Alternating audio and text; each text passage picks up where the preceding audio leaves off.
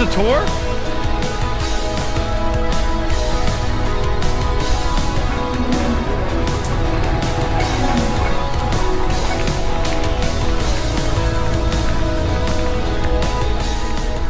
Come on, let's go. Navi is a long-time sponsor of Supercar Street Racing. You've seen them many times on the channel, and today we're checking out the Navi UT5 Ultra X. Now, I saw this scooter at CES. I got to ride it. This thing is absolutely awesome. It is by far the best scooter that I have gotten from Navi to date. And we're not just gonna take this scooter and unbox it and look at it. We're gonna put it through a real-world adventure today. We're gonna go ahead and unbox this scooter. We're gonna load it up in Joe's truck. We're gonna drive it directly downtown. We're gonna grab an Airbnb in San Marco, ride all over downtown, and then Joe is gonna ride that scooter 13 to 14 miles from downtown to Cliff's Bar and Grill, where we'll have lunch. Now, we also brought along the XT5 Pro, which was also generously given to us by Navi to compare both scooters. We've got downtown riding, we've got long distance testing, and we've got some questionable decisions by Joe, and I might have crashed it. This should be interesting. Let's get started.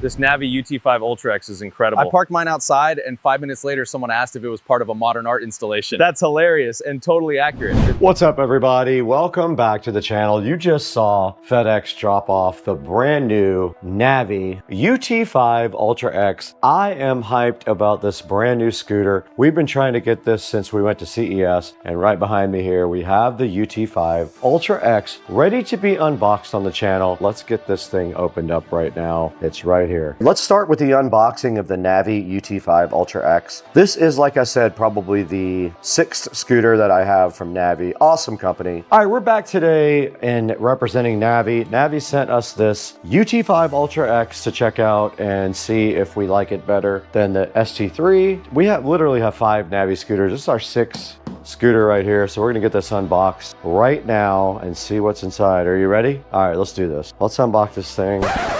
All right, hold on, stop the video for 1 second. We have some breaking news right now from Navi. It looks like Navi has signed Kevin Garnett to be their brand ambassador for the Americas.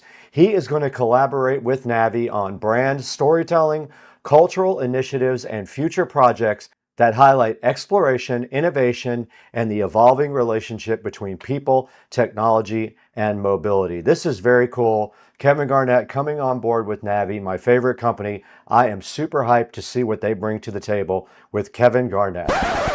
It found it already. Check it out. It's already in the app and it knows about the scooter. This thing's ready. It's got 4 bars. I mean, it's ready to ride. This thing's big. Like, that's the tallest one I have. Double tap that, it went on to sport, and then walk, and then eco, and then sport. Well, we're gonna rip this thing for a minute and then I'll get the good camera and strap it to this thing and we'll take it out.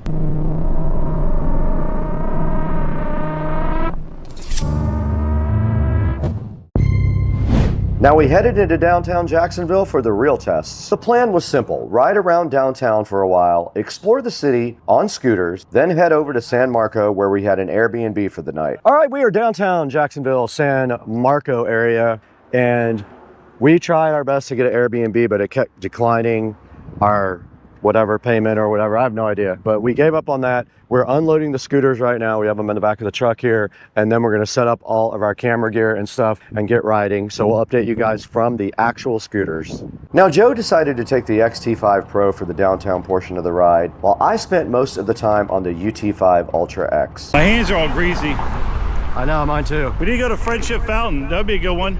That's where I'm talking about going, and then under the bridge. Downtown is actually a pretty cool place to ride scooters. You've got wide sidewalks, bridges, river views, and a bunch of different areas to explore. It's actually very cool.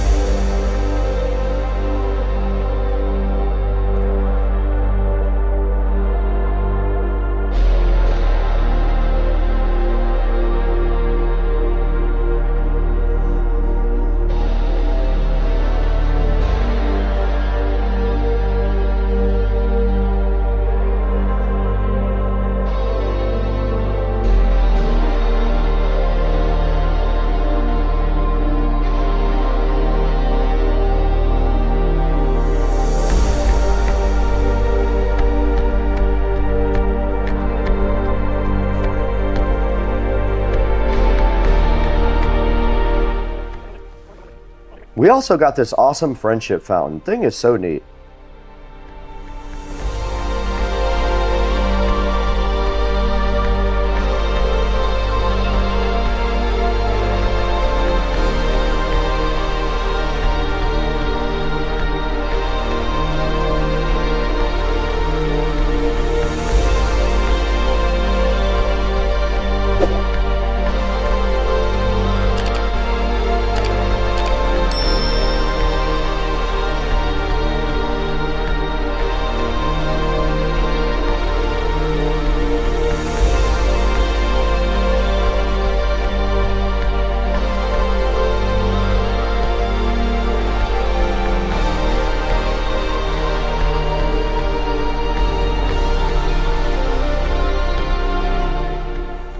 Now Joe immediately started pushing the XT5 Pro around downtown, weaving through the streets and checking out the waterfront.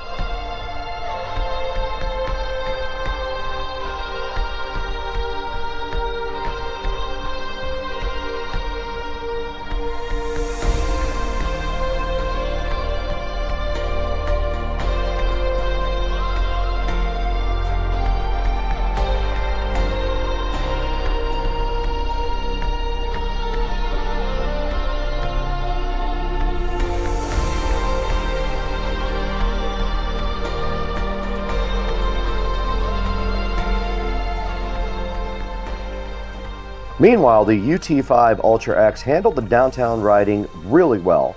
Very smooth acceleration, it has a comfortable ride, plenty of power for cruising around the city, and that extra boost when you need it just by hitting the boost button.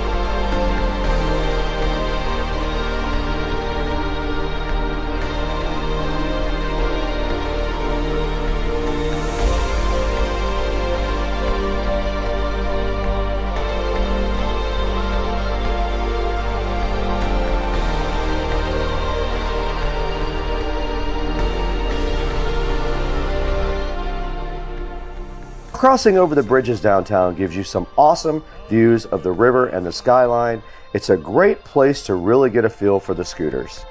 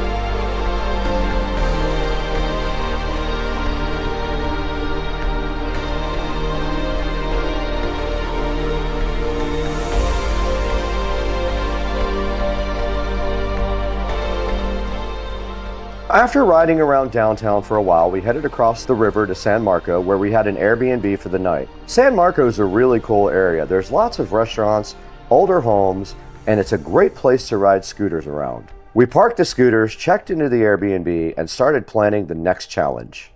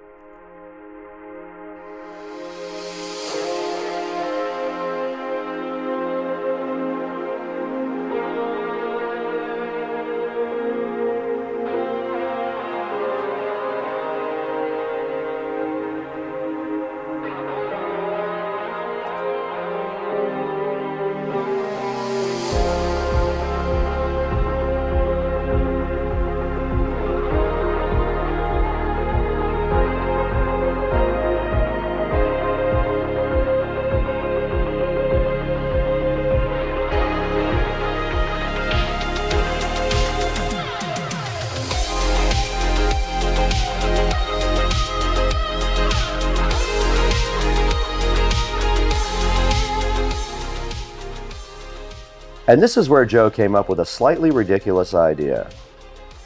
We'll talk about that more tomorrow, but tonight, we're out to the city to enjoy some dinner and get our scooters valet parked.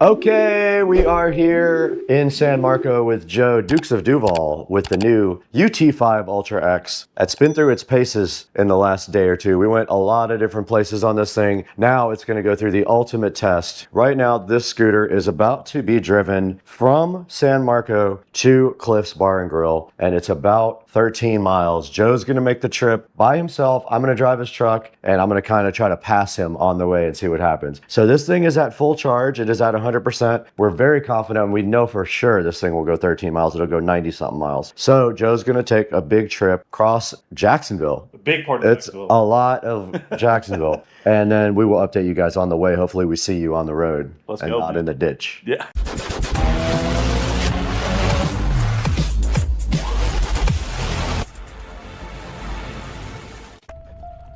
Now Joe had this idea. He wanted to really put the UT5 Ultra X to the test. He wanted to ride it all the way from San Marco to Cliffs Bar and Grill and sit down and get some lunch.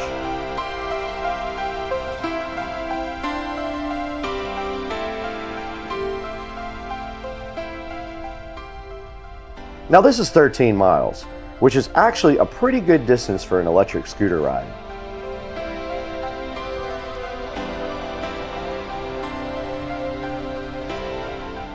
Joe swapped scooters with me, jumped on the UT5 Ultra X for this long distance test for you guys to check out.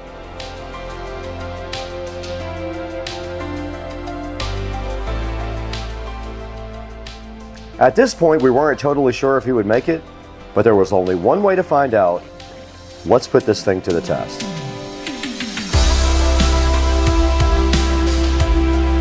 Now this ride took him out of San Marco, across multiple parts of Jacksonville, and eventually towards Cliffs on Merrill Road. Now along the way, Joe hit multiple things. He hit bike paths, sidewalks, and regular streets. It literally turned out into a full endurance test for both Joe and his UT5 Ultra X scooter. This is actually a great way to test a scooter because you're dealing with different surfaces, traffic, hills, and real-world riding conditions. And after a small amount of time, I ended up passing Joe on Merrill Road and gave him the old, "You lost the race." Now after the full 13 or 14 mile trip, Joe finally rolled up into the Cliffs parking lot. The scooter handled the trip with no issues.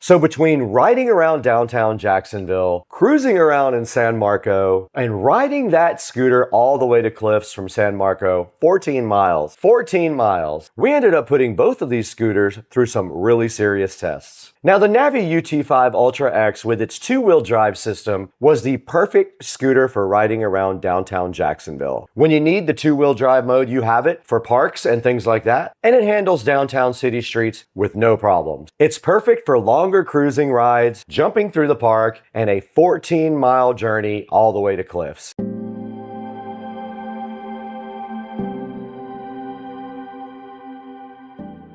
Now after Joe had fun on the UT5 Ultra X, I decided he couldn't be the only one that got to have a great time. So I decided to go ahead and take the scooter back out again on the road and take it down to the park and put it through its paces.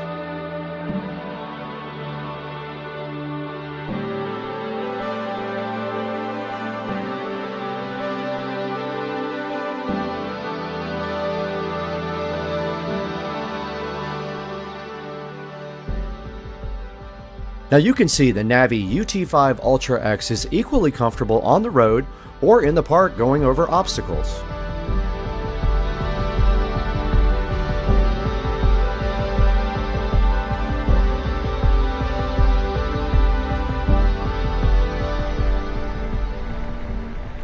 Here's the UT5 Ultra X cruising effortlessly down the street at over 35 miles per hour.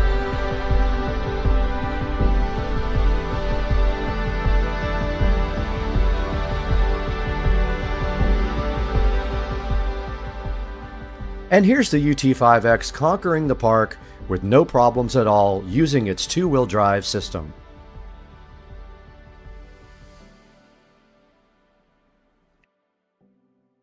Okay, I wanted to real quickly show you guys the Navi app and all of the things you can do here. Now, obviously, you can upgrade the firmware with the app, but you can also lock the scooter, do things like cruise control adjustment, energy recovery adjustment, your light adjustment, your unit settings, and then when you drill down in even deeper here, you have your anti-slip settings, your hill assist, and everything to do with your driving, like dual motor drive mode, your maximum speed and your startup speed settings, how you deal with low battery, and then the way your lights work more at the bottom. Now this app is very cool. It lets you adjust almost everything on the scooter remotely, and I love the fact that when we went to a restaurant, we could go ahead and lock the scooter just by sliding the little lock here that says slide to lock scooter. So go ahead and check out Navi on the app as well, and it's very easy to add your scooter and update the firmware and keep everything up to date and safe as possible. Now back to the video. Now if you enjoy electric scooters, golf carts like this, or just general fun, make sure you subscribe to Supercar Street Racing. We have all of that here. And check the link in the description for the Navi UT5 Ultra X. Please support Navi and Supercar Street Racing, and we'll see you on the next one.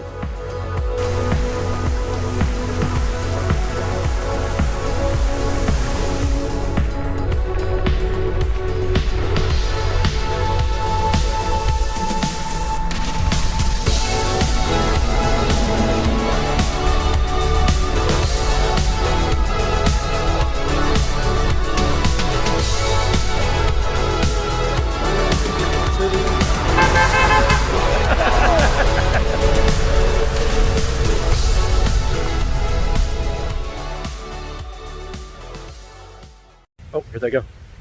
He got it. He got it. He went down to the bottom with it. He's rolling with it.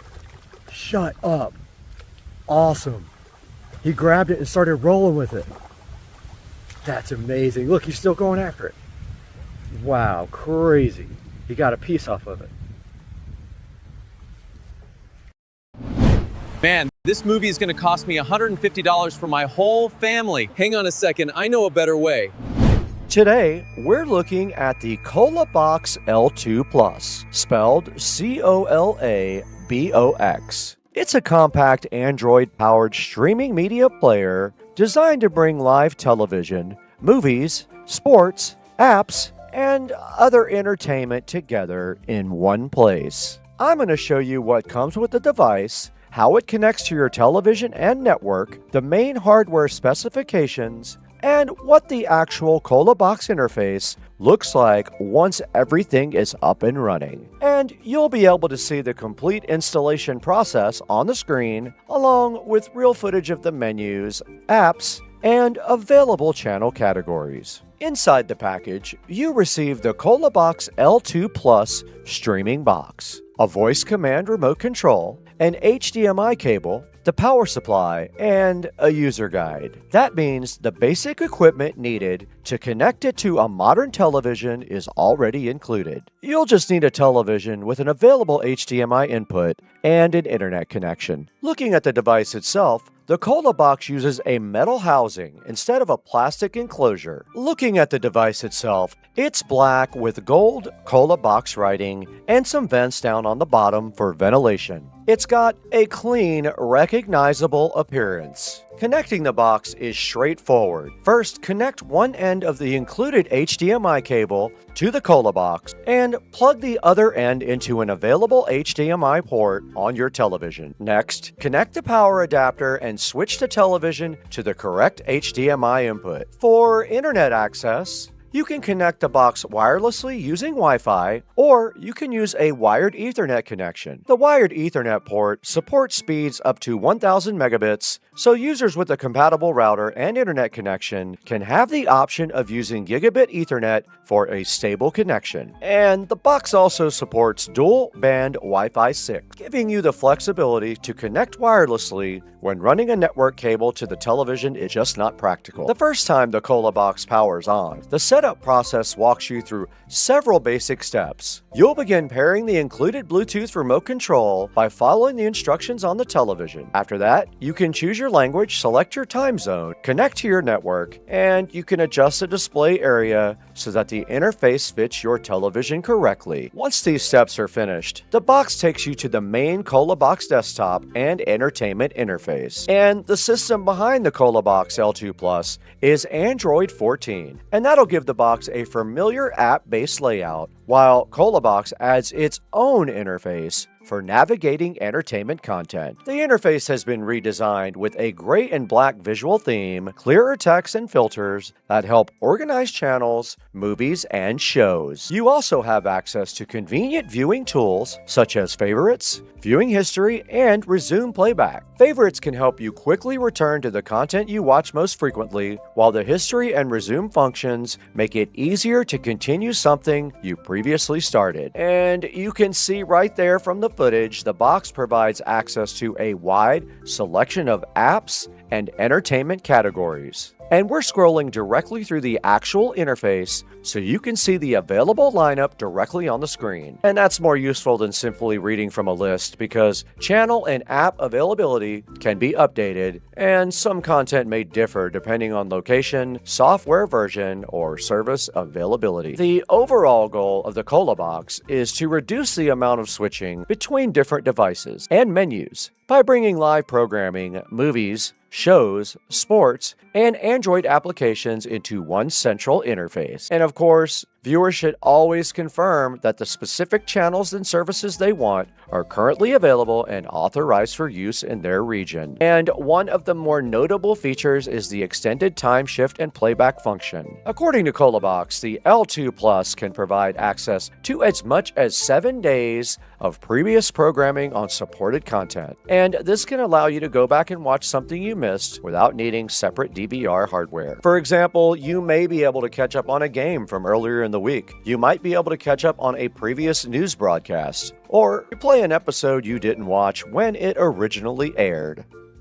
And the exact time shift availability will depend on the selected channel or content source, but having up to 7 days of playback is a major improvement over the 8-hour rewind capability listed for the earlier ColaBox L1 model. Now let's take a closer look at the hardware powering the experience. The ColaBox L2 Plus uses the GK63 quad-core 64-bit ARM Cortex-A55 processor, and that's paired with a Mali 450 graphics processor. It has 64 gigabytes of DDR memory and 64 gigabytes built-in eMCC storage. And that additional storage gives the box room for applications, system updates, and supported recording or playback functions without immediately running out of space. For video decoding, the box supports H.265 content at resolutions of up to 6K at 60 frames per second. Keep in mind that the final picture quality still depends on the source material, your television, the selected app, and your network connection. And the ColaBox includes Bluetooth 5.2 and USB 3.0 connections, providing support for compatible Bluetooth and USB accessories. The combination of Android 14, 4 gigs of memory, and the quad-core processor is intended to provide smooth menu navigation, faster app loading, and enough performance for everyday streaming. And you can see the interface responding here as I move between categories and go to different sections of the system. And performance, of course, still will be affected by your internet connection, your Wi-Fi signal, your selected app,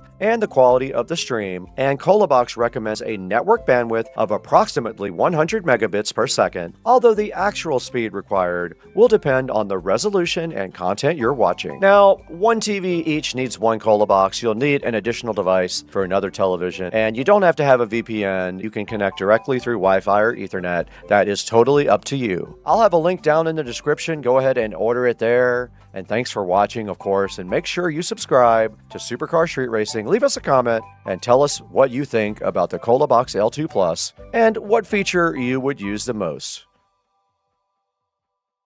Installed the Lumery lights into the closet.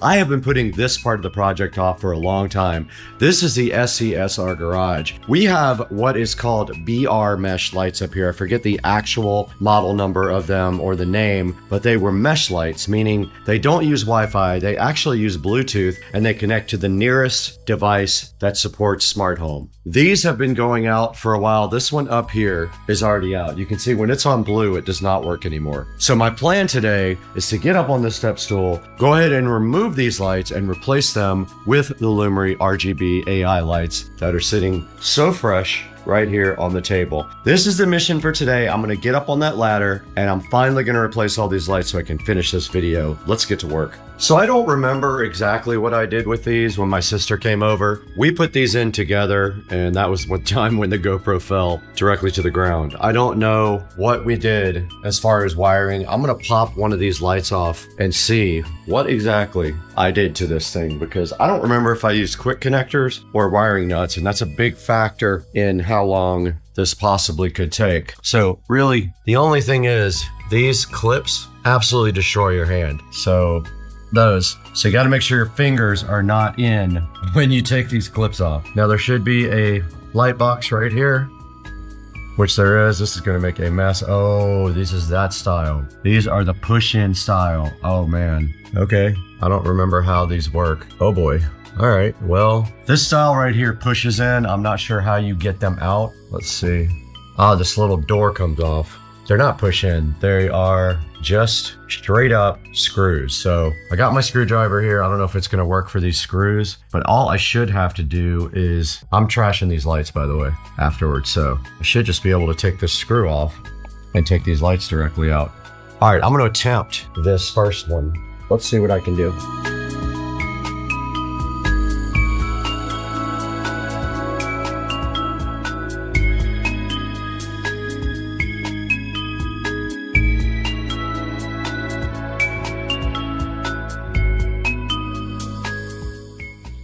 That was easy. Now, unfortunately, if you just touch the ceiling, it turns white. So there's some little white specks around there, but that light's done. Let's test it. There we go. So now we only have to do that 8 more times.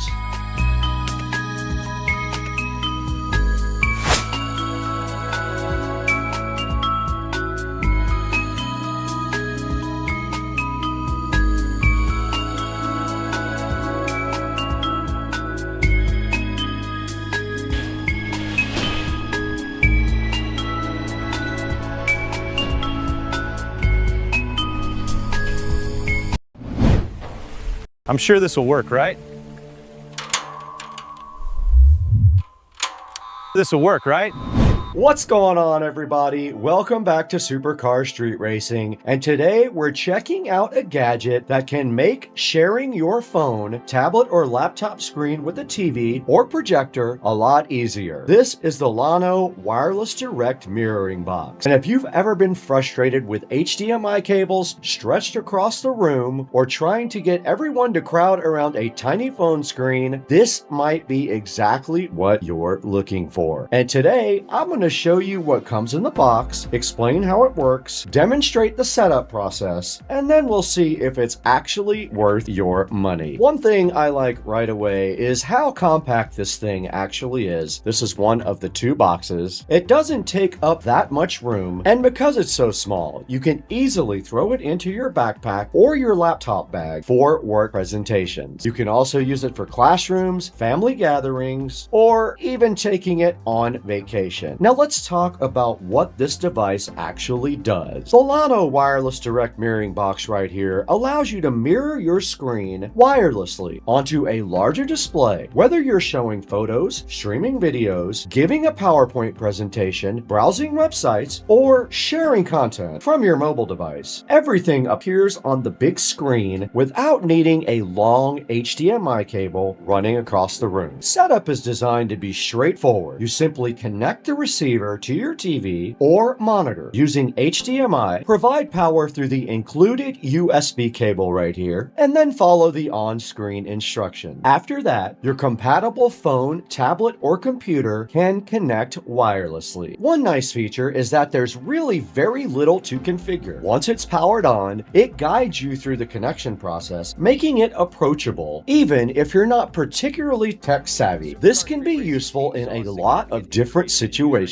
If you're giving a business presentation, you don't have to worry about carrying multiple display adapters around. Teachers can quickly display educational content from a tablet, and families can share vacation pictures or home videos on the television. And if you're a content creator like me, it's an easy way to show viewers what's happening on your phone during tutorials or demonstrations. And another thing I appreciate is not having to stay physically connected to the display. You're free to move around the room while continuing to control everything directly from your device. Now, as with any wireless technology, your overall experience is going to depend on things like your Wi-Fi environment, your source device, and the resolution of the content you're sharing. For presentations, photos, web browsing, and most everyday media, this type of wireless mirroring can be incredibly convenient. And if you're planning to use it primarily for gaming, remember that wireless connections can introduce a small amount of latency compared to a direct HDMI cable. For competitive gaming, wired is still the better option, but for general entertainment, presentations, movies, and screen sharing, the convenience of going wireless is hard to beat. And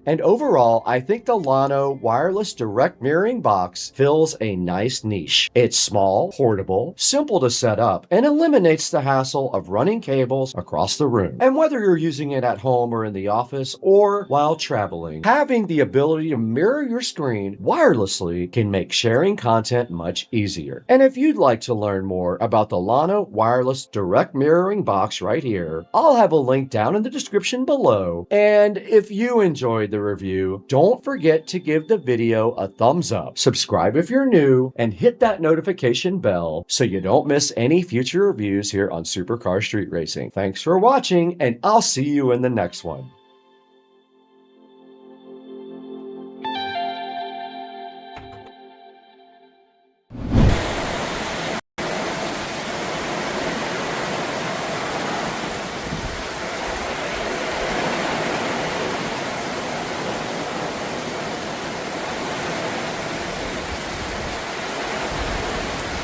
There is something strange in this room that is out of place, and it is right here.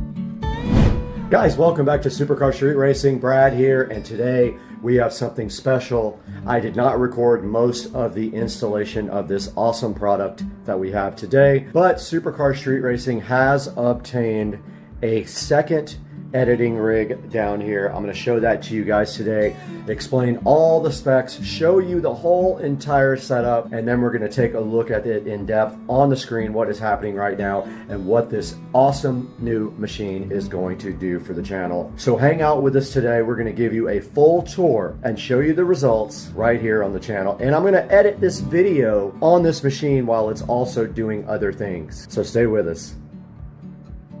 Alright guys, we are in the Supercar Street Racing office right now, and you can see right in front of me here as I move this dumb chair out of the way that we have obtained a brand new editing setup for the SCSR company, and it is right down here. We did buy this used, and I did have to drive quite a ways to grab it. I drove about an hour, which is unusual because I think it's the longest and most miles I've ever put on the car, except for the day that I bought it. So we did pick up this rig, and it is perfect for what we are doing, and I went ahead and used some of my older equipment to set up here on this. Actually is a kitchen table that we have reused as a desk. I had it set up before. I changed it up just a little bit this time. The way I had it set up before was a little different. I had the keyboard on this kind of curved like this and it was permanently mounted like that. I don't really like that. It was kind of hard to get to. So now if I want to extend this, I can just pick it up and I can pull the keyboard back a little bit to have more desk room. But I got plenty of room here. You can see we are using a wireless. I didn't even know I had this, but I bought it at a thrift store. It looks brand new to me. It's a Logitech wireless keyboard and mouse setup. We are also using my Rockville powered studio monitors, which are really, really awesome. I highly recommend these if you are looking for something. They are USB or they have regular audio inputs and they have RCA inputs, and they're really, really high quality for doing audio production or anything like that. But for this computer, they are just being used for editing and other things right here on the PC. And you can see right here, they do have a headphone jack as well, and they are on green. If you look at the light, the green means USB. So basically all the audio is coming through a USB cable connected to the PC down here. Now for our monitors, we are using these HP monitors, but yes, we are using HP. They are 24-inch. They are only HD. They are not 4K. They do not have 4K support, but they do have Bang & Olufsen speakers. These are E243M HP monitors. Nothing super amazing. They do have built-in audio and also a built-in USB 3 hub. So I have a USB cable running from here down to the actual PC right here, providing USB 3 there, and also one on this monitor running to the PC. They're both USB 3 ports, and now this guy has a hub on the side where the mouse and keyboard were gonna go, but I don't need it anymore because I got the wireless stuff and it is much better and takes up much less room. Right next to that, you do see that we have redeployed our Keener eye care lamp. Very cool lamp. I love this. There's a review of it on my channel. Go check that out if you haven't, but here we have the capability to dim and brighten the lamp and change the color temperature as well by remote if we want to. And now it is wide open right there so you guys can see. So that's the Keener eye care lamp that we do have on the channel for your consideration to go ahead and buy. All right, I just wanted to give you guys a quick look at the back and some of the ports that are available. It does have Wi-Fi. It does have 2.5 gig Ethernet, USB-C, and every other connector I would need on the absolute planet Earth. And there is a look at the video setup for the dual monitors there. They're both using HDMI. And there's the audio outputs on it. It does have optical audio out. It has plenty of USB ports, as you can see right there. So that is the back of the motherboard there, the Aorus. Okay, right in front of me now is the actual tower case. You can see it does have straps in case you wanted to go to a LAN party, but I think I am going to go ahead and take those out because I have really no use for them and they kind of don't look that good here. But checking out the inside, you can see right here that we have 64 gigs of RGB RAM, and they're pretty cool. They look like almost like ice, and they do change colors. We have the Aorus motherboard, we have a i9, and we do have the Gigabyte RTX 3080 video card.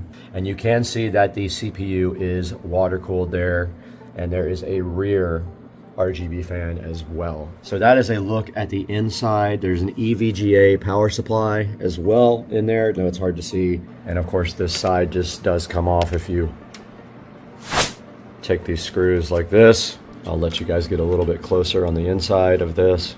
So there is a good look at the inside of the Aorus motherboard. There's the GeForce 3080 and the power supply and the very cool RGB RAM. I love it. And then up top there is the cooler, water cooler.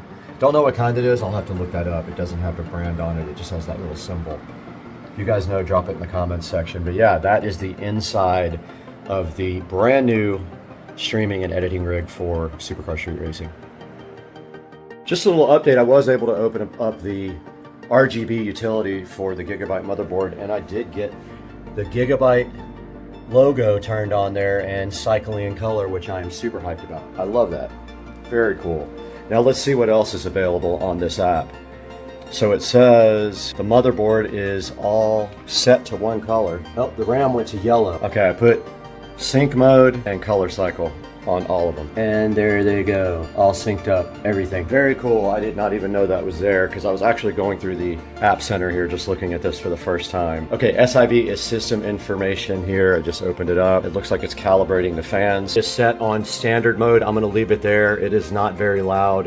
There's an advanced mode here where you can set up stair-step modes on the fan. Very cool. And then there's some alert setups here that you can check and see if you want it to alert you when certain things go over a certain amount. And you can see right here the system information. It is a i9-11900K, the Rocket Lake, and it is running 64 gigabytes of RAM, so there are 4 slots. And this is a Z590 Aorus Master motherboard, BIOS version ACE BIOS version F3. Yeah, can't open data connection. None of those work, so you have to go get a file manually. So I'll do that another time, but I just wanted you guys to see this software here. There is one called EasyTune here. I'm assuming it overclocks, and it is on default. And I have not tried to clock the GeForce yet, the RTX 3080. Don't really need to yet. I haven't seen any reason why I should have to do anything on that at this point. So I'm not going to overclock right now. It's not necessary yet. All right, taking a look at the task manager here, we actually do have 10 gigabit available on the, that is downloads happening in the background. I'll explain that in a minute, but we have 10 gig Ethernet available here. There is the CPU. It's running at 4.97 gigahertz right now. There is the 64 gigs of RAM, and it is using 11.7 30.8 gig cache. There is the 2 terabyte SSD. I have 2 terabytes of NVMe SSD. There's Ethernet, and there is the GeForce running at 63%. No issues right there, running at about 63%. And all it is doing right now is streaming, and I will show you that here momentarily. There's a look at what it is using. It is dedicated GPU memory, 10 gigabytes. All right, let's take a look at what we're doing with this right now on the channel. Back in the office again, and I wanted to show you guys exactly what we are doing at this moment. And if we are looking at right now at the Supercar Street Racing channel, you can see that this is live. If we go back, there's the actual video that's playing right now. This is the new Jukebox channel. So it is basically rotating all of the SCSR videos on a rotation, and I will show you that, how that is being done right now. In front of me, you can see OBS Studio running right there, SoFly, and it is actually using a source called VLC right there. You can see it. And that source actually uses the VLC engine without opening VLC. And then I have a playlist selected, and of course it is set on shuffle. So that's how we are using VLC to rotate all the videos from the channel onto the live stream on the Jukebox. We see when we go to properties, there is the playlist that it's playing. This is actually located on my brand new ASUS Store NAS. And so if we go out here to the SCSR living room, the ASUS Store NAS is providing all of the videos to OBS Studio over the network. And it is hardwired to the switch, which we will soon be upgrading 2.5 gig or 10 gig. Now that we know we can do 10 gig, maybe we could just do that. So that's how it works. Okay, so one of the things that has been a hindrance to me since I've actually had the channel is the fact that I don't have backups of all of my videos because I did not have enough space, and I didn't think the channel was gonna grow that much. Now that it has, and I have thousands of videos, I am starting to get them back and put them in the archive so that they can be streamed on the Jukebox channel, and also that I have a backup forever of these videos. So I am using a tool to download all my videos, a thing from HiPaw. It will take quite a while, but anything that I don't have original high quality copies of right now, I will in the next day or so when it gets done downloading. I'll put those all in the Jukebox and take out any old downloaded ones from YouTube that are very low quality.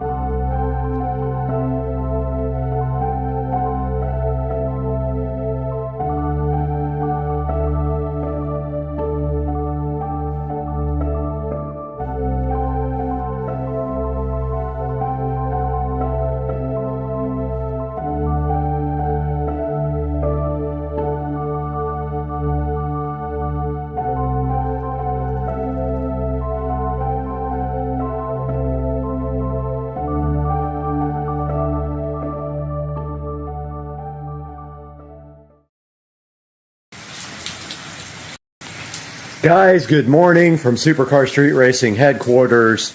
We have an empty garage because the Tesla Model S Plaid is getting some work done to it. And we still have these Model S Plaid 19-inch Tempest wheels and aero covers that have not sold. They are for sale if anybody is interested, but they are in the way. And this box right here, right now, is going to save our life on the channel.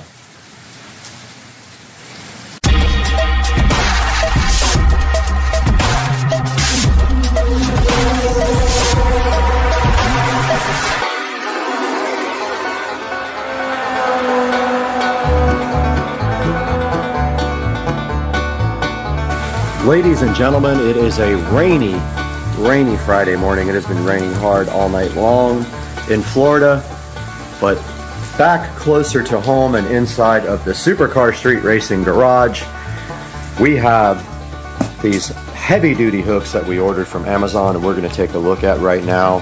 There is the Supercar Street Racing golf cart chilling in the rain. It does not go out in the rain, but these hooks will save our life because we need to get these guys up in the air and off of the ground and onto that wall. Now here's a good look at one of the hooks, and you can see it is pretty sturdy looking, and I have read some reviews that it will easily hold a truck wheel and tire. So of course it needs to be put into the studs. It does come with this awesome nut driver and these kind of big bolts, and if you have drywall, they come with drywall inserts as well. So we will get a look at where we're going to put all this stuff. I had previously cleared out room here, and if you notice, there is a stud right there and a stud right there. So we're going to try to get this wheel up as high as possible on this stud, and I already tried regular lag bolts and failed miserably. So all we need to do is really measure how far up. If we insert right here on the inside, we need to measure to the top of the tire, and that will let us know where to place our bolts. So if we get our measuring tape out here, we will see that it is about 6.5 inches from the wheel to the top of the tire, meaning the tire will go about right there, and we don't want it to hit this shelf.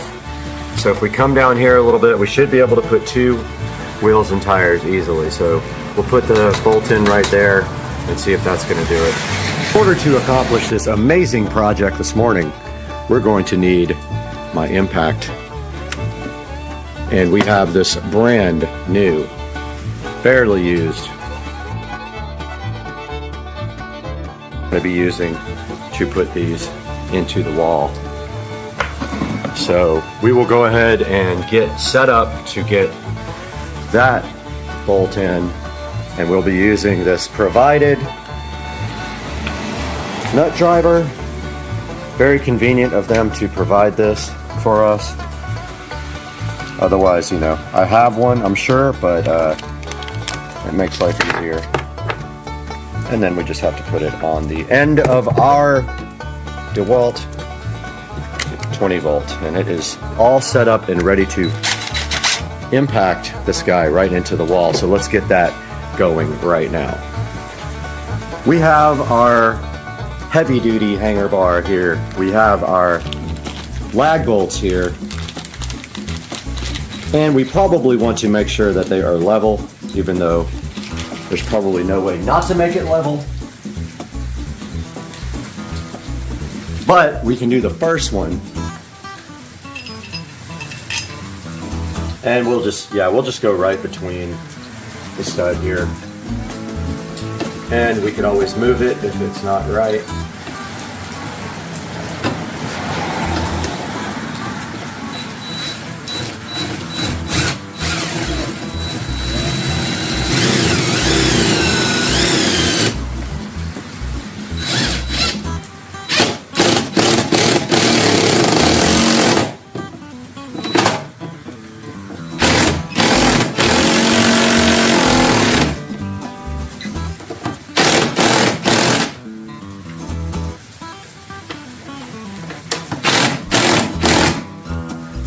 Oh yeah, that thing is in there good.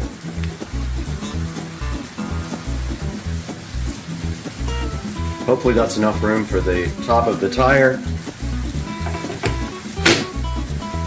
to not hit our shelf.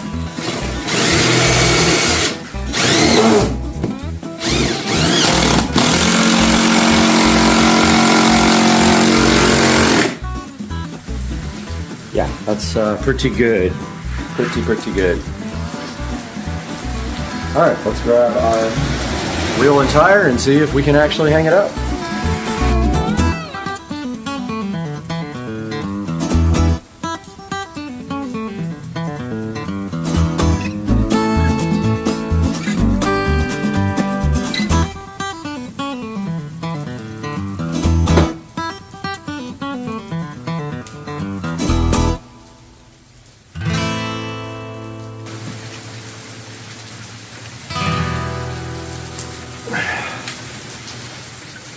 Yeah, this is heavy.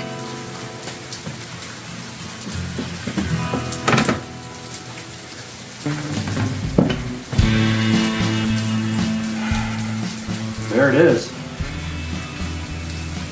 Now the question is, do we trust this for our Model S Plaid to be sitting right underneath this?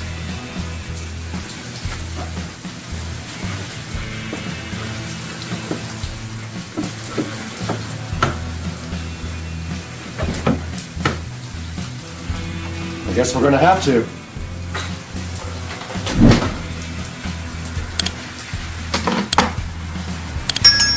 And in order for these aero covers to go back on, you have to take out the center caps.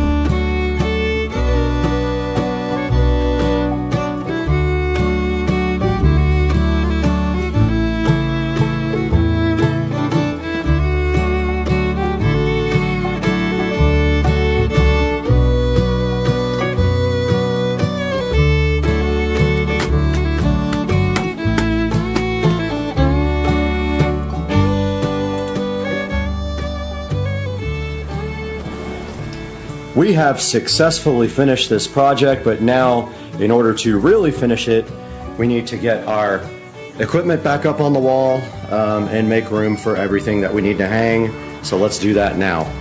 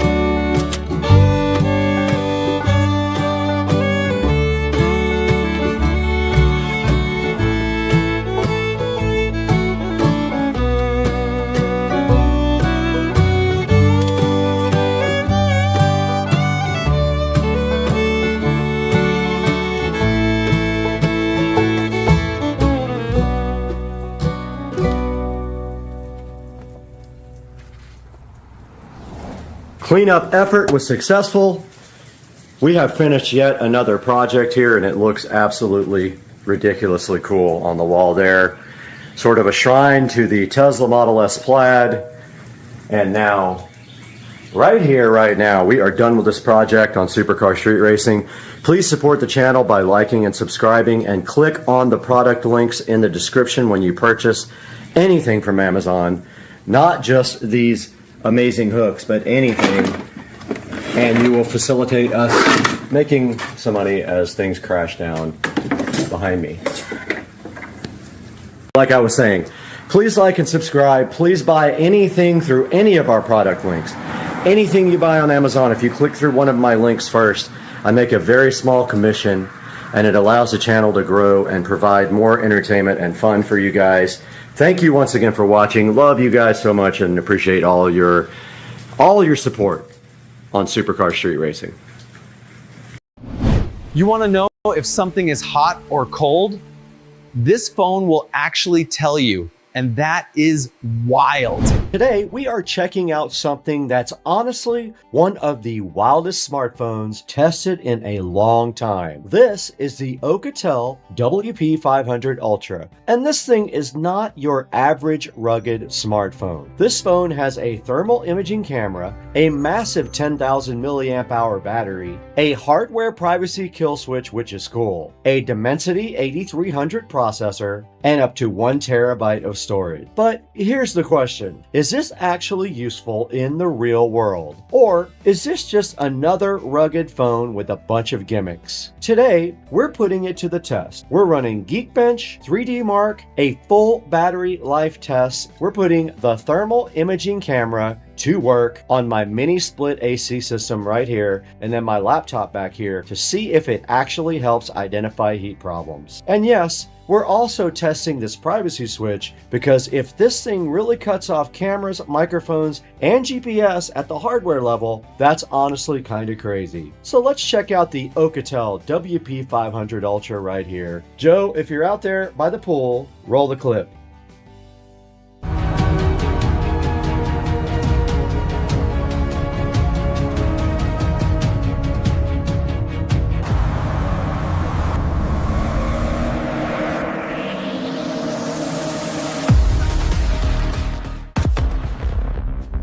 Where speed meets innovation. Before we start testing, let's talk about what makes this phone different. Now, my first impressions, this thing feels rugged, but not ridiculously oversized like some of those old school rugged phones, yet it does feel solid. Yes, it feels durable, but it doesn't feel old, it feels super modern. The WP500 Ultra is powered by the MediaTek Dimensity 8300 processor, which honestly gives this way more power than I expected from a rugged phone. And you can experience powerful performance with 12 gigabytes of RAM and 1 terabyte storage, expandable up to 36 gigabytes of RAM and 2 terabytes of storage. And honestly, 1 terabyte in a smartphone is insane. That's laptop territory, especially if you're shooting video, downloading media, or storing a ton of files. For cameras, you're getting a 108 megapixel main camera, a 8 megapixel night vision camera, a thermal imaging system, a 32 megapixel front camera, and then there's the battery. This guy right here has a 10,000 milliamp hour battery, and that's basically double what most flagship phones are running. And you also get 45 watt fast charging, Android 16, 5G connectivity, a fingerprint unlock right here on the side, and NFC. You also get IP68, IP69K water resistance. It has MIL-STD rugged protection. Basically, this thing feels built for people who actually work outside, travel, or just need something tougher than a normal phone. But now, let's get into the feature that really caught my attention.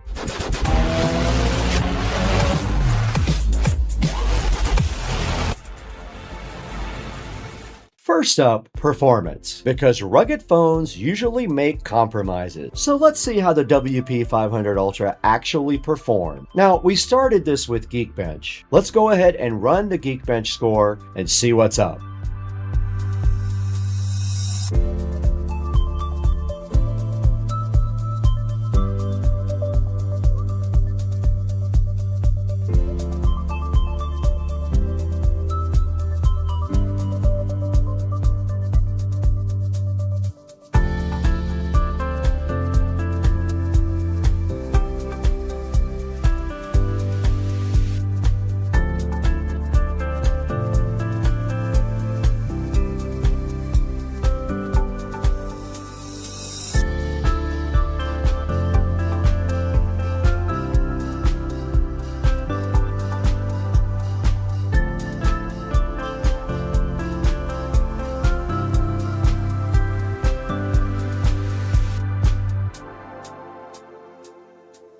Honestly, those numbers are pretty impressive. The apps feel smooth, navigation feels quick, and multitasking doesn't seem to be an issue. But benchmarks only tell part of the story. So next up, let's go ahead and run 3D Mark. And you can compare the score with all the other phones online.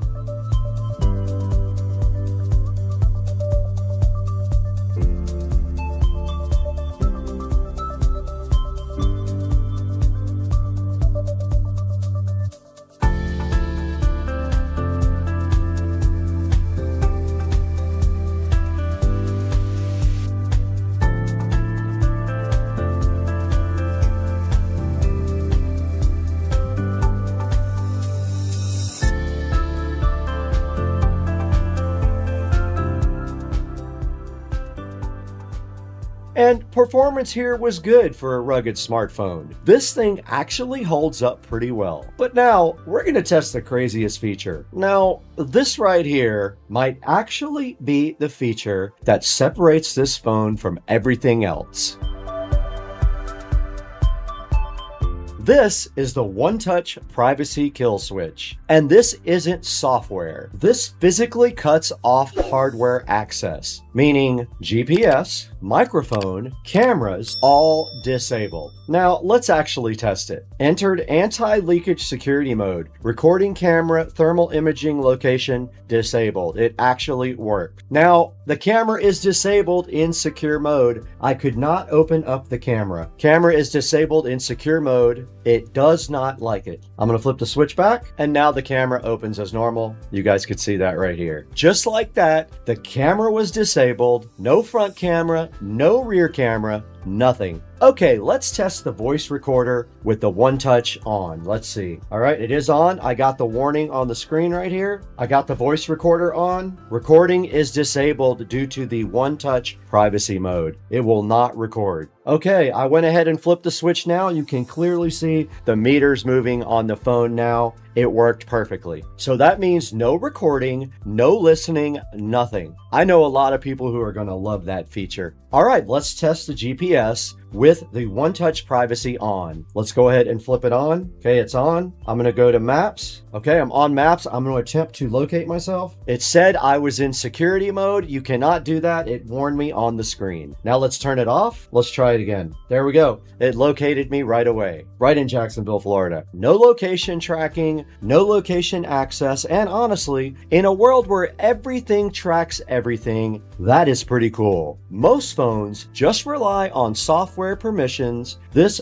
physically disconnects the hardware. And if you work in security, private meetings, or field work, or honestly just value your privacy, this feature is pretty wild. And now let's test the thermal imaging camera. This is actually a perfect real world use case. Right here up here is my mini split AC system. And what's cool is the thermal camera immediately shows hot zones and cold zones that you literally cannot see with your eyes. You can actually see the cooling differences, the airflow patterns, and heat buildup. This could genuinely help diagnose what's going on. And honestly, that's way more useful than I expected. Now let's try something most of us actually deal with, a hot laptop, especially when editing videos or gaming. And instantly, you can see exactly where the heat is building. Fan exhaust? Hot. CPU hotspot? Easy to identify. If you're troubleshooting overheating, gaming performance, or just curious why your laptop sounds like it's about to launch into orbit, this is actually pretty useful.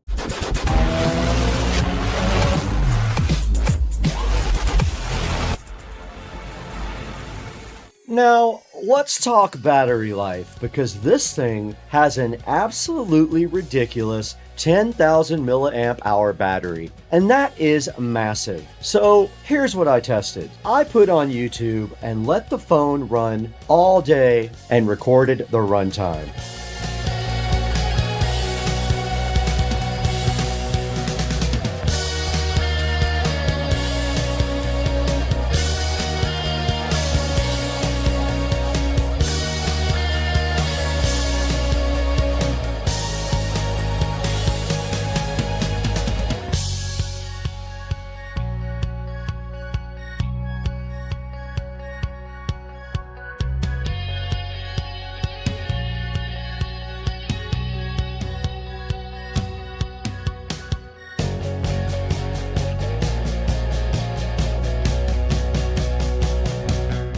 And you're seeing those results right now on the screen. And honestly, battery anxiety just isn't a real thing here. This feels like the type of phone you can take on road trips, job sites, outdoor projects, or long work days and just don't think about charging at all. And when you do need power, you've got that 45 watt fast charger included. Nobody gives you a charger anymore with the phone. That's crazy. So, after testing the Alcatel WP500 Ultra right here, who is this phone actually for? If you work in HVAC, electrical, construction, security, or you do outdoor work, what about technical diagnostics? This actually makes a lot of sense. And honestly, if you're just a tech nerd like me who likes crazy gadgets, this thing is pretty cool. The thermal camera is genuinely useful, the battery life is ridiculous, and that one kill privacy switch right here is one of those features you don't think you need until you try it like we just did. And if you want to check out the Alcatel WP500 Ultra right here, I'm going to put links down in the description for you. Big thanks to Alcatel for sponsoring today's video and sending this over for testing. And if you enjoyed the video, smash the like button down below, hit subscribe. Don't forget about Second Car Street Racing, our other channel, and thank you for over 320,000 subscribers, which is absolutely amazing. We couldn't have done it without you, but we got to get out of here. We'll have to see you on the next one. Joe, roll the close when I get out of here.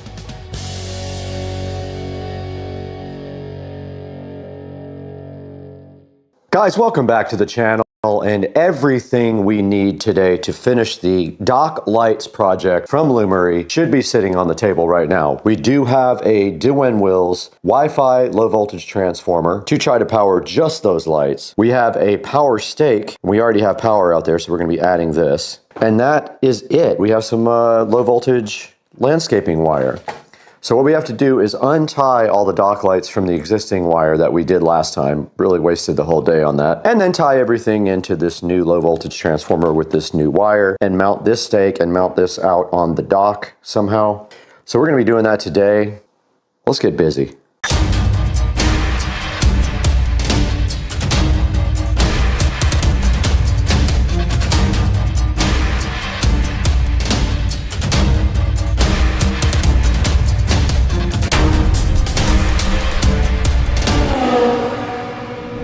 Guys, welcome back to part 2 of the Lumery dock lights video, where we're going to attempt to get these dock lights working now that we do have a independent transformer. They would not work last time when they were tied in with the other lights. So we have all the stuff right here. All we have to do is get everything out to the dock, get our water hose out so if the alligators start harassing us, we can spray them down, and get straight to work getting this stuff installed. So let's go do that now. All right, the first thing we need to do here is get this power stake mounted and this transformer, and we have power right here already. We're going to be mounting the spike right here. So let's go ahead and do that now.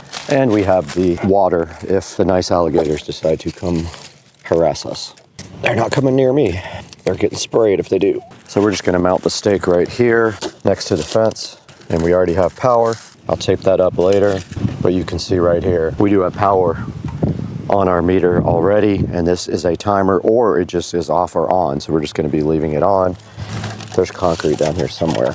So that's going to get powered.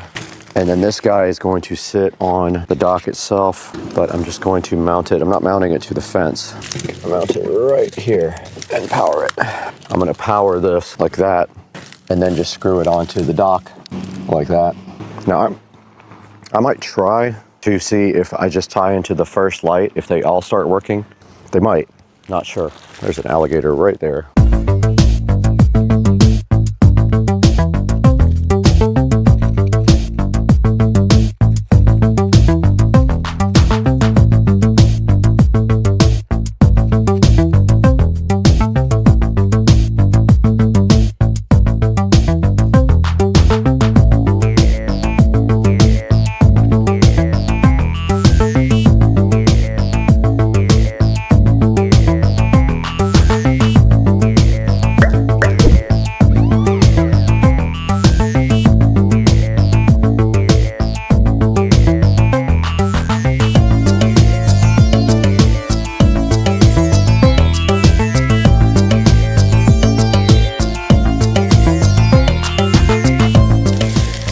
Try this first. Let's try tying into the existing to see if that works. I don't see why it would, because it didn't work last time.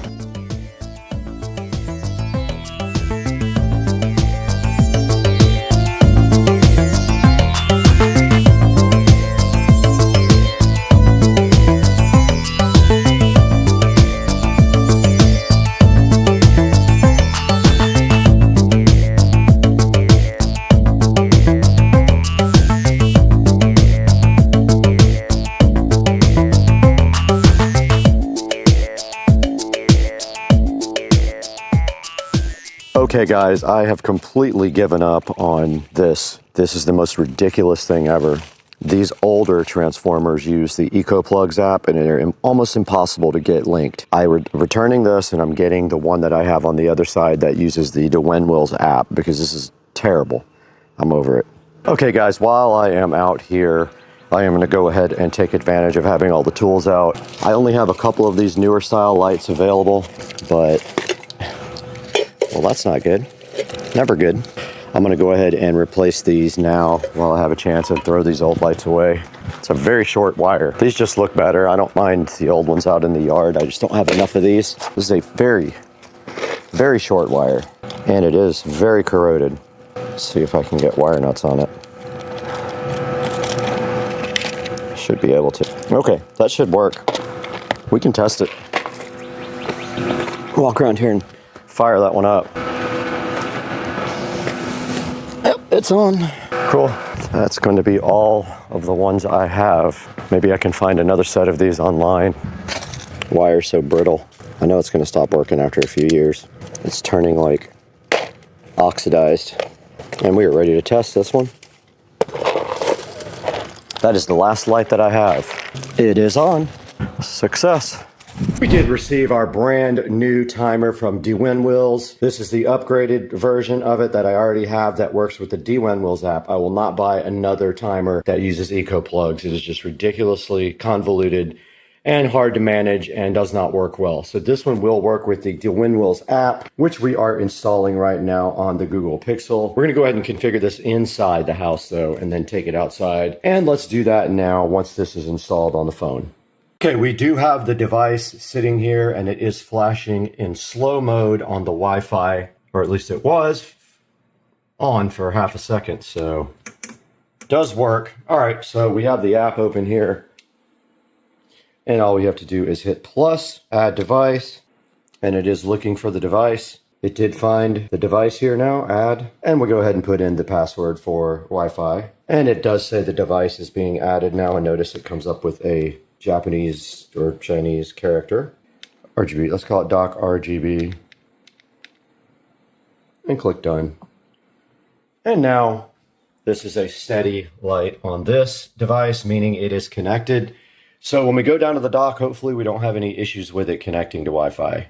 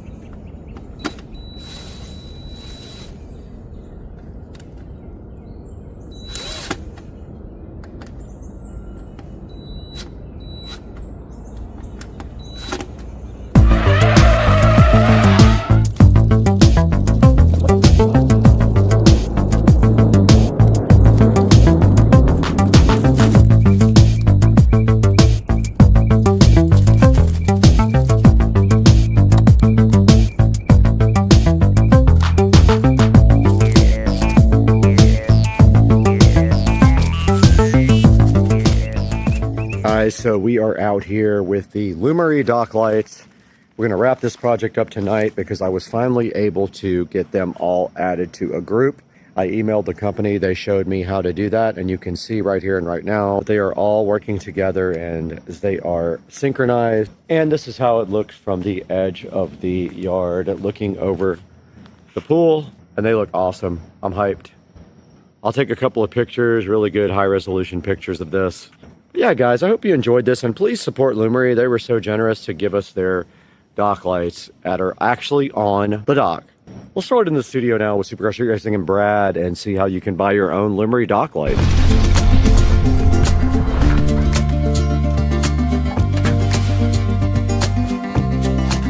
Welcome back to the channel, guys. I am Brad, if you don't know me already, and I'm so happy to have you at the Supercar Street Racing 4K production studio today. And today we're talking about the Lumery, and I know I made a mistake about 20 times and called them dock lights. I guess I'm just kind of fascinated with the fact that I actually do have a dock. But they're actually called the Lumery Smart Deck Lights. Now when we talk about these, I want you to understand one thing. These are not plug and play into a 110 volt outlet. These are actually low voltage. You will need a low voltage transformer, and everything you need to make this work will be in the description of the video. I also have the hub here to show you guys. Now this hub allows you to do smart Wi-Fi functionality with voice. So buy this hub as well, it will be in the description. And these things are pretty cool. You can mount them on a fence, or you can mount them really to anything. All you need is a low voltage transformer, some low voltage wire, the Lumery deck lights, and the Lumery hub. And I was able to get them all grouped together into the Lumery hub. and then I was able to control them with voice. Guys, check it out here. They have a total of 4.3 star reviews, and they are $139, but there is a 15% coupon, and there's 3 other promotions you can check out right here also. And make sure when you purchase anything from Amazon, doesn't matter what it is, you click through any of my product links. Even if you don't buy this particular item, you don't buy the hub or the dock lights, you still help me out greatly because I get just a little bit of money from the purchase.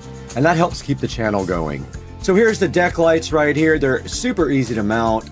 They come with a short cable attached to each light. You just screw them on and that's it. And you're ready to go. Add it to the Lumery app or add the BR Mesh Hub as well if you want to control all of them via voice, and you are good to go. I did speak with the manufacturer of these and they were so gracious to provide these to the channel. But we got to go right now. We got to lower our power bill by $1 million.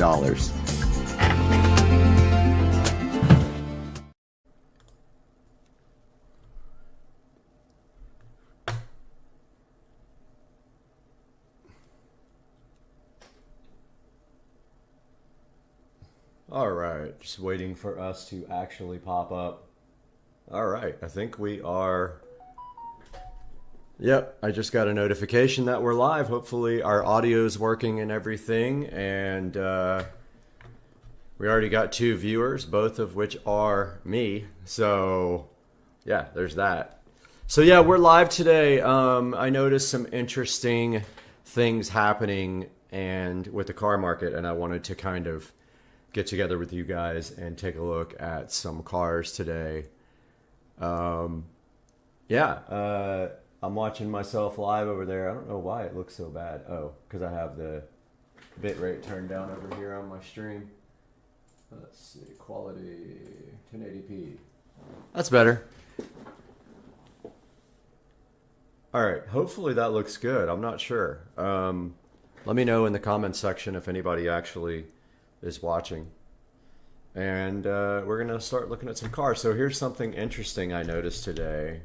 Even though the stock market had a bad week on Tesla. So if you go to Tesla.com here, you can actually look for cars and order them here. You can do it. You can order the car you want custom, or you can see what they have in stock. If you get one that's in stock already, you can actually get a good deal on brand new Tesla. So I'm looking at a Model S Plaid right now, and if you notice here, if you hit custom order, you can order whatever you want. But then if you go up here and say early delivery options for 32225, which is my zip code, and then over here you click the Plaid. So these 2 Model S Plaids are available right now. They both say demo vehicle. I'm not sure what that actually means. If anybody knows, drop it down in the chat. But like, if you notice right here, here's a 2023 Plaid. So I'm in Jacksonville. This is in Orlando. This is in Tampa.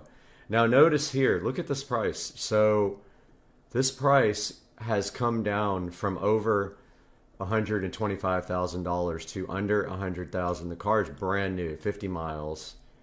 It's red multi-coat, which I really don't want red.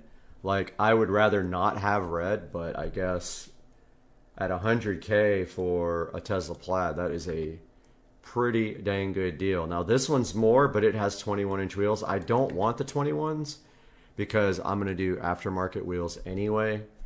I already talked to the wheel place where I always buy my wheels, Mod Bargains, and they have some good packages for the Plaid. So this one has the 19-inch Tempest wheels.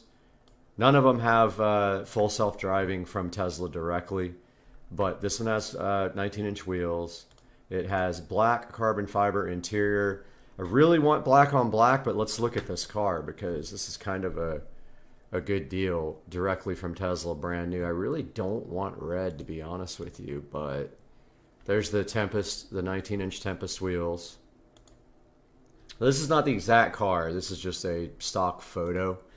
So it is red multi-coat. I think that costs a lot more when you order it like from Tesla. So this is kind of misleading, this $94,000 saving. It's telling you what you're going to save on gas after like owning the car for a certain number of years. And if we look right here to loan, which is I'm going to finance it through Tesla, except I'm going to do 36 months. It's going to be more than this because that's a down payment. I'm putting 0 down, but I am financing the taxes. So it's going to be quite a bit more than this. It's going to end up being about 108,000, I think, with everything. 3K a month, not bad. And destination fee, I don't know what that's about. But yeah, so it's a 5.4 APR, which is actually better than ViStar can give you. So yeah, that's not bad. A 5.44 APR. So if we look up Florida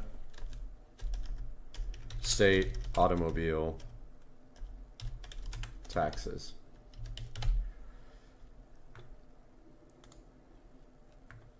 So what is the taxes? I think it's 6% or 7%.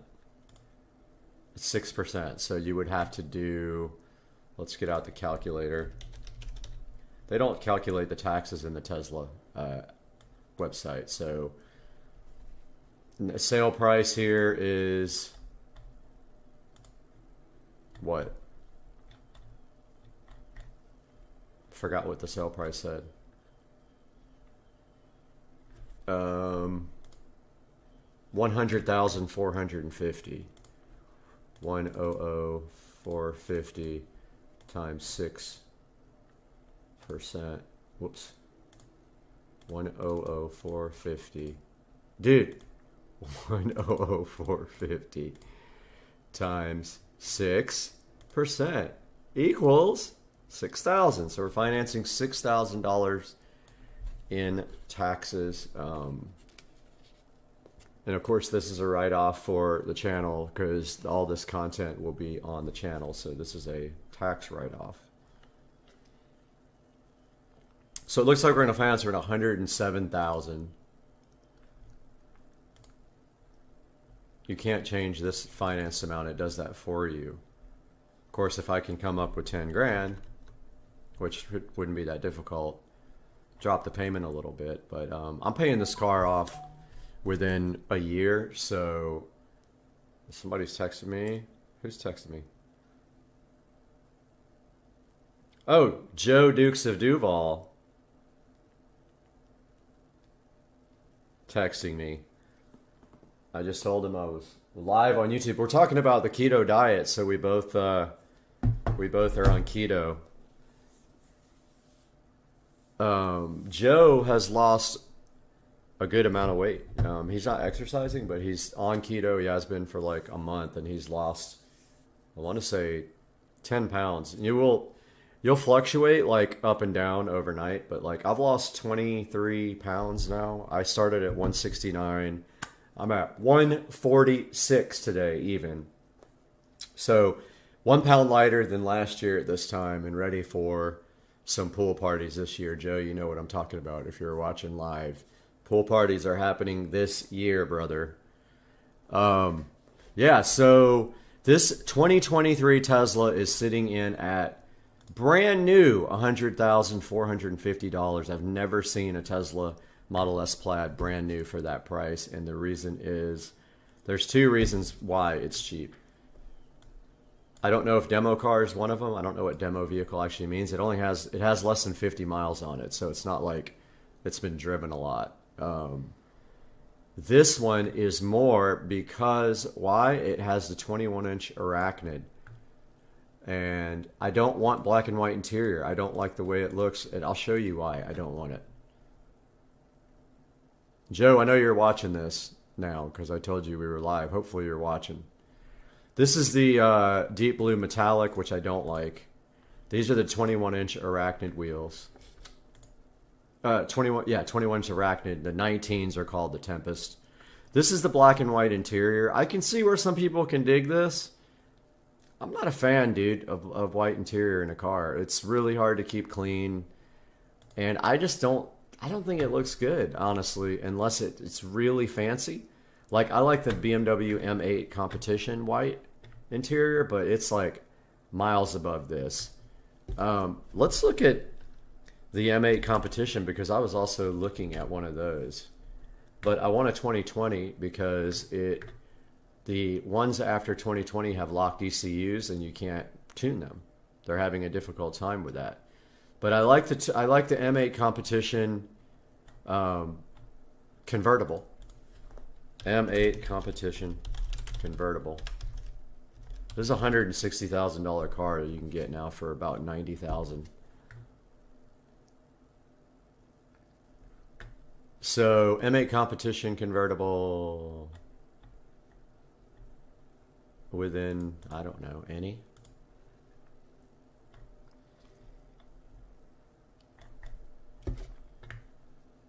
It says R8 competition, M8 competition. BMW M8 competition.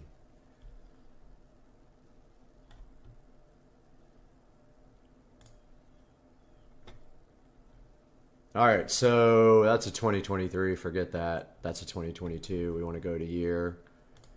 Let's do 2020. Remember, anything over 2020, mid 2020, the ECU is locked. You don't want one of these. These are coupes, which they look absolutely fantastic.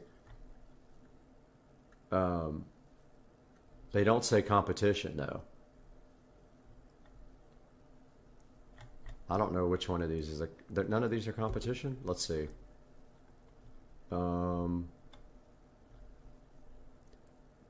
Body style, convertible.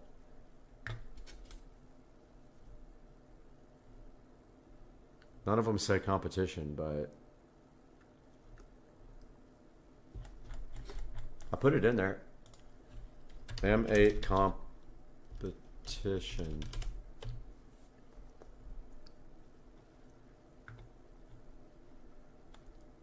So these are brand new. Let's go back to 2020. 2020. And let's just look at this one. This is, look at this. I don't want that many miles. I could deal with 9,000 miles. I don't think this is a comp. Oh, it is competition. So the comp, I forgot what the horsepower is. I think 617. Let's go look at this M8 competition while we're car shopping. This is an eCar 1. So there's a big, in my mind, I'm conflicted about a nice twin turbo V8 supercar or a electric Tesla Plaid that is way faster than all these cars. This is the M8 comp. Wow, their pictures are terrible. Let's see if I can get bigger. Nope. Don't like the chrome grille. See if it has interior pictures. Yeah, so the M8 competition has a great interior. Love the seats with the quilt. This one's got red stitching on the doors, I think. No, it's just lighting. Yeah, it's just the lights. Kind of a boring interior with just black, though. Let's go back and see what else is available on this. I'm not really... I like the black on black, though. Too many miles, too many miles. Here is a 2020. I don't know if it's a comp. It is a comp. It's at Burt Smith in St. Pete. Oh, it's like green color.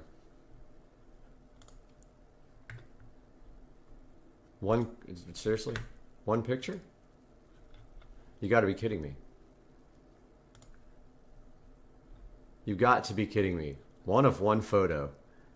All right, so this is $99,000. It's beige in the inside. You can kind of see it there, but like, really? You got one picture up of your $99,000 vehicle. Okay, that's kind of dumb.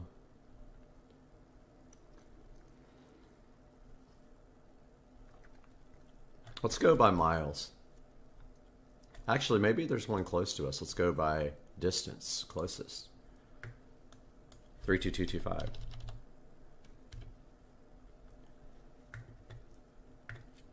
All right, so there is one This has got to be sponsored. It's not, yeah. See, 900 miles away, but that's pretty though. Man, that thing is sick.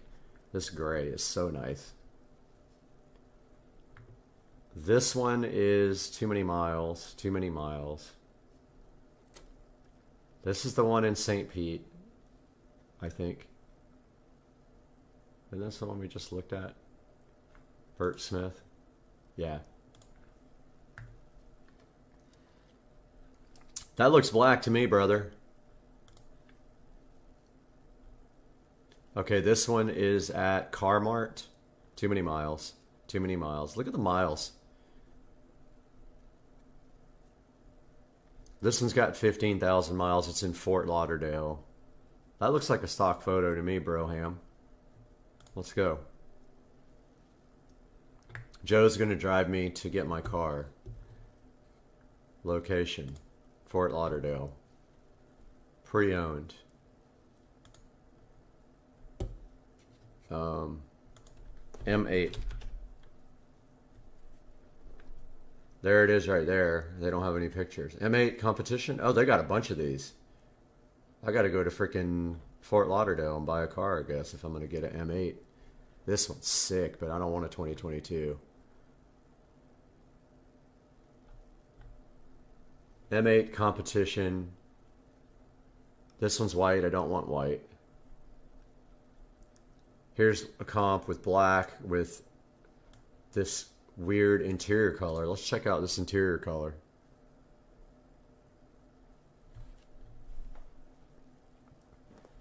It says like I've never heard of this color interior. Let's see.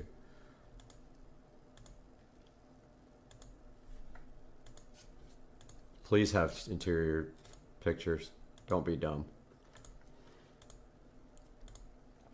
Yeah, I see it now. Nah, nope, nope. No red interior. It's literally red. I'm a no on this one. I used to like red interior. I think this looks tacky now, man.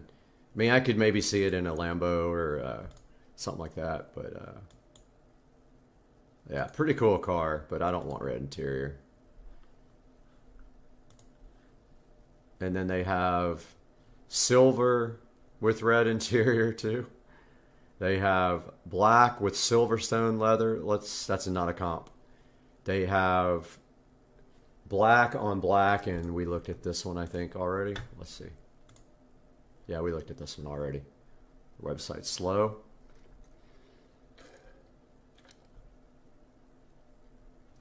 Dude, what is up with their slow website?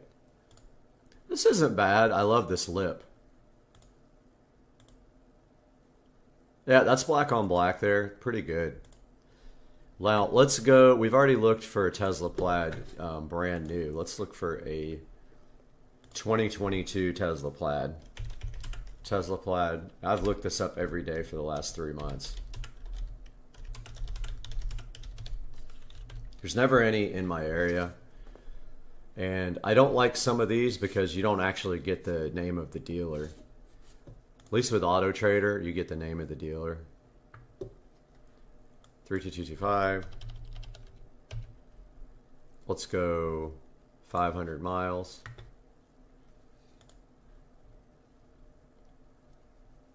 And Tesla Model S.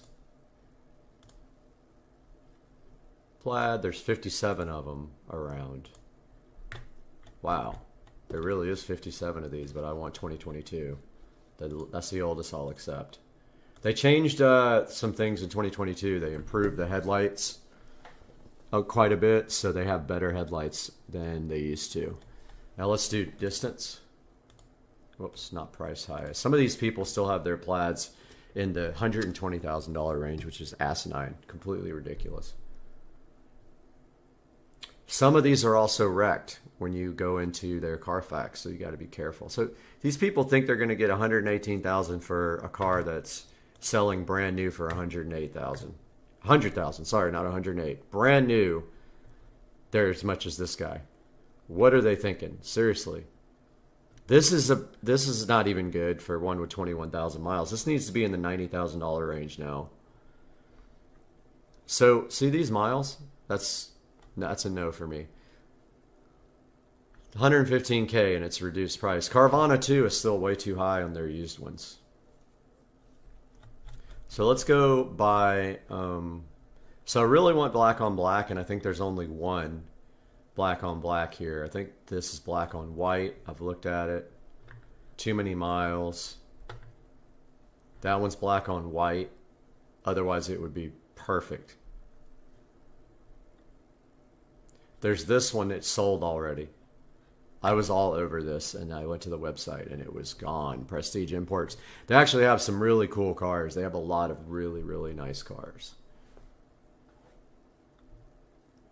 So there's a lot of white ones around. This is in Atlanta. There's a lot of white ones. The prices are still not there, and there is no... Here's a red one, like the one I was looking at Tesla. It's more than the one that's brand new at Tesla. It might have full self-driving. Who knows? It's 493 miles away, and it's got white interior, so there's really not a lot out there. And when you go to Tesla, you have this $100,000 red one that could be the one for me with the price is right. There's a lot of Tesla wheel and tire packages out there, so I'll take a look at that. But yeah, so that's the current state. I like the 2020 M8 competition, and I like the Tesla Plaid. I looked at McLaren 765 LT. They're in the $250,000 range just to start. They're just starting at that range. I looked at Lamborghini Huracans. They're in the $200,000 range. That's it. I'm going to end the stream here. I'm so glad you guys joined me, and we'll keep looking for cars, though. I'll see you guys later.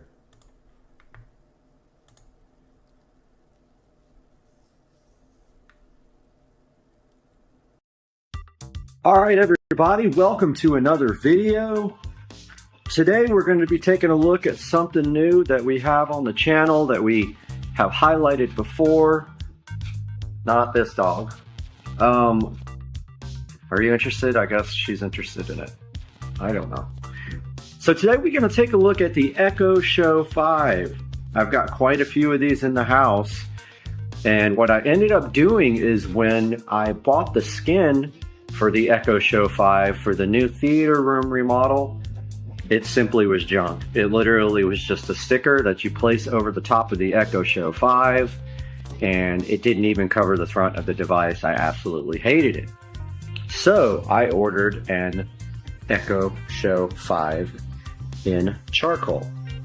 Now this would be the first one that I have that is charcoal, but I needed something in the theater room that would not look white and reflect light. Still have not got my tripod in that I ordered, so I'm still waiting for that. So I'm still one-handed when doing all these opens. But I'm gonna go ahead and get this cut open, and I'll be right back with you. All right, once we get the packaging open on the Echo Show 5, now this is a refurbished model. I have really good luck with refurbished models from Amazon. So I bought this refurbished model. Let's take a look at what that looks like. So come in just a plain box, unlike the full retail version Echo Show 5. It's got a little sticker there, keeping it closed. Let's see if I can one-handed open this thing again, or if I'm gonna have to put you guys on hold. Let's see. I think you just pull this part off. Look at that ingenious level of packaging. Okay, so there's one thing about this Echo Show 5 which I want to talk to you guys about when I take it out of the box. So there are 2 generations of Echo Show 5. Take a look at this packaging. Pretty cool, huh? Here's how it looks right out of the box. Here's the top. I like the black. This is the first black one I own. Mind you, only the front will be shown because I have my Genie wall mount. So this is how it looks right out of the package. Let's go ahead and unpackage it all the way.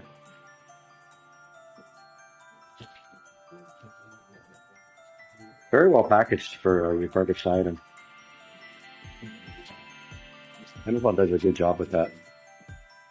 Probably difficult to have so many products refurbished and have like an operating methods, procedure, or whatever for getting them all done correctly. It must take a lot of manpower. Taking a look at the Echo Show 5 now. It does have a 5-inch screen, why it's called an Echo Show 5. It does have a camera, built-in speaker, and no, these are not rechargeable. Now, someone makes a rechargeable power pack for these so they can become portable, which is interesting, and I think it kind of fits on the bottom. Now, this white dot that you're seeing right here, that's a camera cover. So if you're nervous about, you know, your privacy or whatever, you can cover that up. On the top here, we've got the power button. We've got the volume up and down button, and we've got some various sensors or a microphone. I'm not sure which are which. And then on the back, we have the ports. There is a, looks like a USB, mini USB, I think it is. I'm not sure, micro USB. I don't know which one it is.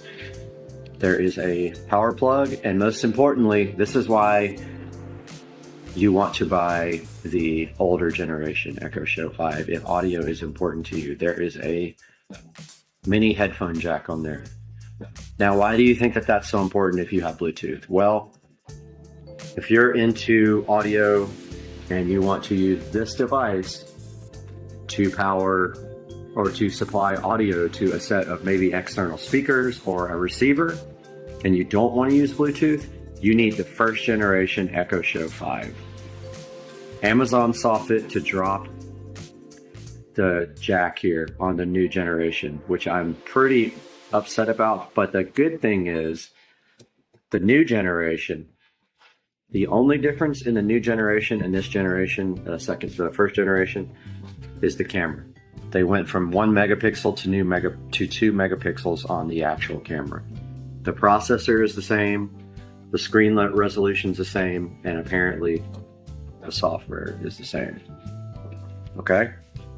So again, the only difference is a 2 megapixel camera compared to a 1. This is a 1 megapixel camera, and you get that lovely audio out jack, which I use actually an Echo Dot, but I think I'm going to move it to Echo Show in my whole house audio system. I think I'm going to drop an Echo Show in there now since I have an extra white one. I might put, I'm missing an Echo Show in my guest bathroom, so I might use that there and wall mount it. I haven't really decided yet. But yeah, now we're going to take a look at powering on and plugging this thing in. Taking a look at what else was in the package, I totally forgot to show you guys that. So first we have a little, I don't know what it is, a setup guide. Let's see. Yep, kind of a setup guide. Goes over what's inside of the Echo Show 5 box, give you kind of a little diagram. And those are microphones at the top of the unit that I wasn't sure about. Okay, so yeah, it does say the micro USB port is not for power, so I don't know why they have a micro USB port, because it's not used for anything that I know of. Shows you how to get started. Then it has a little cheat sheet here that tells you some of the commands, things to try. Then if we open this part up, we've got the nice little power cable here with the little power cable condom on it.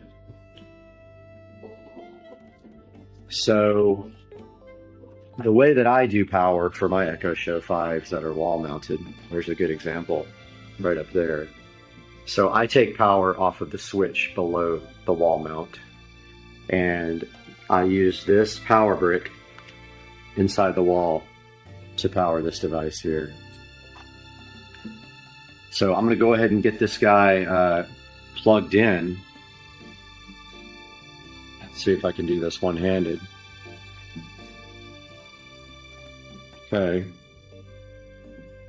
I'm doing okay at it. Okay, yeah. I was able to actually get it. Let's go ahead and plug this guy in. So what you do is power adapter goes right there. Got the guy plugged in there. 5 gigahertz network before where I had too many devices on it. If this errors out again, then I'll connect it to 2.4. Yeah, I don't know what's going on with that.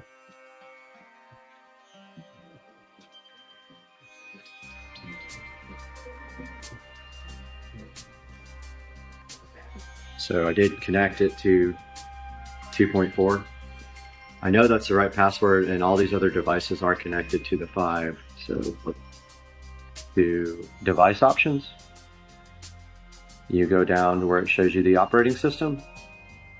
You click that. It's actually updating now, so that's why probably nothing on the home screen. You see it's on 41%. So it's getting the software updates now. So I'll be right back when it's done downloading. All right, so the device just got to the home screen, and I'm not sure if it updated, but you can see right there it has a clock and a date on the home screen. Let's go see if it's still working on the update. It is. It's still only 71% done. It will time out from this screen.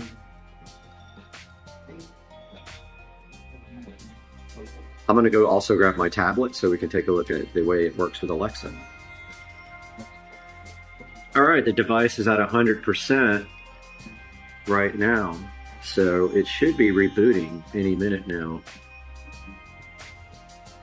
Yep, it should reboot as soon as it does the install procedure. And I've got the tablet here so I can show you guys a little bit of Alexa.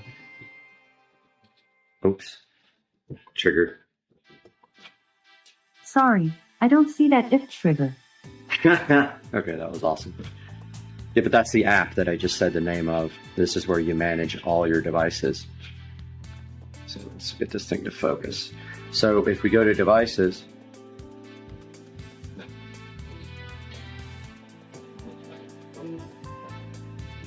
and it's going very slowly. Should have already loaded all my devices here. Let's go away from it and go back to it. Yep, not loading my devices. Give me 1 second to get this working. Okay, I clicked on the software update part, and now I have update device software. I'm going to go ahead and say yes. Preparing for update. Please don't unplug your device. This guy over here is still struggling trying to load my devices. I'll probably restart it. Let me try closing the app and reopening it. So let's go back here to Alexa. That one's rebooting. Okay, so my home screen comes up fine. Let's try device again. There we go. Don't need to add new devices and groups. So now that we're in this screen with your devices, if you press this Echo and Alexa,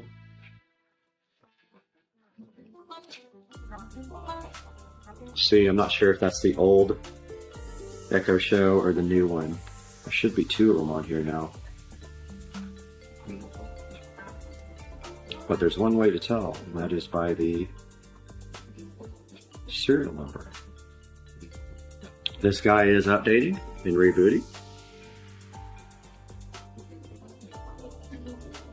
So I'm going to go ahead and see which one this is by clicking on it. Once you go into your device, this is where you can set up all the different things on it. You hit settings. There's all the list of the settings. And you can click about. And then that's where it shows the software version and serial number and everything. This guy's still going. I'll be right back when this guy is updated. All right, the device just rebooted with a new software install. I did go to the old device and rename it to Extra. And so it now has its own unique name, and this will become the one for the home theater room.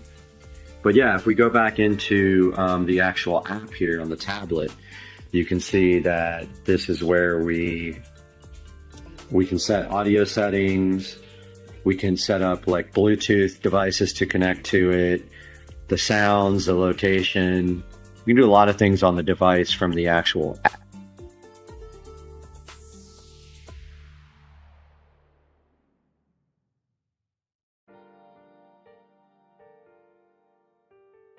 So now you guys see how the drop-in feature works, and it used this built-in camera. All right, this device did come back up online. Now you can change the settings on your home screen to either a picture, which you could do that on this app, or you can do it on the actual Echo Show 5. So you can do that by going into the device settings, and you go to the little star. And then you go to, I can't remember where it is, photo display there. And then you can set up Amazon photos, or you can set up, like, so that's your Amazon account photos. You can do Facebook photos, or you can add a photo from the device. I don't think I have any. Let's go take one real quick, why not? All right, went ahead and took a picture of my cool plasma lamp. Let's see if we can make that. So it is, you know, obviously a 16:9 screen, so this picture is going to be cropped. But let's go ahead and set that up. So it's uploading it. Downloading it on the device. Now we should see that translate after it goes back to the home screen. So it says it's being downloaded.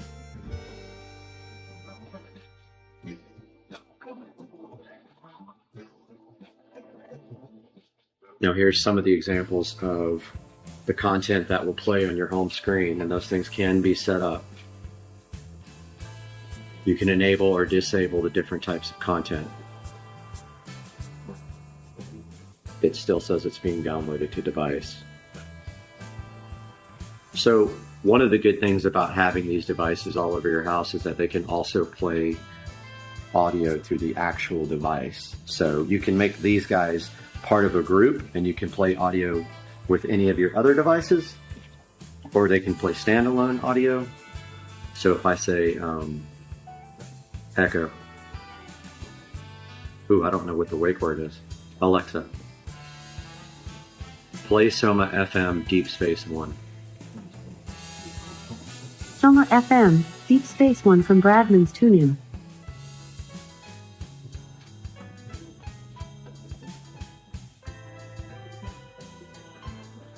So it actually started playing on another one of my devices.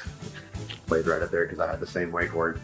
Now you can change the wake word so that way you're not waking up a bunch of different devices at the same time. Be right back.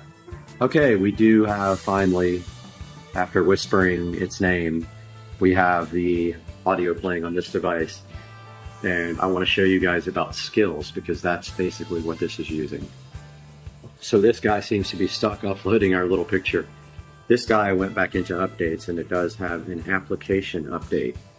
So not sure what that is, but it should go pretty fast. And then I want to show you guys all about skills, which are really important in the in this ecosystem. All right, I never got the photo to upload, so I don't know if it's an issue with the tablet. The device does still say it's updating, but it actually is just, I think, hung in that position. But I want to take a minute to show you guys the skills. So skills are what allow you to do almost everything in this ecosystem.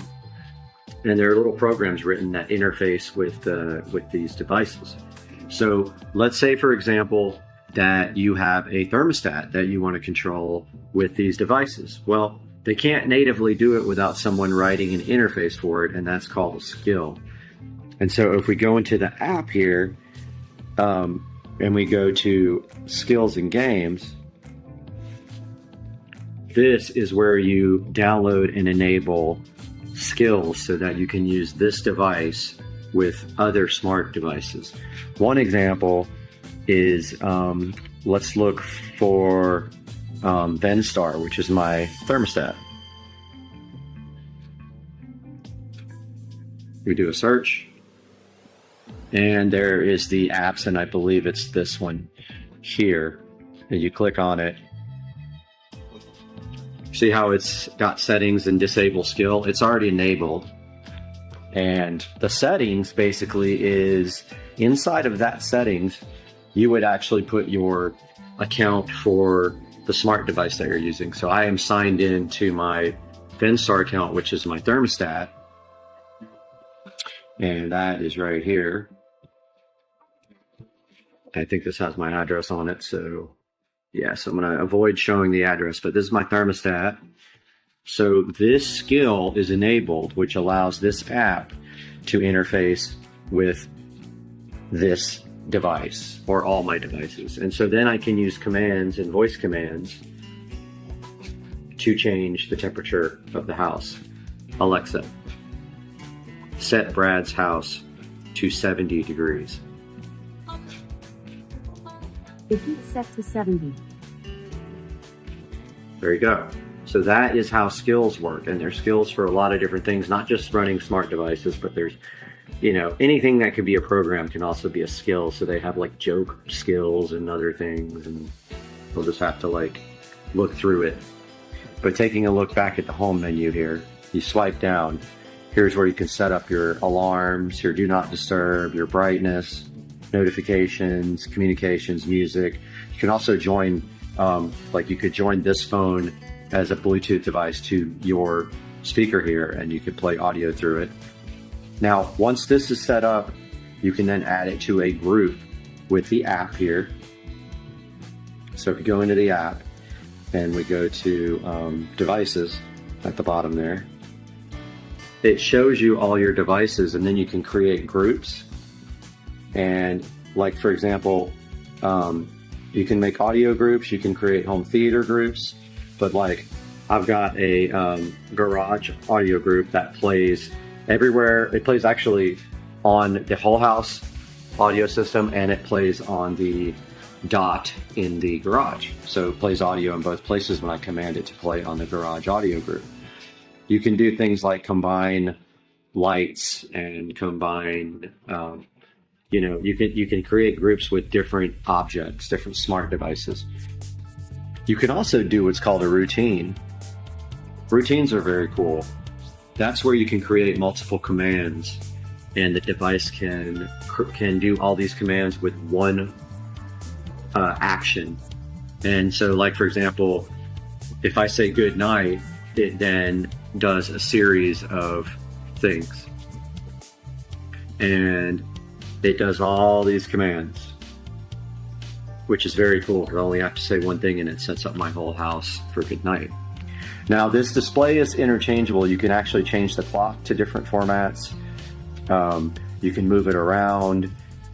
And if we go back to our menu here, if we go to settings, here's a look at some of the settings in the device. So there's where you connect the Bluetooth.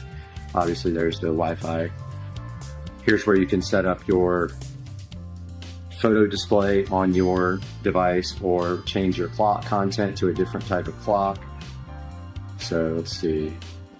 You can also set up like predetermined themes by them with your clock. But yeah, there's clock photo display. And then you can also set up your home content. So you can toggle off all these different things that you can have rotate on your home screen. Like if you don't care about scores for your local teams, you can switch that off. If you don't care about her giving you hints on that disease, we can switch that off. Any of the stuff you don't like, you can turn off of your home screen content that rotates. I kind of like the rotating content. Some of it I don't care for, but I haven't gone through and really done that. Now here's where you set up your display. You can set up your slideshow preferences for photos, your brightness. You can make it adaptive so that when the room brightness goes down, the brightness on the screen goes down as well. And when it goes up as well. So before alarms, you can make it look like a sunrise, and then you can dim the screen to save power. Going back here to settings, and we go to sounds, You can set up your media sound. There's an equalizer built in, which is pretty cool. So you can, you know, this has a little speaker in it, which sounds pretty good, but you can set up bass, treble, mid-range. Make your alarm go up in level so it doesn't, you know, knock you down. You can do custom sounds in here. So these are your custom sounds. And you can do request sounds from the start or when you do something and the end of it, when you're asking it something. There's a good example of the weather popping up on the screen. Now we have a whole nother sounds. Oh, we already did the sounds, sorry. You can set up the kids. You can set up a do not disturb for different times. Your camera. You can actually set up remote access to the camera stream, which is very cool. If you press learn more. Home monitoring. So there's a good write-up on how to use the cameras in the devices.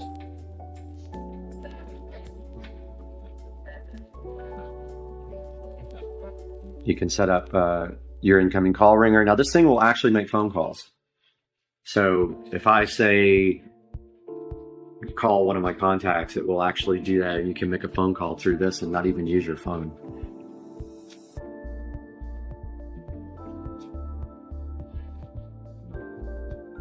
Hopefully I edited that part out. But there's where you set up sidewalk, your web options. You can set up a remote. This is where you can pair another gadget, check for your software updates. And it keeps saying that I have, okay, it finally says I have no updates. Oh, wonderful. Reset it to factory defaults and show the serial number of the device.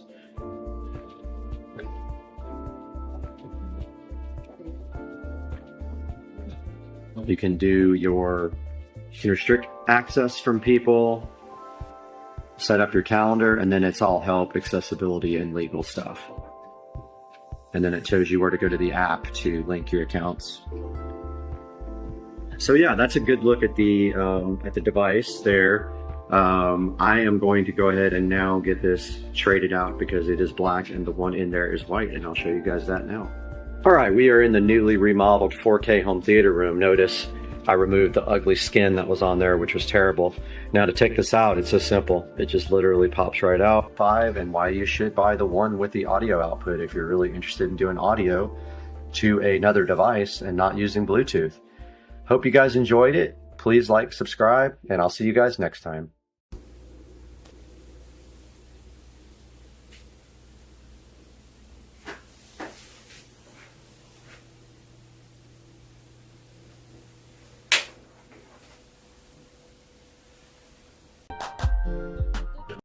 And then if you notice here, I found the right lid for that pot. They just kind of sit over it like that. Now we need to talk about what we're going to do with this stuff. Yeah, so the first thing is we're going to give this a really quick wash. Like anything you get brand new, you always want to give it a quick wash. Okay. And then we're going to go ahead and make a couple things with it tonight, right? So what do we have? We have chicken thighs, we have broccoli, and I think we have a kind of an instant rice medley that we're going to put together real fast. We do, yeah. So something simple but fast. It's already 6:30, it's getting late. So we're going to do a quick wash with all this stuff, get it better organized, and then we will get to cooking. Okay, sounds good. So right now Joe is about to wash the pots and pans for the first time. Just a quick wash to get anything off of them that may have gotten on them in shipping or when they were created. So what's important is that these are not ones that you want to be abrasive with. Right. So you want to give them a nice little wash, but don't use anything abrasive. Okay, and it does say try not to dishwash them because of the abrasiveness of the dishwasher of the liquid of the chemical that they use. Yes. This thing is capable for all types of stoves, regular stoves, gas stoves, including induction stoves. Like so the one I have. It's never. It's never been on.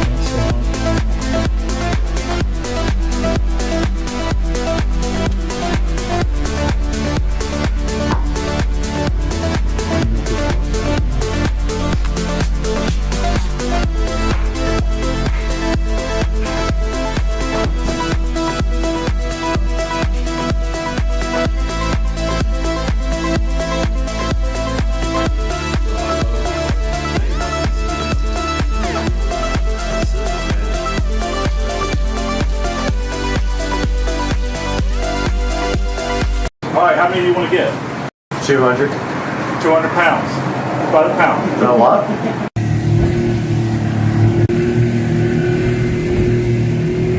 Biggest boat ever driven up this river. One Blue Jay, big ol'.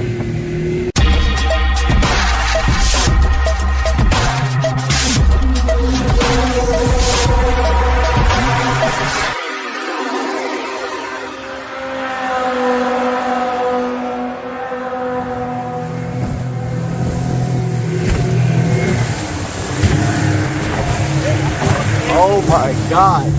One Blue Jay. You drive my motor. You got a video? What the hell? Dude.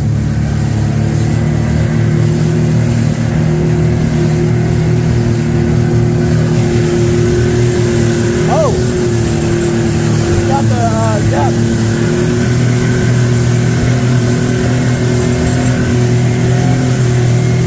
This thing is insane.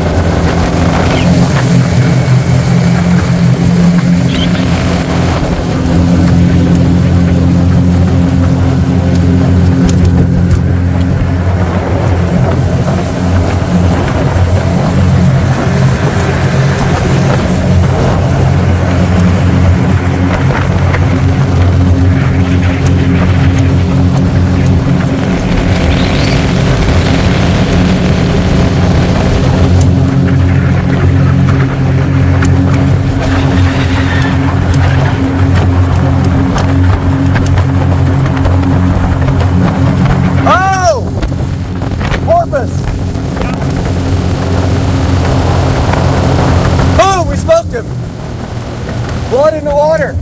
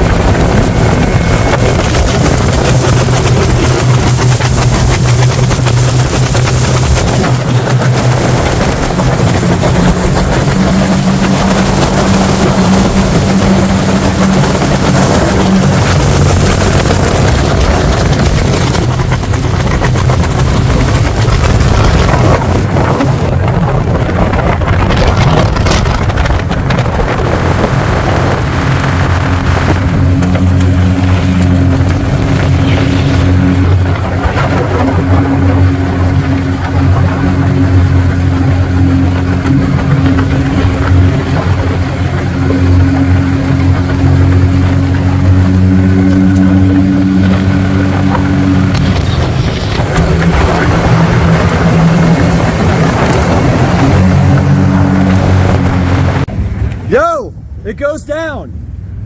It goes down. It don't go down. It do go down. Robert, it goes down. No, it don't. It do go down. It do go down.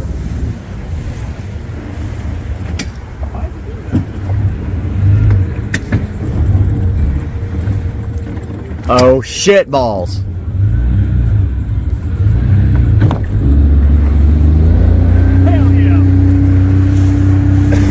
It do go down! I like this place. Man, it'd be fun to live there and just walk. Oh! Yep. Right on the...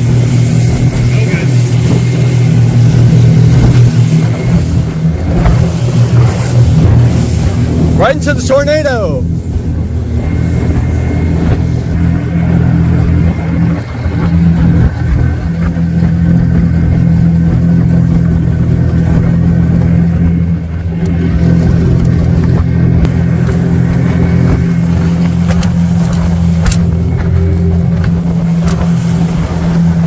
Water resistant. Oh! It's saltwater resistant.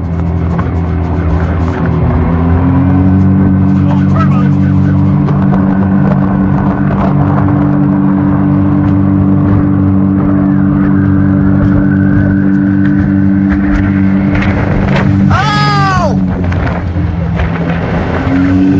Water resistant.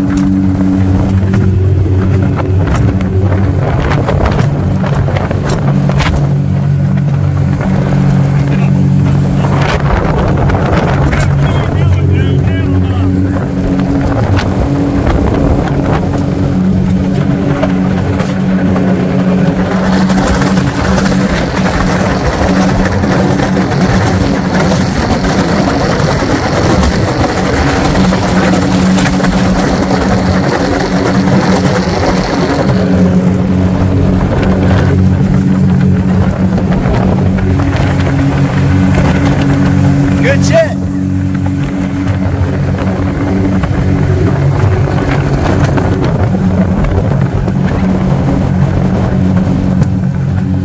Weather.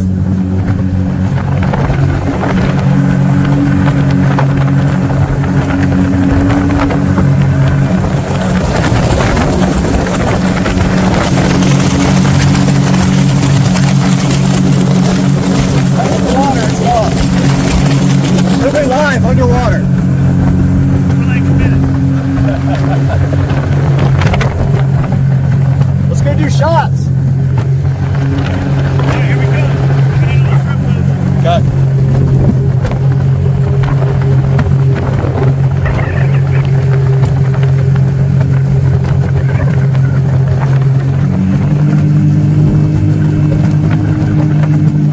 Let's go.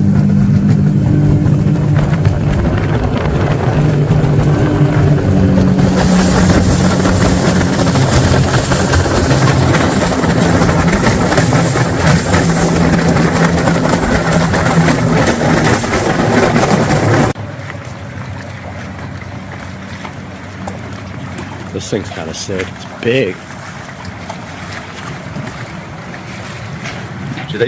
Do they just do shrimp? This guy?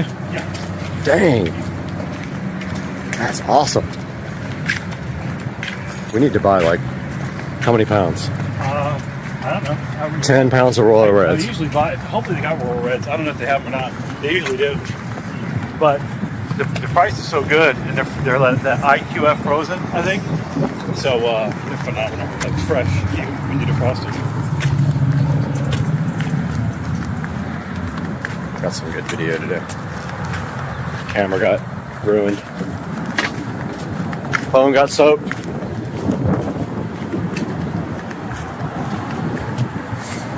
Saltwater resistant.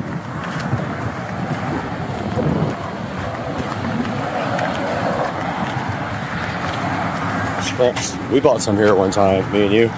They were fantastic. I remember.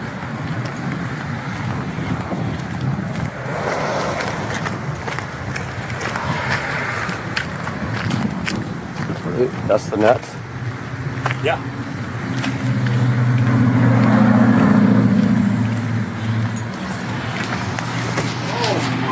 God. You was waiting. You're looking at. You're not looking at. I didn't catch you looking at porn, did I? No. I don't blame you. Where'd you come from? We pulled up on our own shrimp boat. We got our own shrimp boat. But we're no good at catching shrimp, so we figured we'd just borrow from you. What's up, man? I was watching some HBO show. Yeah, no, it's okay. You got Royal Reds? I don't have Royal Red. I got small white shrimp for 3, really big white shrimp for 4. You have flounder medium? for, I don't have anything between that size. The only other thing I got is headless. Headless with size. 21.25 to. Oh yeah, that'll work. You want to just do headless? So we have to do, we'll fuck with anything? Yeah. $6? All right, how many do you want to get? 200. 200 pounds. By the pound. Is that a lot? And do you have ice? Because I'm on the boat and I don't have I don't have ice. We'll be back So in we'll 10 need a minutes. lot because they need to keep the good ones cold. So we'll let the other ones defrost. All right, so and we'll 600. throw those out. So we need like 600 pounds. yeah, easily. How many you want to get though? Show me what the No, like 10 pounds. Let's look at 5 pounds real fast. You're not surprised. Yeah, let's Okay. do that. That looks about 5 pounds. Wrap it up. There you go. That's probably close to it. God, that's going to be a good meal, dude. Actually, maybe not. What if that's 5 pounds? It might be close to it, actually. We'll do shrimp and grits without the grits. Right at the bottom, does it look good? Yeah. Oh, you shake it out to get all the shit out of it, right? Yeah, I'm going to get all that. That's why I put it in the basket. Yeah. That's perfect. When are you going to have Royal Reds again? Probably not till December, Oh, no, January. really? Yeah. We usually don't get them till like around then. Yeah. These are going to be amazing. I can't wait to see like how we're going to cook them. I'm gonna do a sequel bowl. Yes. Hell yeah.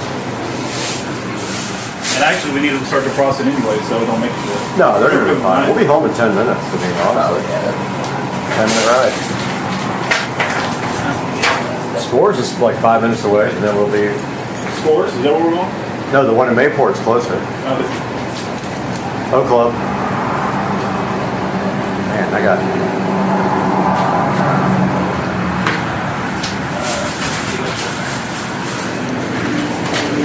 Smell tomorrow, boy. Woo! Yup. 5 pounds. Man, let's go, man. You're like, oh no, man. You want that? Yeah, we'll take that. You want more? Man, that's 5 pounds. What do you probably think? Who about- are we going to cook for though? Like just us? Well, we could send them because they're frozen, so you can use what you want and then put the other. Is that enough to cook for like neighbors and all that stuff? I mean, it's fine. That's that's probably around 110, 120 shrimp. And a half pound. Most people, like if you put it in a boil, Yeah. they're eating about a half pound, maybe. I say Okay. about a half pound to a pound when I talk about a boil. Yeah. Usually for most people. So that's five. So that's 5 people. So what do you want to do? You want to get more? Yeah. All right. Just give me on. Can we do like the same for me? Like you get 5, I'll I'll get get 5. 5. You get 5. Okay. And then we'll You just take freeze credit them. card, right? It's Yeah. 5% charge on That's Oh fine. hell no! 5%. But I pulled up on our own shrimp boat. We have a discount. No, you Nah, man, you scared We have an the hell out of electric. me. That's the charge. should be more. But our boat's electric, so we get an It's true. electric negative discount. You get a tax credit. Huh? Yep. Yeah, I'll get some too, and that way if we have. flounders, how they get you flounders?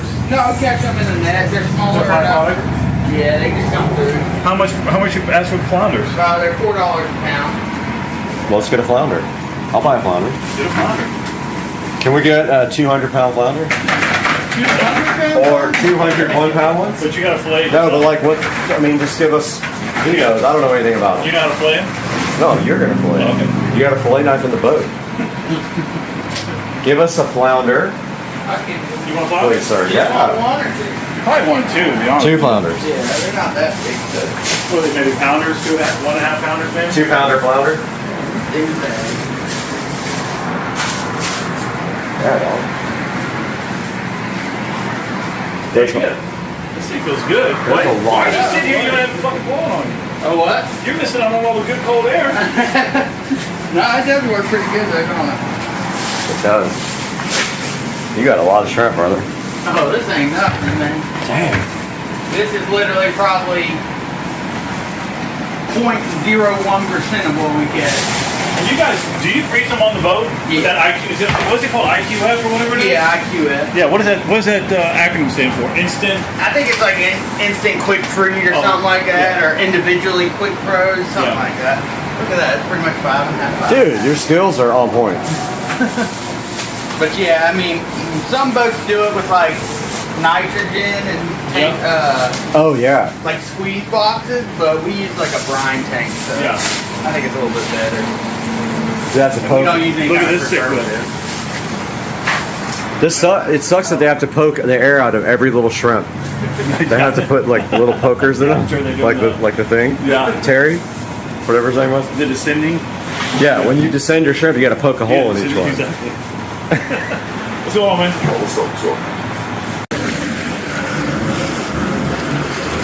Heading into a storm. Oh, away from the storm. Beautiful here, stormy right over there. It's gonna be a good video.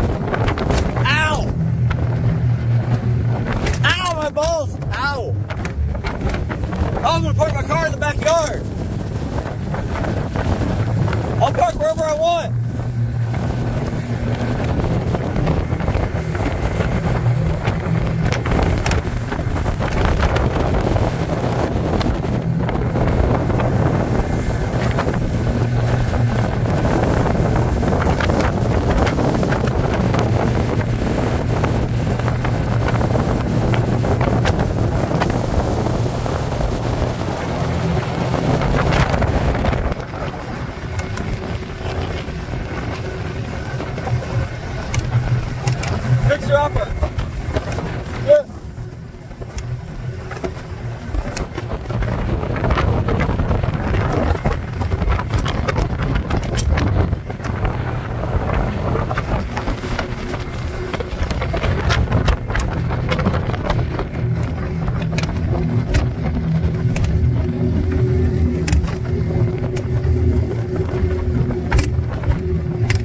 Mine. Ow!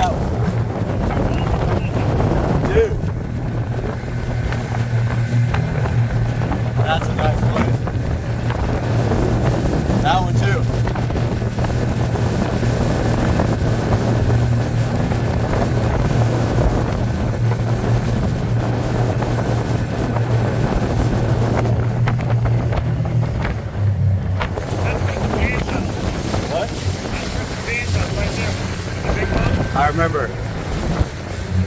I haven't seen that boat. That's like a different one. Alright, let me show you the big house. All right, let's go. The house with that. Oh, that one. Yeah, they got a boat hat. Like they got a. Ow! My... Ow! Ow! My balls! Ow! Fuck! I can't even edit.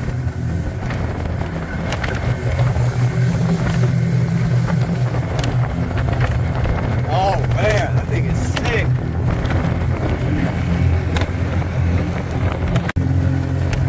This thing. Whoa, what is this? No way.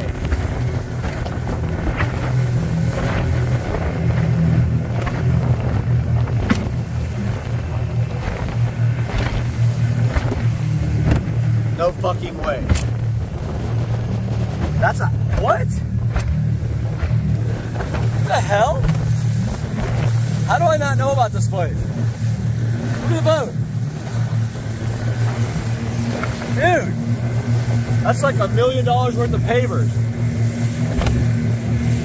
Oh, boat house. I think you're going to build another big one right here. I want to live there. Jonathan's working on this one. What? What the? Oh, they're building one. That other place is sick. Oh, this is like, right by our house, right? Yeah, Fort Caroline. Fort Caroline, yeah. Look at that boathouse.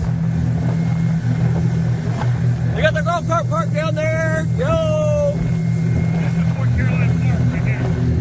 Yeah, they're right there. And then there's the back. Oh, watch this.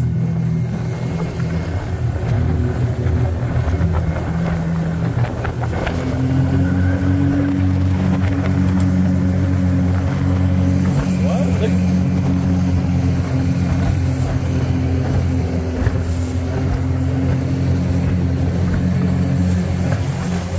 Yo!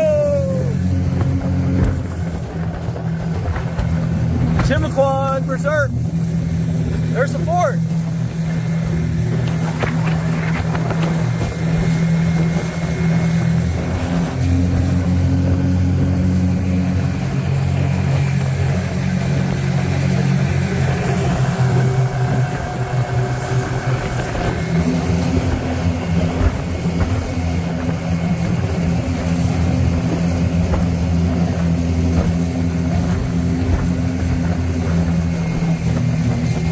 Yo, what neighborhood is this? Oh, that's kind of nice. Oh, I got 18 cars. Oh, that's the That's the where we always drive with the golf cart, right there. Okay, I know where we are. Ow! Balls! Ow! Fuck! Ow! This thing needs better shocks.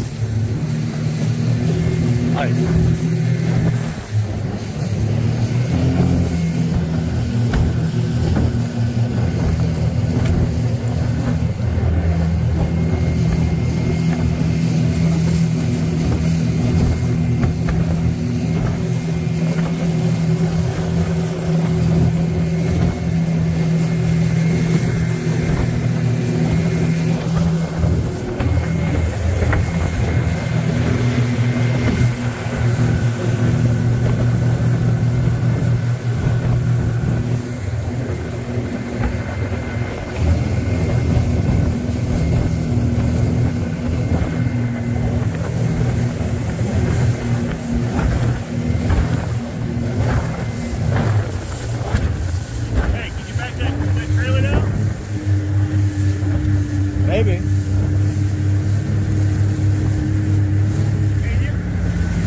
Probably. Yeah, I'll figure it out. We'll either not or do it. One or the other.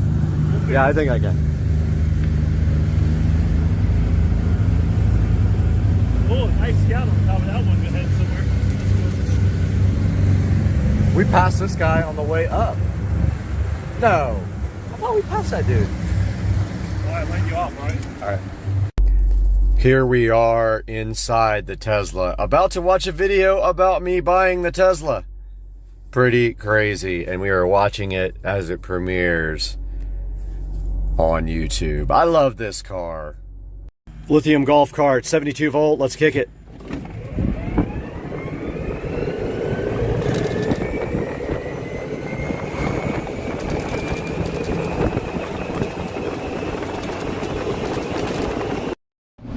In the Supercar Street Racing kitchen, and today we have a project to clean the fence again. It is time to do it again. It needs to be done about once every 3 months. And you see we did break out our Ortho sprayer to mix up a combination of goodness to go and clean the fence. What we're gonna do is mix a tiny bit of Dawn and some cleaning vinegar, spray it on the fence, and then use a scrubbing brush to brush the fence off and then rinse it off, and that should do it. And so I have my Ortho here ready to go, so let's get busy.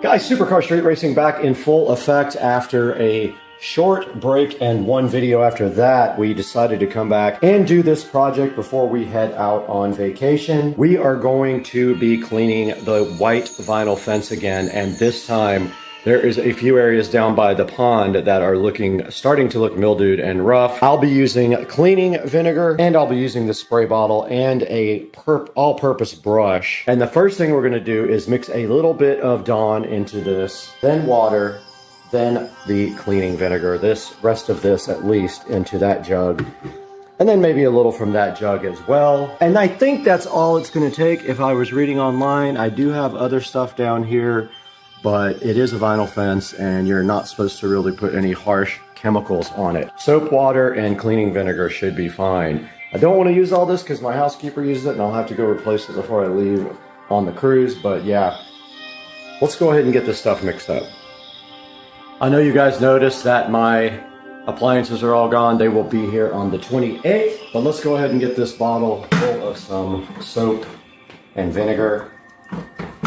I am going to put very little soap because it will foam up a lot. And then I'm going to pour this vinegar in there. This is cleaning vinegar. This is White House All Natural Cleaning Vinegar. We're going to follow that up with cold water because I don't have hot water in here because it is turned off because the dishwasher is disconnected. Cold water's fine though, I think. Should be all right. I'm going to do it slowly because I don't want it to foam like crazy. If it doesn't look like it's enough soap, I will add a few more drops. Okay, it's not foaming real bad, so I'm going to put a couple more drops in there. And I am doing it slowly simply because I don't want soap bubbles pouring out the top. Go all the way up to about right here. Because when you put the plunger in, it raises the level up. And I have about 2.5 hours to get this done before I have to work. All right.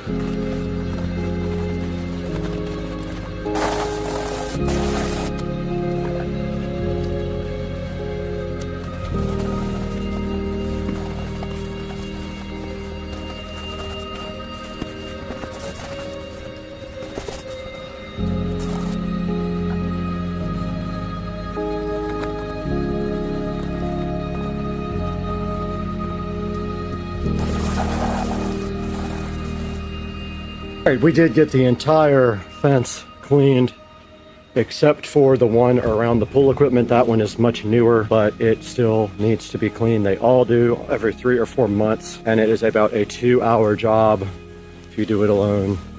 And you can see the fence looks awesome, especially down here by the pond. It was really bad because it sits under trees and closer to the water and everything. But yeah, it came out awesome. The mixture really didn't help. It was just really soap and water. Probably would have done the same thing.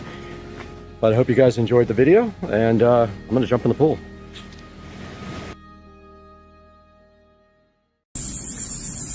Check out this dude. Blue heroin in the pond. Blue heroin. Why don't you stay on camera? All I want to do is barbecue you.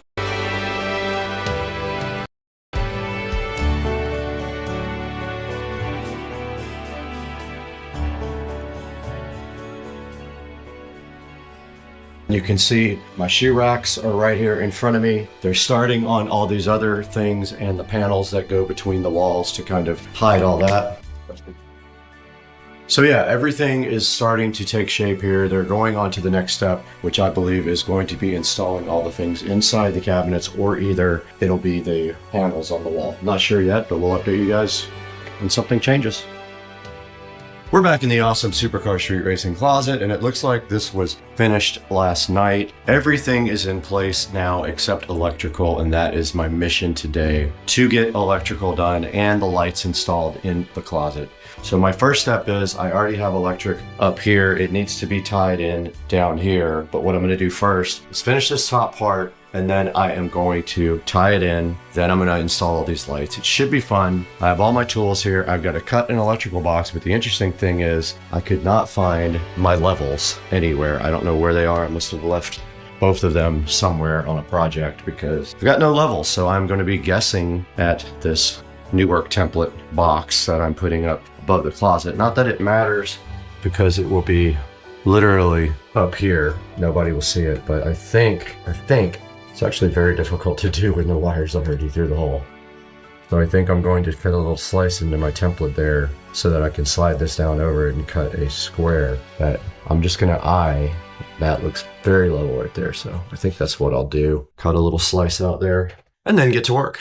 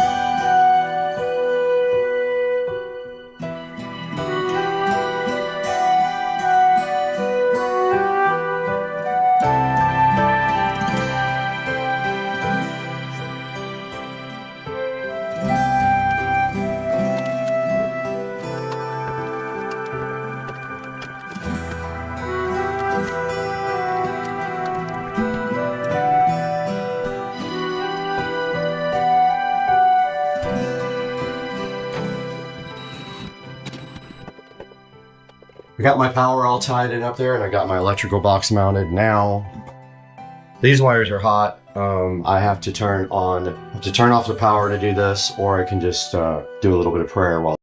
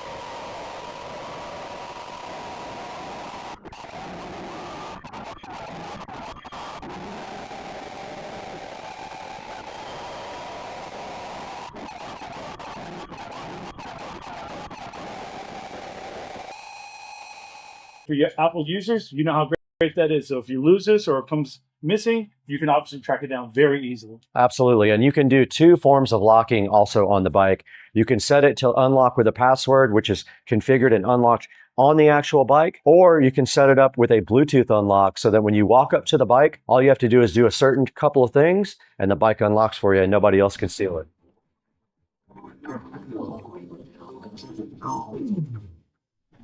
Let's stick close for a little bit.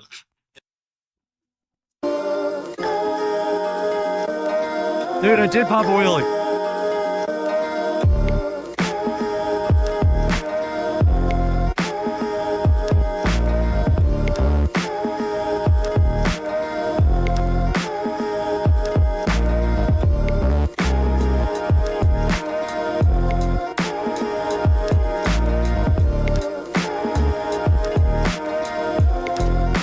We need something way louder.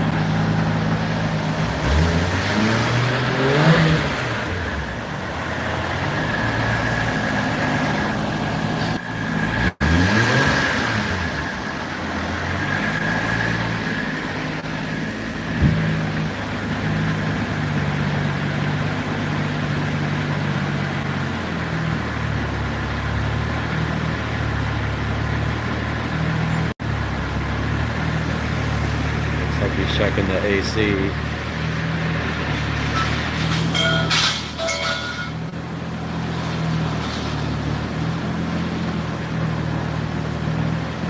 Air conditioner's on. He's fixing the idle.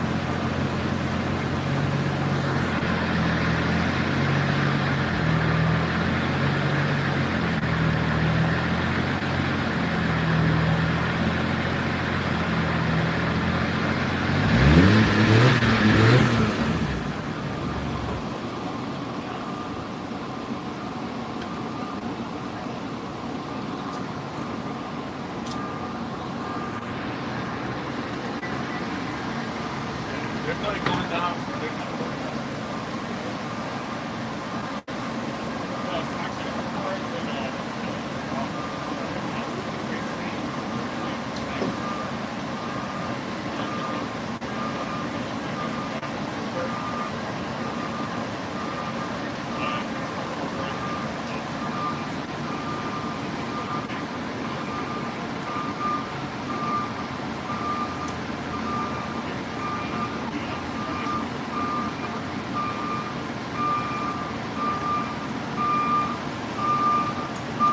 Oh yeah, we might have to get in the trunk. Like I said, that's where I shine.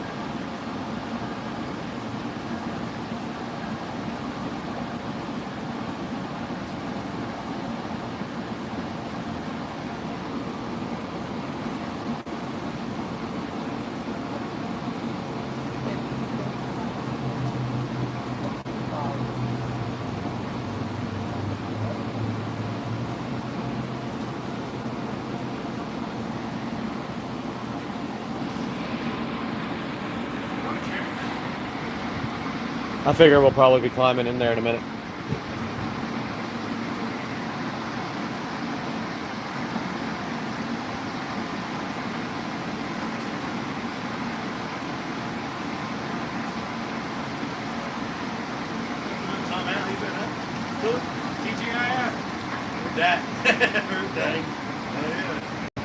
All right, maybe you should get in the trunk.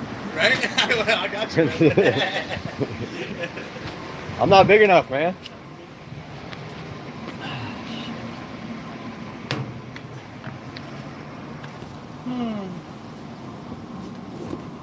This plus 5 gallons of fuel. Yeah. Okay. Every bit counts.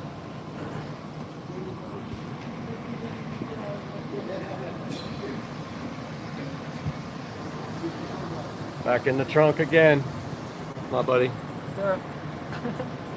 I forgot your name. Michael. Michael, the Titan. We're in the trunk. Because it's spinning. Even with the tire pressure down. It'll spin.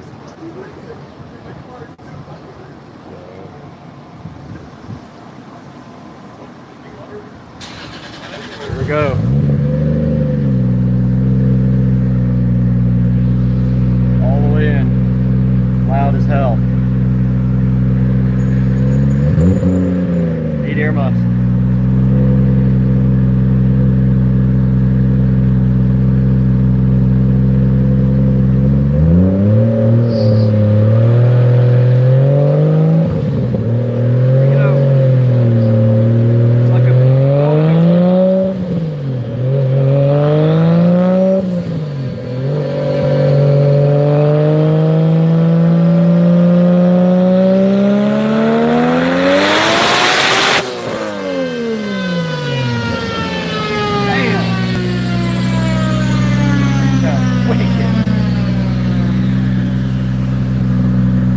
day.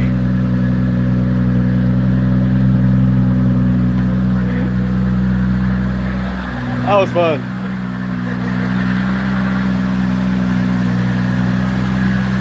Oh, sweet. 2,000 horsepower. Perfect.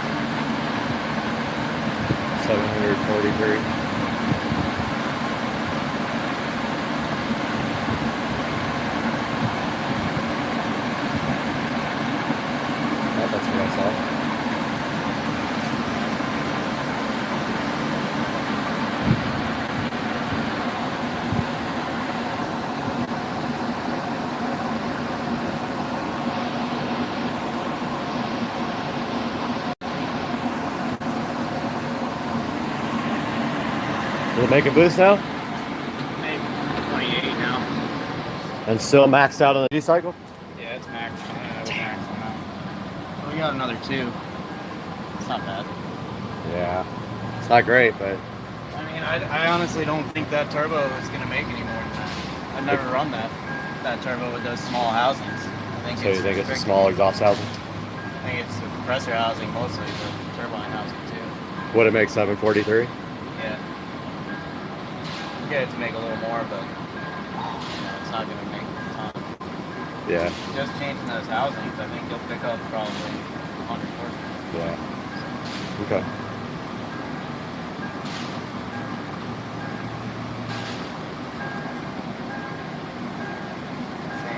Try to force it to make boost, then you just back pressure keeps going up. Yeah. It's not good for anything. Okay. I think that probably wants to make probably 28, 29. It'll probably make more on the street, huh? Yeah. If I could run it in 5th gear, probably would too. I don't really like to do that. Might as well. I got the gearing for it. It's different. 411.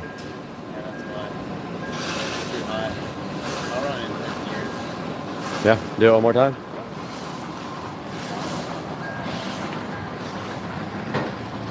Hey, you think you can get in the back so I can video it? I don't mind. All right. Thanks, man. I wonder if you guys can fit. You think that's too much, sir? Yeah, I think just that's gonna be Just one person? just one person. All right, he said just one. One person? Yeah. Especially now with 5th gear. Okay. Thanks, man.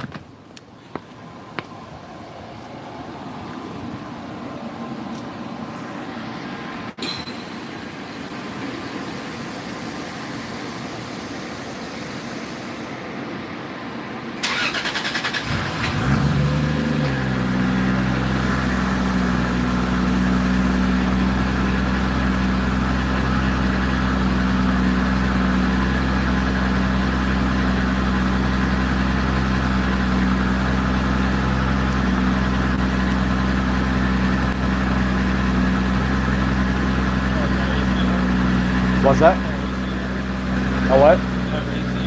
Yeah, fully works.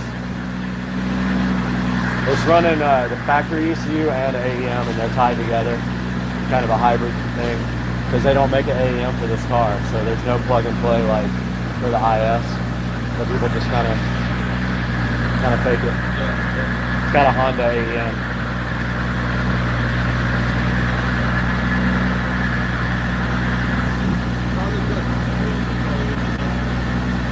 No. VBTI is off, right? It's on. Oh, it's on? Oh, it's on. Okay.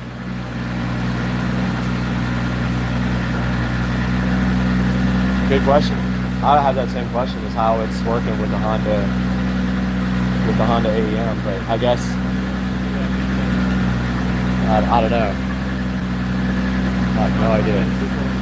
Or maybe it's the program itself and not the actual hardware. Thank you. Appreciate it. Yeah, it's pretty crazy. It's got the V160, the super 6-speed transmission, built suspension, everything's done, and the motor's built top and bottom end. So I mean, it can handle every bit of this turbo. Turbo needs a bigger exhaust housing, I guess. Here we go.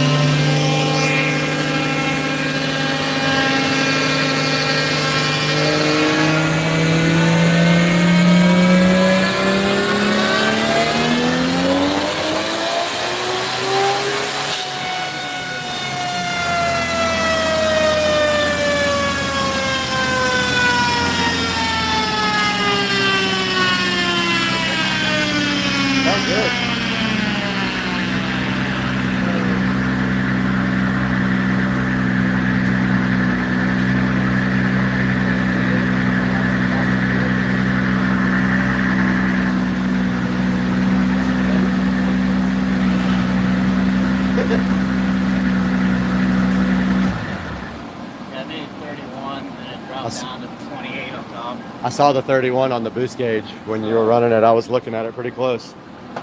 They made some power that time, I can tell. It's fired though. It probably needs new plugs. Really? Yeah. So that had to be like close to 800. It had to be. Because it made 743 with 3 less pounds of boost. So, oh no, 754. I thought it'd be close to 800 for sure. Oh, 777. 788.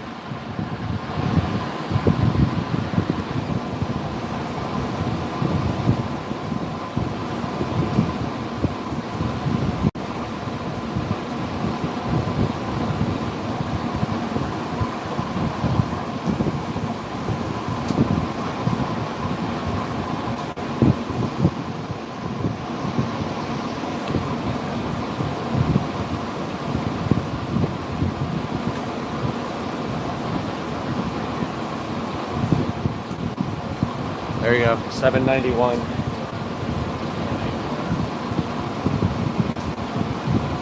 Man, if we could just get it up there like 8 more pounds, this thing would make 900 easy. 8 more pounds? Yeah, is that okay? Ain't gonna happen. Yeah, you got a gap plug on. It's firing.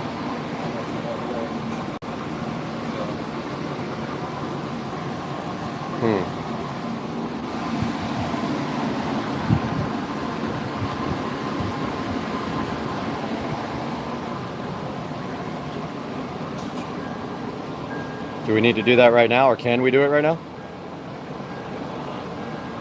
I mean, I can get it done.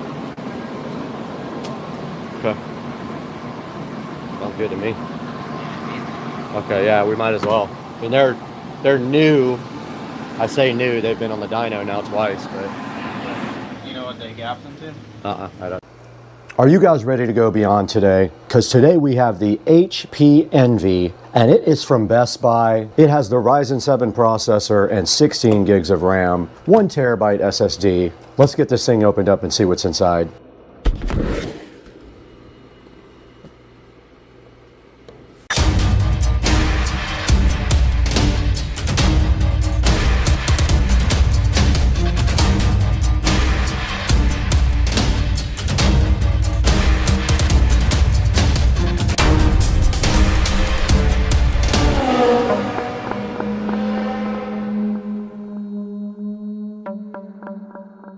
Now we're right in front of the HP Envy and also in front of the iMac that we did purchase from a thrift store. You can go ahead and check out that video later.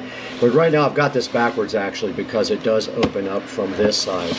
But if we go around the side here, we can look at the model number, and it is a HP Envy X360 2-in-1 laptop. This thing does have the Ryzen 7 processor on it, and it does have a terabyte SSD in it and 16 gigs of RAM. Now, one of the things we're going to be doing today is actually we're going to edit this entire episode on this laptop. This is not an editing machine by any means. It doesn't have a super fast video card. This is a super fast processor, but not a fast video card. But we're going to set this up for Rich and Trish live. While we do that, we're going to be recording that, and then we're also going to get this thing going for them, as far as we're going to take all the bloatware off and install all the necessary antivirus and other software that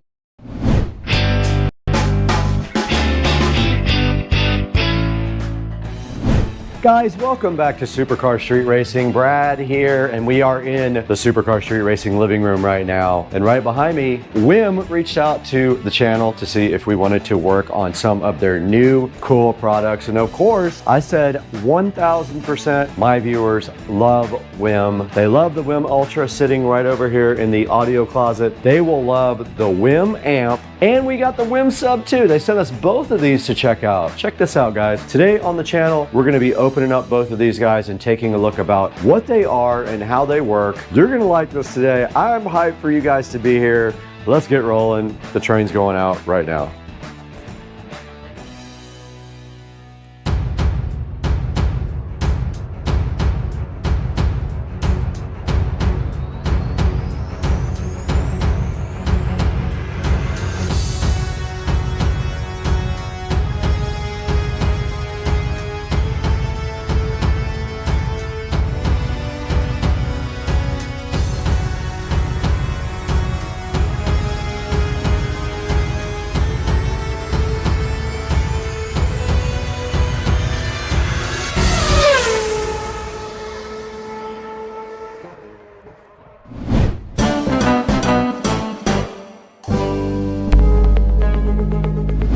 We are back in the Supercar Street Racing amazing living room. You got Brad here again as usual. And today is Friday, so I'm super hyped about the weekend coming up, but I'm even more hyped about the Wim Amp Ultra sitting right here, so flying fresh. And then also the Wim Sub. I have not even cracked the box open on this because I wanted you guys to see it when I see it. And look at this Wim Amp Ultra right here. This is so perfect for a lot of different people. You're gonna be so hyped when you see this. And it has a built-in amplifier. That's why it's called the Wim Amp Ultra. Not to be confused with Winamp, the MP3 player on the PC. But let's go ahead and see what this is all about today. I love Wim, and I have one right over here. You guys have seen this. This is my whole home audio system right here, and the Wim is sitting right there and supplying the entire house with killer audio, and so of course we love it. So let's go ahead and see what these two things are all about today. We're gonna get these things unboxed here momentarily.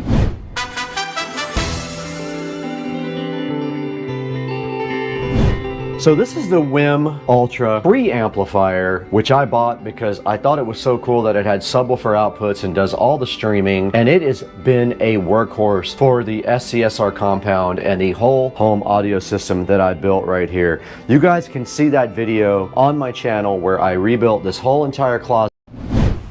I told my pool robot to take the day off. Error 404. Vacation not found. What's up, everybody, and welcome back to Supercar Street Racing, where we combine reviews, power sports, and high-tech stuff along with house projects as well. Now today, we're going to check out something that could completely change how you clean your pool. This is the Ultramarine P1 from Ecovacs. Now you guys know we've worked with Ecovacs before, and we were so happy that they wanted us to check out their Ultramarine P1. And if your pool looked anything like mine did when we started, you already know why this matters. Leaves everywhere on the bottom, debris everywhere, and this is Florida. Now that's a real world mess, not a staged demo. Now what we're going to cover today is going to be the features and what makes the Ultramarine different, a real world cleaning test, and whether it's worth picking up. And then later on, we'll show you a battery test. We'll run this thing until it runs completely out and let you know how long it went. Now let's get into it. Joe, roll the clip.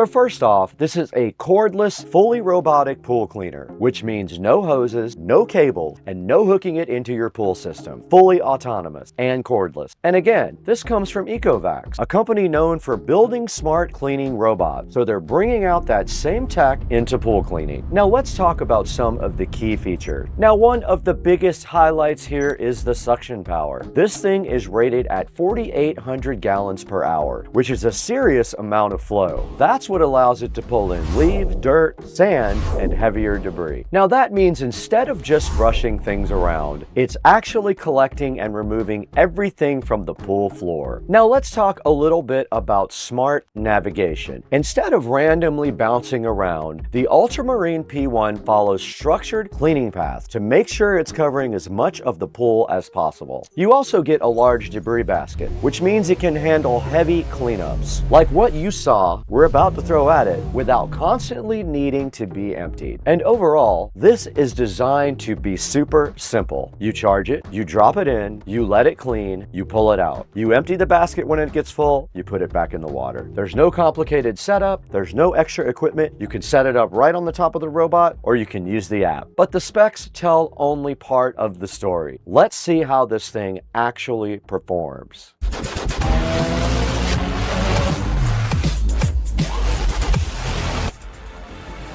All right, we're going to go ahead and download the app for Ecovacs, but I'm in luck because we already had the WinBot, so all we have to do is go find the actual app. Already have it because we were using the window bot, and we're supposed to scan this guy. Press and hold the power button for 3 seconds. We're pairing with the bot. Let's call this the SCSR compound. There we go. All right, let's see if it needs a firmware update. It does. We're going to upgrade to 5.21.0. Let's do it. It is upgrading the firmware now. All right, we got our pool robot plugged in and charging, and you can see here in the app, you can set a plan to clean floor, wall, or all. You can set your suction power to eco, standard, or max, and you can set a runtime of maximum, or you can actually go down to 30 minutes or an hour. Now, in order to do max, you need to have a full charge. We're gonna go ahead and let this thing charge up, and then we'll check back with you guys when it's ready. Now, all right, so this is actually a real test. We've got leaves all over the bottom of the pool, debris sitting all across the pool floor, and this is exactly the kind of situation where a pool robot performs, or either it doesn't.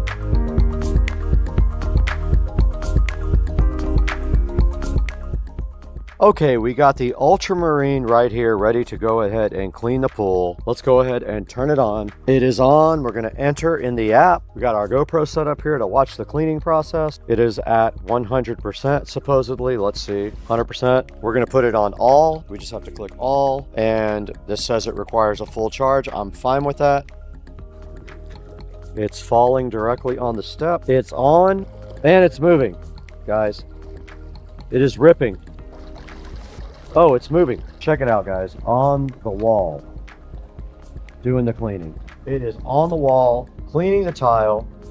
Look at that thing go, man. And now it's in a bunch of leaves. This thing is a beast. Look at it. Oh, we're going to have to empty this thing out a few times during this process. I guarantee you that. There's a lot of leaves in this pool. Look at the thing on the wall. Ripping. Now it's moving that way.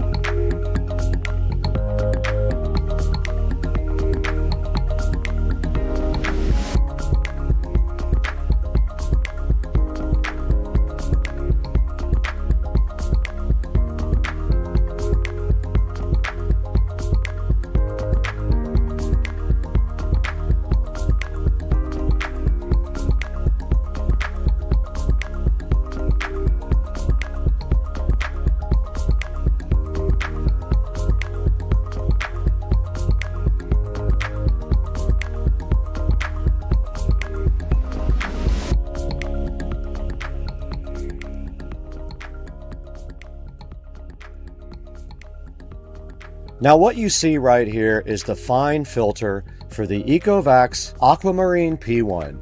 You just take this fine filter and you put it inside of the normal filter, and that will go ahead and filter the finer particles out of your pool.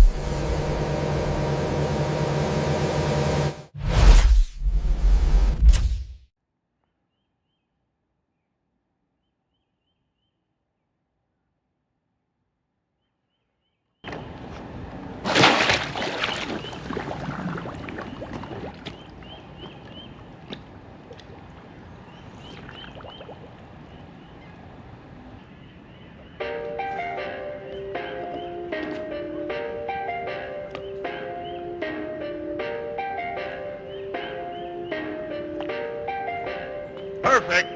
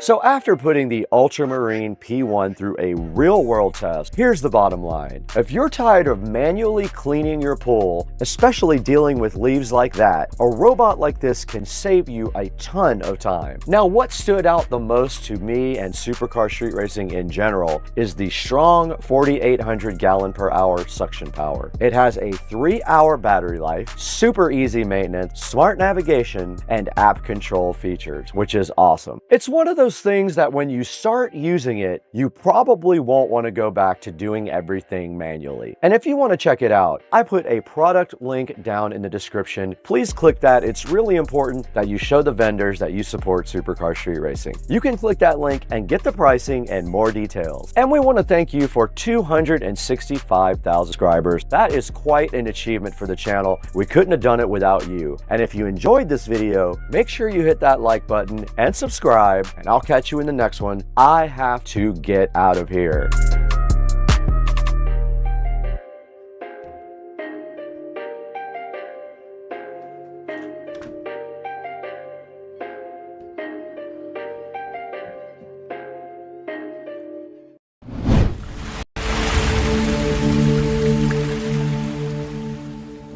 Hey guys, my name is Brad. I'm standing right in front of my 2023 Tesla Model S Plaid. Welcome to the Supercar Street Racing Garage here. And today we're talking about something for the interior of the Tesla that I've been waiting for a while, and I didn't think it was ever gonna happen. And now it looks like I might be the first one in the country to go ahead and get this mod. So let's see what happens. Hang out with us.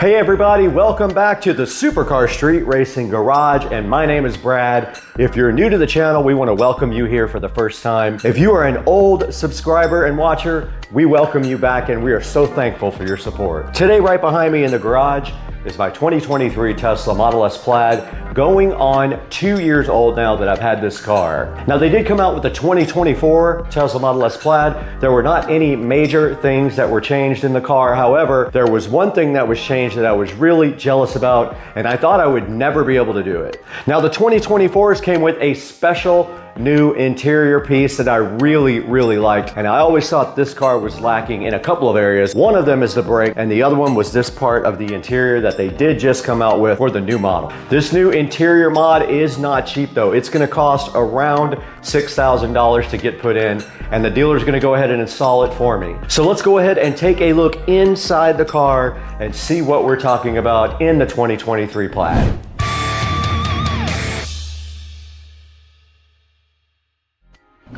Now these are a good look at the Model S Plaid sport seats from the outside. These are also the ones used in the standard Model S, and you can see they're just regular old seats. They do have heating and cooling.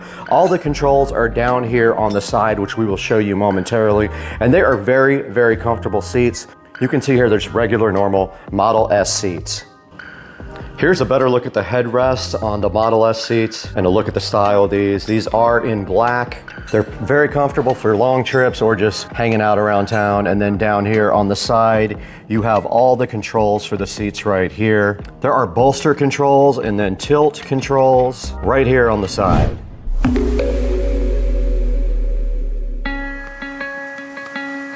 All right, you guys just did get a look at the inside of the Plaid, and you saw the original seats that came with it. They are black seats and they are very comfortable. They have heating and cooling and all of that right from the factory. But you saw that that is not a great sports seat. It is just the stock Model S seat, and I do think they should have come out with something a little bit better, and that's why we ordered the Model S Plaid sports seat.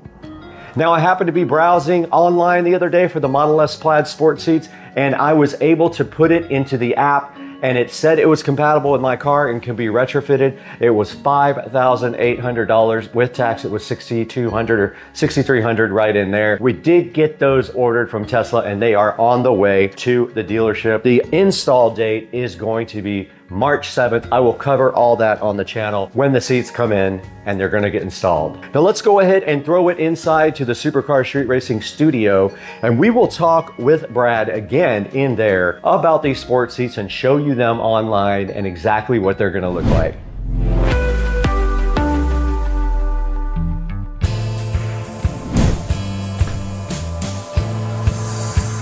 Hey guys, welcome back to Supercar Street Racing. We are so happy to be back in the 4K production studio attached right to the SCSR compound. And we're back today with a huge celebration of over 50,000 subscribers. Now we're just trying to get those views up. Sometimes they're great, sometimes they're not so great, but I am happy to say that we are over 50,000 subscribers on Supercar Street Racing, and we couldn't have done it without your help as well. So thank you so much for liking and subscribing and supporting the channel through the past 8 years. And yes, we are almost at 9 or 10 years. I don't even remember when we started, honestly, but we are coming up on our 55,000 subscriber. Let's see what we are currently at now. We are 53,600, so over 50,000, and we have 25,000 in the last 28 days, which is great. Our content has been shared on some big platforms, and I'm so happy to say that it did work. But now what we're here for today, we are here to check out these Model S Plaid sport seats. And you can see right in front of you, those are the black ones looking so fly, right on the actual Tesla website. Now, unfortunately, there is only one picture of them on the Tesla website, and you can barely see the back seat as well. So you don't see what you get in the back. However, if you look at this actual description right here, it does say that you get one driver seat, one passenger seat, 4 rear seat bolster trims, and 2 rear seat cushion trims. And if you look in the back, you can kind of see that there is a little bit of a trim piece here, and I don't see the rest of it, but all I can see is that there is a bolster piece right here that matches the front, and it does look like it's suede in the front, but it is going to be vegan leather. It is not real leather. They don't use that in their cars. Now, checking out the description, it does say that they're designed for enhanced performance, and a lot of people said they are a lot more firm than the regular plaid seats, and these started coming out in April of last year, so I missed out by a whole entire year, and now you can retrofit them. A lot of people said they were waiting for that to come out, and on the forums, everybody was talking about they saw something out there that it might come out soon, and it did come out, and it was available in my app, so I went ahead and ordered the sport seats in black that you can see right here in front of you. Now you can see it says they're made of high performance vegan suede like I just talked about, and they look like the plaid composite decor already inside the car. You can see right there in the center of the seat, let's zoom in on that. You can see right here they do have the plaid logo, which is very cool, and that's something the plaid was always lacking. It should have had carbon fiber or sport seats in my model from the factory, and it should have had better brakes. It should have had carbon ceramic brakes. For the price this car was, should have come with them from the factory. So these are on the way to the dealership right now, and the nice technicians over at Tesla are going to go ahead and install these for me on March the 7th. So just a few weeks away. We don't have to wait very long for our install date. Checking out some other pictures online here, you can see some people have already posted some stuff around the internet. These look like the white and black, which would not match my car because I have the black back seats. You cannot really mix and match those. But there is black, white, and cream, and I believe this is white that we're looking at right there. And this is from last year when Teslarati went ahead and reported on the fact that they were going ahead with the sport seats in the plaid. Now you can see somebody here went ahead and made their own seats and did the plaid actual material right in the center, which is kind of cool. But what we are looking at here is the ones that are official from Tesla. And there is a post that says that the Model S might get sport seats, but that nobody likes them. And I don't think that's true, because a lot of people were asking how they could retrofit their car with these, and now that is possible. You can even see right here that the new Model 3 Performance is going to eventually come with these sport seats and might already be in the wild, as someone posted right here a couple of weeks ago. You can see all the way back in 2023, right after I got my car, they were already posting things about the 2024 getting the sport seats, and that's one thing that I missed out on. It's a bummer. Now, if you want to order some Model S Plaid sport seats for your Model S Plaid, all you have to do is go into your Tesla app. When you go into your Tesla app, this will be under installable upgrades. You can see right here, it pops right up on the Tesla app, and you can go ahead and add to your cart. When you go ahead and add them and purchase them, they will allow you to go ahead and make a service appointment. Mine says that my parts are in transit to their dealership, so all I am doing now is waiting until March the 7th to go ahead and get my seats. So go into your Tesla app, go to upgrades, go to installable upgrades, and go ahead and order your sport seats right from the app. Once again, we want to thank you guys so much for 50,000 subscribers. You've really helped the channel grow. We just want to remind you to buy all of your products through our Amazon links and like and subscribe to our videos. Please check out our shorts too, and our second channel, which we are doing a few things on here and there. But we got to get out of here. It is happy hour and I need a tequila shot.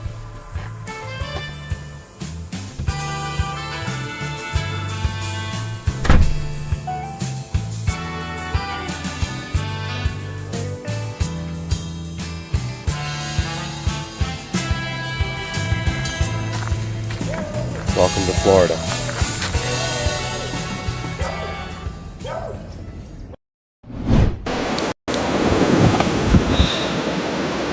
Great.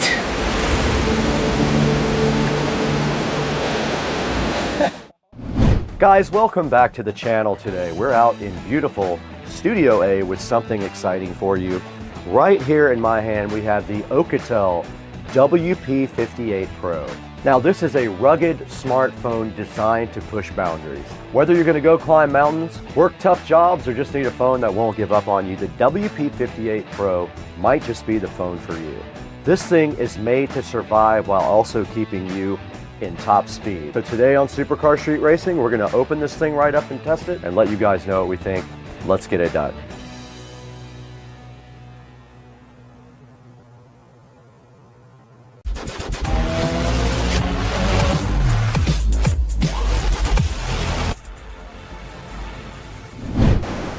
Great.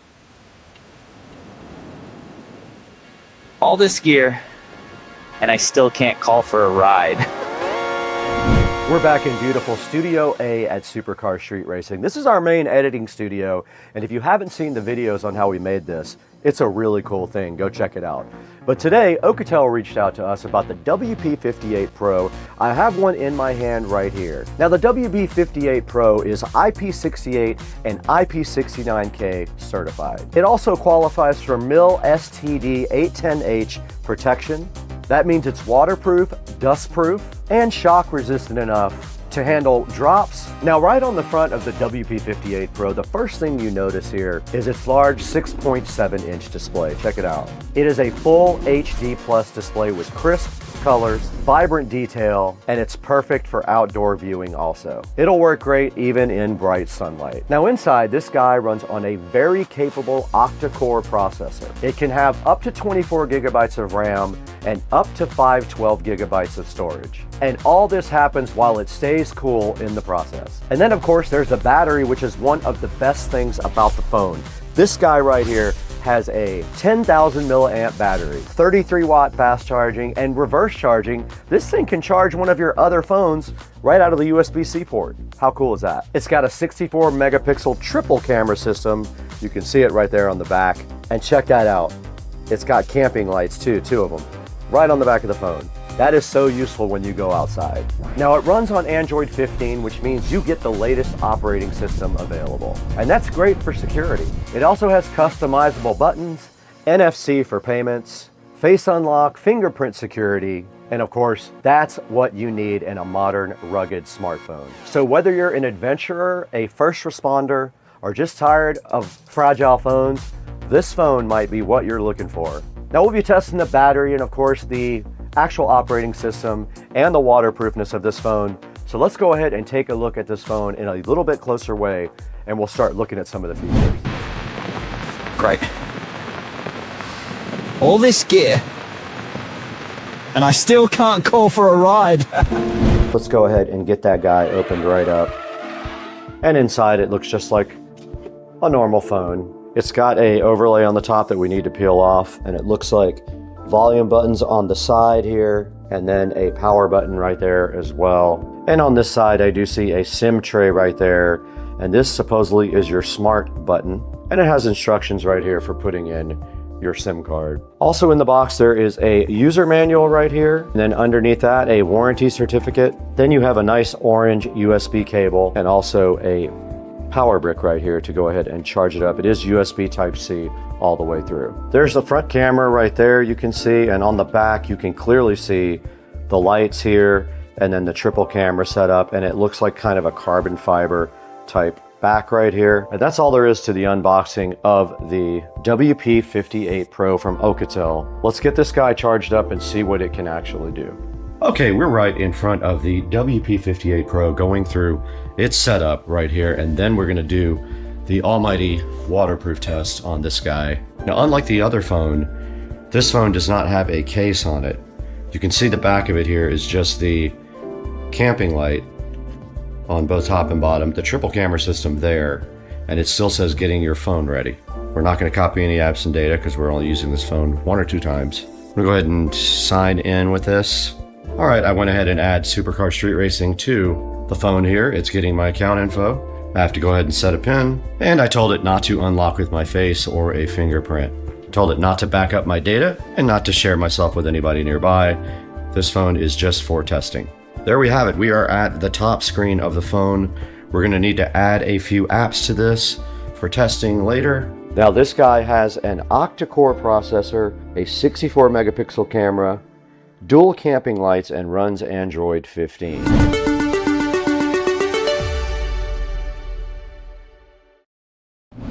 We want to be on video though, so let's go to video, go to settings.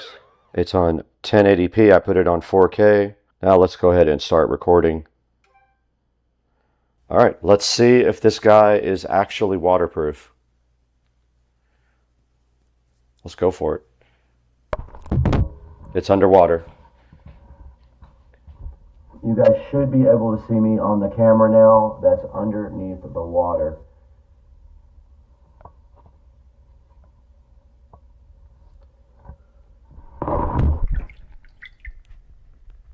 Okay, the screen went into timeout, but it did record. Phone is still on. We had some great video here of underwater.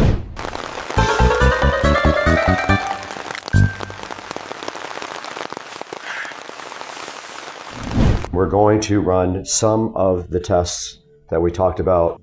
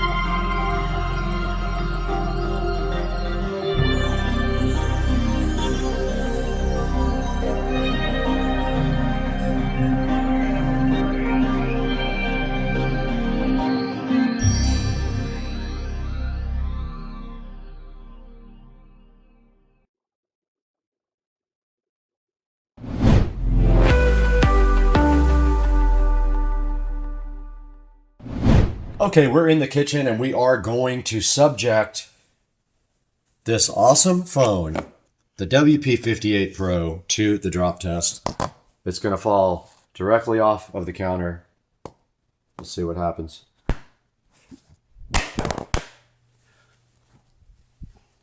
Did not break anything. One more drop test. We always do two.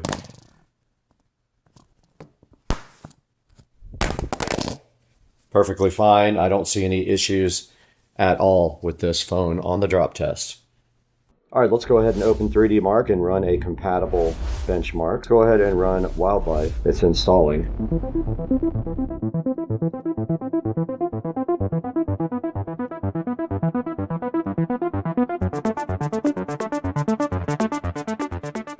All right, here's our score from 3D Mark Wildlife. 1085 with a 6.50 frame rate. You can compare that to other devices online if you want to. That's all for your information to take on from the review. All right, we just tested the durability and put this WP58 Pro through its paces. Now that you've seen the durability and what this guy is capable of, let's throw it into Studio B with Brad and see how you can get your own from Amazon or directly from the Oukatel site. Hey, what's up everybody? Welcome back to beautiful Studio B at Supercar Street Racing. And today we have the Oukatel WP58 Pro right in front of you right here. Awesome phone with a great battery. It only used 7% battery life in 90 minutes of YouTube video playing. It's got that awesome camping light on the back. It does everything great, and it's waterproof, dustproof, and shockproof. Go ahead and pick one up from the link in the description. And thank you guys for a 1 million view video and also 250,000 subscribers. We couldn't do it without you. We're gonna show you some actual footage from the WP58 Pro now, right after this segment, but we gotta get out of here. We have to go to lunch. All right, this is a view of night vision on the WP58 Pro. We know already that the Insta360 does not handle low light very well, but here you go. Here's what this looks like directly on the WP58 Pro of my messy bedroom. And here's some foggy outdoor video. It is very foggy outside at SCSR today. This is on the 64 megapixel camera with the fog at the Supercar Street Racing compound.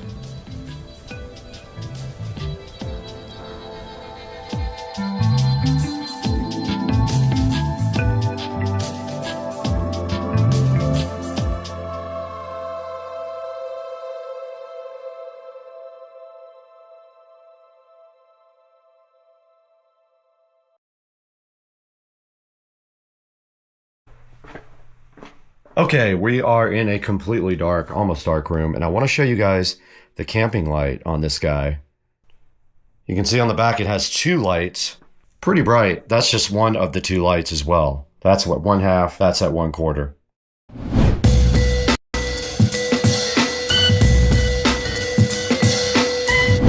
Welcome back to Supercar Street Racing, and we are out here in the Supercar Street Racing garage with two new products that were donated to the channel today. Our proud sponsor Gertway has given us these two things to check out today on the channel. So when we come back from this short break, we're going to take a look at the Gertway digital tire inflator and the Gertway tire inflator with pressure gauge, and that's all coming up today from the SCSR garage, so hang out.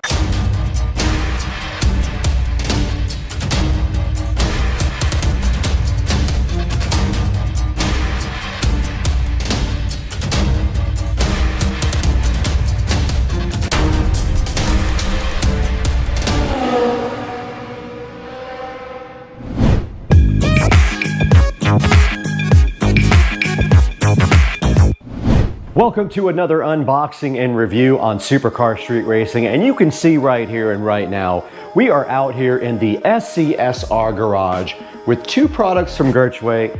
Gertway was so kind to go ahead and send us these two tire inflators. One of them is digital, one of them is not, so you can pick which one you like best after we show you exactly what they both do. And they are sitting right here on top of the Tesla Model S Plaid. And what we're gonna do today is go ahead and unbox these things in front of the SCSR Plaid, and then we're gonna take a look at how you use them. Now, you do need an air compressor or an air source of some kind to use these two devices right here. So you will need some kind of air supply for it that has a quick connect fitting on the end. Now, one of these guys right here is a standard analog gauge, and that is this one here on the right here. And then this one next to it is a digital tire inflator. So if you want to go like a little bit better quality and a little bit better display, you can go ahead and get the digital one, which we will open both of those here momentarily. Now, taking a look at the first product here, this is the Gertway tire inflator with pressure gauge right here. Now this is simply an inflator with a quick connect hose on the end that you do attach to a air compressor hose, and you can go ahead and see what the tire pressure is in your tires. And when you squeeze this handle, it should allow air to pass into the tires here, and you can go ahead and air up to whatever preference you like. Now on the back of the box, it does say it's useful for any kind of automotive or bike, truck, car application. It tells you that it has a 100 PSI limit to its inflation range, a plus or minus 2% accuracy, a dial resolution of 1 PSI, and it measures in PSI. It has an NPT connector on the end for any air compressor. The tire inflator with pressure gauge. Now this other one sitting right here in front of us is the one we talked about that's a little bit upgraded from this guy right here. Now this is the Gertschway digital tire inflator with pressure gauge. Easy and precise tire inflating, and look at the front of the box here. It shows you what a cool looking device this is, and it looks like it does have a light on it. I'm interested to go ahead and check that out in the inside of this box. And on the back it shows you again that it has a application for bike, motorcycle, car, and truck, and it does say it has a 3 to 200 PSI inflation range, so it does go higher than this one up here. It has a plus or minus 1% accuracy, a 0.01 PSI dial resolution. It measures in PSI, bar, KPA, and KGF CM2. And it also has the same NPT air compressor fitting sitting right on the end of the cable here that you can connect to any air supply source that has NTP.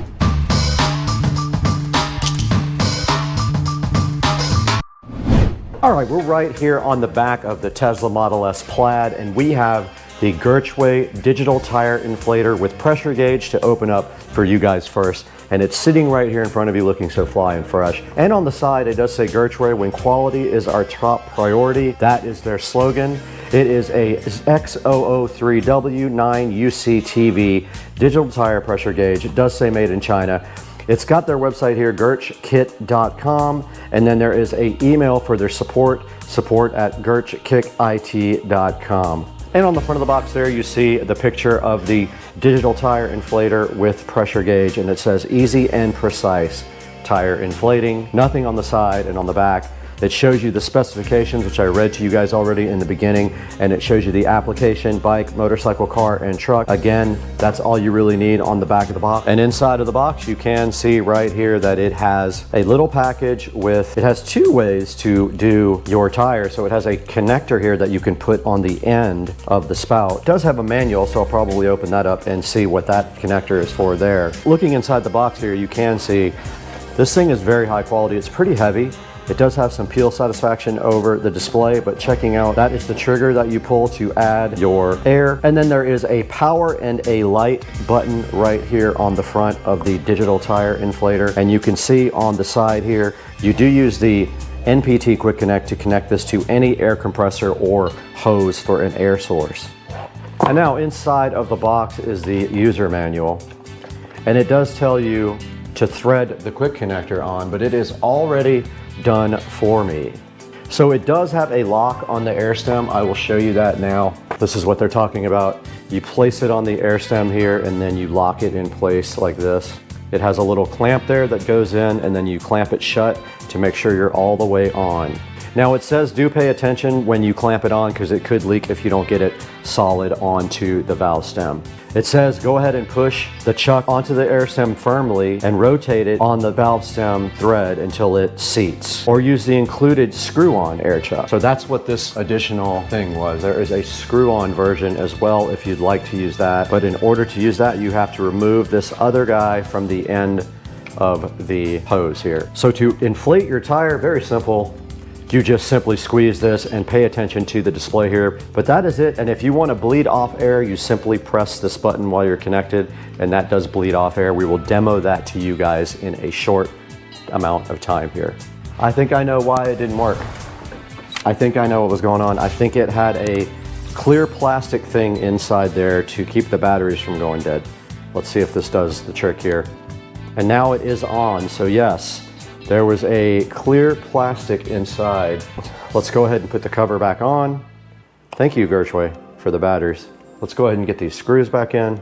So just take off the back cover and remove the little plastic and you're good to go. I didn't see that in the manual. I'm gonna double check and maybe have Gershway put that in for the future. No matter what, you do have to take off the back cover though, because there is a plastic that keeps the batteries fresh. See right there, we turn it on and it is set to bar.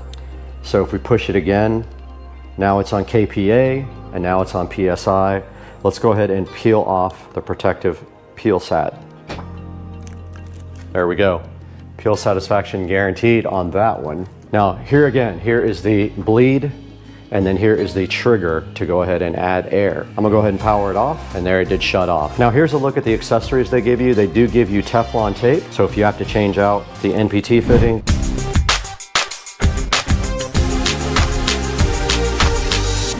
now, for those of you into the manual part of life and you just want analog, here is the tire inflator and pressure gauge from Gershway.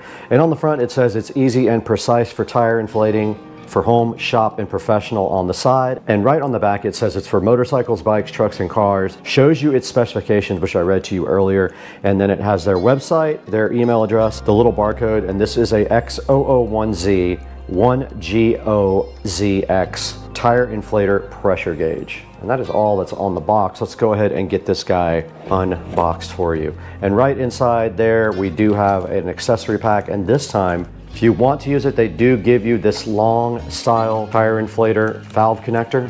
You would have to remove the one on the end of your inflator and use this. And since this does not use power, there is no battery to worry about here. And taking a look at the inflator here, pretty high quality. It's very heavy. I like the way the gauge looks, and I like the contrast of the gauge. This is our trigger to add and remove air here, and this is our bleed right here on the side. So when you're ready to bleed off air, you simply leave this connected and you go ahead and push this button and it will bleed off air from the tire. Deeper into the box here, inside the Gershway analog tire inflator, there is an instruction manual, and this does say to thread on the NPT fitting, which is already on the inflator, so you don't have to worry about that. And then it says connect the Gershway pressure gauge to a compressor using the quick connect or a air hose from somewhere. It says put the air chuck on the valve stem, and to avoid leaks, push and turn. It also says you can use the enclosed dual head air chuck, which I showed you guys already. And then to fill the tire, of course, you squeeze the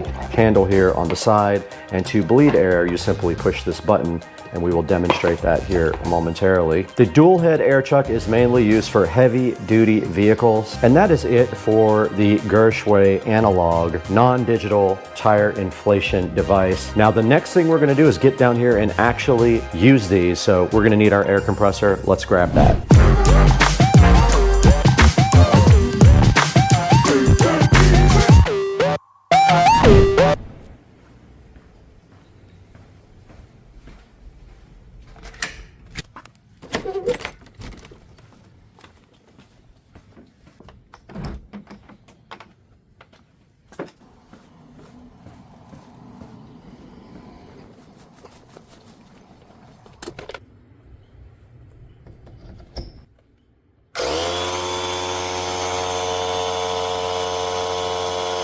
Okay, we are right in front of the Tesla Model S Plaid now, right in front of these Michelin Pilot Sport 4S's.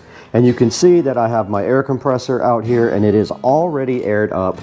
So we do not have to air it up, and we are not going to be plugging it in so that it is not loud. Now on my air compressor, I already have this dual air chuck like Gershway did give us with the analog gauge. I'm gonna go ahead and pop that off by pulling back on the quick connect, and it pops right off, you can see. Now these tires are aired up to around 37 PSI. I'm gonna go ahead and air them up a little bit and then go ahead and let them back out to the same air pressure. Let's go ahead and connect our Gershway. Now this is the digital one, so we're gonna go ahead and power it on. It is on and it is set to PSI. Let's put our quick connector on it.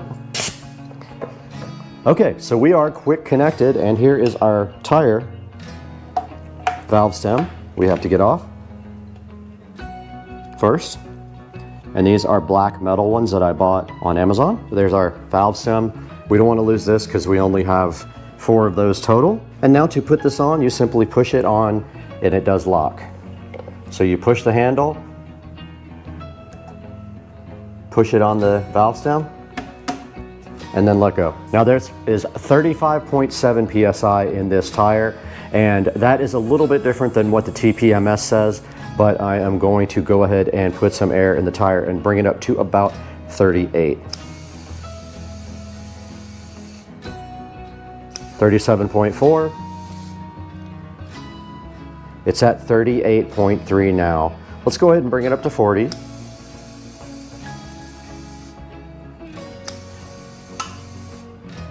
We're at 40. Let's go ahead and let a pound or two out now. Now by pushing this bleed button right here, you will let air out of the tire.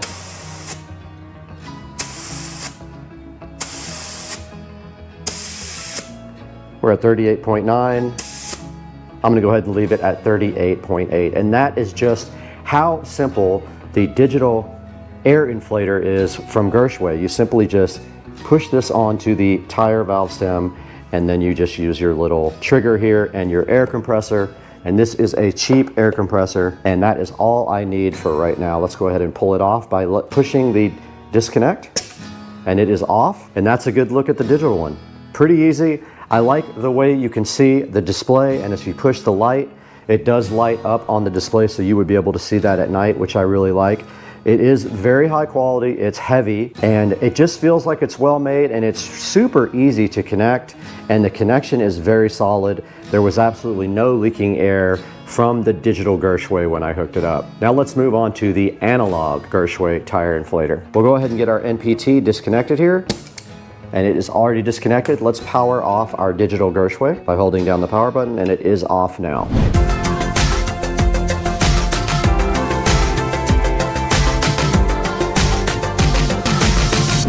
All right, we already do have our valve stem cap off from last time, so all we have to do right here and right now is grab our analog Gershway here. Now I'm curious if this does glow in the dark. It looks like a glow in the dark type thing there. It might glow, it's got that weird color. And taking a look at this one, it is a similar design, except it has an analog gauge, right? It does still have a trigger to add air. It does still have a bleeder on the side here that you can let air out with. Let's see if it connects just as easy. Let's go ahead and connect it. And it is connected. I did not have to turn it as suggested, but I did not put the air chuck on first. Let's go ahead and do that. This is reading about 38 pounds as we said in the last one. Let's go ahead and let some air out. It is reading around 36 pounds now. Let's go ahead and put air in the tire by squeezing this trigger. And we are already up to about 40 pounds. Let's go ahead and take a little bit of air out. All right, we are back down to 38 pounds using the bleeder on the side. I like how heavy duty this thing is. It feels pretty heavy, it feels high quality. The contrast on the gauge is very easy to read. The trigger is very easy to use. It works great with my McGraw compressor here, the small compressor that I got for about 125 bucks. And it's very easy to connect, very easy to use. And let's go ahead and disconnect it now that we have our tire inflated to the exact pressure that we wanted. And that is it. It is that easy to deflate. Let's go ahead and remove it with the NPT. And there it is right there back in the box where it will be gifted to someone. And then we got our valve stem right here we can go ahead and put back on. And that is it for the demonstration of how these two inflators actually work. Go ahead and decide which one you like and go down in the description and order your favorite one from Gershway.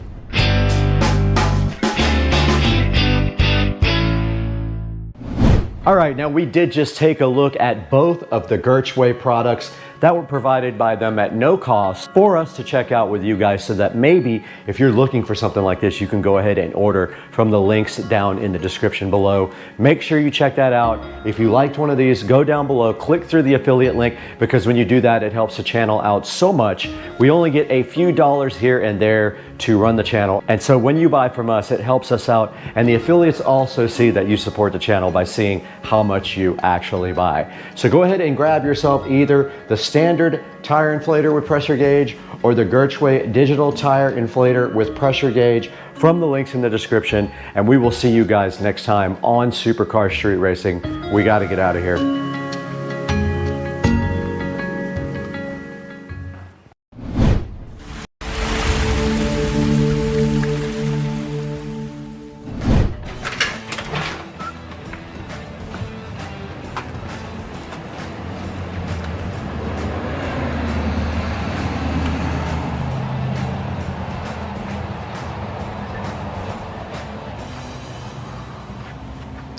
Florida life.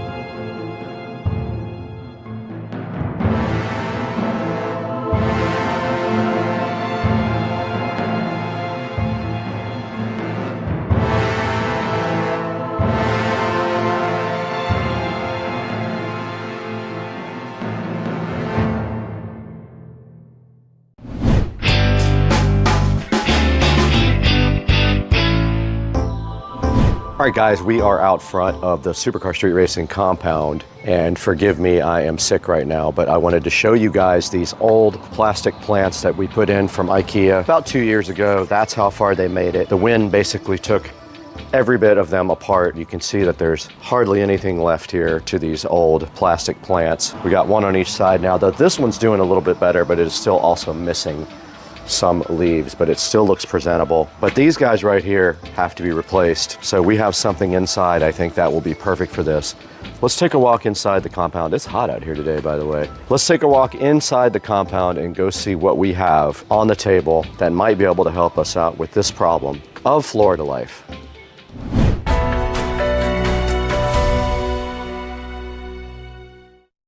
Guys, we are interrupting this program for a message from Priority Chef. Now, Priority Chef did contact us a few weeks ago and asked us to go ahead and take a look at their 6-piece mixing bowl set. They did send me a set of these and they are absolutely awesome. I love them. I'm gonna go ahead and give them to Trish across the street so she can make some awesome dishes with them. But just so you know, this is a 6-piece large mixing bowl set. It does come with lids, non-slip bases, and it does have 3 graters that go right on top to help you grate right into the bowl. Check it out, guys. Right in front of me here, you can see a variety of colors, including black, red, light blue, dark blue, gray. Just very cool that I think you can get a different color for your bowls if that's what matches your kitchen better. And check out the grater set down in the lower left here. That's also very cool. It's hard to find a bowl set with this in it. And another great thing about this is the different sizes that come with the set. You can see right here they have a 1, a 1.5 quart, a 2.1, a 3, a 4, and a 6 quart. You have a lot of options there when you're ready to start cooking. Check it out. You can mix and measure in the exact same bowl because there are etched measurements in the bowl that help you go ahead and put your ingredients in correctly. And these graters are so awesome. Look, you have a fine, a coarse, and a slicing grater. You stick those right on top of the bowl. You can get your ingredients and go ahead and put them directly in the bowl and mix it up right there. You don't have to do it in a separate bowl. Now, these guys are awesome for tossing salad, mixing ingredients, serving your dishes. You can bring them right out to the table and serve all your guests there. They have food storage as well since they have lids. You can prep your ingredients right in the bowl, and they're great for marinating stuff to cook later. These are also very easy to clean. Stick them on the top rack of your dishwasher. Let the dishwasher do all the work so you can enjoy the food later. And of course, this is a good choice versus other products because it is a silicone base to stop the scratches. Other products are metal, they'll scratch your worktop. These have an inner measurement scale. Others do not have that. That's a great plus to have. These guys have airtight lids. Other cheaper ones have no lids at all, or their lids don't fit properly. Guys, go ahead and go in the description. Check out the official link from Priority Chef. It will be a Levanta link. If you click that, it will take you to Amazon. We'll get a few dollars from this. It'll help us out. It'll help them out as well. And thank you for supporting the channel. Now let's get back to the video.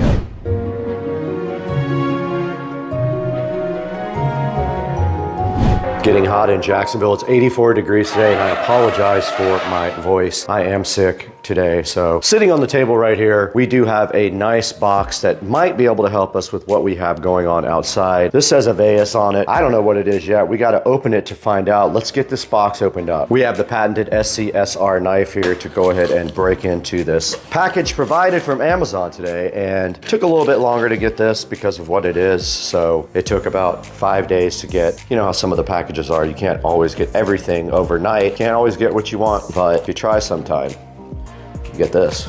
Do I have to build this thing? All right, well, inside the box we have a couple of palms. These are artificial palm trees to replace the ones out there, and apparently I have to build them. Apparently inside of the box we have palm fronds, another set. Oh, okay. Okay, so it says, the instructions right here just say to take the other ones and put them on this. It's got a pot already. All right, so basically what this is an artificial palm, and it comes with extra that you have to put on yourself. It does come in a little flower pot. We'll go ahead and get both of these guys unboxed. We don't need this where we're going anyway. So the first step is to pull off the plastic condom. This is the same size that I used on your mom.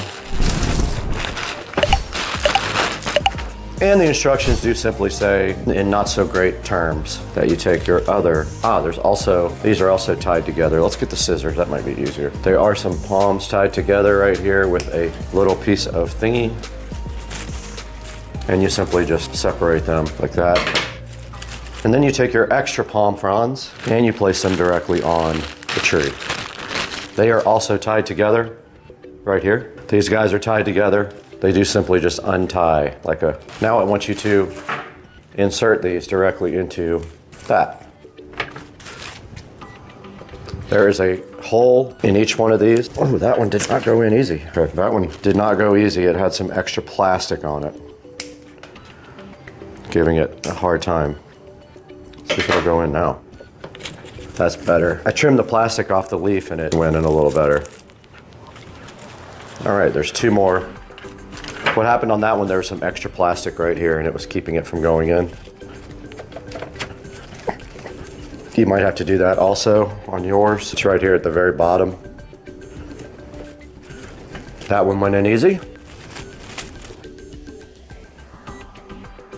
Yeah, it says to bend them. It says to bend them on the instructions. So once you get them where you want them, you can go ahead and bend them into place. These bottom parts bend. I'll do that outside. Let's go ahead and get this one built first.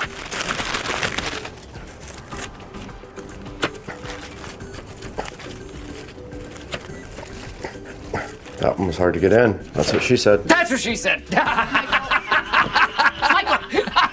Michael. This one was not hard to get in and it will come out very easy.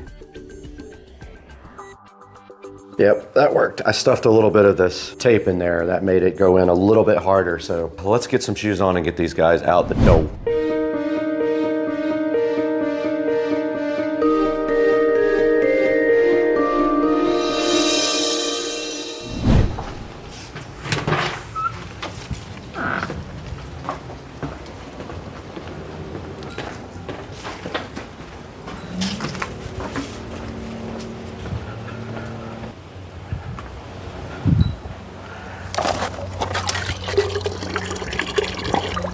Peeing. They both peed.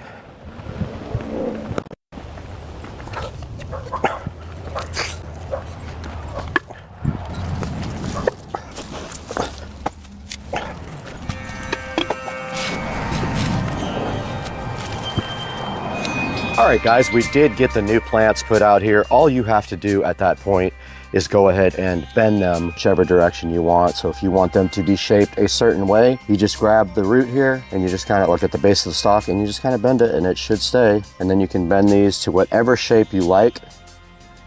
See how they just kind of stay where you're going? And then once you get those shaped out how you like, should be good to go. They look awesome. This one I never kind of fanned out. So if you just kind of bend them, they will stay in that position. And if you don't know how, get somebody who does to help you out.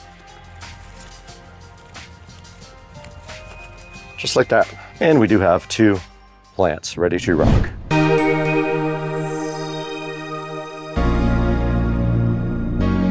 Ladies and gentlemen, we're so happy to see you once again in Studio B. We are recording from Studio B right now. You can see Supercar Street Racing right behind us playing on the television right there while we do a live show for you guys right here on this video. And today you can see we finally replaced our old blown apart artificial trees that were in the front yard. Now what happens to these guys is basically Florida is relentless. The wind, the rain, the humidity is relentless. Anything outside of your house is going to have to be replaced in 2 to 3 years, no matter what. It's just a thing. You always buy warranties if you can on anything that's going to be outside. Everything wears out, including the furniture. It's just a way of life in sunny, hot, humid Florida. Now these trees were in the backyard on my patio. They sat there for a while, but when I built the front patio, if you go back and check that video, I moved them from the back to the front, and I will get some more for the back patio so that it also looks fly, because these are awesome. And they make so many different kinds of trees and plants here. I want to show you a few of them. Now these are the 5-foot artificial palms right here. They are $118. They also have this bird of paradise right here. They have the cedar topiary in both 3 and 4 foot versions. They also have these 5-foot cedar topiaries, and they are quite expensive, $269 for 2.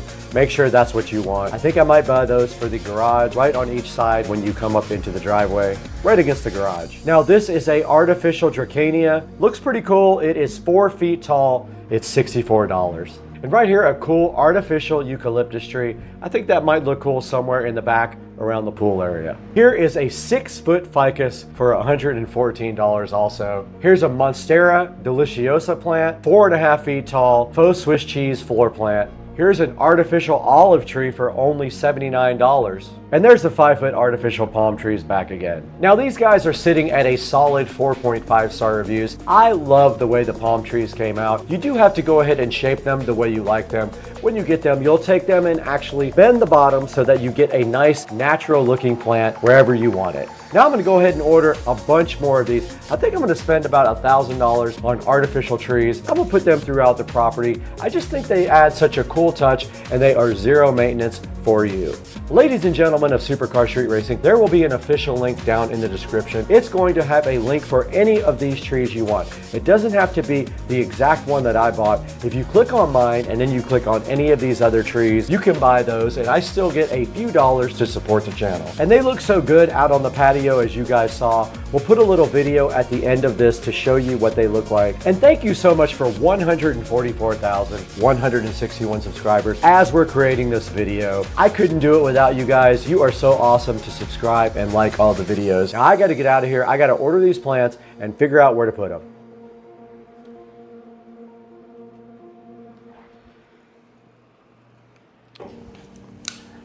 You guys thought we were all done having fun. I thought the video was over. I already edited it, I uploaded it, and then this showed up. Let's go ahead and see what we have inside of this wonderful, wonderful box here.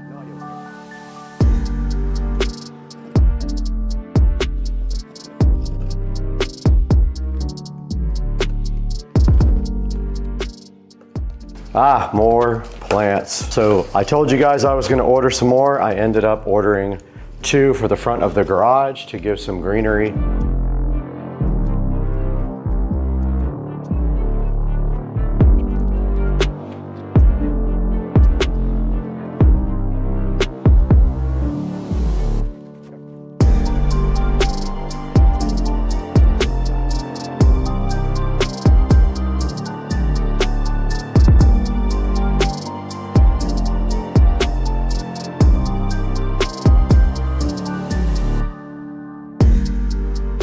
So we need something at least 6.5 inches.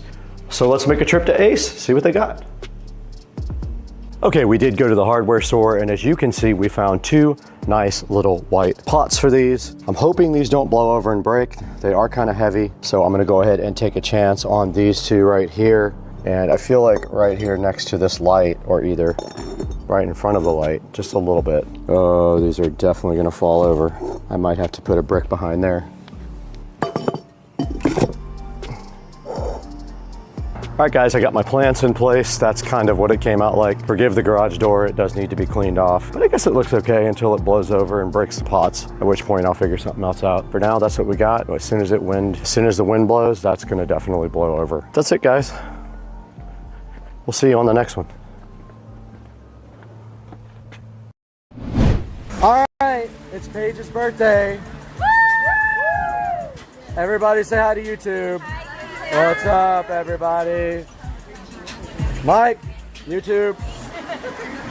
Hey everyone, Brad here from Supercar Street Racing. Today we're checking out the SUPNU L400 Bluetooth karaoke speaker. And this one is actually getting a real world test right away. My neighbor is having a birthday party over here today, and I thought it would be cool if we could set this up in the garage so everybody can hang out and sing karaoke and have some fun. So right now I've got the SUPNU L400 set up right here in the garage, ready for them to use during the party. And this is exactly the kind of situation where a speaker like this makes sense. You don't have to rent a karaoke room, you don't have to set up a complicated sound system, and you don't need a bunch of separate equipment. You have the speaker, 2 wireless microphones, Bluetooth music, physical bass and treble controls, and everything is portable enough to move wherever the party is happening. Today, we're going to test the sound quality, the volume, the bass and treble adjustment, the Bluetooth pairing, and most importantly, we're going to test the dual wireless microphones to see how clear they sound in a garage environment where you might have people talking, doors opening, and background noise going on. One important thing before we get started, for the speaker and microphone tests, check 1, 2, 3, 4. I'm going to add echo only to the mic when they sing because it sounds better. But I'm not going to do any post-production or anything on the audio. What you're going to hear is the raw speaker sound and the raw microphone sound with just a little bit of echo for singing. So let's go ahead and jump right into this cool video. Joe, go out in the garage, turn on the karaoke machine, then get back here and roll that clip.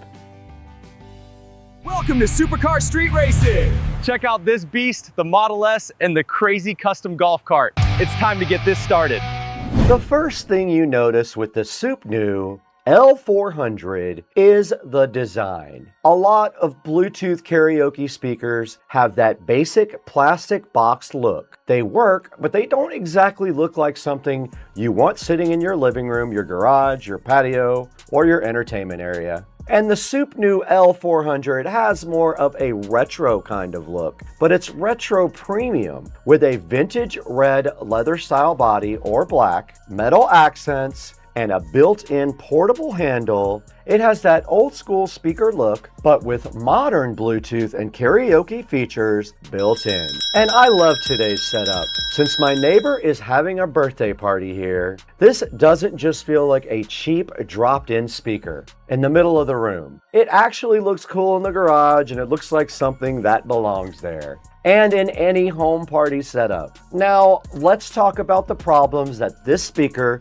is trying to solve. Most standard karaoke speakers only come with one microphone, which makes duet singing or family karaoke a lot less convenient. And if 2 people want to sing together, you either need to pass the mic back and forth or buy another mic separately. With the SUPNU L400, you get 2 original wireless microphones included. So right out of the box, 2 people can sing together, do a duet, host a party game, make announcements, or use it for group karaoke. And another issue with a lot of lower cost speakers is muddy sound. The music can overpower the vocals, the bass and treble don't separate well, and your voice can get buried in the background track. That's where the physical bass and treble knobs on the front come in.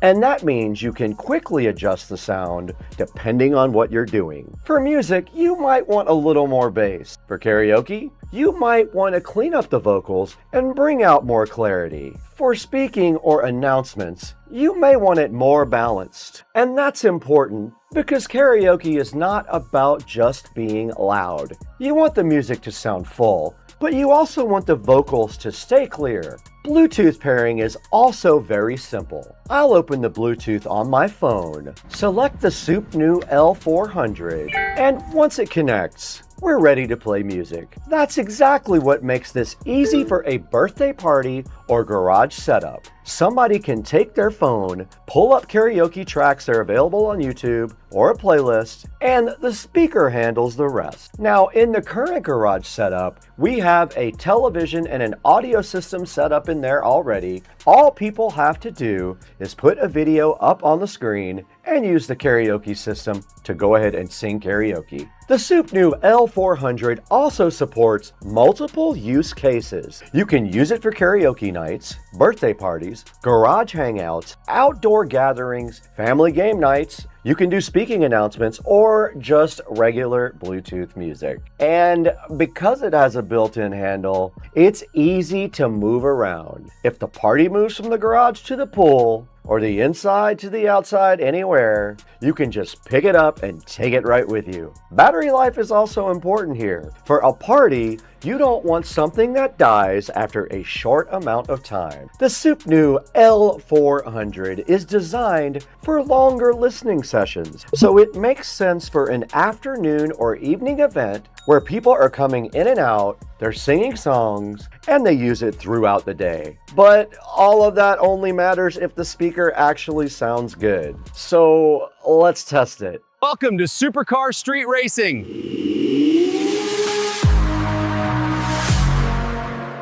We're gonna start with a raw speaker sound test. Again, on this, no sound effects, no filters, no post-production enhancements, and no fake audio. What you're gonna hear is the original speaker sound from the SUPNU L400.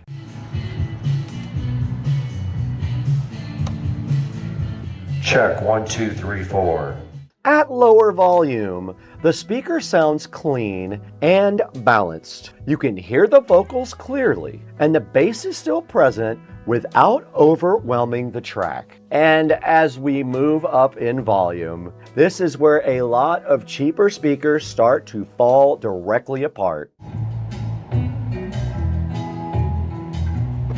The vocals get harsh, the bass starts to distort, or the speaker starts cracking and distorting everywhere else. But with the new SUPNU L400, the sound stays surprisingly stable.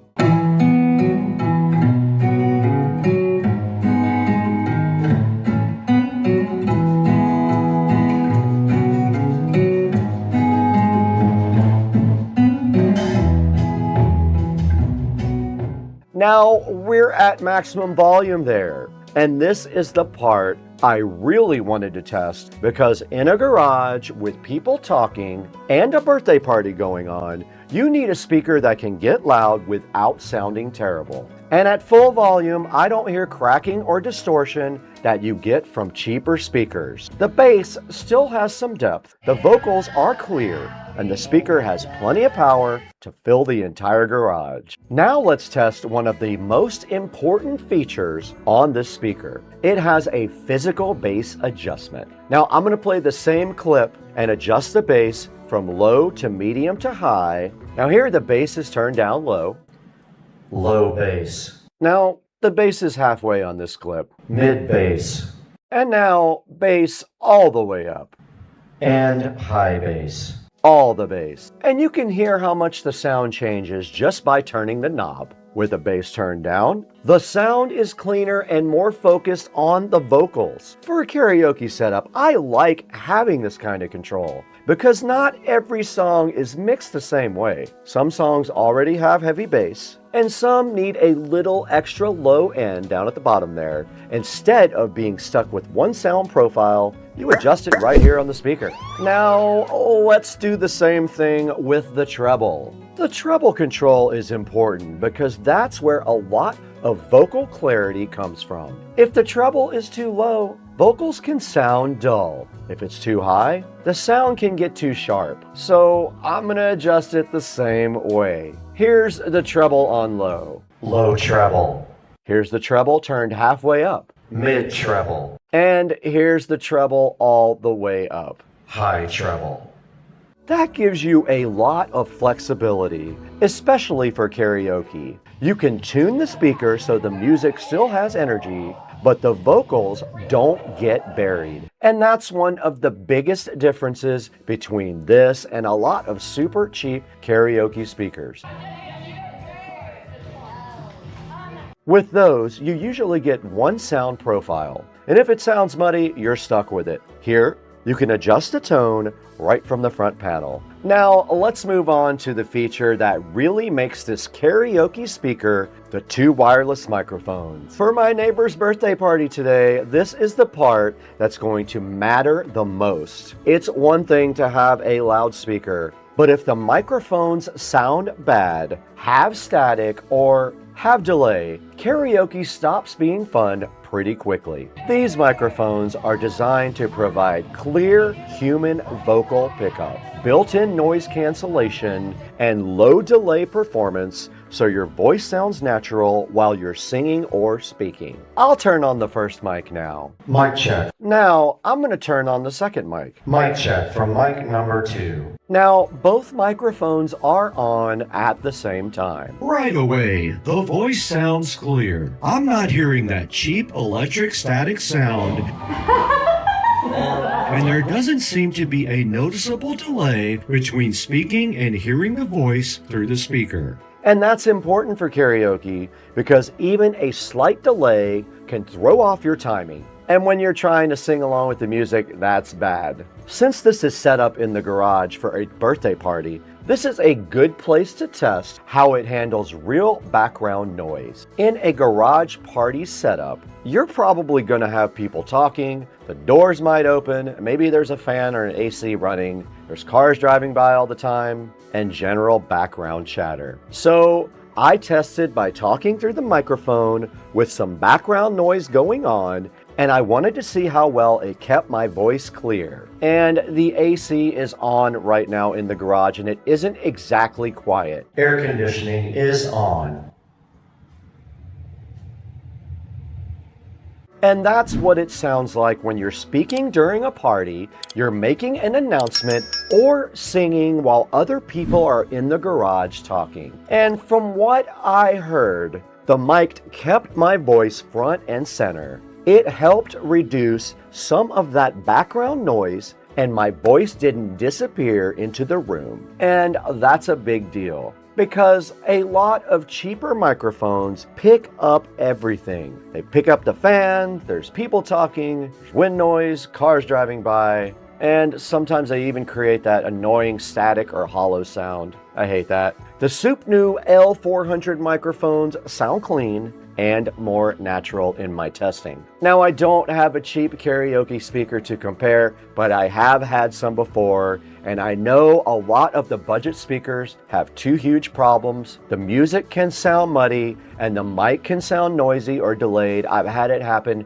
many times. Overall, I think the SODIMM new L400 makes a lot of sense for anyone who wants a Bluetooth speaker that does more than just play music. The sound quality is strong, the bass was deep, the vocals stayed clear, and even at higher volumes, I didn't notice the speaker distorting or cracking, or simply just blowing apart like the cheap ones do. The physical bass and treble controls are a big advantage because you can actually tune the sound for music, you can tune it for karaoke or speaking, and you don't need an app on your phone. You pick up the mics and you just go. The dual wireless microphones are probably the biggest feature here. Having two mics included makes this much better for couples, families, birthday parties, and group karaoke. Nobody has to keep passing around a single microphone. And if you enjoyed today's video, hit that like button, it's right down there. Subscribe if you're new to the channel, give me a sub please, and ring the notification bell so you don't miss any of our upcoming reviews. Don't forget about Second Car Street Racing, our other channel, for things that aren't quite right for regular supercar street racing. Thanks for watching, I'll see you in the next one. Joe, when I leave here, go out in the garage, host karaoke, and turn the camera off.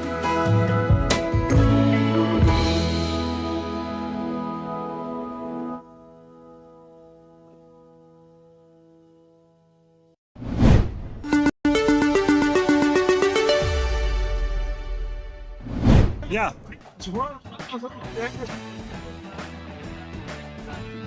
Please. And hopefully.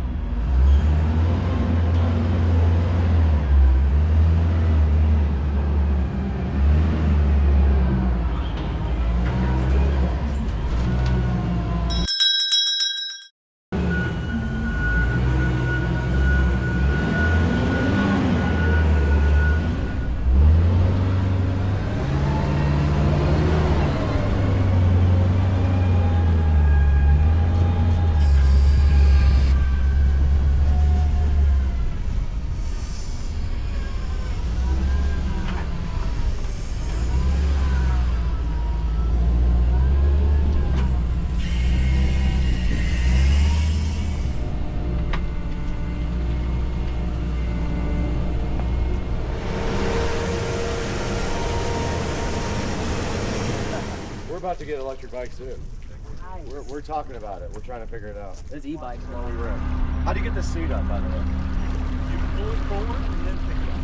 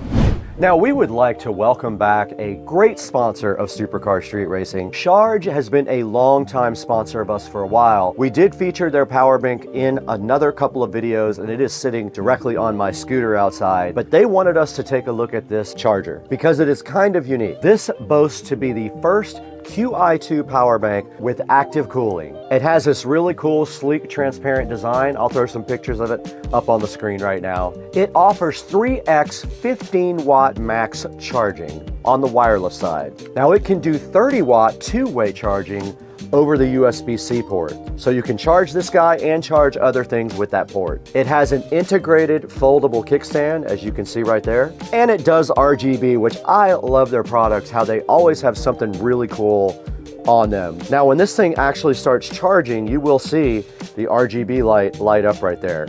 It's pretty cool. Now, it has something called a unique low current mode also, and this guy is 100% airline safe. And you can see right here, I've got it sitting directly on the wireless part of my phone, and it is charging right there. You can see the RGB right there as it's going. Very cool. You just sit it on top of your phone and it starts wirelessly charging it. Very neat device. Go ahead and check out the Ice Mag 2 in the description.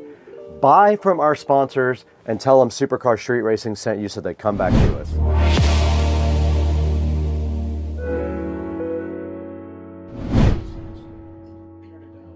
Need you all the way.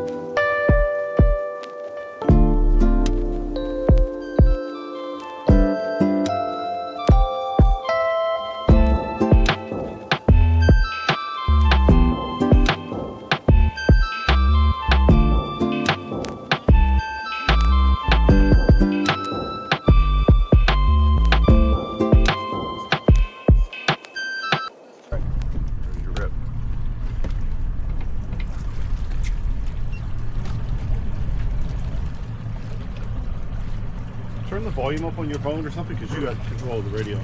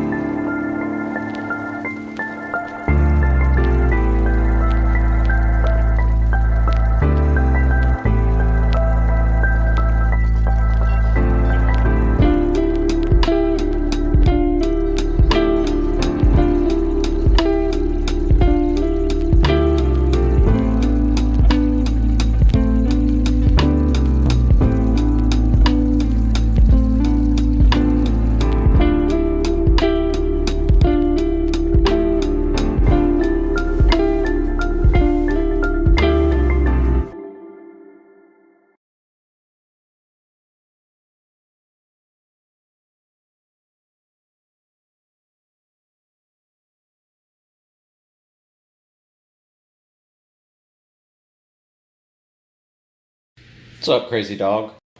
Supercar Street Racing here. I am going to show you guys how to MHD flash your BMW. Now, just be aware that some of the newer BMWs require a bench flash first because the DMEs are locked. But you can look it up on the website for MHD. It explains to you how to look it up and to see if your car is, if your DME is locked. If it is, you have to take your DME out and send it to someone to unlock. Also be aware, on the first flash, you will want a battery charger like that one. You have to have one. There's no way you can't do the first flash without one. The reason being, it takes over 30 minutes to flash the car the first time. So you will take your battery charger and hook it up right there where that cap is over. Hook your battery charger up right there, positive, and hook your negative up right here to this big Torx. And then put it on about, if you have a 9 or 10 amp setting like that one does, put it on that. Now, once you flash your car the first time, all the other flashes only take 3 to 4 minutes, and you do not need a battery charger for that. Now, I will be using this phone to flash, so I will not be able to take video while I am flashing, I don't believe. But I'm going to show you how to hook it up. So you undo your OBD2 port. Now this is a tested K plus DCAN USB interface cable with a USB Type-C to on-the-go adapter. So depending on what phone you have, you may need the old school USB side for your phone, or you may need a USB Type-C, which is that one. So you plug this into your port right there and into your phone, and then you go into MHD, which I will show some screenshots of. Now my car is modified. I did buy a front mount intercooler, and it does have downpipes. The intercooler is not installed, but I am going to flash the E85 map, which requires you to have an intercooler and a downpipe, and I'm just going to stay off the throttle. So you'll see some screenshots of these, how to get there right now.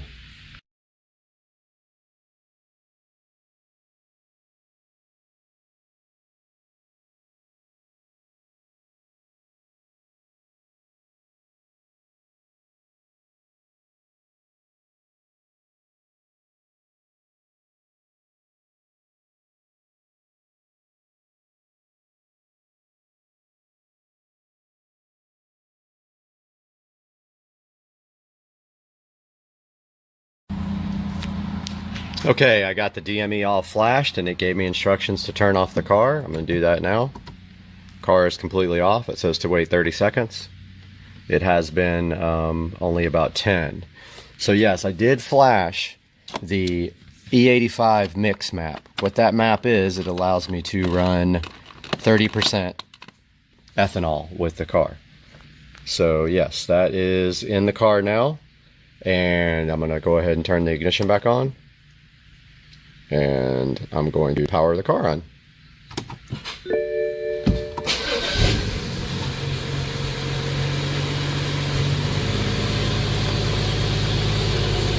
Car's running fine. TPMS is like giving errors in my car. I got to work on that. So the car is flashed, and that's how you flash with MHD to run ethanol.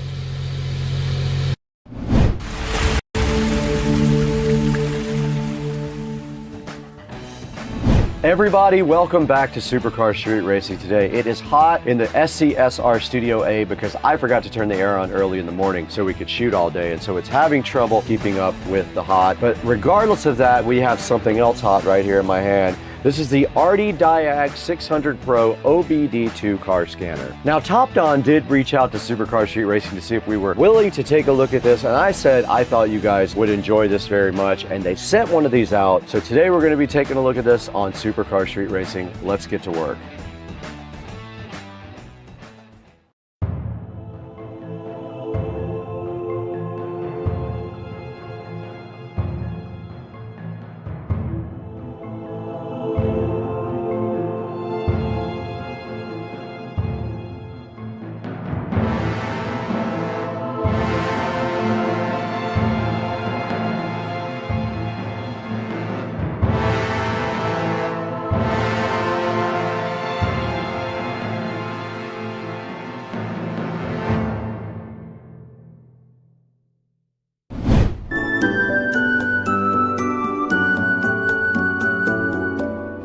We're back in the hot but beautiful Supercar Street Racing Studio A today. One of my favorite places to be if it's not hot. It's probably about 75 to 76 degrees in here because I failed to turn on that air conditioner early enough for it to keep up, and it is very hot. If you reach up here, you can feel the heat coming directly out of the ceiling. But what else is hot is also this Diag from Top Don. The 600 Pro they sent out to us just to work with you guys on and show you how this works. So what we're gonna do today, our plan is we're gonna unbox this thing first. We're gonna take a look at this guy and see what's inside the box. We're gonna walk directly across the street over to Rich's house also, and we are going to hook this up to his truck and see what this thing can do. Thank you so much for 200,000 subscribers. It's amazing. It took a while to get there, but I am so happy with the progress of the channel, all because of you guys. You made it possible for us. Thank you so much. Now, this Diag 600 Pro is the upgraded version of the last model. It does use Android operating system. If you were wondering, most of these do use an Android operating system. Now, this Diag is able to analyze a lot of the different systems in the car, like the engine, transmission, sensors, and things like that,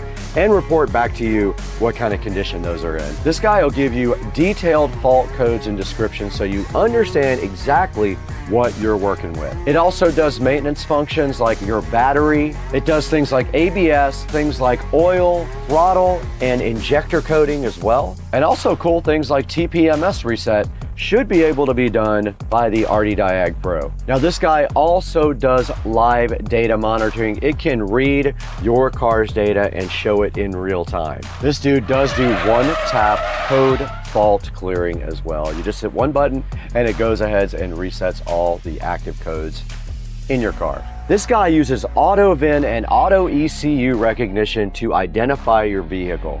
It's pretty future-proof because it uses CAN FD. This will keep this guy on the cutting edge of technology for a really long time. This powerhouse is compatible with 90 different vehicles and also 12 languages, so no matter where you are, you probably are able to use the Diag 600 Pro. It says that it has 2 years worth of updates built in. And now right back behind me up here, you can see some of the essential features it does for maintenance. It does things like oil reset, ABS bleeding, DPF reset, throttle relearn, SRS reset, brakes, battery matching, injector coding, and SAS reset as well. This guy has been on quite a few automotive sites online. You can see here, It's been featured on a lot of different places. You can see some of the technology right up here that it has: a 7-inch touchscreen, 3350 milliamp hour battery, a 4-core 1.5 gigahertz processor, and also it runs on Android 11. Now I am really hyped to get this RDiag 600 Pro directly out of the box and see what's included with it. Let's go ahead and do that right now.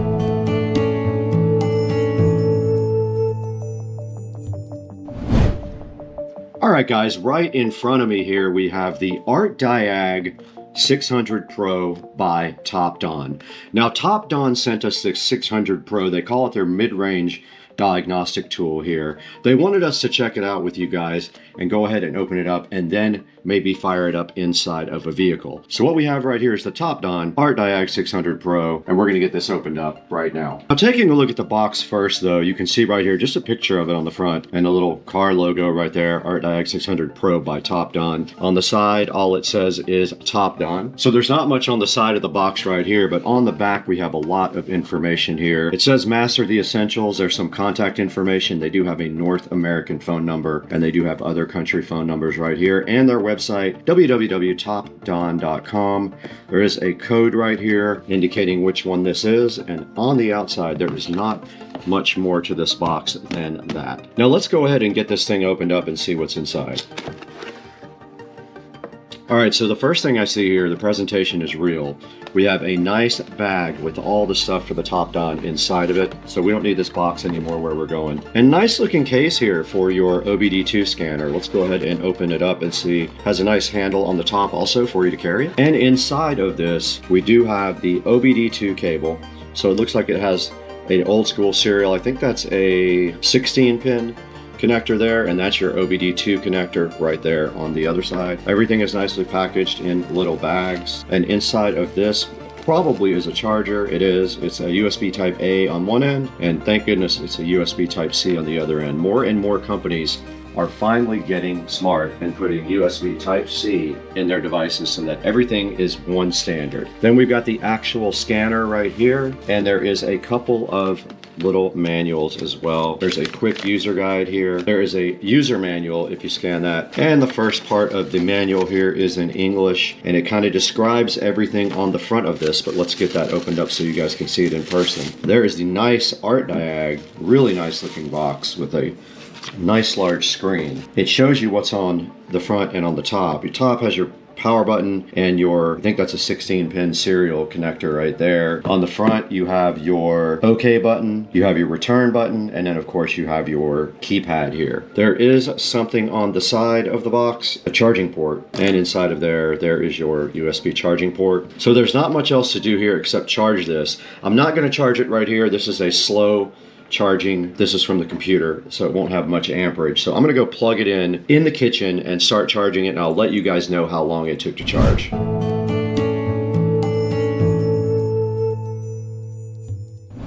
All right, guys, we're back in front of the Topdon, and I'm happy to report that that took about 20 minutes from 60% all the way to 100%. So now we're ready to go ahead and fire up the Topdon. Let's go ahead and turn it on. There it is booting up, the Topdon. It says copyright 2024 Topdon. Let's see how long it takes to boot up.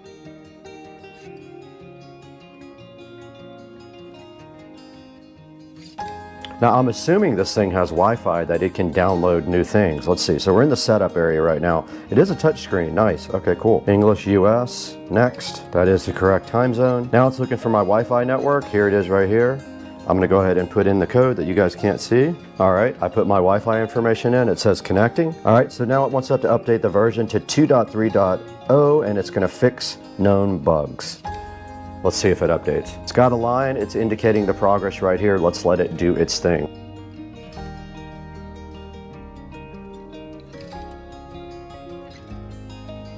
And finally, it is at 100% on the download. Now it's telling you here when you first use this thing, there goes the firmware update. It's going to probably restart and update the firmware. Let's watch that process.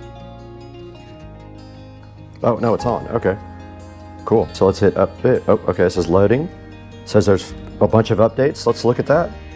So this might be updating for the cars and stuff. There's 74. It says there's 74 updates. This has to be like vehicle updates. You just click this, it selects all of them to update. So there's 63. Let's do it. and you can see a readout up here of the speed that it is downloading updates. Let's let that update in the background.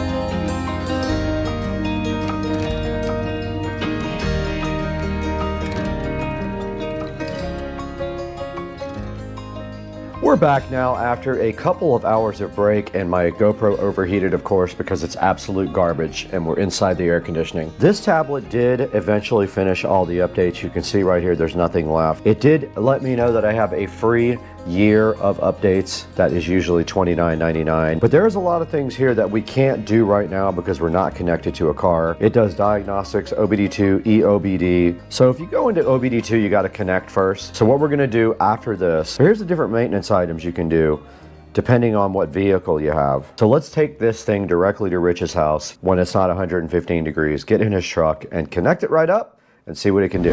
Guys, I wanted to take a short break from the video to introduce you guys to our new sponsor, Trond. They sent us this very cool desk lamp right here, which is sitting so fly and bolted directly to Studio B desk.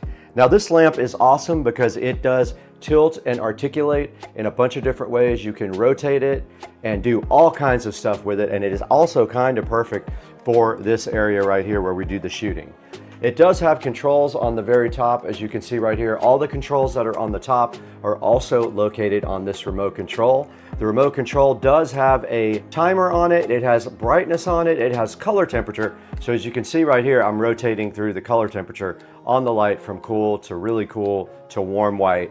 And on the remote control right here, you can do the exact same things, if you guys can see that right here. The lamp just bolts right to the desk here. It bolts right from the underneath, and then all of the different areas of the lamp are articulable, so you can move everything. Especially these two little wands right here are very cool. I love that. You can almost see it in the webcam picture right there. So Trond donated this light. It is a 360-degree rotating Architect desk lamp. It has 5 colors, 5 brightness levels, a 24-watt light with eye care, and a 45-minute timer, and it does come with a remote control. Now, right now it is $69.99, but there is a 20% coupon you can apply to this, and also there's a promotion that you can save another 10% when you check it out online. And you can see right here on the picture, they're actually using DaVinci Resolve, and they have the nice desk lamp above it. That's what I'm going to be doing, because I'm going to install this guy right here. I'm going to put a link in the description to the Trond LED desk lamp. Make sure you support Supercar Street Racing. Tell them we sent you and show your love for SCSR. Now back to the video.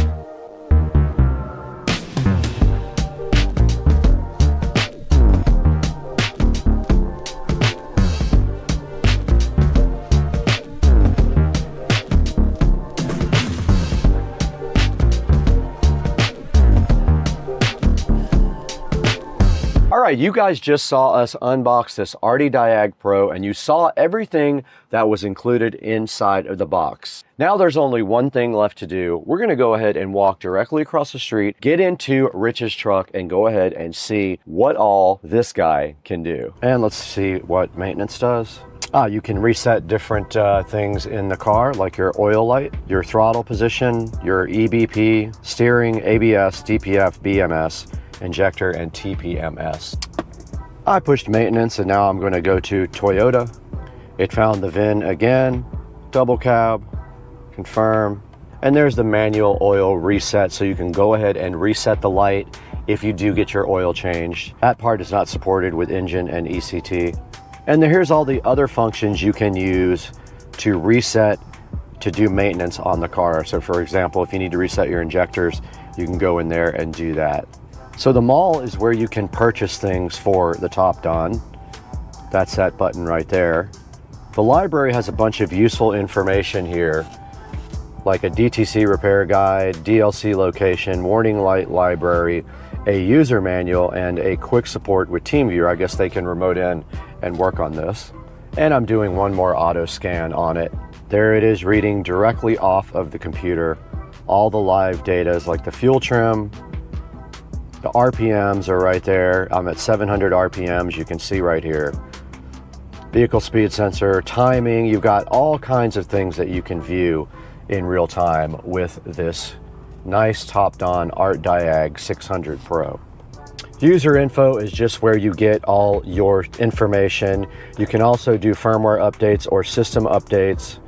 We've already done all the updates. You saw that yesterday. That took a while for the cars to go ahead and get updated, but everything is current here now. And that is a look at the Topdon. It does a lot of cool stuff. Let's see what battery voltage does. All right, it shows you real time. The battery voltage is at 14 volts. That's cool. And under history, you can look at reports that you saved. You can replay old data. You can actually do screenshots as well if you need to. And you can screen record, which is pretty cool. All right, we are recording now on this device, and I'm gonna play back a little bit of the video that I record on this device if I can figure out how to get it off of here. This is recording right now, so if we go back into diagnostics and we go to VIN, all right, it's scanning now. Let's do auto scan. I'm gonna record the screen and see if I can get the file off of there to play back for you guys. And it is scanning now. It's at 30%. You can see at the bottom, 40%. It said no DTCs actually, but it is on. The light is confirmed on the dash. And it is at 70% now. Occupant detection, passenger door, driver door. And it said no DTCs on occupant detection. Passenger door, driver door now does not exist on that one. And if we do a report here, there is the report that you can get from this, and then you can save it and look at it later, and you can see the codes right there and what they mean. Pretty cool 600 Pro scanner.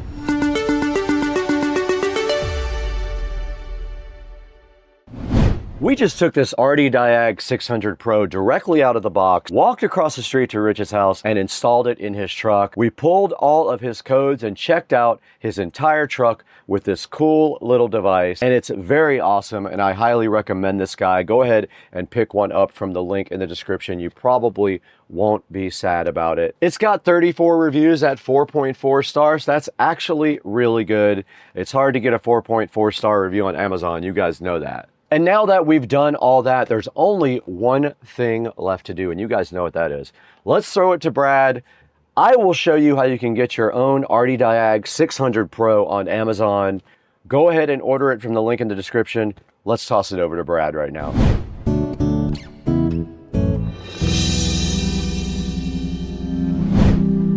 Hey, what's up everybody? Welcome to Supercar Street Racing. It's so nice to have you out in Studio A again with me, and thank you for 200,000 subscribers while I am thinking about it. Today we have a special product that was sent to us by Topdon. This is the RD Diag 600 Pro sent to us by Topdon. They asked if you guys might want to see this, and I said yes, I thought you did. So we went ahead and got this thing, and it's pretty cool. It is a diagnostic tool for OBD2. You plug it into your OBD2 port right underneath your dash there. It does pull codes from your car, shows you all your fault codes, and then allows you to reset them and also Google them so you know exactly what's wrong with your vehicle. And you saw today we looked at Rich's truck, and he did have one fault code. I gave him that fault code so he could go to his mechanic, and then he could not get ripped off by them because they won't know what he knows. And that's why you guys should have your own RD Diag 600 Pro. Now this thing does have 4.5 star reviews. It's got 36 reviews sitting so fresh right here on Amazon. It is $208 right now. It's 20% off. So now's a really good time to go ahead and order your RDiag 600 Pro. It also allows you to do screen recordings and screenshots, so if you want to play that back later like I did, you saw how I did that when I put it into the edit session here while I was talking over the actual diagnostic on Rich's truck. It says it comes with 2 years of free updates, so you can look forward to that. Not having to subscribe, you're going to get 2 years from these guys of nice updates. It also does 9 different service resets, a bunch of different maintenance items as well, so you can do things like reset your oil light and like your battery. When you get a new battery, this thing can help you learn your battery type for the car if your car supports it, and the tool does too. It also does live data monitoring. You can actually watch the car's data in real time on the screen, so you can get indicators of what your vehicle is doing. This thing can identify your ECU automatically and know what kind of car you drive. This thing does 90 plus vehicles in 12 different languages, so you can be assured that you're probably covered when you have this thing. So go ahead and check out the RDiag 600 Pro. I might have called it ArtDiag a couple of times in the actual video. Sorry about that. It's RDiag 600 Pro by Top Don. There will be a link in the description. Pick yours up and help out Supercar Street Racing. It really does help us a lot. We just need a few dollars here and there to keep the channel going. Here's a look at the channel metrics right here. We have 201,255 subscribers, and we couldn't do it without your help. Thank you so much for supporting Supercar Street Racing. Everything you do matters. Please like, please subscribe, and please buy all of your Amazon products through any of the links in the video description of any of my videos. You can click any other link and buy something, and it helps me out greatly, and I do appreciate it. Thanks for the like and subscribe, and I got to get out of here. It's about to storm out here. It is thundering and lightning. Let's go.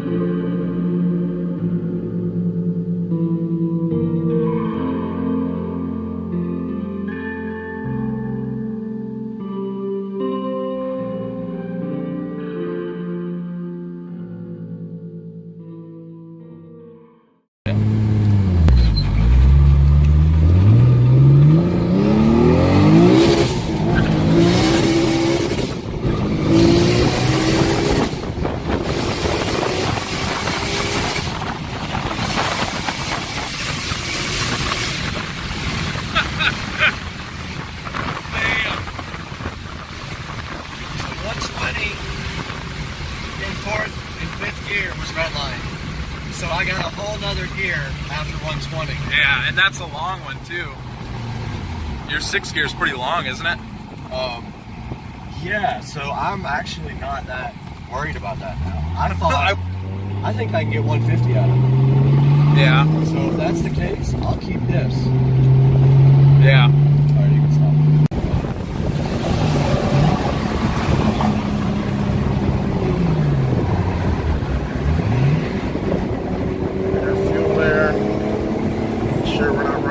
Rich.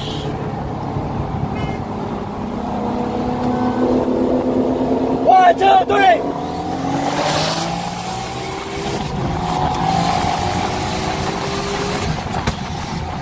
Shit, yeah.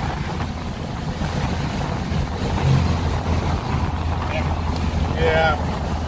Here is gearing a little. Also running my transmission. Yeah.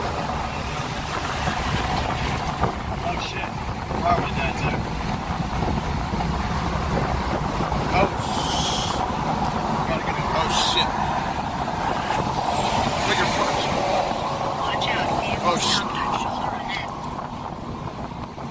Hey, we gotta get off the road. Hey, we gotta get off the road. We're on the shoulder right now. It's all no fucking transmission. There you go.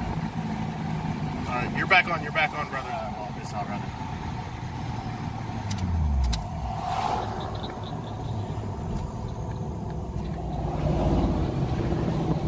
Fuck, I don't know what happened, dude.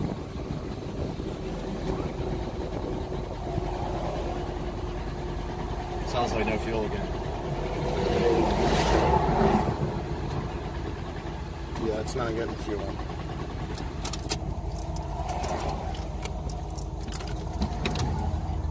No fuel again.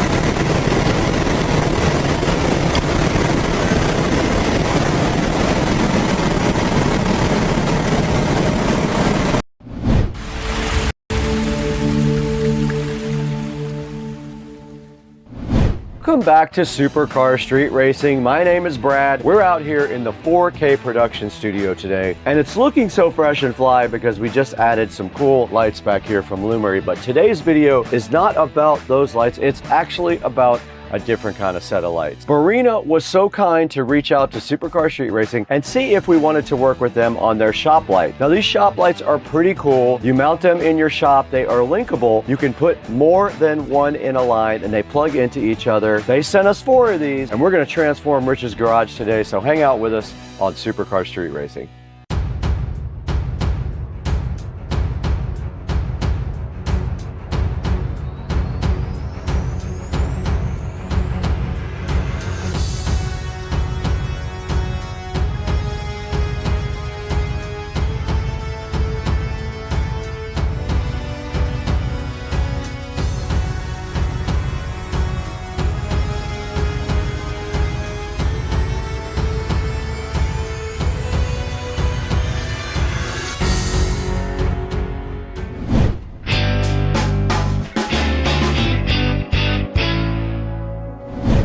Today on Supercar Street Racing, we have a very cool project lined up. Barina was so kind to reach out to us. They wanted to know if you guys would be interested in their shop lights, and I think you will find a use for these. So I told them I would love to work with them. Now, it won't work for my garage because I don't have enough power in my garage. My power is at the limit. Can't add them there, and I already have cool lights above the Tesla. I have those hexagonal lights out in the garage. But I did have an idea for Rich's house because Rich needs better lighting in his garage. So Barina was so kind, they sent us 4 of these awesome lights to check out. These lights are each 4 feet long, hanging up from your shop or on your ceiling if you want to mount them there. They are 5000 K color temperature. Now what that means exactly is when you get into the 5000s, you're into more of a bluish color temperature. 3000 is more of a warm white, so that is kind of typical for indoor light. 2000-ish K are very warm white. These are going to be approaching the cool blue spectrum of color on their Kelvin rating. 800 reviews, and they have a solid 4.8 star rating. Now I took a look at these lights already. They do have a pull string for them, but what I'm gonna do is I am gonna wire them up permanently in Rich's garage and also hide all the wiring. You're not gonna be able to see the link wiring going between the lights. I'm gonna do that up in the garage. They have a little keyhole mechanism for mounting the lights themselves as well. I'm going to use that on the ceiling of his garage and just use drywall inserts and the little screws that come with the insert. It also came with a bunch of mounting hardware. We're going to do a little unboxing of these next, but I wanted to go ahead and tell you about this whole project and what these lights are all about first. Now you can hang these lights from a chain just like that picture shows right there. We're going to mount them directly to the ceiling. They are very light. I don't think you really even need drywall inserts. They'll probably stay up with just a screw into the drywall, like a drywall screw. No need probably for heavy duty mounting because they are LED, so there's not a lot of weight to them. They come in 1, 4, 6, and 10 packs. So depending on how many you need for your shop, you'll see that in a link in the description. These guys have a huge amount of output too. 10,000 lumens is pretty bright.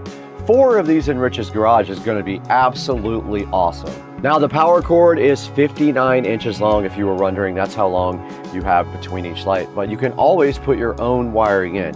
You can either cut the plugs off and do whatever you want to that, or you can just run an extra extension cord between lights. Now it says you can link up to 3. I'm gonna try 4 and see what happens. I don't think it'll be a big deal. We'll see. This ad up here also says that they are lasting anywhere up to 50,000 hours of illumination. They do give you a ton of hardware to go ahead and mount your Barina lights, and I'll show you guys that when we do the actual unboxing here momentarily. Now let's throw it inside to Brad. We'll get the unboxing done inside the house and show you guys what comes in the Barina lights.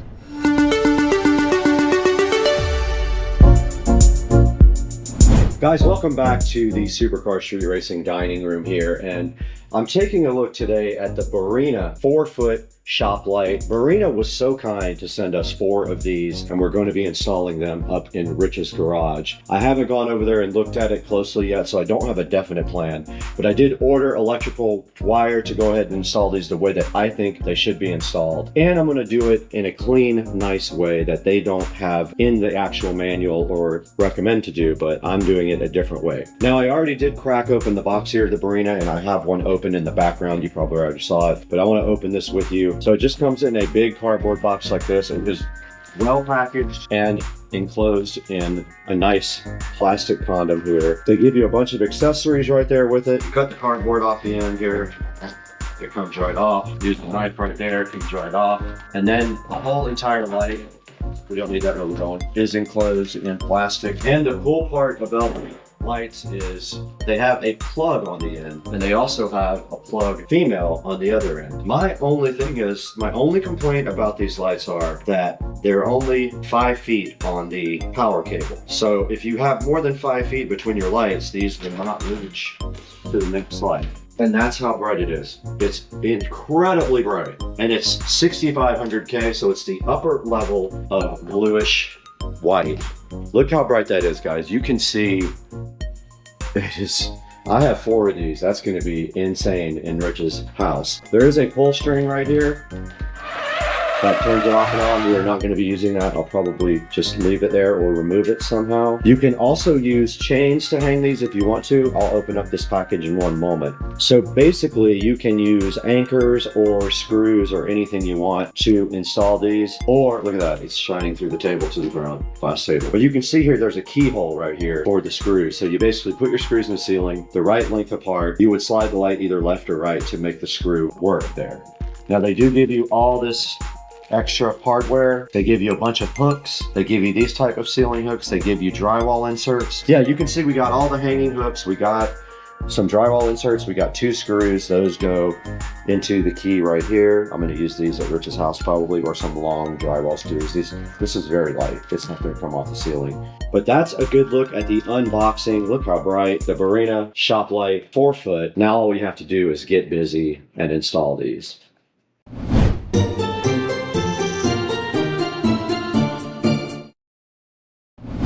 You guys just saw these awesome Barina lights being unboxed. We went through the whole box and checked out everything that came with them. They give you a lot of cool mounting options inside the box. The packaging is great. It's very solid. No complaints there at all. Now we have to figure out what to do next. Part of that involves ordering some other parts. Now we did order some Romex wire. We ordered some plugs because we're going to be cutting the wires on these and adding our own plugs on the end so we can extend and go up into the garage and not see these ugly wires on Rich's ceiling. So that stuff is on the way. Once that stuff gets here, we're going to throw it directly across the street to Rich's house to start this install.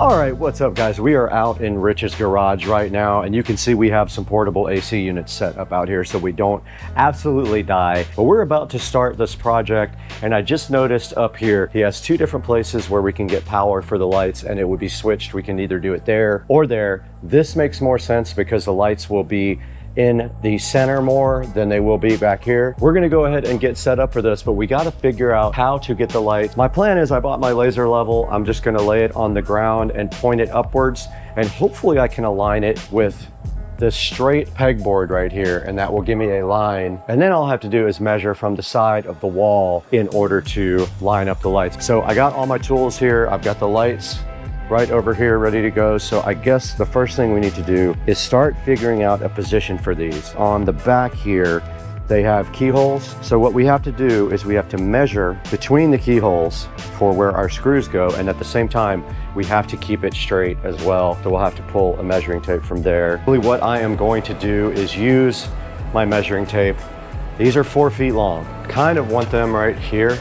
Right in there will be perfect. I just have to make sure that I get the same distance.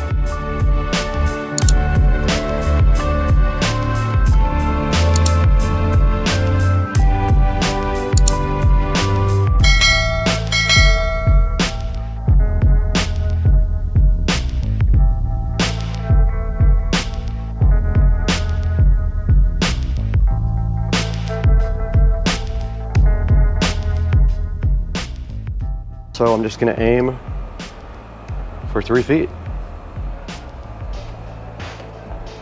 I'm gonna go right there.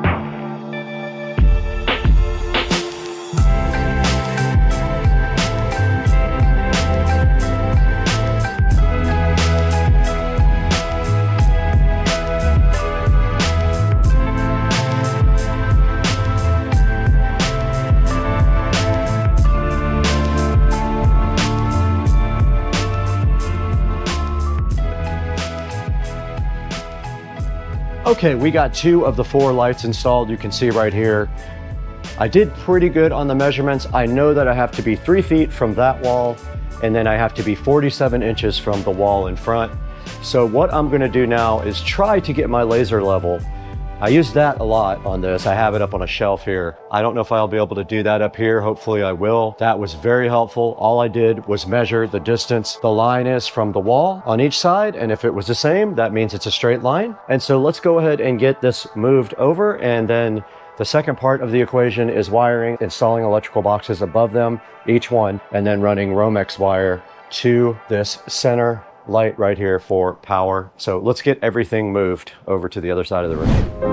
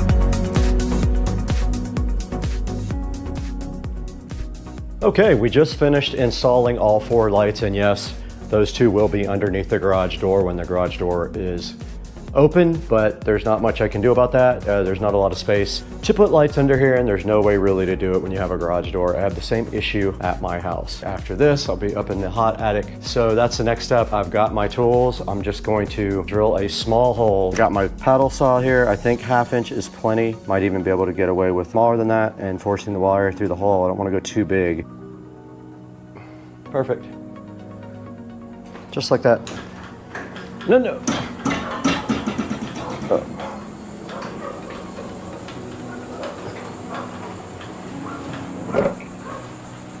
These nuts. Got him. Got him. Don't open. Dang, you almost ripped one of the lights off the wall.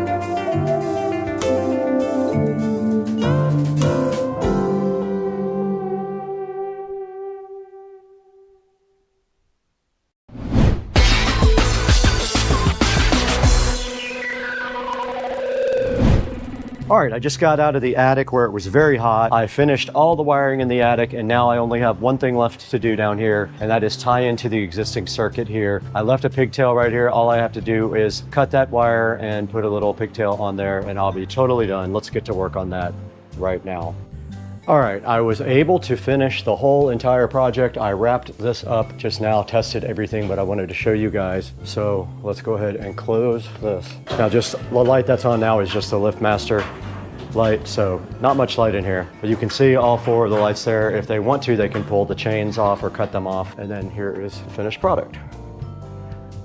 And that is nice. It is very, very bright, and it is perfect for Rich and Trish now. They are gonna love this, I think. Now, the only thing is, of course, when you open the garage, these are blocked, so that's the way it looks, and then all you have to do now is just let them check it out. You ready to check it out, man? Yeah, man. All right, I'm gonna let you do the honors.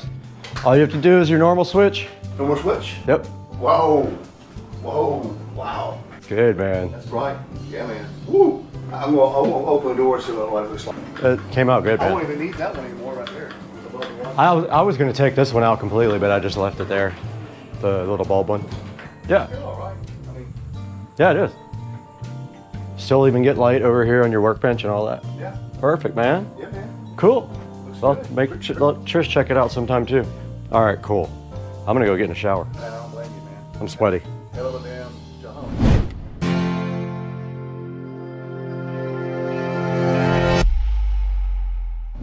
You guys just witnessed the whole thing. We were across the street over at Rich's house. Rich was not there, but I went ahead and wired up and mounted his brand new lights. I lined them all up perfectly by measuring from each wall to make sure that they were lined up properly. And I went ahead and cut the plugs off of each one of them, and I ran all the wires in the attic. That way, when Rich turns on his regular lights, all of these lights will come on, no problem whatsoever. They're really bright. I showed you that at night, how bright they get inside of Rich's garage. They're very convenient, very strong, and I highly recommend you pick some up from the link in the description. All right, now that we have taken a look at installing the Barina light, there's only one more thing left to do. Let's toss it over to me, Brad, and see where you guys can get these on Amazon from the link down in the description. Please like and subscribe. Buy everything from our product links.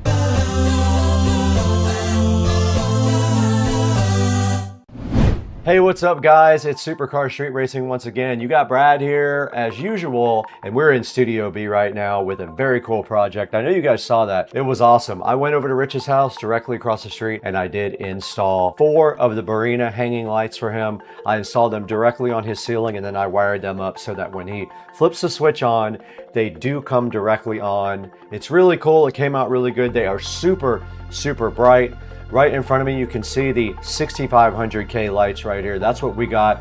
They are 10,000 lumens each. So we have 40,000 lumens up inside of Rich's garage now. I love the fit and finish of the lights. All you have to do is plug them into each other in a daisy chain. If you can hide that wire up in the attic like I did, you can also do that to make it cleaner.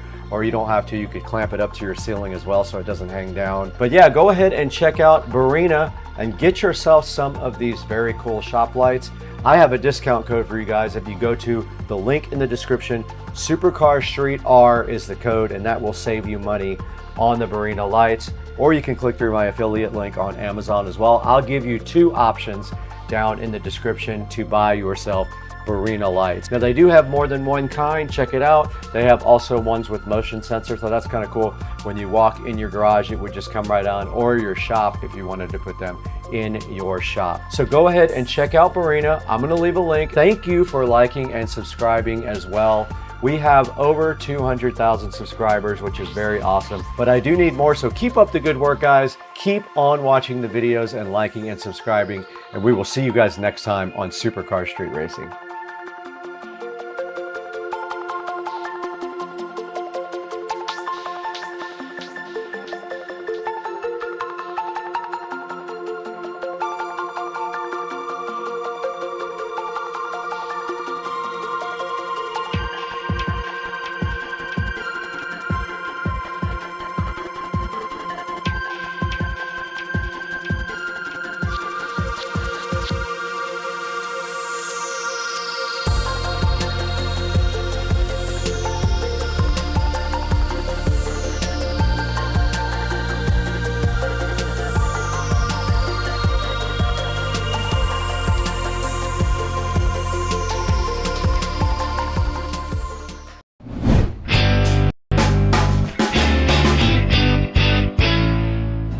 Welcome back, everybody. This is Supercar Street Racing. If you are new here, welcome. And if you're a long-time watcher, I really appreciate you guys coming back and watching the videos.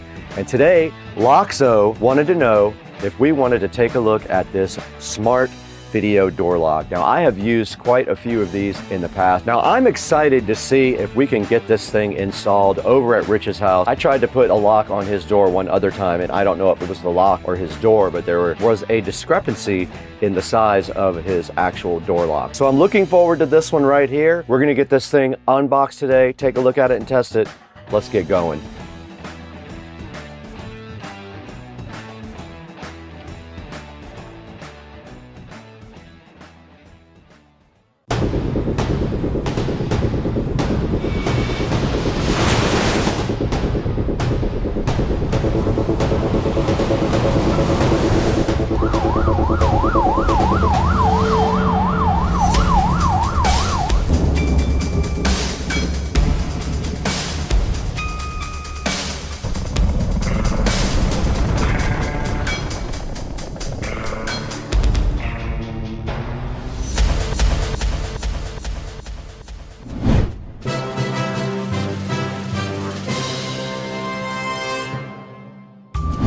Today we're out in beautiful Studio A at Supercar Street Racing. This is our main editing facility and I built it myself not too long ago, and there's some interesting videos of that if you're interested to see how I built this whole entire thing. I did almost everything myself. But what we're working with today is this LOXO 3-in-1 security lock. Now what this is a video doorbell lock, and it is awesome. It has multiple different ways for you to be able to enter. You can actually use a keypad on the front of it. You can use the app, you can use voice control, or you can use a manual key. It comes with that as well, just in case something happens with the battery. And yes, you can have multiple people registered in it to do biometric fingerprint entry. And this is it up on the screen right here. You can see how cool looking it is. And this thing is actually rechargeable. So all you do is take the battery out and put it on a USB Type-C charger, and it will charge in a short amount of time. It does have motion sensors built in it as well, so it can warn you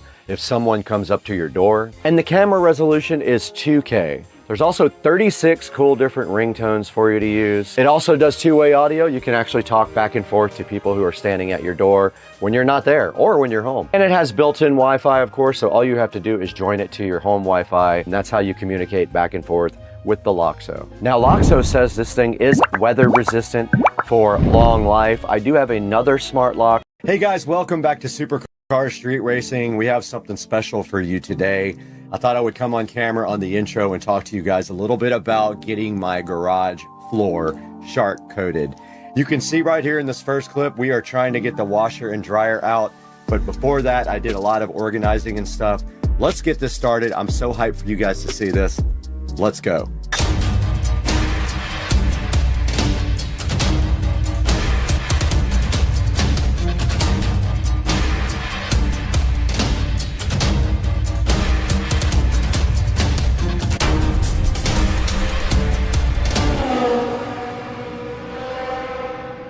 Welcome back to the channel. We are Supercar Street Racing. You can see right behind me here, it says it somewhere.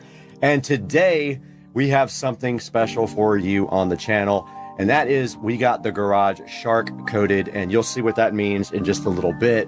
But first, we had a lot of organizing to do, so let's get straight to that. We had to get a lot of stuff out of the garage, and so we did it, and we moved stuff around, and we made it happen. Let's watch. All right, so what you're seeing here basically is me in the kitchen, and I have already taken the cabinet out of the garage at this point. So what I'm doing here is there's a space over my pantry where we were keeping the cleaning supplies, but I decided that I was going to put the car cleaning supplies in here instead, and then move everything from the cleaning supply area for the house underneath the sink. So let's watch.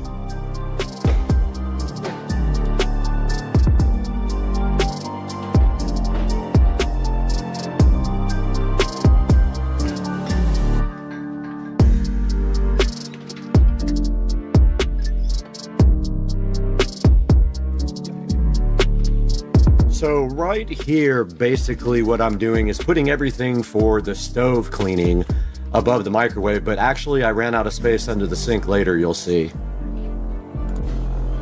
All right guys, as you can see right here, we got all of our cleaning products in here. It is a tight fit, unfortunately, but that is all the space that I have. I also have some overflow going up here where I will put some stuff that won't fit down there, but that's how it's gonna have to be from now on. And now I have to move the car products into the top here on this very top shelf because I can't fit all of the house cleaning products there, so it only makes sense. I just don't have a lot of kitchen storage here, so let's get busy putting the car products up here on this top shelf.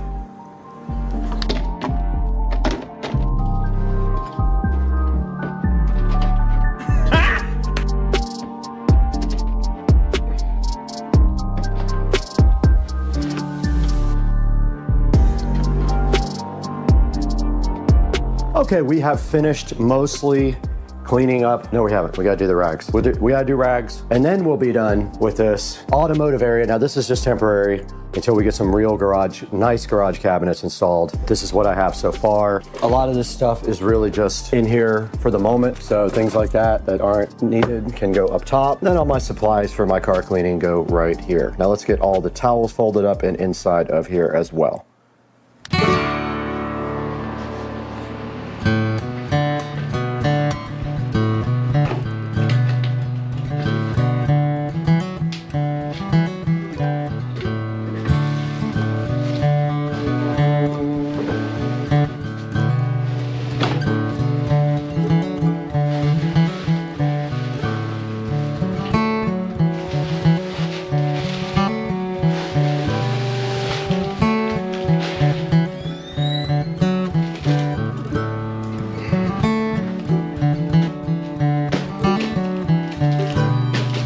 right, guys, we are back in the Supercar Street Racing Garage, and we have finished part 1 of the video about our new garage floor being put in. Tomorrow, we have to get this washer and dryer out tomorrow with them. They're gonna help me. And you can see that this floor has gone through some abuse in the last 4 or 5 years, and it has tire marks on it, and it actually peeled up the epoxy here when the tires were hot on it, which is why I put the mats down. And you can see that the mats have basically melted onto the floor. But as you can see, I got the cabinet out of here today, completely out. I got cleaned out underneath it. Unfortunately, we can't take out the hot water heater. I was gonna do tankless, but I don't have enough service. I think I only have a 100 amp breaker right here, and you need at least 200 amps. I can't do that. We got all of our products out of there, out of our garage cabinet, up into the cabinet up here and up there. We got all of our cleaning products out of there and moved them down underneath the sink right here. And then we put the rest of the overflow right up here on top of the stove.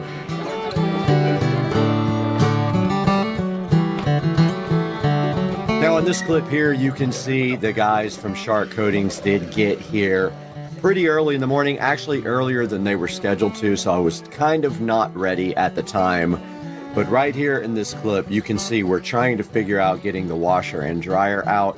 Now just remember, this washing machine is actually 2 washers. I do have the thing below it that's a small washing machine. This thing is heavy, and my hand truck has flat tires, so we did struggle a little bit getting this washing machine out. The dryer wasn't so bad at all, and we took those and put them on the side of the house because they had to be out for 48 hours, where we covered them up with a tarp. So let's check it out.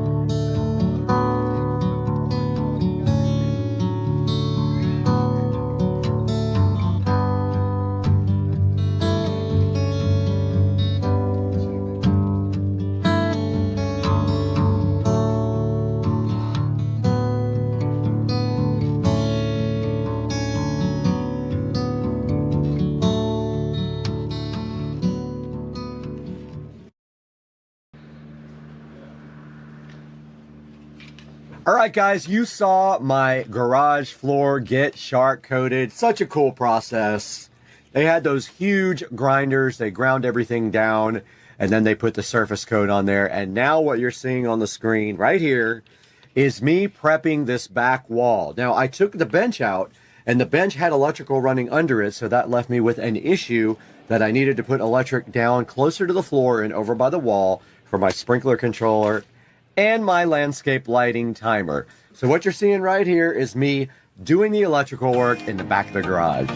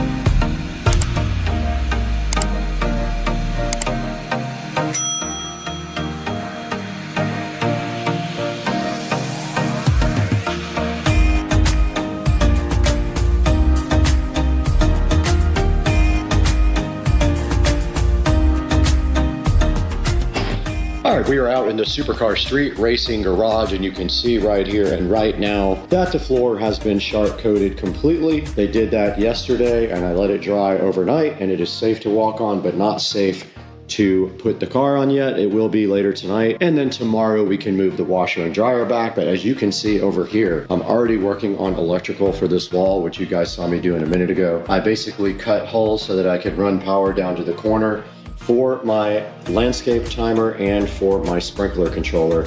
I just had to figure out what I'm going to do about this wall, because basically I'm probably going to have to cut the pegboard and screw it back on, because the wiring is all running really bad through there. So yeah, I'm going to go ahead and keep working on this, but you can see I've got I've got the box in, I've got the power run up to where I'm going to tie into the other power, and now all I have to do simply is tie in right here. But I went and painted the new receptacle and the new cover plate black, and also I put in a Echo Show wall mount hole here, and I have a Echo Show mount that I just painted black, and I ordered a Echo Show in black to go right here. Now let's get back to work.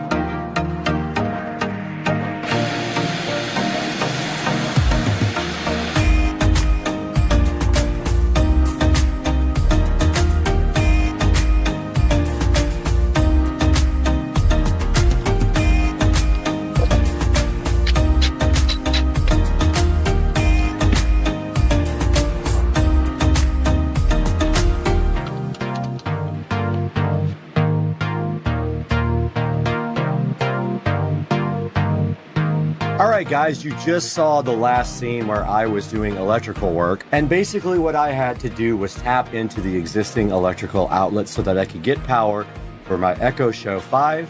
I did have to cut the drywall to do that, so then I had to patch and paint, and that's what you're seeing in this next clip. And I also added a receptacle down in the lower left if you're facing the rear wall. And that's gonna be for my irrigation system controller and also for our landscape lighting. So let's take a look at what I did here next by patching and painting the back wall, which was never painted due to the washer and dryer being there.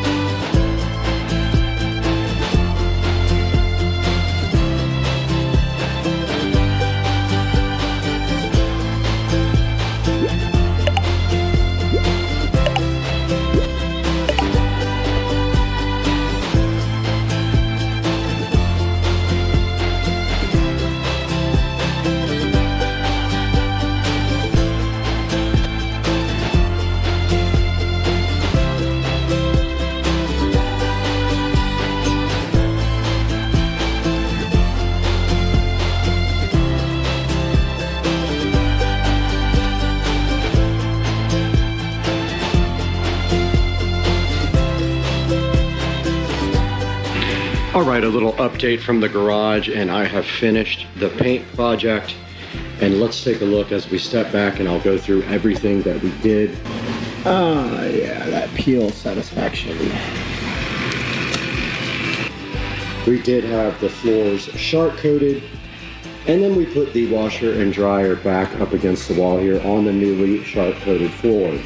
We also removed the workbench, added an Echo Show 5 there, and ran power down to this brand new receptacle, which is also a USB-A and USB-C charger. We moved our landscape light controller over here. We had to cut the wall, so I have to repair that somehow. I haven't done that yet. And I did a terrible job patching the wall. Probably one of the worst jobs I've ever done. However, there is a banner going right here that hopefully will cover most of that. So it's 4 feet by 3 feet. It'll cover a lot of it. And so taking a step back, you can see right here and right now how everything looks after the garage project. Now, I am considering getting a cabinet for right here. A really nice cabinet that covers up this ugly breaker box. We'll see if I can get one found, and it would just be as tall as I can possibly get it, and then cover from about here to here, or all the way across here to cover up this hot water heater. Eventually I would like to go tankless, but for now I don't have enough electrical service. Let's get the car pulled in here and see how it looks. All right, we did get the car all pulled in now, and we have the golf cart in as well. And stepping back, you can see how much space we have now.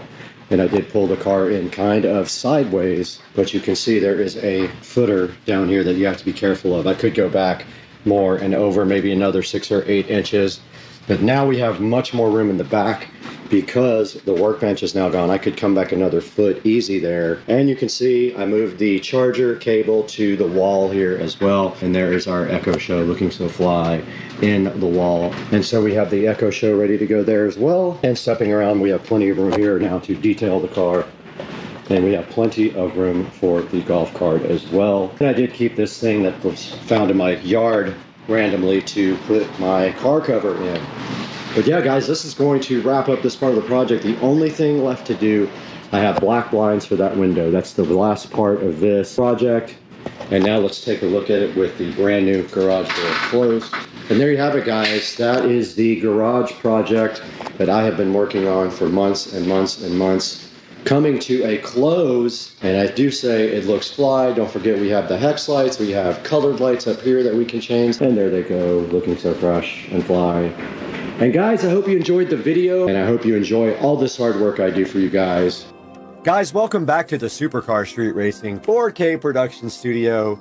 I'm Brad, and you just saw my whole garage project come mostly to a close, besides getting the blinds up on the wall. And now I want to take a look at this shark coating website with you guys. Go ahead and go online to sharkcoatings.com and check out the website. And you can see they did a great job on my garage floor, and I would trust them with yours as well. Guys, thank you for liking and subscribing, and we will see you on the next video. I'm so happy to have you guys with us. We got to get out of here. We spent way too much time sniffing paint fumes.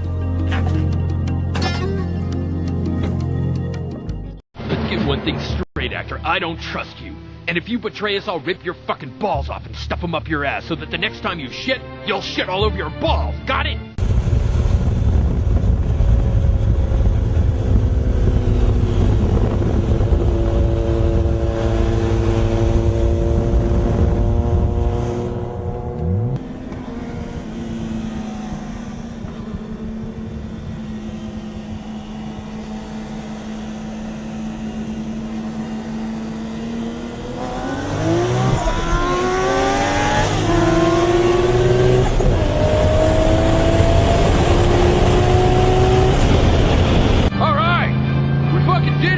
Next time you pull a stunt like that, I'll drill 2 holes through your dick so that when you pee, it shoots out in all different directions. You got it?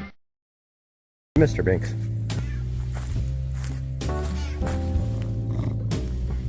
Alright guys, little fence update out here. It's kind of early, I don't want to be loud, but the new fence is going in. This is the line that it's going to run down. And then right here, it's going to cut across with a gate. And then my neighbor eventually will go over to his house with that. But the fence runs right down this line. You can see it here up against this post. My neighbor eventually will remove all this. And then these are the old posts, which I did a lot of the fence removal. They did a lot of the post removal. Runs down here to the pond. And that's where it stops. And then, what did they do with the old bulkhead?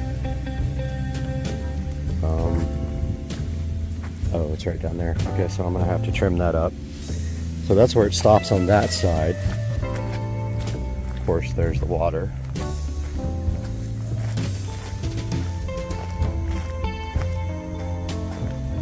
Starts up again, right there.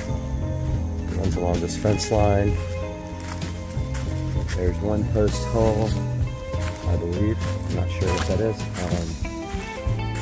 I actually cut the stumps out right here. That doesn't look level. I guess it is though. It runs down this way.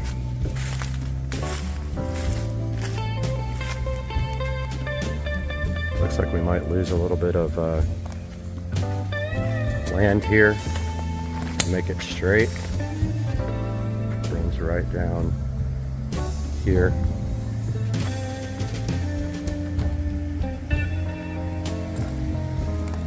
Yeah, we're gonna lose a little bit. I mean, that's a straight line, but still. It runs right down here. And then there will be a double gate right here. So that's it. That's the new fence. All this will be concrete. It's definitely losing some property there. I don't like that. I'm gonna ask them about that when they come. This fence is actually crooked. It runs kind of that way.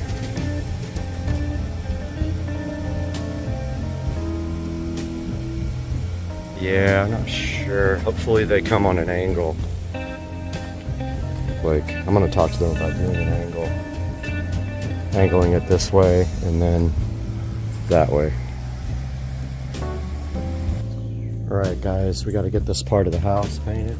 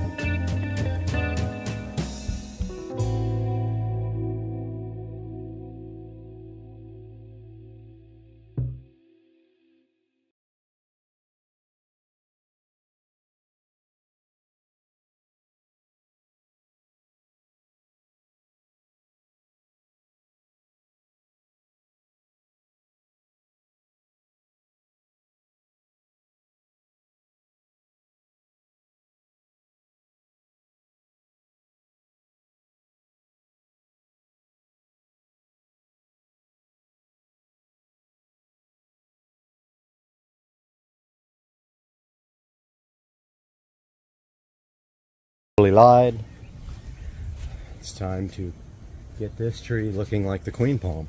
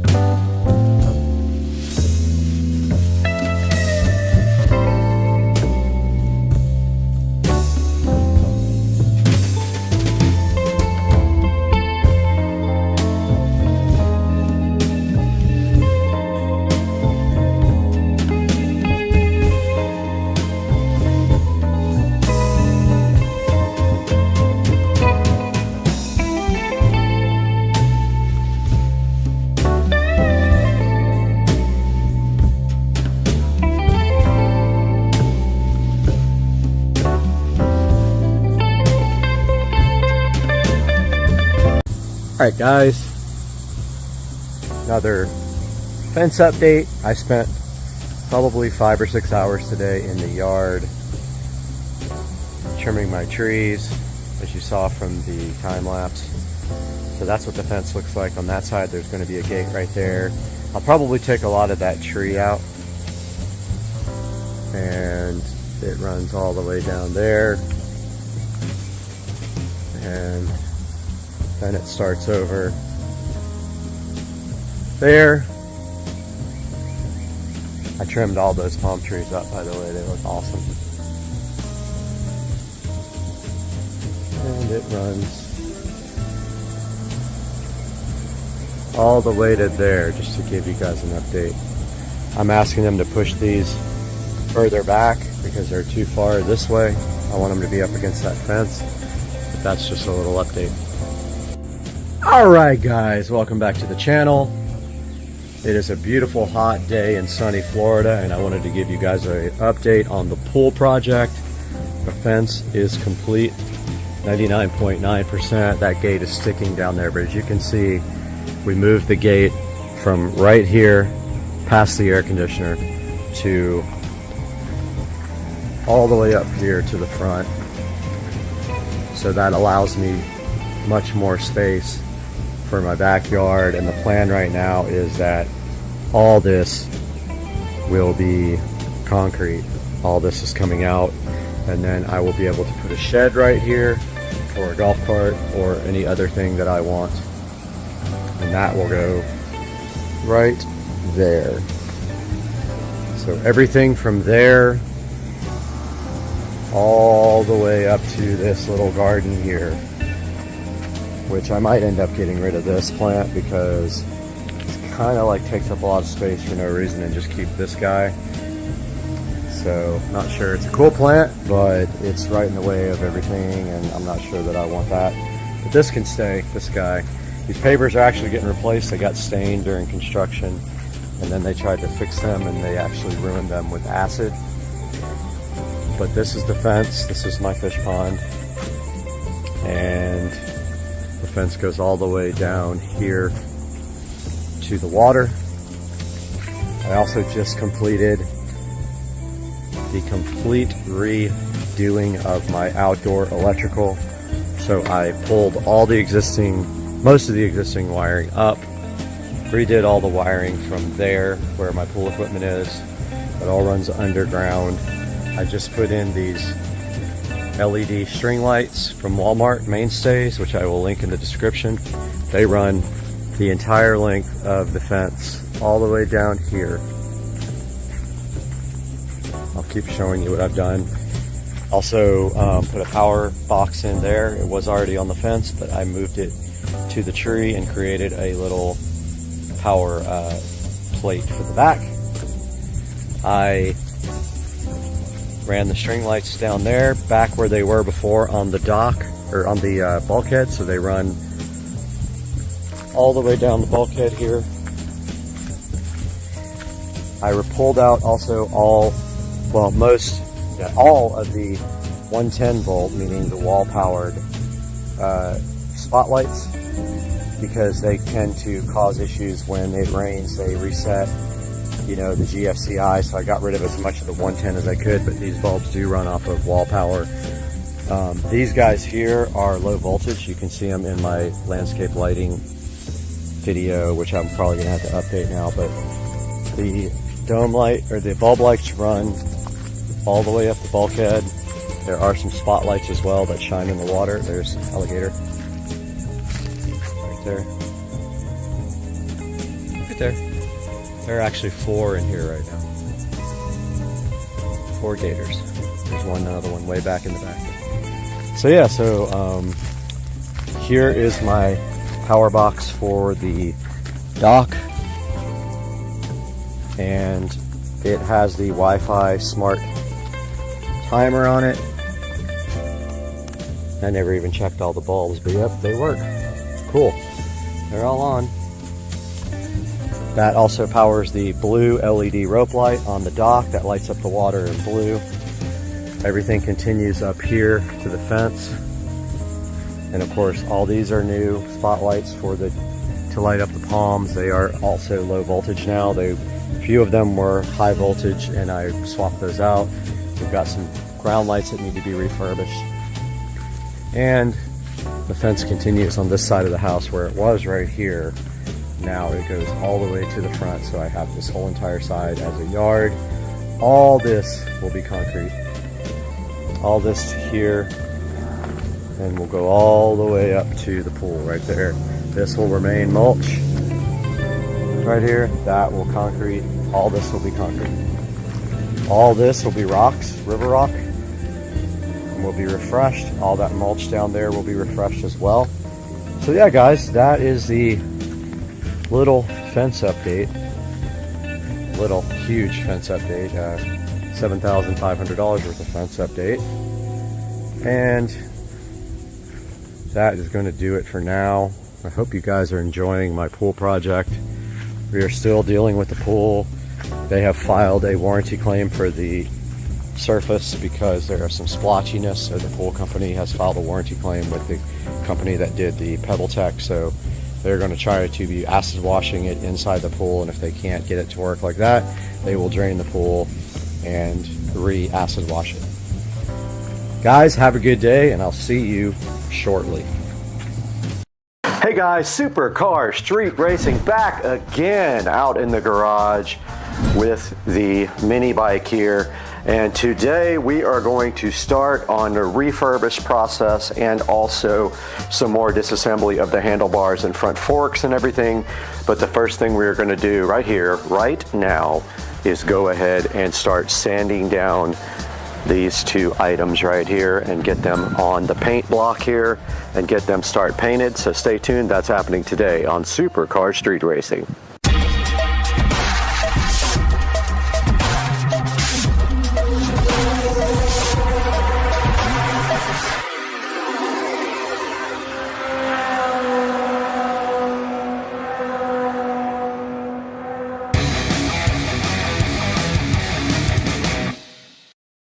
All right, I got my sanding block here ready.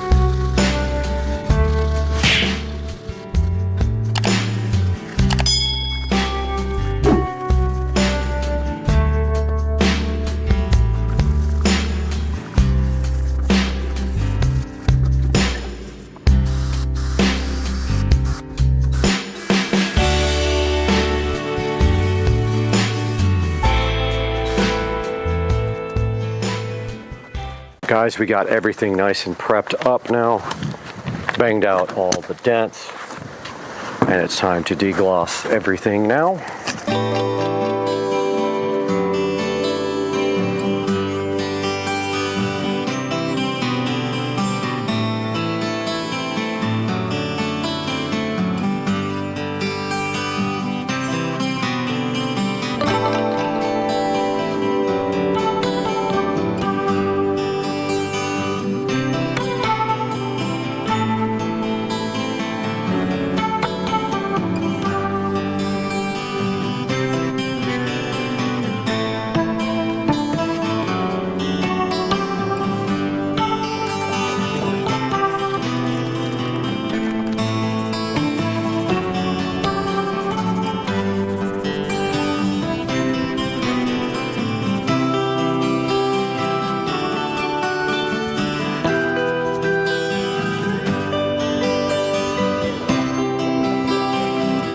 Got the gas tank here. Just getting all the stickers off of it now.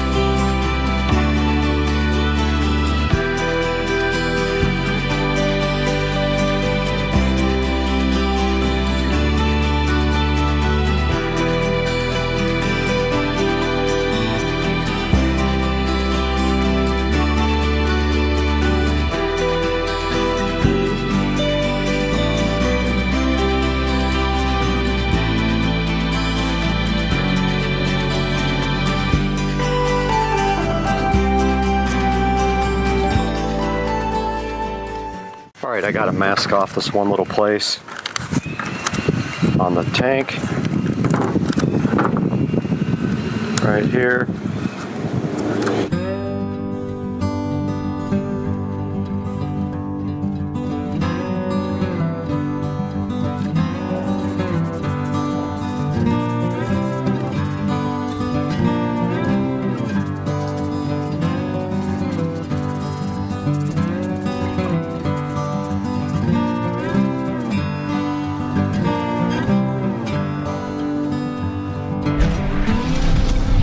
We got the chain guard here.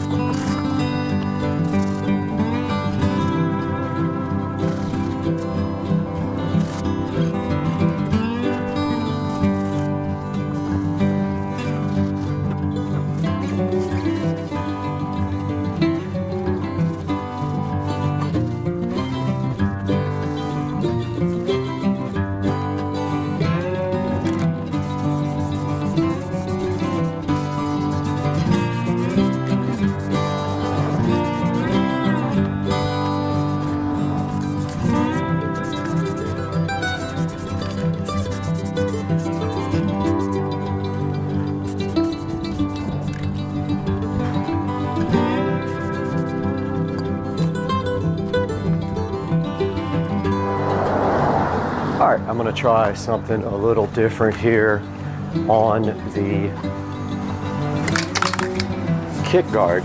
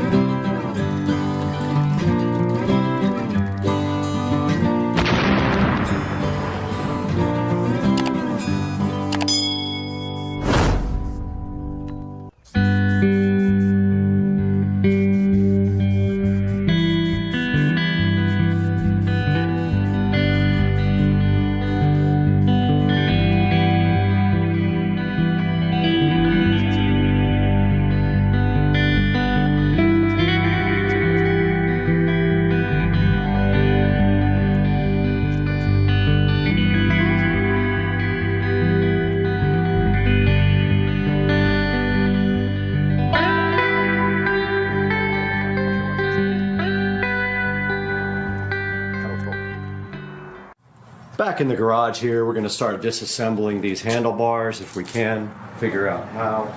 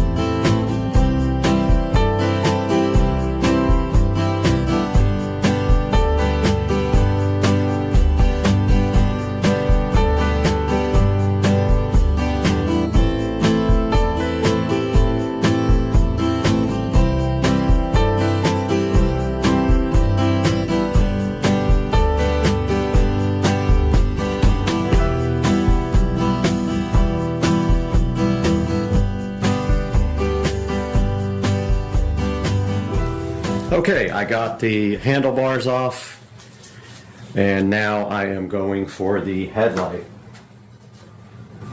And I think it will yeah, it unhooks right there, so that's perfect. Looks like it's just held on by one nut there. Probably the same one size as the other.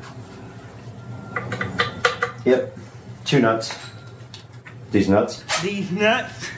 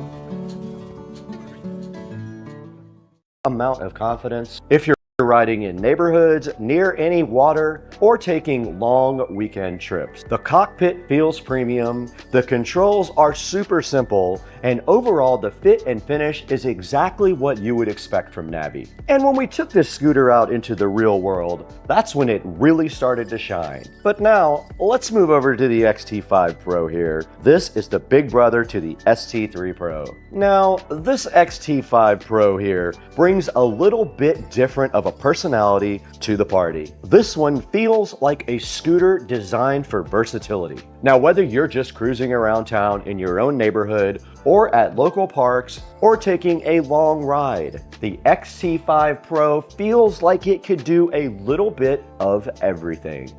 And what I really like here is the awesome balance between performance and practicality. It still feels powerful, it feels awesome and safe, but it also feels approachable. And if you're somebody that wants a scooter for everyday fun or weekend trips, the XT5 Pro definitely fits that mold. And you'll see in our tests here, we tested this in multiple environments right here on this video as well. Not just one trip, we've taken this thing tons of places. We rode this thing on Amelia Island, also took it to local parks right around the neighborhood. We wanted to see how it handled different terrain and different riding conditions. Now, let's talk about the bad boy of the lineup, the UT5 Ultra X right here. Now, the UT5 Ultra X feels different immediately the second you get on it. This guy is built for people who want to go places. And when I say go places, I mean go places. Just like in this video, Joe did it. This guy ended up on our downtown ride where we cruised around for hours, really putting some miles on this thing.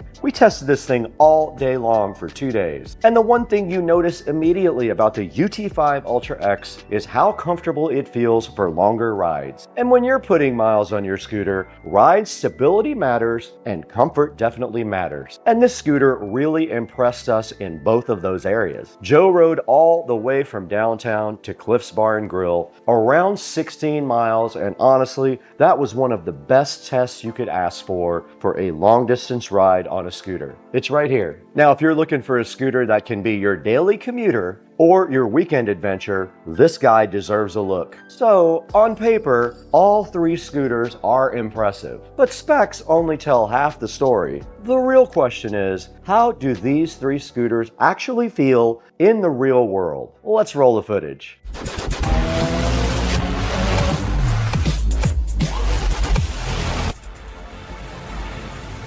So let's start with the Navi ST3 Pro. For this one, we really got to test it during our... Guys, welcome back to Supercar Street Racing, and we have a huge update for you on the Supercar Street Racing studio, which we are currently in. And today was a day of pain, frustration, hard work, and now this is where we are. We are still live streaming. We've been live streaming since this morning, and let me tell you what we got done today. All right, where do we start? What a day, man. 14-hour, 16-hour day, something like that. But check out the studio, guys. So hype train. Today I got this whole wall finished with acoustic tile. That entire wall finished with acoustic tile. Got it cut in all around the AC and the plugs. You can see it turned out so good. So hyped. I got the Govee 6-inch recessed lighting done. Look at it, guys. It's going to sync to the TV lighting too. Check it out. We got 6 of them, and they are programmed and doing an awesome job. Those are also Govee. This one's turned off, but the actual bulbs are Govee there as well. And we got all the speakers mounted, guys. There's the center channel. There's the side surround, side surround. All we have now to put up are the Harbinger that are going to be flying. Oh, also got the hooks and the chains up for the harbingers. They're going to hang off of these. These guys right here are flying. Guys, the studio is coming along so good. And I am sleeping in here tonight, so I got all my stuff out. And the AC is set to 68. And we're live streaming at the same time. But yeah, we got all our lights on. And we're just having a good time. Went out on the golf cart with Joe. Had some liquid refreshments, and now I'm gonna upload this video for the daily update. And I'm crashing right there, get up early and start work tomorrow. Guys, tell me what you think about the Supercar Street Racing Studio. It's coming right along. A lot of hard work has gone into this. All we have left to do is this front wall, and that is going to be an insane amount of work. I have to, first of all, put the walls up, and then I have to do all the electrical and audio and video. We got 1, 2, 3, 4 electrical boxes to put in. All the HDMI, all the network, everything's got to go. The switch has got to go up there. The harbinger's got to go up. It's another week's worth of work, easy. And then, after all that's done, I still have to tile the ceiling with the acoustic tiles. That is a good, probably 5 hours worth of work, because I have to cut in around all the speakers and the lights. So, some of it will go fast, some of it won't. So, yeah, guys. So hyped for this new studio. Thanks for joining us, guys. We'll talk to you tomorrow on Monday. And we just want to kind of explain about how this house is actually going to be paid for in the next 2 weeks. I am super hyped about being able to do this. I've worked really hard for this for the last few years.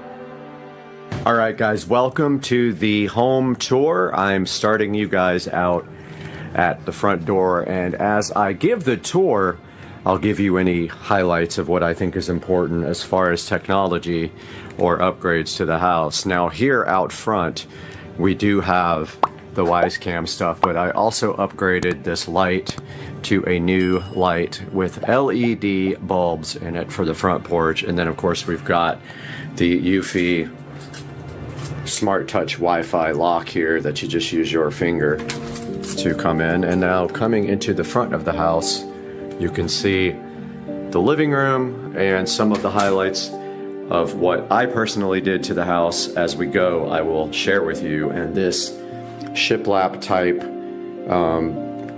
board and batten, I forgot what it's called, is actually created by me. I did this on my table saw where I cut all these pieces individually and then painted the wall white, and now it is what you see now. And also added these coat hooks to hang umbrellas and coats on, and that's what was done to the entryway here, the foyer, plus this nautical light right there.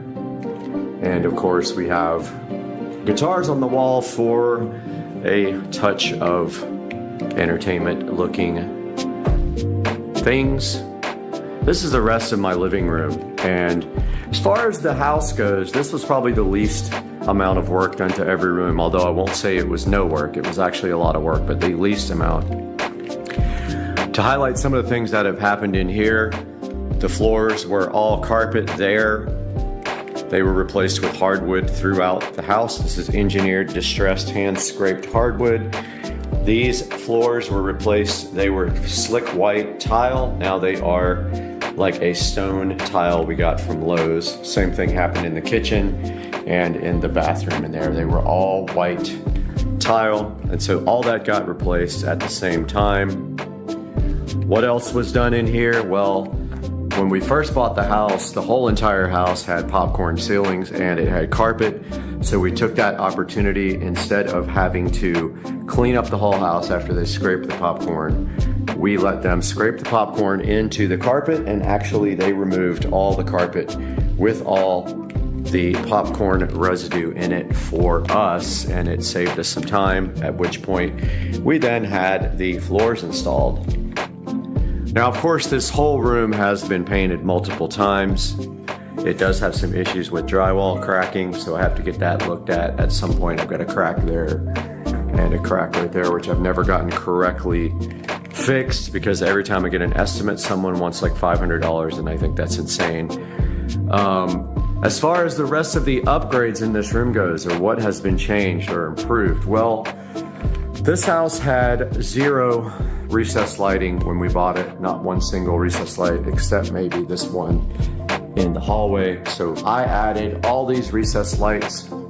They are dimmable LED lights, and they are connected to this dimmable Lutron dimmer here, which is a smart dimmer. I don't buy these anymore because they're not necessary. I do have a Lutron hub over there where all the equipment is for IT. You can see here we also have some nice IKEA decorations here, framed art, which there used to be guitars there. I pulled a lot of the guitars down because it was overkill. We have a wise cam up in the corner there pointing at the front door with an alert if someone comes in the front door. We have an upgraded ceiling fan, of course, but that fan has been here since we bought the house. It's approaching 10 years old now, so it's time to get that replaced soon, as the blades start sagging on these after a while.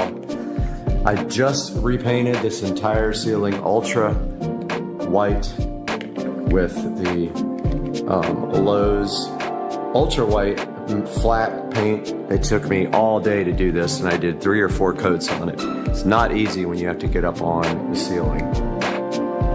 We also have in-home audio up here on these 2 speakers. Eventually, it might be nice to have 5.1 audio and a projector in here, but for now, I don't really watch TV in this room much, so we do have a Fire Stick up there, and we're looking at security cameras right now. So we have 2 8-inch in-ceiling connected to the whole home audio system. Nice IKEA mirror over there. Couches I've had, I got off of Craigslist for a while now. I got them right when I moved back to Jacksonville. And we have a nice rug that Susie gave me when she upgraded there, and also that one she gave me. Taking a look at the fireplace. This fireplace was reconditioned by me. Basically, I painted it with stone lookalike paint is all I did. Wasn't much to do there. And I painted all of the fireplace gear with the oil rub bronze. And that is all that was done there. And you can see here on the slider here going out to the sunroom, we have installed curtains there. There was nothing there for a while. The curtains actually was a good touch for the room. They're not blackout curtains, but they are black curtains. Stepping back this way, looking back towards, we have our dining room, which is hand painted with stencils by my ex-wife, Jenna. And I just replaced the light that was over that with a gift from Susie from her house, and it is this nice white fixture with the Govee LED light bulb inside of it. And here we have a IKEA table and chairs, which is not sold anymore by IKEA, so I picked that up on Craigslist as well. We have an IKEA lamp, which I converted over to a RGB LED lamp. And yes, all this is hand painted stencil. If you get up close, you can see all of it's stencil. So that will need several coats or wallpaper to cover up due to the thickness of the paint there. And that is a good look at the living room in Supercar Street Racing. One thing I forgot, we do have a sub. We got the Pile subwoofer there. Is it Pile or Polk? I always forget. Polk. Yeah, Polk. I always call them Pile, but that's an insult. So we have our regular television here. We have underneath there our network equipment. We've got a switch. We've got a hub for the lighting. And behind there, I don't even want to show it because the wiring's so bad. We have our Netgear Nighthawk cable modem, which is providing internet to the entire house. And that's all for the living room. We're going to move on now to the Supercar Street Racing sunroom here, which is absolutely beautiful, and this was one of the reasons that we initially purchased the house. Although we don't have any documentation or pictures left over from that, this room was carpeted with like industrial type carpeting, and it had a drop ceiling. This room was one of the biggest improvements that we made in the house, and what we did in here, we also had these vertical blinds all the way around the room, and Jenna convinced me to remove those. I didn't want to because I wanted the darkness in here, but she did convince me to remove those, and we put up these sheer curtains, and it did come out very awesome. Moving down to the floor, this is tile. It is great because it is good for an entryway from anywhere that gets wet, because all you have to do is just mop this and it comes out awesome, and it looks exactly like wood. So we did the entire floor, we ripped up the carpeting and did the floor in this tile, and it came out really nice. The room does have an air conditioner there. When we bought the house, it had a heater / air conditioner. Instead of that, we just used a little space heater, and it still has this little AC. The goal one day is to get a split system installed in here. I don't know when that will happen, but that will happen one day. We do need to replace this futon. It is getting old. We've got this nice chair, super expensive leather chair in here. And we used to have a cat, so we have a cat door there, but we are not using it anymore, and it is sealed up and hidden by those outdoor boxes. We also have some RGB LED lamps. Alexa, turn on the sunroom lamps. Sunroom doesn't support that. Oh, I'm sure it does. I've been having these issues lately with these lamps not responding, but we will get into that later. But these are RGB LED bulbs. I think that one actually is unplugged. Yeah, so there, that one is unplugged right now. I just need to get a splitter for the power here. So the rest of this room, this shelf is handmade by myself and my ex-wife. We literally threw the shelf together and fastened it to the wall to have something on this side. We have a TV here with a Wise security camera on top. This TV has a Fire Stick on it, and we have my crosswalk Proform that I am on every morning at 5 a.m. and the shelf that I suction to the window to hold everything keeps falling off, so I'm still working on getting that. But this is what it looks like from this side going into the living room. And then we have a fan up here that actually needs to be replaced at some point. It doesn't go on high anymore, and I don't know if it's the wireless remote or the actual fan that is dying, but I want to get another nice fan for this area. And an artificial plant over here with old standard LED bulbs in it. And the view outside from the Supercar Street Racing sunroom.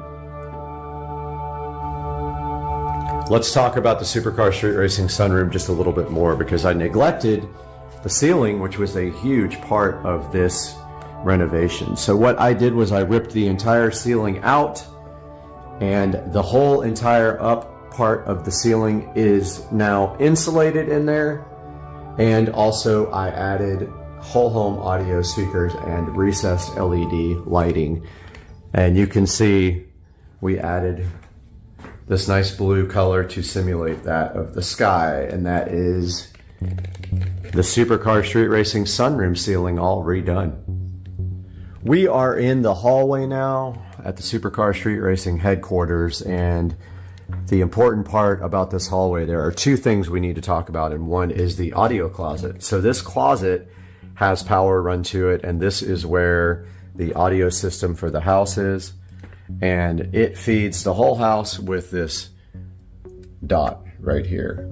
We also have the subharmonic synthesizer, the ultra bass, and this is the amplifier for the whole house.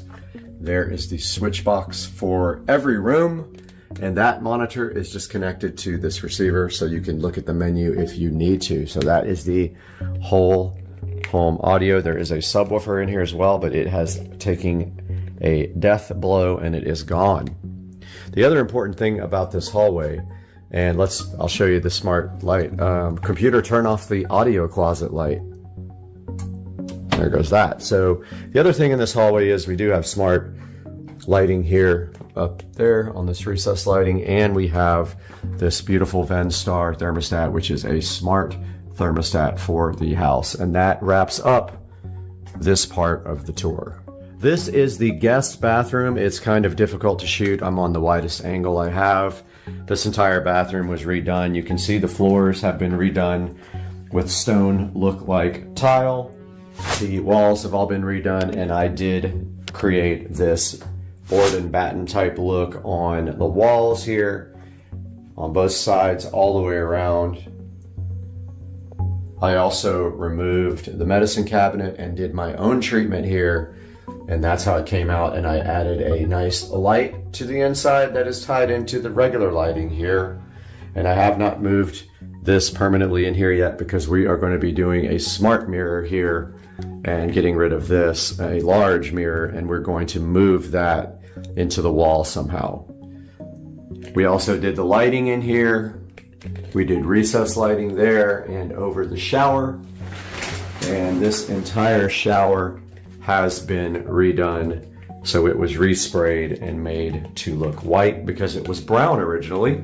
And I did the new stainless look, not stainless, but like silver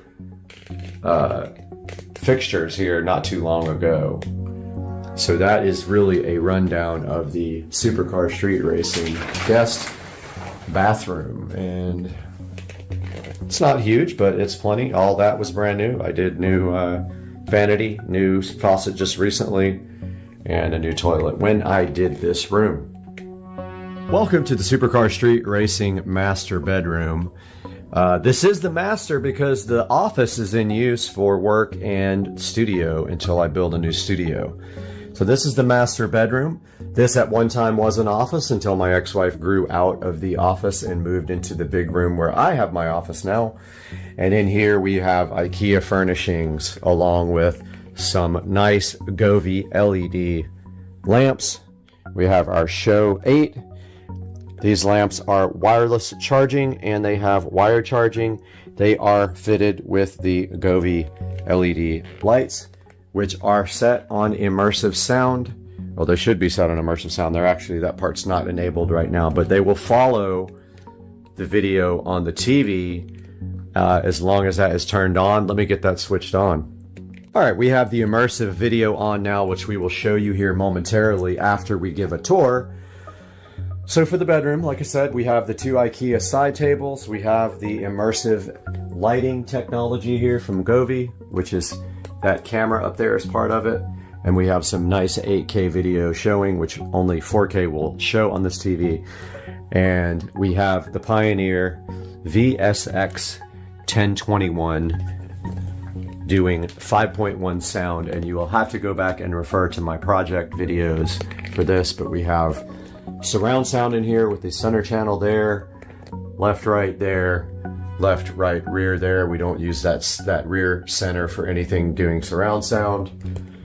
We have a couple of guitars on the wall there, and we have our second Polk audio subwoofer down there, which sounds awesome in here.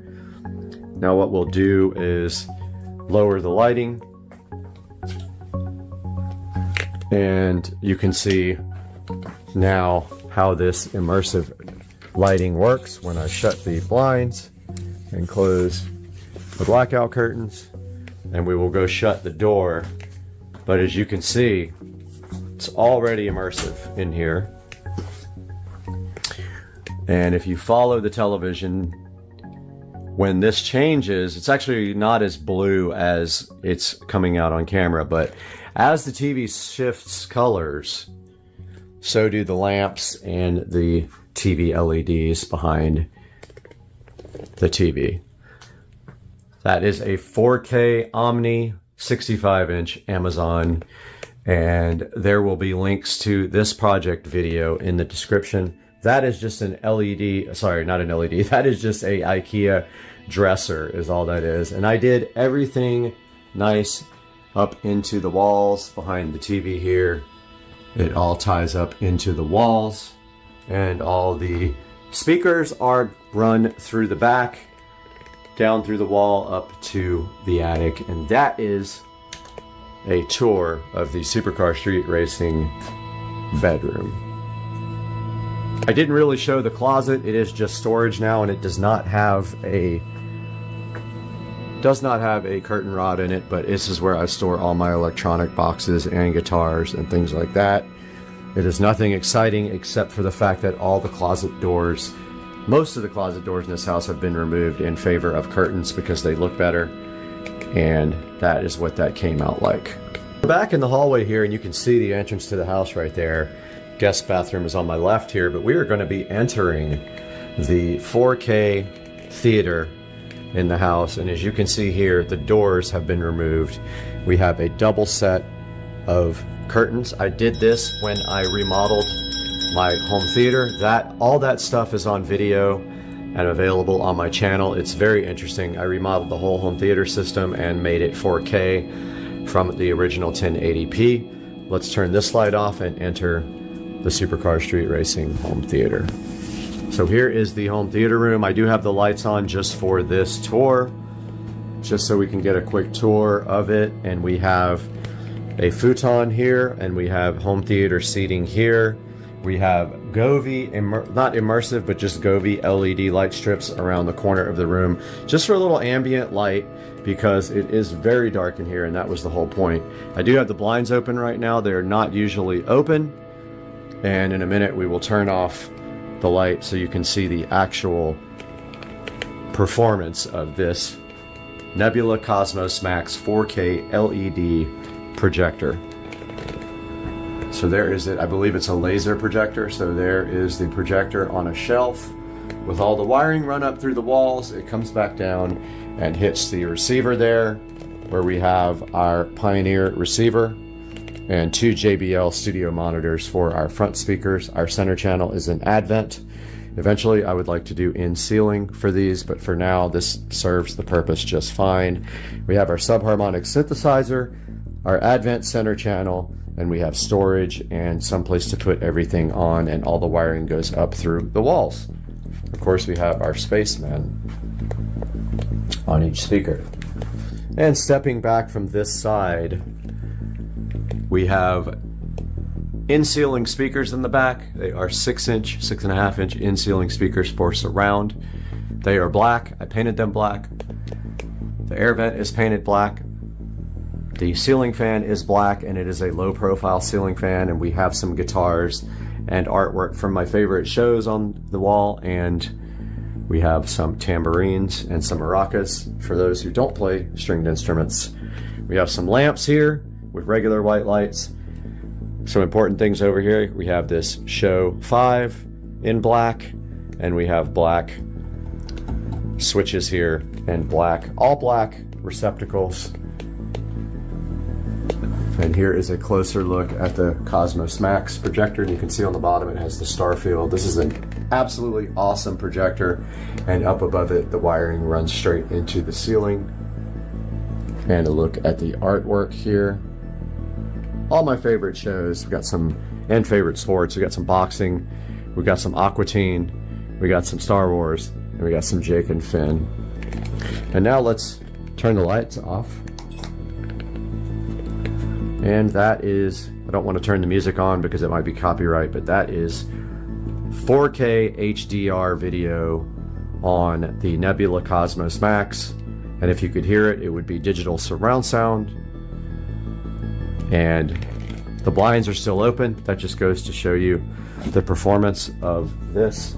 But we can easily close our blackout curtains here, and that is what you're looking at. This is a 120-inch screen on the Nebula Cosmos Max, and this is the view from sitting down in the chair. Both of these recline. It's an awesome experience. I absolutely love my home theater room. I love the remodel. I painted the whole thing this dark green, and it's absolutely awesome in here.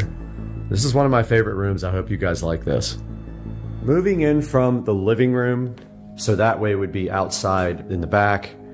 This way is outside in the front. We can take a look at the Supercar Street Racing kitchen. This kitchen was all remodeled when we bought the house.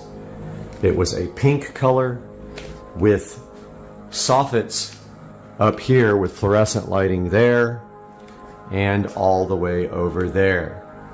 So what was done in this area? So first thing was the floors were all this slick white tile. My neighbor actually still has it in his house. The walls were pink. This entire area did not exist. There was a small cabinet that did this, countertop actually, went straight over that way, a little wedge. This was all open. So we made the decision to have these shelves built and this shelf unit built by a carpenter, and we made it so that it can support a wine fridge. This gave us so much extra space, and you can see how well that came out.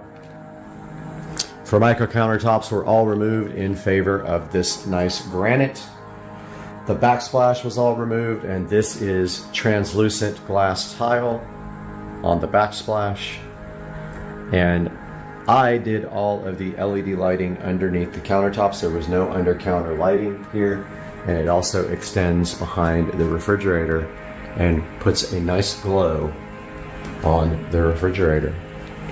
The pantry was completely redone with a shelving unit up top, and I did recessed lighting there, and I did all this recessed lighting in the kitchen. It did not exist, and I redid this hanging light here.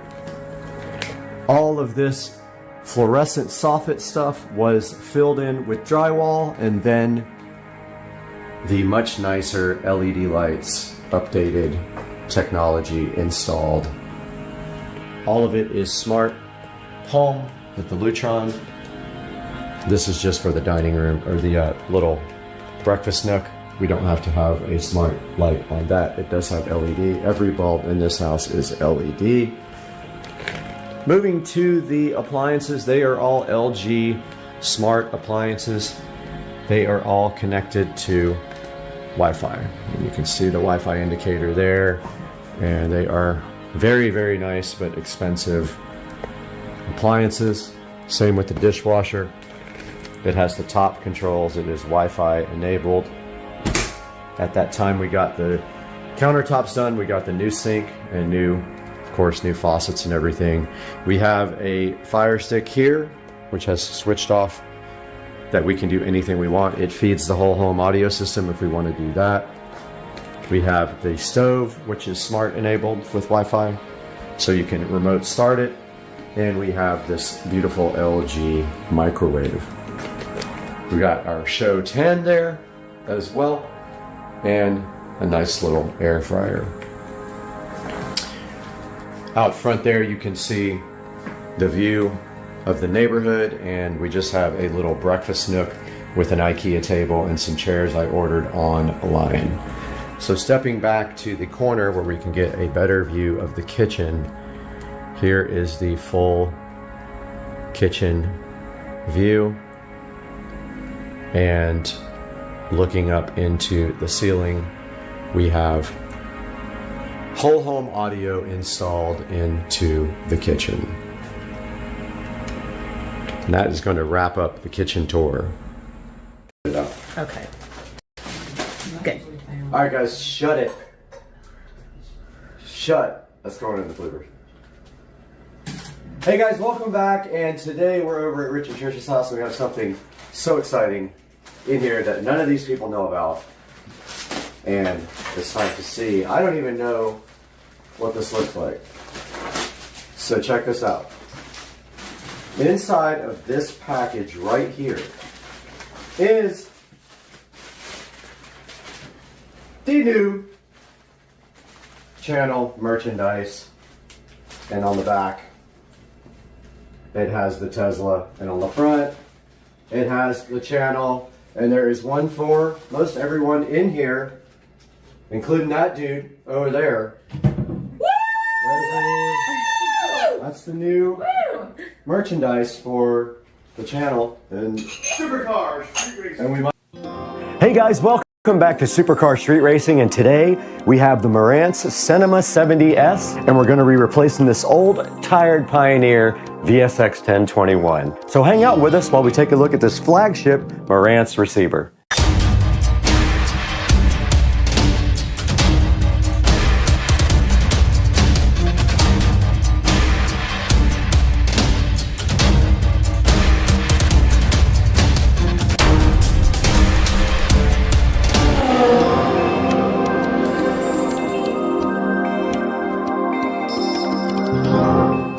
Now, about 1 year ago, we did create this nice 5.1 surround sound system in the Supercar Street Racing bedroom, and we also added this nice big Fire TV from Amazon.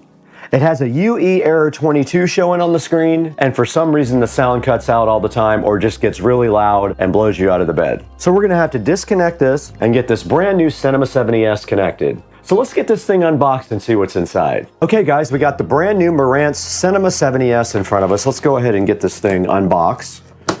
Now this is the flagship, one of the flagships of the new Marantz lineup. And this is replacing the NR1711 that we have in the Supercar Street Racing Studios as the new updated model. I was a little bit too early to get this model when we built the studio. Let's get it turned around. And inside the nice packaging, very, very nice presentation. You can see already, there's a nice Marantz box on top here. There is an Odyssey mic for calibrating your sound. And then there is your power cord. And inside the box here, check out the presentation. We have the remote, the Bluetooth Wi-Fi antenna, some batteries, and a nice quick start guide. And then under that, it tells you how to use the HEOS app to listen to high resolution audio. And then there's an antenna right underneath that for FM and AM radio. Very, very nice. Once inside the box, we see this nice presentation here of the Marantz Cinema 70S. Let's go ahead and get the mic out. This is unlike any receiver I've ever unboxed before. The quality and the presentation is very high end for a $1,100 receiver. And you can see the nice wrap here of the Marantz Cinema 70S. We are gonna have to get it off the table now to get it out of the box. And it is a slimline receiver.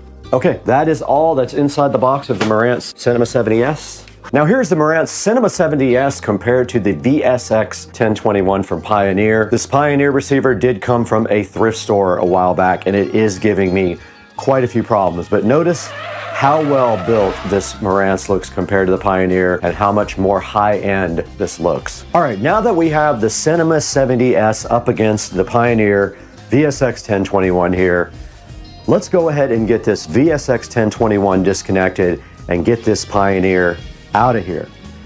All right, taking a look at the back of the Cinema 70S from left to right, we do see one Wi-Fi Bluetooth antenna upper left, and then we see our phono inputs. We've got our standard audio inputs here, right next to our antennas. At the top, we've got digital inputs, we've got a coaxial, and we've got an optical input.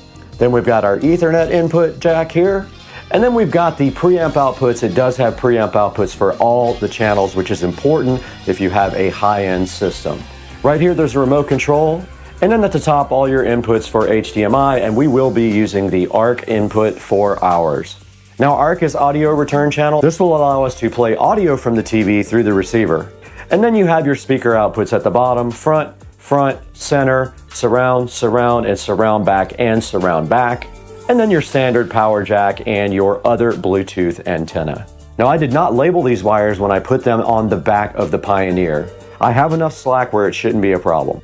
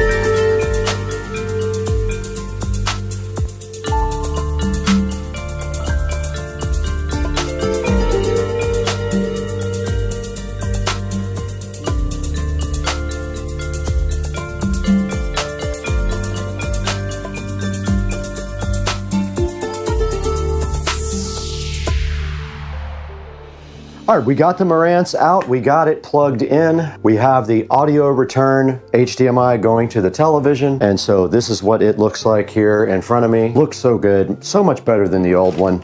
And I have the remote control right here as well. And I decided to go ahead and just use Wi-Fi because I was using a power line adapter before, and it is very slow. To do anything fast, we're gonna need better network.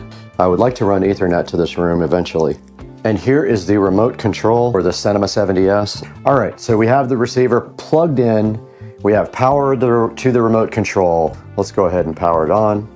It did come on, and on the front, it does say Marantz here. Really cool looking display. Input. We should see the setup for this. We do. Okay, we have the setup on the screen now for the receiver. All right, now you guys can see the AV receiver setup assistant here. I'm gonna go ahead and click English. I'm gonna click next. Already got all that stuff done. Okay, is this the speaker setup? Yes, okay. No height speakers, no front, top, no that. No, I don't have Dolby Atmos. Yes, that's already connected. We're gonna play a test tone, so let's see. Set the subwoofer at 30. I do hear front left. I do hear center. I do hear front right. I do hear right surround. I do hear left surround. I do hear the sub.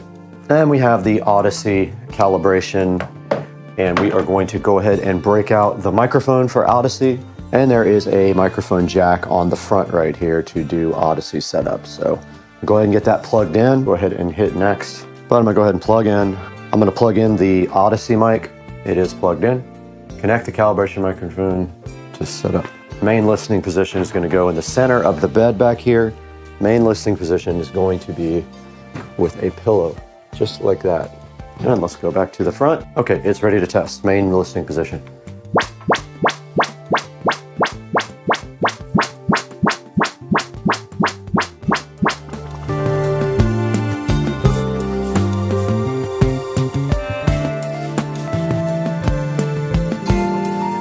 Okay, I'm moving the mic.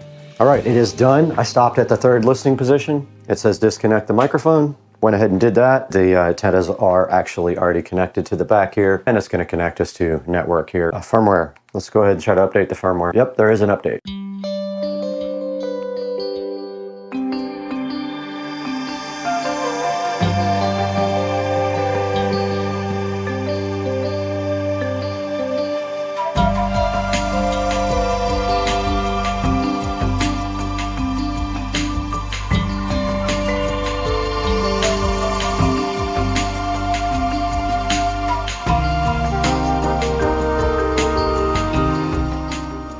Okay, it does say 1 minute left on the update here. And you can see the TV went into screensaver because the receiver has switched off the HDMI signal.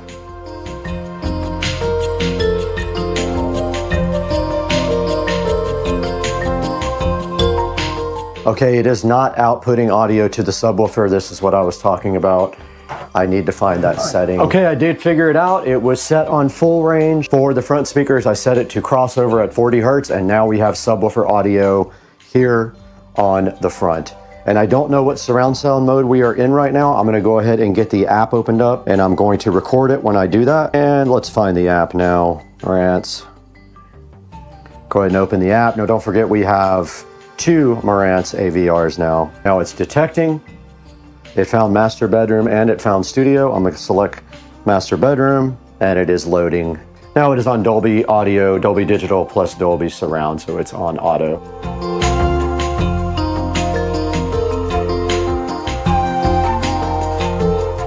Welcome back to Supercar Street Racing. I'm Brad, you're in the 4K production studio, and we are taking a look today at the Marantz Cinema 70S, as you can see right here on your screen. And this 70S Marantz is one of the flagship Marantz models, and it is a slimline model as well. Now this receiver has 50 watts on all 7 channels. It does 4K 120 and also 8K. Now right here in the Supercar Street Racing studio, we have the old NR1711 from Marantz, which is also their slimline model. And unfortunately, I got it right before the 70S came out, so I wasn't able to pick up the new 70S. I did pick up the 70S for my bedroom, and you guys remember we did a 5.1 audio project in the bedroom about 1.5 years ago. And I did use a thrift store receiver at that time. It was a Pioneer, and I was trying to save money, so I just picked that up, and it got by for a little while. Now, the Pioneer started giving me errors like UE22, which is something to do with updates. And it is so old that it is no longer supported by Pioneer. Now, checking out the Cinema 70S right here on Amazon, you can see that if you buy it from this person, this seller, it is $11.93, but you can actually get it for right around $1,000, and I will put links in the description for both of them. When you take this link here, you can actually pay it in Amazon payments. The $1,000 version, you cannot pay it in payments. And this receiver has a 4.2 star review out of 52 ratings. Now, I will tell you on YouTube, this receiver has great reviews, and it's one of the best receivers I've ever personally used. Just the packaging and presentation was so nice on this receiver. When you open it up, you immediately see the quality there and the effort that they put in to make this a little bit of a higher quality experience for its customers. And going online here, you can see the pictures here of the receiver. And there's the front of the receiver. It has a really nice, modern looking, high-end feel. Here it says elevated performance for the Cinema 70S. Soundmaster tuned using precision components ensures your listening experience is extraordinary. And right here you take a look at the back of the Cinema 70S. And we did go over all this stuff in the video, and I showed you the connections on the back there. But notice here, one of the higher quality things that it has are preamp outputs for every channel. You can see right here, that is something that a lot of manufacturers are leaving out of their receivers now. And right here to the right of that, you can see all the speaker outputs and the HDMI inputs, including the 8K monitor output there. And you can see it does 4K 120 as well. It also does have 2 subwoofer outputs. And they're just letting you know right here that it has an included microphone, so you can use their Odyssey setup to perfectly tune any room. And right here, it's showing you the style, which I think is pretty cool, honestly. And it's telling you here in this slide that it has the most modern technologies available right now. Now, this also supports HEOS, Wi-Fi, and Bluetooth, and multi-room, so it has multi-zone support. And taking a look at the reviews here, I don't necessarily agree with some of these bad reviews. There are only 52 reviews total on this ad. This one says buggy firmware. I have not had that experience. Now, I did update the firmware immediately when I got the receiver, and so maybe I had a different experience. This one says it doesn't have Odyssey multi-EQ. It does not. It has regular Odyssey. But checking out the 5-star reviews here, you can see that it says pretty happy. Best audio gear I have ever owned. Fantastic sound. Hard to beat the price. I also agree. It is pretty hard to beat the $1,000 price point on this receiver. Incredible sound reproduction. I kind of agree. It sounds amazing. I've listened to music and movies on it, and it does sound really good. Perfect addition to my home theater system. I think the plan is for me to also, in the future, get a second one to upgrade my home theater room because my Yamaha is getting old at this point. So far, everything excellent. I agree with that review. For me, everything is great so far. And this last review says it was just fantastic. So the Marantz Cinema 70S has worked out great for the supercar street racing 5.1 surround sound in the bedroom. And like I said a few minutes ago, I do plan on buying another one for my home theater room to replace the aging Yamaha. Guys, I want to thank you for supporting supercar street racing in every way possible. Please buy all your products through our Amazon links that'll be in the description, including this Marantz Cinema 70S. And you can buy anything through any of our links. It doesn't have to be the product that you're currently looking at. And we have to get out of here right now. We have to go upgrade every receiver in Jacksonville. We also got the awesome friendship fountain. Thing is so neat.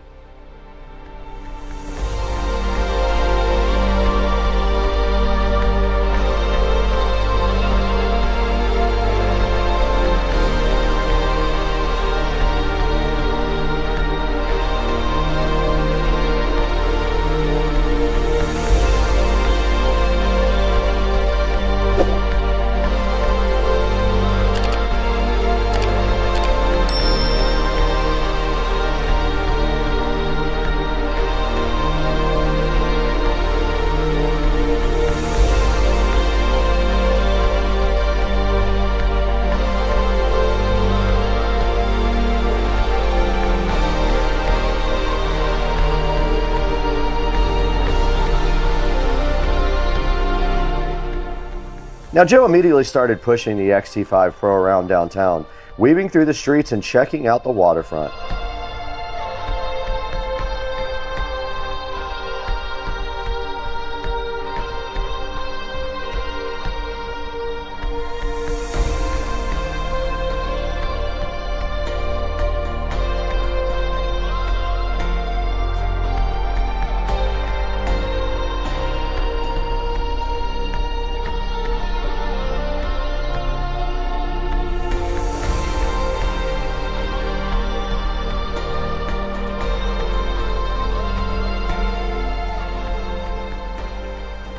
Meanwhile, the UT5 Ultra X handled the downtown riding really well.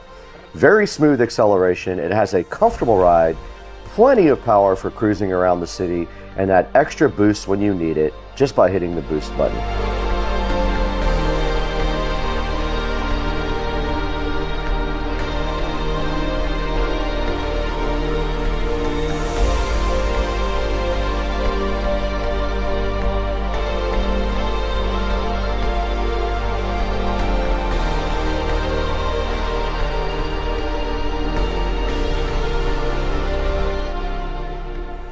Crossing over the bridges downtown gives you some awesome views of the river and the skyline. It's a great place to really get a feel for the scooters.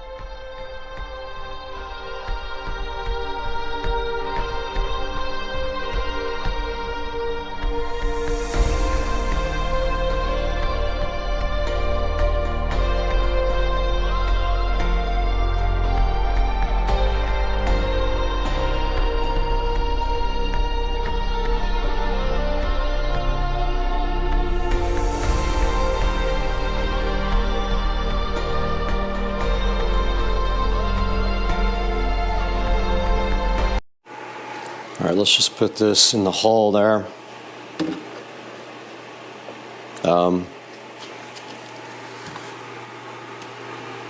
Oh.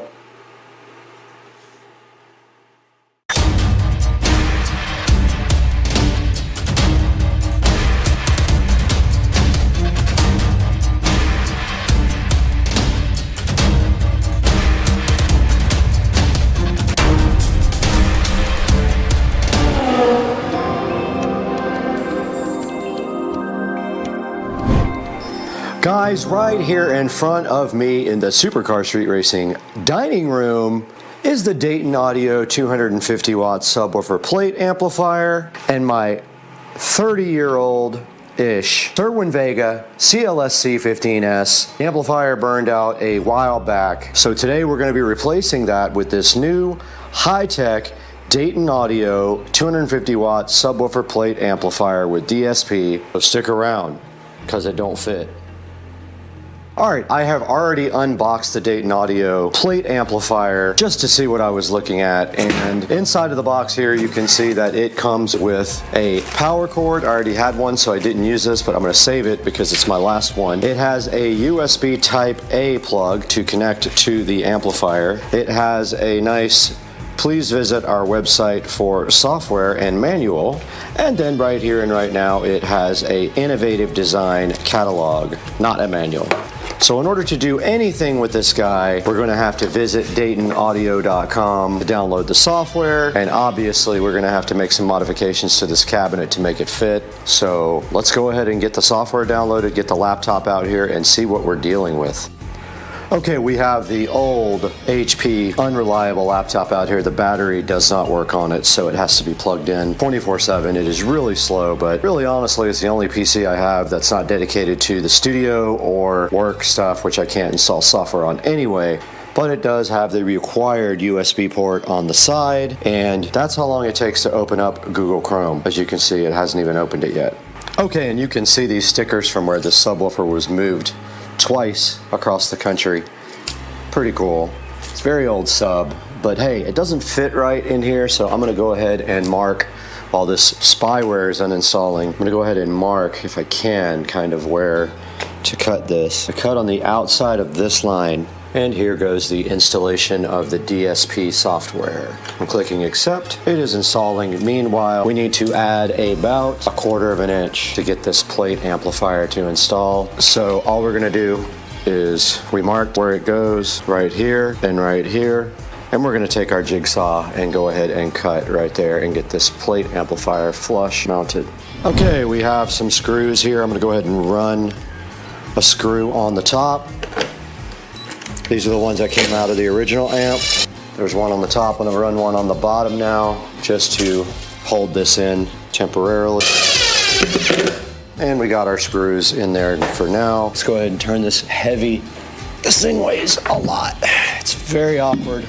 Very awkward. And on the back, I know it's dark back here, but on the back there is a input and outputs. Go ahead and hook up input left and right and provide power. Power is connected. Well, I thought it was. All right, the power light did come on. There's nothing on the display yet. Even when I press this button, nothing happens on the display. Not sure why, but I'm gonna dive into the manual right now and the software and the included USB cable. Hopefully reaches. There's a USB, almost like a printer type jack on the back of this too. And there is the software from Dayton Audio. So this does use USB type A. Plugs right in there and then right here to the laptop. USB device not recognized. Okay. All right, so of course, second day in a row I've gotten defective crap. This will not connect to the amp. The amp display doesn't work. The power light comes on, but no display. So this is going back to Amazon and I'm super frustrated. All right, guys, a couple of days later, and we got the replacement Dayton Audio subwoofer plate amp here. And guess what? It actually does work and it does connect to the PC via USB. So all we have to do right here and right now that this is working is connect it to the subwoofer amp. But we have to crimp and heat shrink some ends onto the subwoofer wire first. But looking at the software, you can see here on the front page, it has a volume and then a 0 and 180 degree out of phase button on the front. Supposedly you can do this all from the knob as well, but there's a low pass filter here, so this is the crossover, and then here's the frequency, maybe 50 hertz. How do you? Or you can just do the little thing right there. There's a subsonic filter. Who cares about that? I mean, this is subsonic is basically so your subwoofer doesn't try to produce frequencies that it can't anyway. There's an EQ there, and this is a dual band limiter, like a compressor slash limiter, which is kind of cool. And it's got a high pass filter out because it does have RCA jacks that go out right there. So yeah, guys, and then it has a input and output meter here, right on that side. But all we have to do right here and right now, since it actually works, is put some ends on this thing. I bought some new ends. I got a whole new thing of ends because those are the last two spade connectors that I had. So these are the style that you crimp first and then you heat shrink them. So we're gonna do that. All right, I got my new tripod here. I'm so hyped to try it. I'll probably do a video on that as well because I'm gonna be shooting on my phone now, not the GoPro. I'm so tired of that thing overheating. Had the GoPro out in 70-degree weather and it overheated the other day. Over it, and it's the second one. All right, we're on the brand new tripod now while I work on this subwoofer. And guys, it comes with a pigtail like this. We have our spade connectors here, female connectors. All we have to do right here and right now is crimp these on, then heat shrink them. So you take that, and oh my God, it's color-coded, Becky. Look, there's a blue right there, like your mom. And then you just put this on the blue thing and go like that. And it's crimped. Then you take the other one, guys, and you put it right here on the black one. And take your crimp tool over it like this. On the blue one, listen to on blue while you do this, and then crimp it. That's that. Now you get your heat gun out, just like this, and you ever so gently heat shrink. I didn't put the tip on, just That's the what tip. she said. That's all.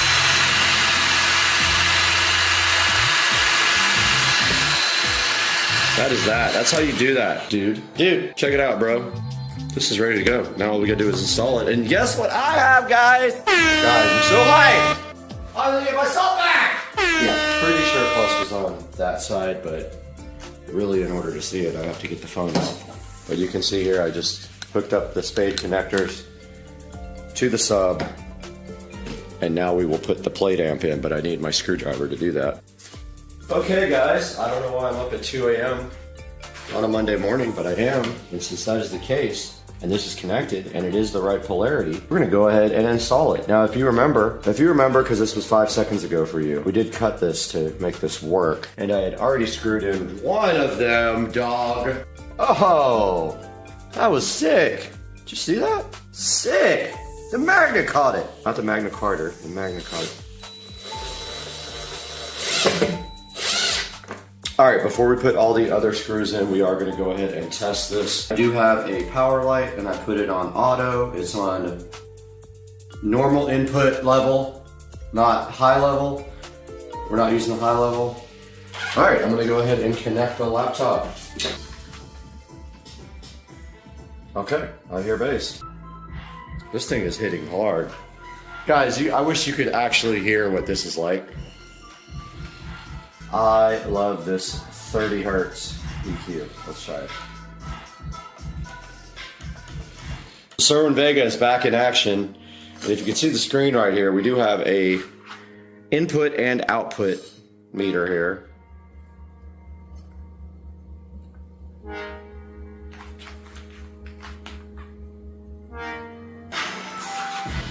There it goes. Oh yeah. Let's go!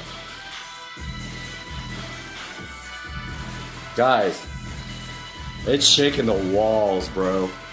So, true story, I bought this Sreaming VESA subwoofer from the actual factory when my friend worked for Sreaming VESA, and I got it for cost of materials, which was $30. I should have bought 10 of them. And all we have to do right here, right now, is fill. And this is gonna dry clear.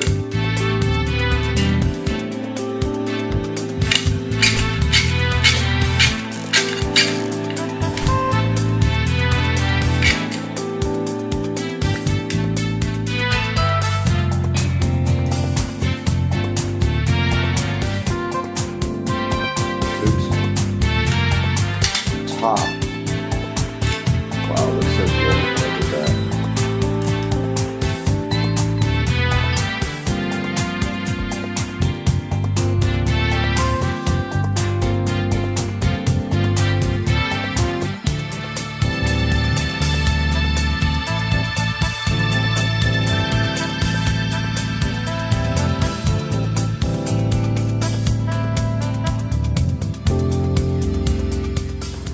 This thing is bumping. It's not connected.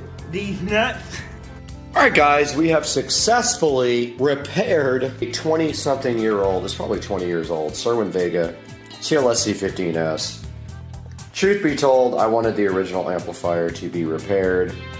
However, there's a guy on eBay that does it, but he has not been available for 6 months, so I think he has passed away or does not want to repair my amplifier. It's Joe's dad's subwoofer. Guys, I'm going to end the video here, but I'm going to go out to the Supercar Street Racing studio now and record a little outro about the Dayton Audio plate amp.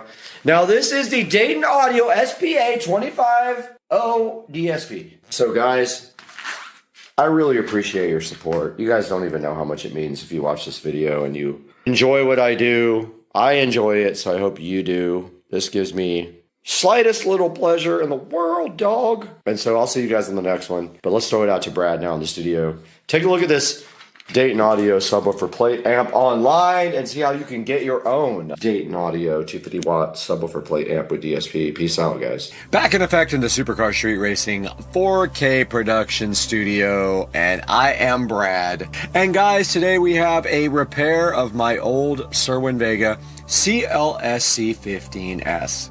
Now, this subwoofer was bought brand new from Sreaming VESA, right from the factory for cost of materials, $30. I know it's hard to believe, but yeah, my best friend worked as a customer service manager for Sreaming VESA. So we were in California and we got to go right to the factory and buy all kinds of Sreaming VESA stuff for cost of materials. And now the Sreaming VESA subwoofer amplifier has died, and it's very hard to find somewhere to replace it or repair it. The one guy on eBay that repairs it has been gone for months. I don't ever think he's coming back. but we did buy this Dayton Audio plate amp to go ahead and repair it. Now here is the Dayton Audio SPA 250 DSP sitting so fresh in front of you. It is a 250 watt subwoofer plate amplifier. And you can see the technology is so much better than when we got the Sreaming Vega 10 years ago or 20 years ago or 50 years ago, I don't remember.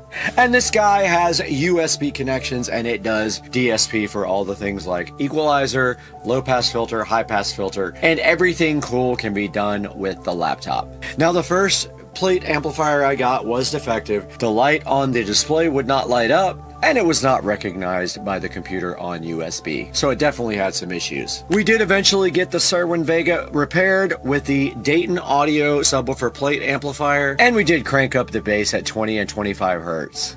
And now let's take a look at this online. It has 4.3 stars out of 23 reviews. And you can see right here and right now that it didn't actually fit my subwoofer enclosure. I had to jigsaw out part of it, and then I went ahead and put some silicone sealer clear around where the part where it was just a little bit too small. But right here you can see the quality of the Dayton Audio SPA 250 DSP, and it's a good choice for a replacement amplifier if you guys have a sub that has burned up, and it does happen eventually. I have 3 of them that are already dead. So it does have 7 PEQ bands, a low pass filter, a phase control, a subsonic filter limiter, and a high pass filter. And on the back, if you look right here, there's a knob to do all that where you don't have to use the actual app. And it's a Class D amplifier and has balanced and unbalanced line level inputs and outputs. So go ahead and get over to my Amazon link, click through my link to buy this or anything else you need, and it helps the channel out greatly, gives us a few dollars, and shows your support for Supercar Street Racing. The bass is so loud I gotta go to the hospital because my ears are bleeding.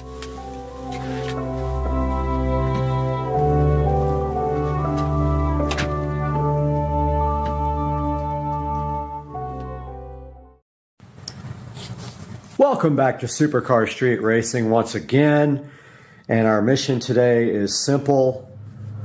We are going to get these wheels off and get these wheels and tires over to the tire shop to get the new tires mounted.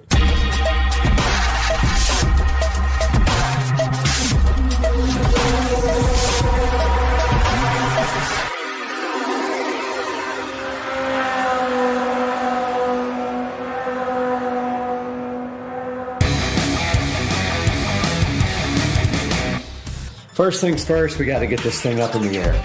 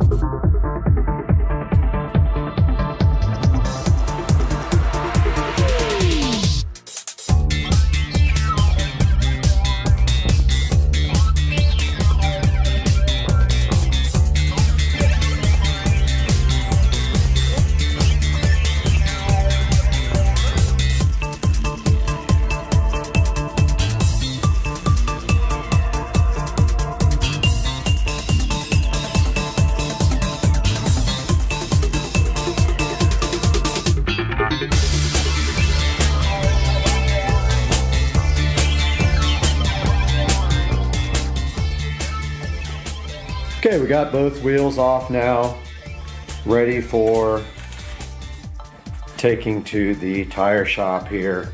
Once we get the tires on them, we'll go ahead and paint them black, and the sprocket as well. All right, we got Rich. Hey. Taking us to bring the tires and wheels to Tire Outlet, and then we're gonna go get lunch and maybe even a liquid refreshment. That's a very good possibility. And we got the wheels and tires in the back here. I don't know where we're going to lunch yet. Probably somewhere over close to Tire Outlet if they can get the tires ready for us quickly. And then we'll grab some food. What do you think? I think that's a good plan. It's a deal? Yeah. All right, let's do it. All right, we just got back from the tire shop and we got these beautiful brand new Sunf. So funny. Wheels and tires that now need prepping and painting. And so I am going to try to figure out how to do that at this point. I don't have any index cards to stuff right there, but I definitely want to do it while they are on and mounted. And they came with this lovely Sunf thing, which sucks. So I'll have to take that off later. But yeah, I'm going to try to figure out some way to do this without index cards. All right, we're waiting for Dukes of Duval to come over, and we need to start refinishing these wheels. So all that we need to do right here, right now, is start sanding these wheels. And I don't even know how.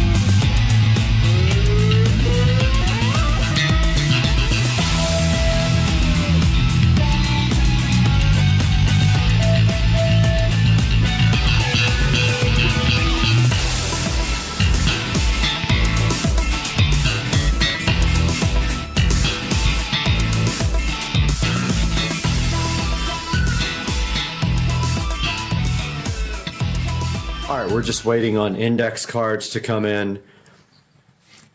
But we're going to do the first step of protecting the tires. And that is you do the tire protectant around the edges here. And that will wipe right off. The paint won't stick to it. So you use index cards and then the tire protectant for the whole entire protection.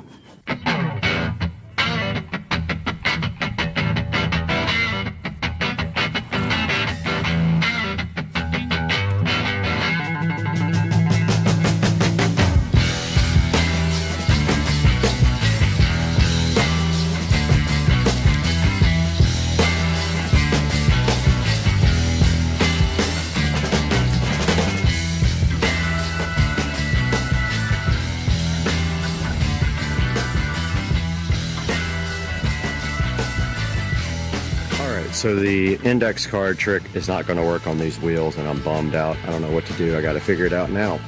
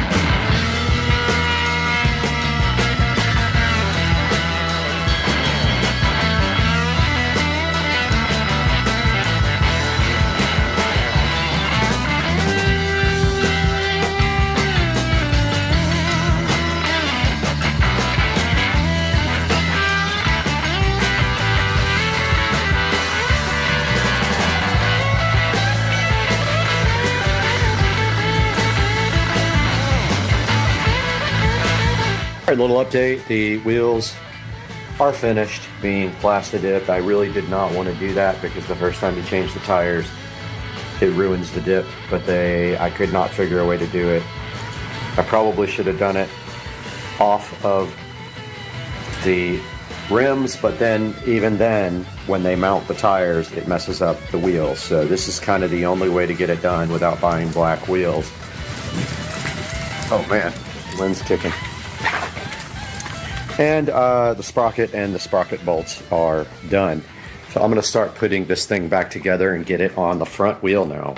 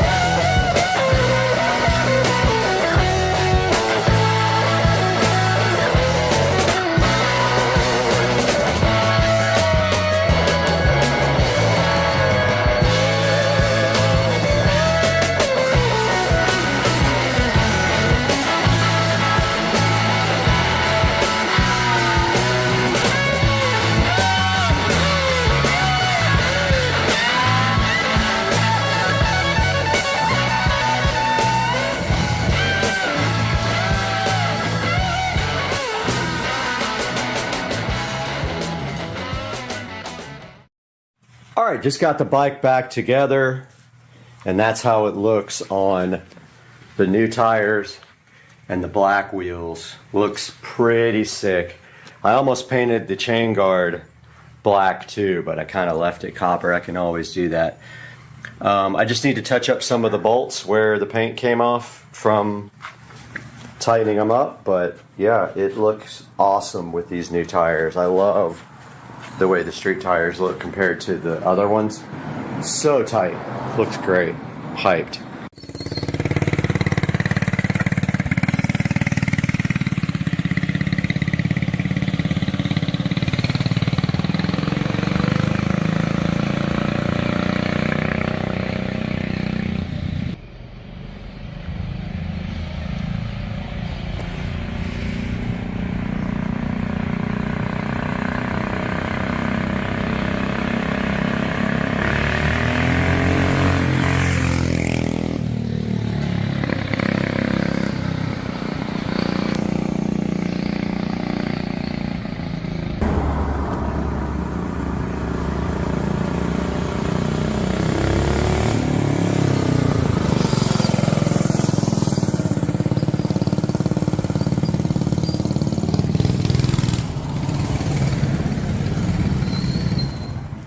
Welcome back to Supercar Street Racing. Brad here, recovering from a bout with the pandemic, but I'm doing wonderfully. And today we have a D-Wen Wills retractable cord reel here that we are going to be unboxing and installing.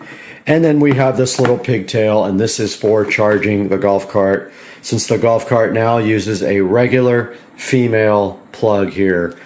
And this cord thing has a triple on the end. So let's take a look at that today.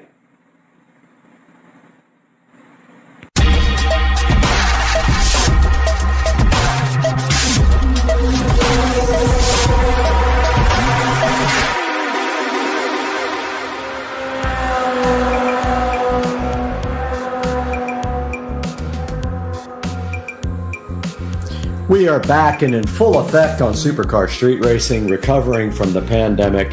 Almost everyone I know had it, and now we are here with this D-Wen Wills retractable cord reel, SKU HCRC 30C. Now this is going to be mounted right on the ceiling, and this will allow me to pull the cord down and charge my golf cart. So let's go ahead and this is the box that came in here. We'll get rid of that. And then here we have the retractable cord reel, looking so nice and beautiful right in front of us, and we will go ahead and open this up now. And inside we see this bubble wrap condom that we need to take it out of, and this should be a fairly straightforward install. And it has good reviews, and here is a something or another. Looks like a mounting bracket for this thing. And inside it, we have a very long Allen wrench, one of Allen's keys. It looks like, I think what that is. I don't know what that is, actually. That's not an Allen wrench. I don't know what that does. Here is the mounting bracket, and here are some screws and a little thingy for it. And I don't know what that does, but here is the lovely instruction manual that tells you how to mount this. And apparently this is the pin that holds the reel up to the bracket to secure it. So once you put the bracket up, you then, I guess, put this through like this to mount the not hose reel, it's a electrical cord reel. So it should be pretty straightforward. There are some ceiling joists going across we're going to try to mount this to.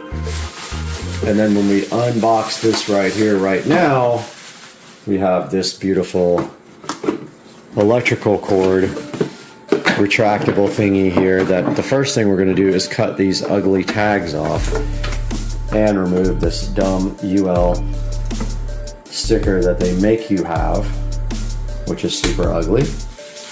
And we will get our scissors out right now and cut off this stupid, dumb zip tie. And there we have done that, so that is ready to go. And now all we have to do right here, right now, is go mount this guy on the ceiling like this, straight up, and then this guy right here will go through there like this. So let's do that right now.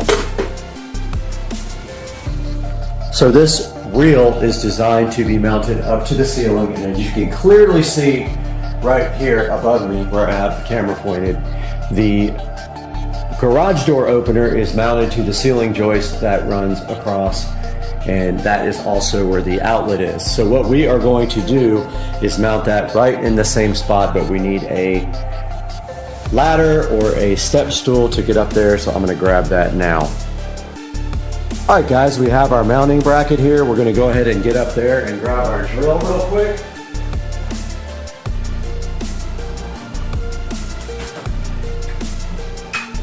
And here we have our standard drill ready to go. And we're going to go ahead and mount this over towards the other side so we don't block the lighting. You see that light right there? And we are going to take our drill up here. And we're going to follow the joist that way and probably put this about right here. So this is not keyhole slotted, so you just have to kind of put the screw in and then hope you get it right into the joist. That looks like it should be it.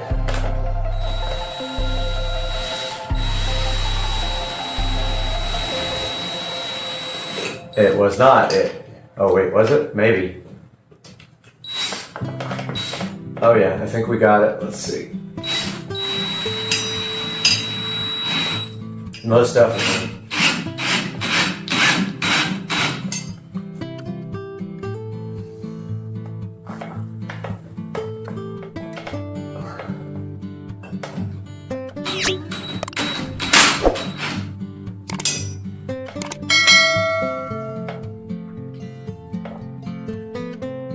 Now let us try to get it square as possible.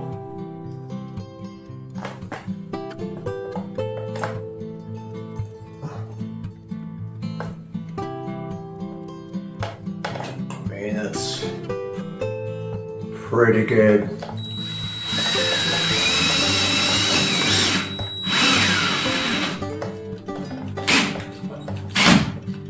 Battery dead? Battery's dead.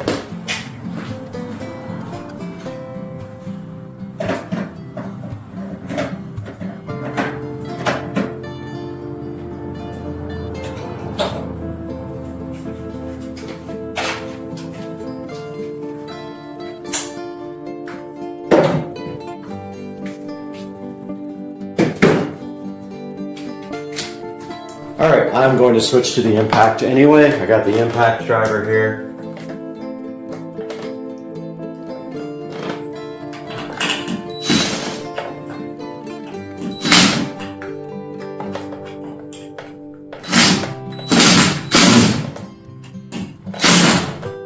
Good enough.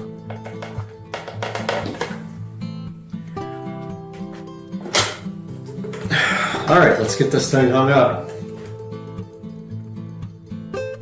Basically, it just works like this.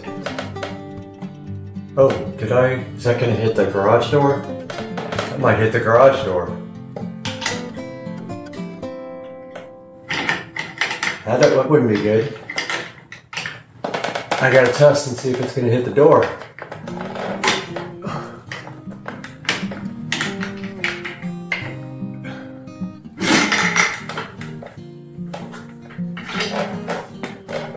That will be close.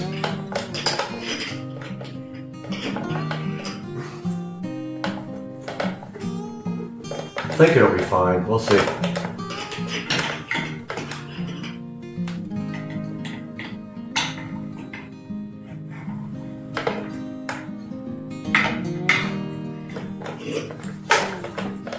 I'm in the absolute wrong place for this.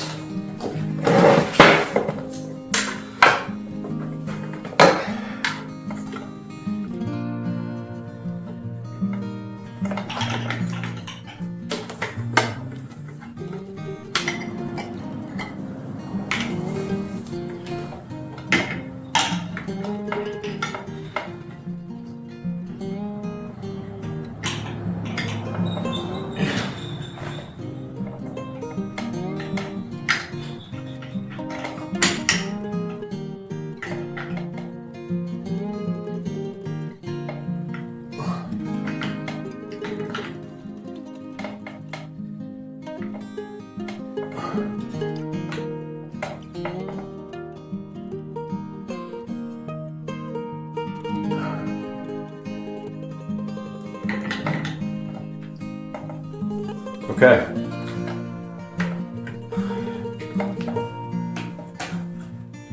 This is no longer in use.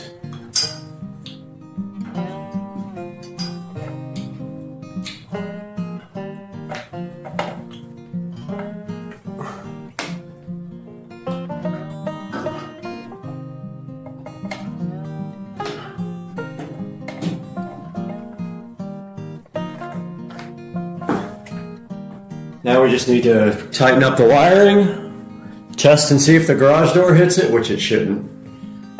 Let's go ahead and do that now.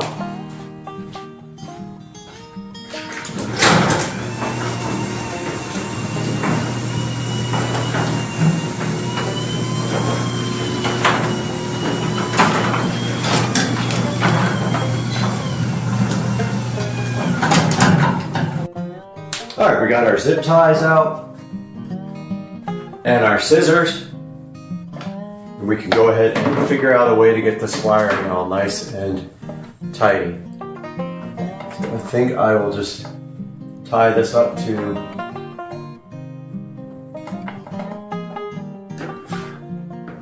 the garage door opener track like this.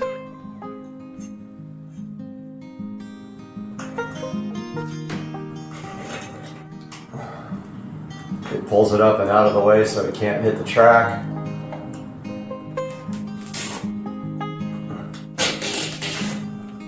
Like so.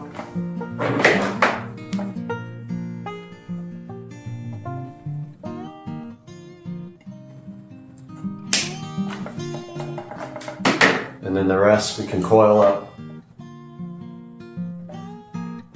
right up here.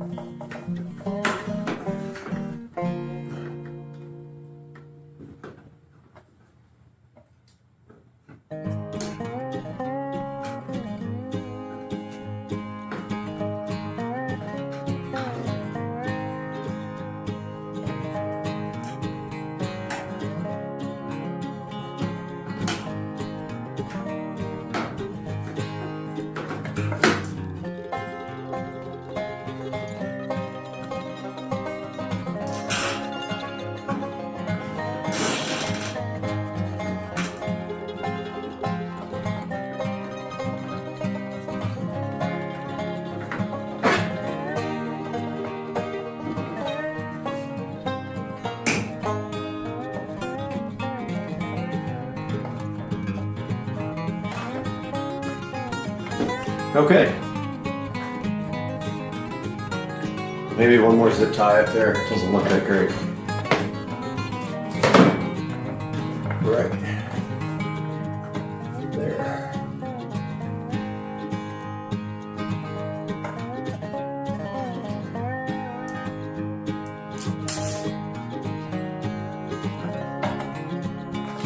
That's better.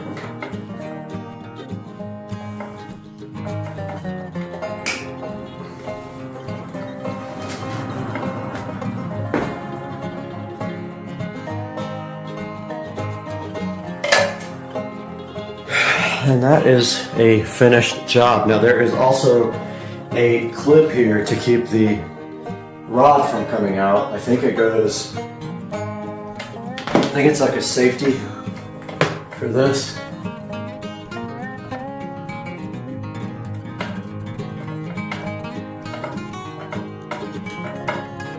I think.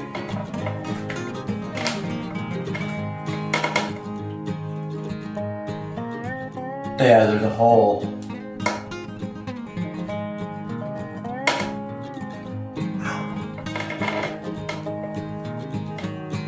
There's a hole in this so you can put this safety thing in. I don't think it's going anywhere. But yeah, it's for keeping the rod from coming out. But this thing is freaking hard to get on there, right?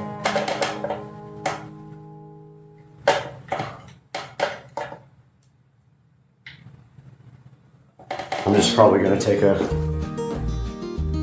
little zip tie and put it in there. If I have one small enough.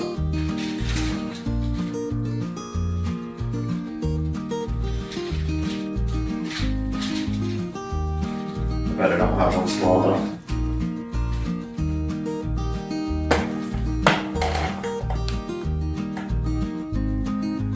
Oh, okay, that works. Alright, I just put a zip tie instead, because this metal thing's really hard to get.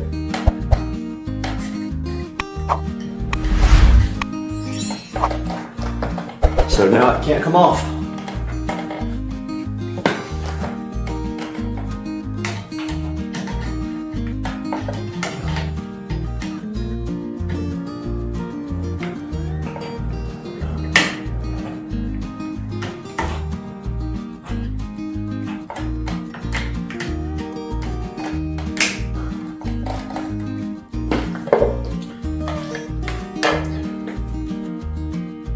Alright guys, here is a look at the finished installation of the I keep calling it a hose reel, electrical reel. It runs up to the ceiling for the garage door opener outlet and comes down here, and then you just pull it like that.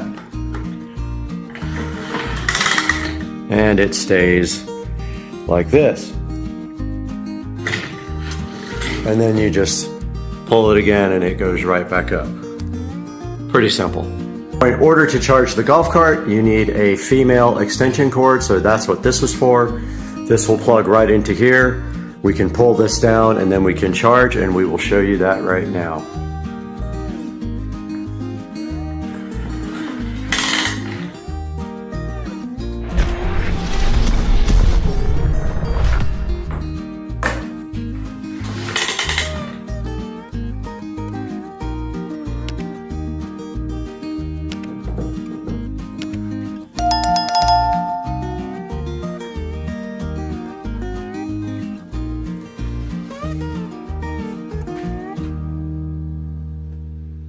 Alright, so the retractable cord is pulled down. There's the pigtail. And it is charging the golf cart, as we can see right here on the display. And guys, I highly recommend this DeWinWill's retractable cord. It does the job perfectly for charging the golf cart, and also other uses here in the garage where I will need power in the middle, like for a vacuum cleaner. And I hope you guys enjoyed this review and this unboxing on Supercar Street Racing. And we will see you guys again really soon. Bubba! It's Rat TV! Cooper! And Cooper! Get it? It's Rat TV, Bubba! And Cooper! And Bubba! Rat TV! What's up, everybody? Your day or our day or whatever it's called. Phone tripod, because the last one broke because it was so crappy. The minute you try to tighten up the little hinge that stops it from moving, it broke. So I'm trying not to show my address here, so bear with me while I open this package with one hand, because that's what this is actually for. So I can do this stuff for you guys without having to use one hand. So let's take a look at this guy right out of the package.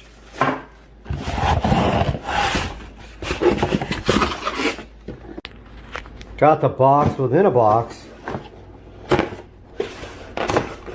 And it is really hard to open these things with one hand, but that's literally what this is for.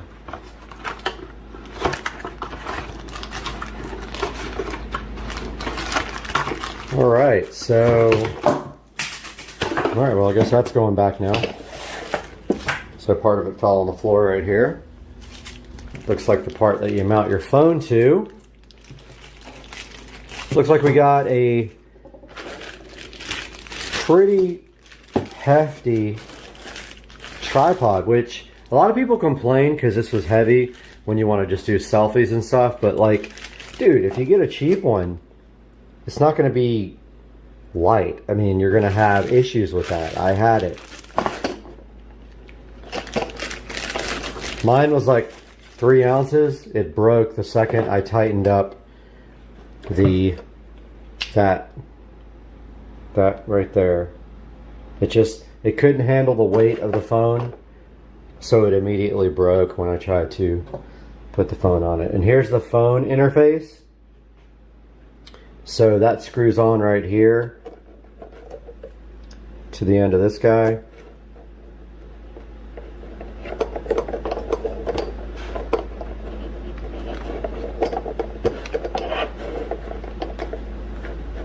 And then once that's tight, so I do mostly landscape stuff. So now the phone should be able to go, I'm just breaking everything today. Should be able to go right here somehow. I don't know how you open up this guy right here, but that needs to open up because I have a larger phone. So let me check that out and see how you do that, and I'll be right back. All right, got the tripod connected. It's pretty heavy, like a good amount of weight on this guy. And so you can see now that I'll be able to do some videos with you guys. And maybe I could probably also extend this so I can get a little bit farther out. But this is the first time I'll actually have a tripod that I can, and it's tricky because you have to look over here. If you look at the camera, it looks like you're looking away from the screen. But so this feels solid. It actually has a good amount of weight on it. So I feel comfortable like putting that out there. And it looks like, so this is in, you know, the camera's flipped around to the mode where it sees me. And I think that this will be no problem like doing, you know, I like this thing a lot. So I'm going to flip it around now and do some other stuff and see if you guys like it. It's a habit. I look to the wrong side. The camera's right here. All right, so got the nice tripod now for the videos. So this is the packaging. Came with a remote Bluetooth starter button. Don't know how that works, but got some instructions here.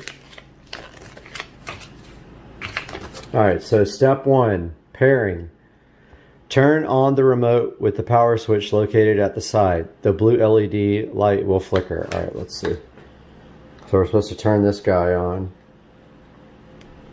Let's see. Yep, okay, now what? Turn on your phone's Bluetooth settings and connect UB size. All right, let's try that. I'm doing. All right, got the remote paired. So now we have 2 settings here. We got an Android. So if you have iOS, you have a whole, like a different button, which is hilarious. Like you have to have an entirely different button. Let's see if it works. So we should stop in 1, 2, 3, stop. Yeah, so stop. No, but stop. All right, so I'm recording again. Here's the remote. I'm going to try to stop it. Negative. Okay, so it says step 2. I'll probably miss something. Okay, step 2. Open your phone's camera app. Press the button associated with your phone's operating system. If your camera does not respond, it may not be compatible. So I guess it's not compatible. So I guess I can't do this. A lot of people. Okay, Samsung. Go to camera settings, volume keys function, and choose record video. Open the native camera. Click the iOS button, not Android, and start the video. Click again to stop. Let's see. Okay, so that did stop it. I'm going to stop it again and try to start it. Wow. Okay, so the so the iOS button works on Android. So please tell me how that even is a thing. So there's the remote and the iOS button. 3, 2, 1. Yep. So the iOS button works on Android, which is freaking hilarious. I love it.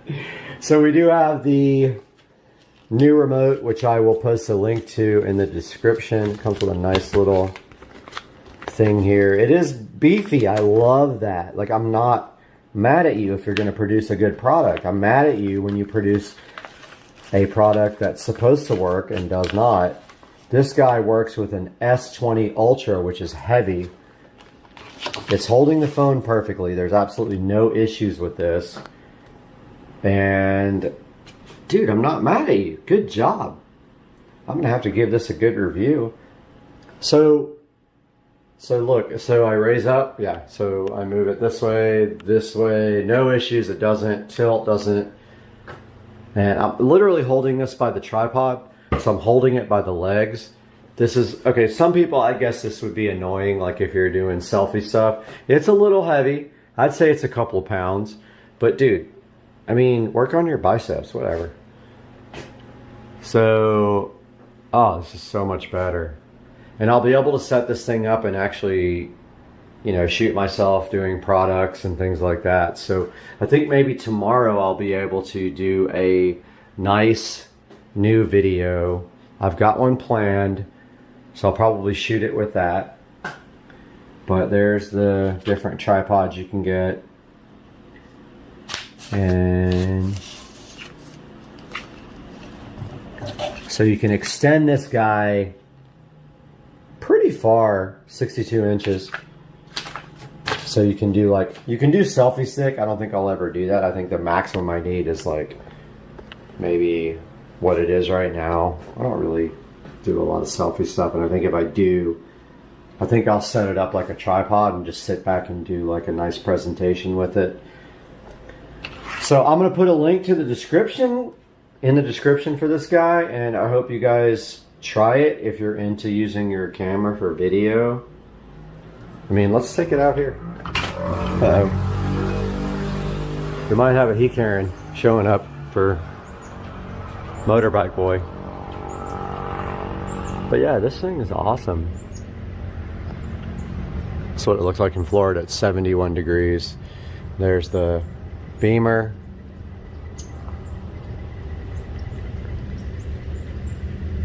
Nice. I'm stoked. Now today, I actually ordered a video card, finally. So I've got a video card coming for editing, which I'm really happy about because I've been struggling with my existing machine. I haven't really had a decent graphics card to do video editing, so I ordered a Quadro, and that should be here any minute. So I'm stoked about that and doing a video about that and getting that installed, and I will see you guys in the next video. Check out this tripod though, it's bomb. What if you could turn one idea into a full cinematic ad for your brand? No editing team, no expensive production, just AI doing all the heavy lifting. Today, I'm using Luva Agents to create a full merch commercial for Supercar Street Racing from scratch. Now let's see if this actually works. Alright, so here's the goal. I want a high-end cinematic ad that makes people actually want to buy the merch. Not just a basic product shot. I'm talking about fast cars, night racing energy, aggressive visuals, and premium streetwear vibe. Something that feels like a movie trailer, but sells hoodies and tees. So I'm gonna start inside Luva Agents with one simple concept: a high-speed street racing scene that transitions into a merch reveal. That's it. No complicated prompt, no overthinking. Now watch how this builds. Immediately, Luva starts structuring this like an actual ad.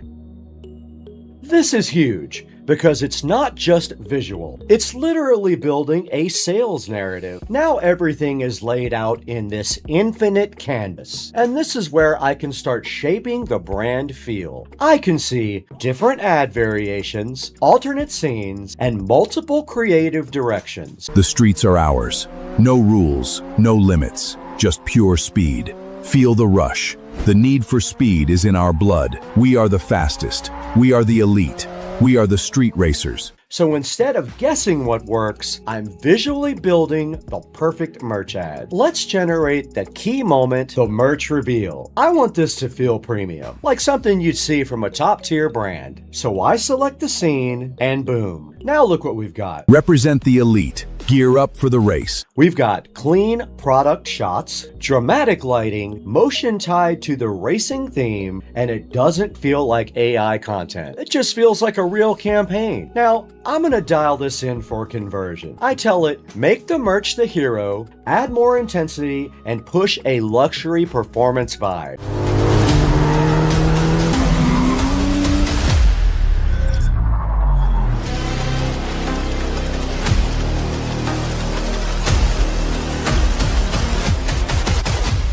And just like that, everything updates. And this is the difference. I'm not just generating, I'm directing a commercial. Now, here's where it gets powerful. I can take the same concept and turn it into multiple ads. One that feels like a luxury brand, one that's aggressive and fast-paced, and one that's clean and minimal. So instead of one ad, I now have multiple campaigns ready to go. Exclusivity in motion.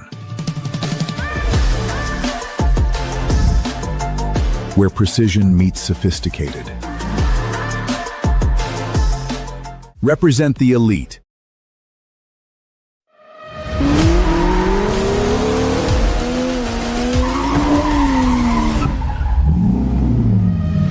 Experience the thrill of the race. Supercar street racing, where luxury meets speed.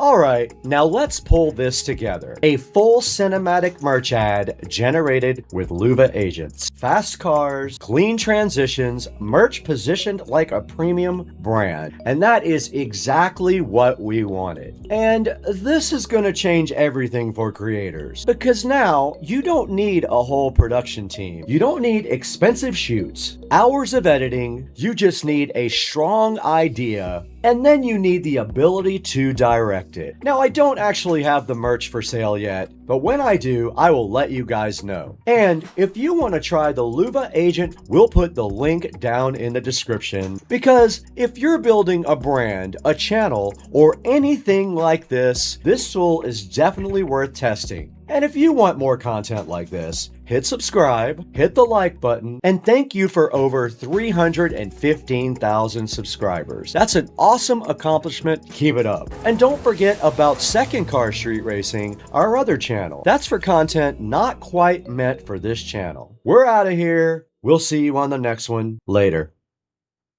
The streets are ours. No rules, no limits, just pure speed. Feel the rush. The need for speed is in our blood. We are the fastest. We are the elite. We are the street racers. Represent the elite. Gear up for the race.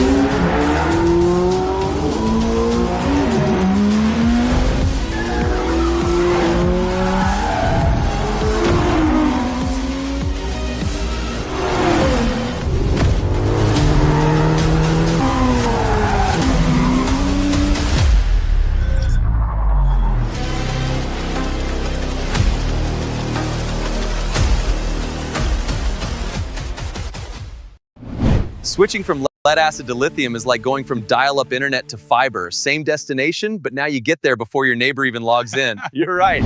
What's up, guys? Welcome back to Supercar Street Racing. You guys know how much we love lithium batteries. Today we've got another one from Wise, and we're upgrading something cool. We are updating a club car to lithium and AC at the same time. And trust me, this fits the speed lifestyle. We're gonna take this golf cart and give it some serious power upgrades with the Wise 48 volt, 105 amp hour Bluetooth Life PO4 battery. And this thing is made for golf carts, trolling motors, solar setups, or off-grid system. But today, we're focused on performance. Because if you're still running lead acid batteries, you're leaving a lot of power on the table. And paired with the setup we've got in this cart, this upgrade is about to completely change how this thing drives.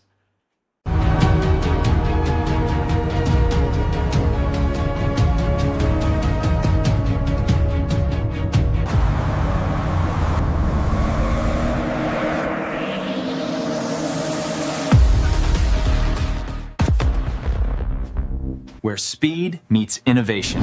Now let's break down what makes this battery such a big upgrade. Let's talk about power and capacity. This is a 48 volt, 105 amp hour LiFePO4 battery, which gives you around 5.3 kilowatt hours of energy, longer ride time, and strong, consistent output. And it also comes with BMS protection as well. It's a battery management system built in. And this protects against overcharging, over-discharging, overheating, short circuits, and so it's not just powerful, it's also safe. And then there's the Bluetooth monitoring. This is one of the coolest features. You can connect your phone and monitor the battery percentage, the voltage, the temperature, and the real-time performance. There's no more guessing how much charge you've got left. Now, lithium batteries also have a longer lifespan. Compared to lead acid, they have thousands of cycles of charges, and they have years longer lifespan. This isn't something you replace every other year like lead acid batteries. Another big improvement is the lightweight design. They are way lighter than lead acid batteries, easier to install, and they have better efficiency overall. All of that helps you with speed and performance.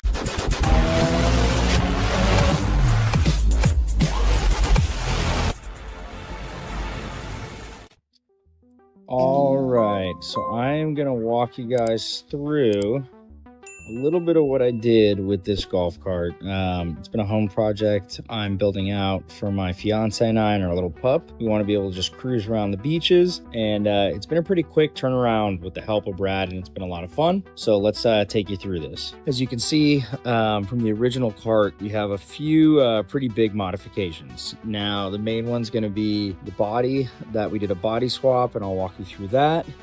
Roof obviously is now black, and we were able to update these seats to look much better. So we still have a few different things coming from a cosmetic standpoint, but I'll also let you know from a performance standpoint, we have our Wise 48 volt LiPO4 lithium battery. Gets super good range. I still have yet to hit 0%.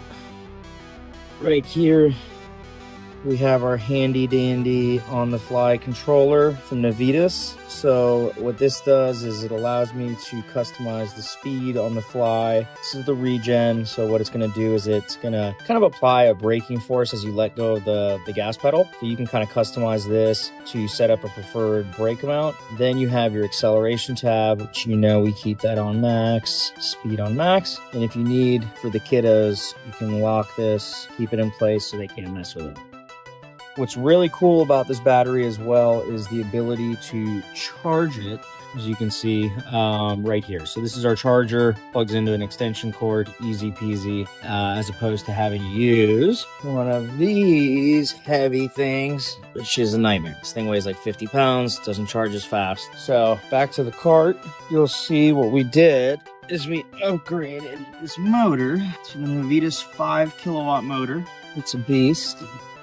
Behind here, you can't see it, but we have a 48 volt solenoid right behind here, and behind here we have the TAC2 controller. Pretty easy to change the body. Seat covers super easily. You can see we have the diamond stitched now, adds a nice feel to it. And Wise, what was pretty cool about it as well is we have this handy dandy LCD, and it is going to give you a couple pieces of good information. Here's page 1, charge info, it's showing voltage.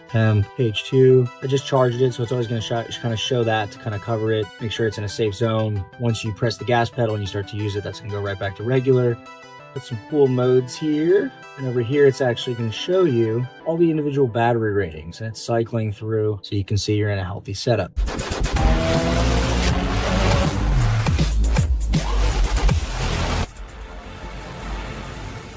All right, now let's go ahead and install this thing. Let's do it.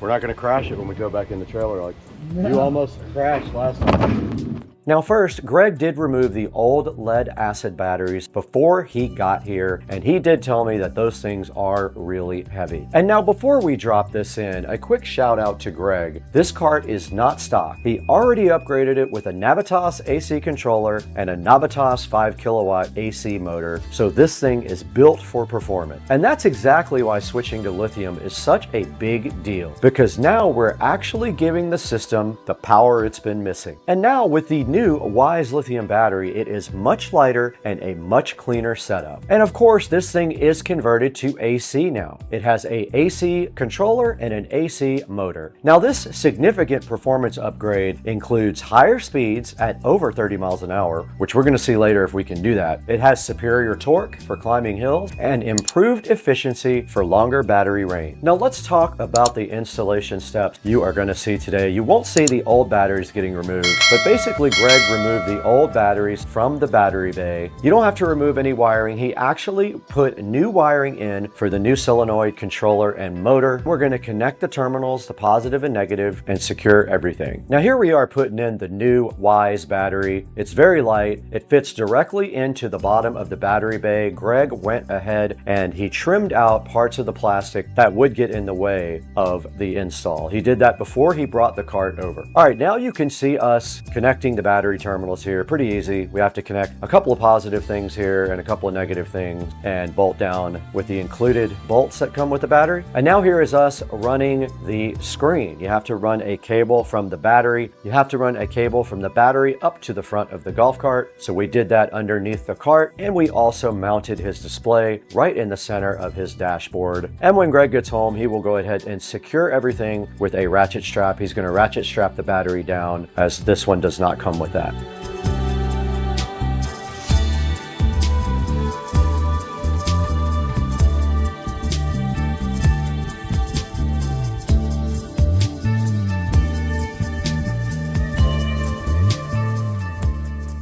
And that's it. There's no complicated setup, no crazy wiring, a super clean install, and now this cart is ready to actually use the full potential of that Navitas system.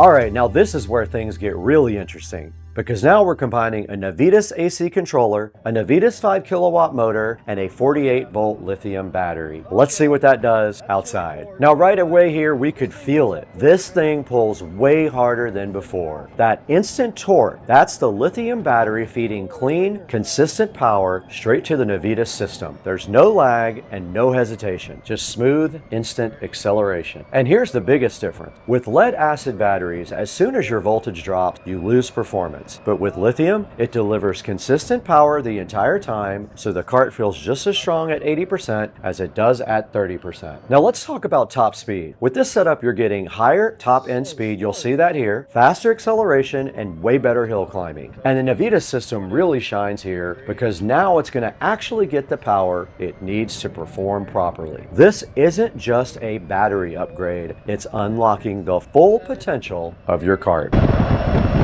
9. Can we hit it? 40, yeah! 40. Woohoo! And then people pull out in front of you at 40. Damn, dude. You can flip it.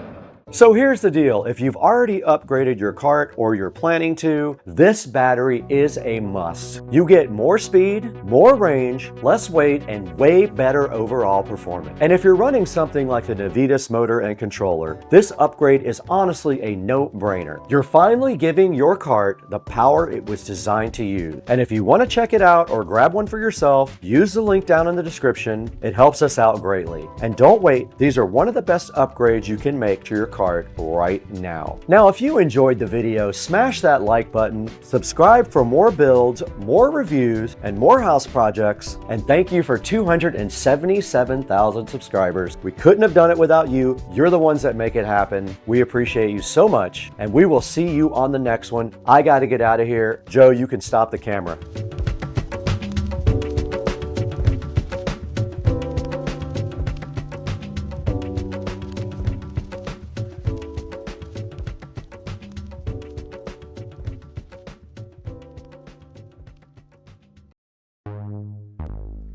Happy Saturday morning, guys. Do I look tired? Because I barely slept. So it's Saturday morning and the Cars and Coffee meet is today. I'm up early editing last night's video about car detailing. I hope you get to take a look at that. We'll get some video rolling out to the car show later and then some video from the actual car show. So that's coming up next. Good morning again. We are over at Winn-Dixie here on Bay Meadows Road. We were hoping that some people would show up and roll over to Cars and Coffee with us.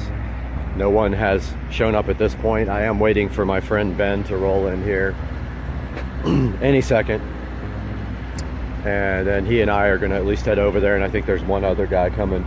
But apparently, everybody else met at another location, which I had no clue. So just waiting on Ben to get here right now. So here's Ben.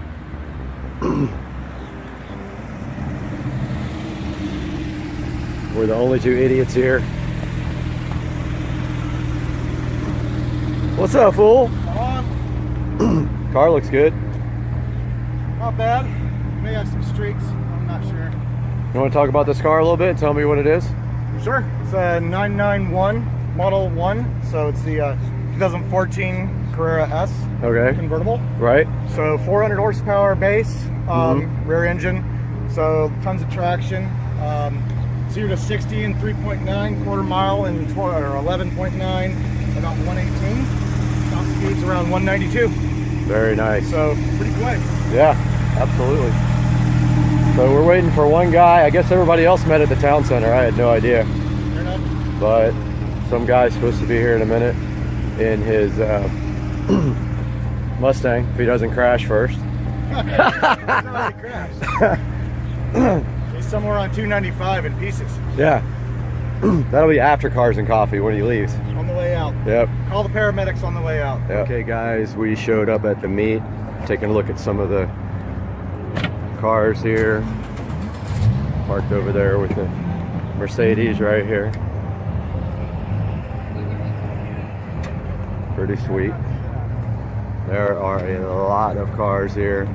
So me and Ben are checking everything out, but as you can see, there are some sick cars here. There's Ben enjoying a cigar, but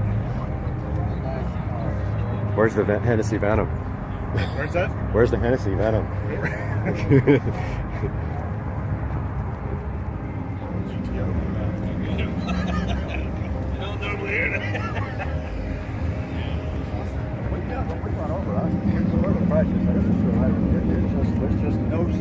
That's us later today, this red and white one. Oh yeah. That's what we're gonna get.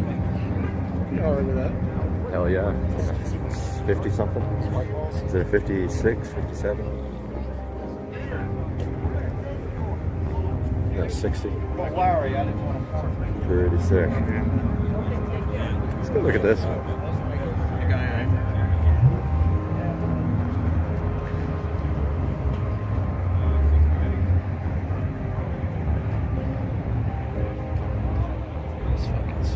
Lambos are showing up. Are they? Where are they parked? Oh yeah. Wanna go check it? Yeah, okay. I think you're gonna have to door S.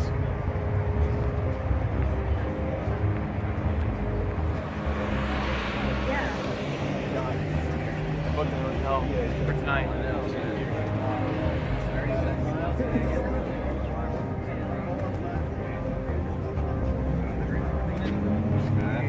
Sickest thing ever. Traveling anywhere between basement and 90 and help me finance the cheap.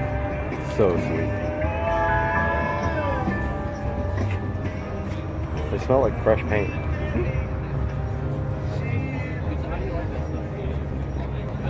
So we had a really good turnout today at Cars and Coffee. I would estimate probably around 500 or 600 cars showed up.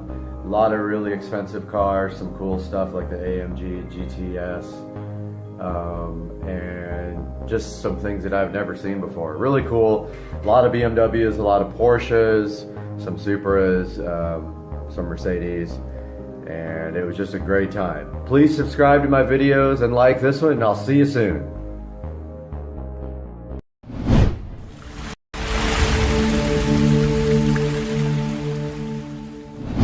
Guys, welcome back to Supercar Street Racing. Today we're in the living room again because we've got an exciting project coming up. I love doing projects, and this is an important one because it's for out by the pool out there. This project is going to be amazing. Everything is sitting right here on the table. There's a very long story as to why this has to be done, and I'm going to tell you that right after this awesome open on Supercar Street Racing.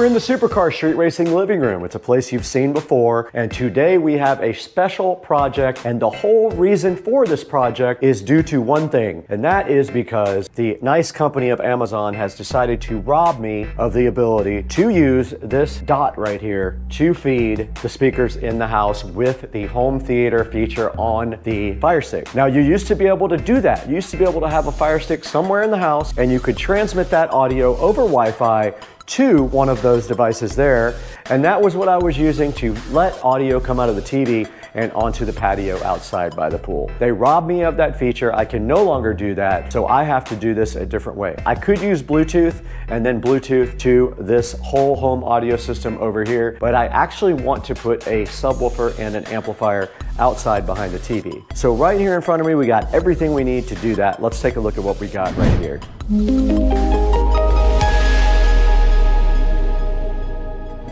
Directly in front of me, and also right here in front of me, is everything we need, minus one more of these cables, which is on the way right now on a truck. We have everything that we need to go ahead and get the outside audio system working again. Now, another thing that broke is the right channel speaker outside is not working. I have not figured that out yet, but I believe the wire has a short in it. So I have to pull a new wire in order to reconnect the right from this whole home audio system back to out by the pool. Meanwhile, we have a nice big television out by the pool that does not have Bluetooth or anything, and I want it to be able to play different audio than this system right here does as well. So what we're gonna do now is we're gonna go ahead and fix that, and we have a few things here that we need. Right here, we have a monoprice 8-inch powered subwoofer, and there is a reason that I only went with the 8-inch, and you'll see that soon. It is due to where this is going and the space. We'll unbox that here momentarily. We also have a FOSI audio amp. I thought it was much bigger. It's 100 watts per channel, but it is very tiny. And then, anticipating problems with heat, I have two fans. One is for this amplifier to strap it right on the back to blow some air on it to keep it warm. I said warm.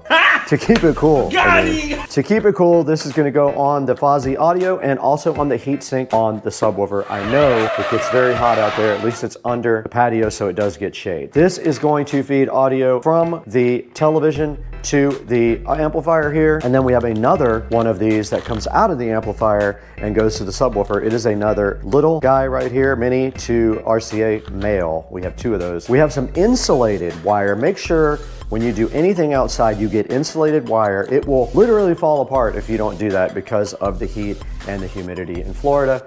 And then we have a shelving system here. This shelving system basically is going to hold the subwoofer up. We have these nice big shelves, and what we're going to be doing is using Tapcons into the stucco. So this is not going to go anywhere. It's going to be very, very good for this subwoofer right here. It'll be plenty.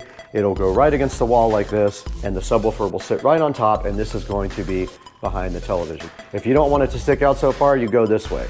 Then what you do is you go underneath and you screw this to the subwoofer, and that will keep that sub on the wall with absolutely no problems. The other RCA to Mini is in the mail. It should be here any second. Let's get the rest of this stuff unboxed. I want to see this amplifier, and I want to see this powered sub.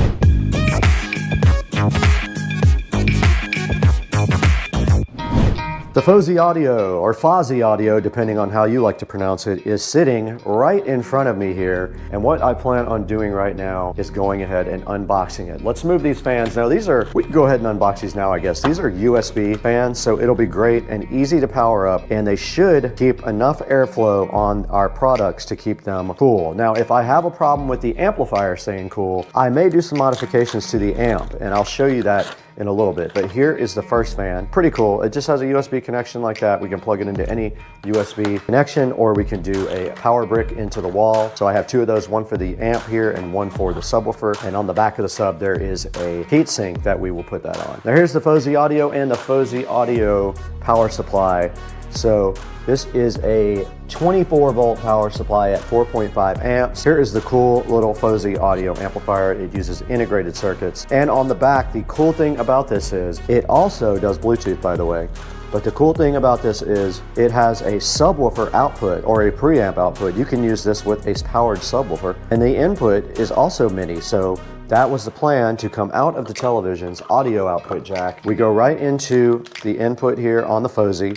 We come out of the output here to the subwoofer, and the output of the speakers is going to be going to my speakers outside. And then there's the Bluetooth antenna, and there is the power. And the good thing about this is the size, and we do have a bass and treble and one USB. This can play music from a USB stick, because we could use that for one of these fans. We could literally come from the front, we're gonna zip tie that fan on, and we could just power it just like that. Now this says 100 watts per channel, and it does support 2 ohms. So we have 4 speakers will be paralleled on this. Let's see if this has power. It does. Look at our fan, and that is outputting quite a bit of airflow.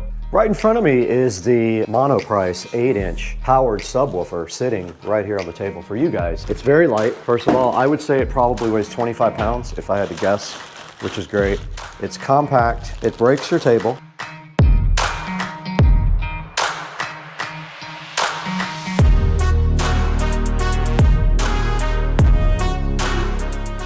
This project is over for today. The subwoofer's broken. I was unboxing the subwoofer, Joe called. I pulled the grill off the front of the subwoofer to show you guys, and a screw fell out. And I thought that was weird, where would that come from? And then I started looking around the woofer, and the woofer had 2 screws pulled out, and the wood was like separated from the actual enclosure there. So this is broken. I'm about to hit the return button, and I'm about to drive it over to UPS store.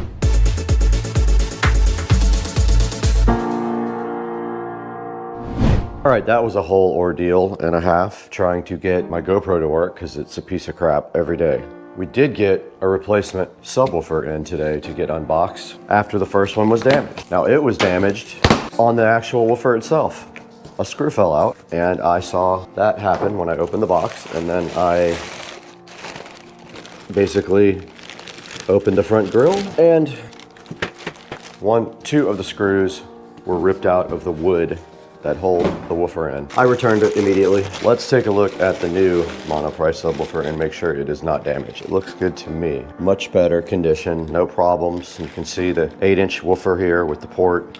Then I'm gonna try something with this speaker that's not working outside. And I think there's a short somewhere between the middle of the attic and the outside.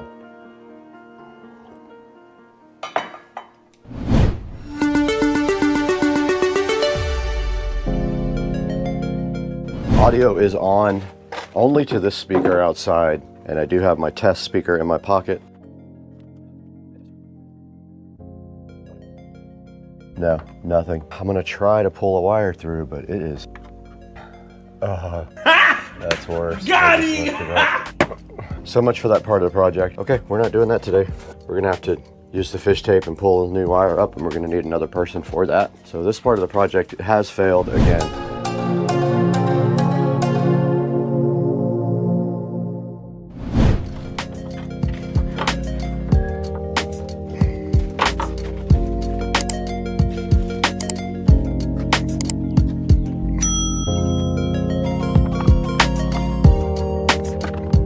I am going to use a little bit of spray foam to keep this on. Just a little bit on each side, I think, is all I need here.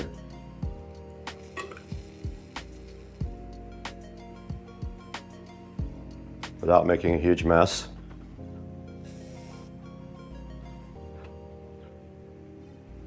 That should do it. It's a sacrificial can, but that should keep that from going anywhere. That should dry very quickly and allow us to have a nice cooling source on our sub. There's still room to plug in the cables, so we're good to go there. So that's just gonna sit there and dry now. Keep that fan tight on that subwoofer forever. It's going to, feet are basically 9.5 inches apart. So our measurements are going to be, we're gonna do 8.5 inches on the wall. So our brackets are gonna fall between these 2 feet.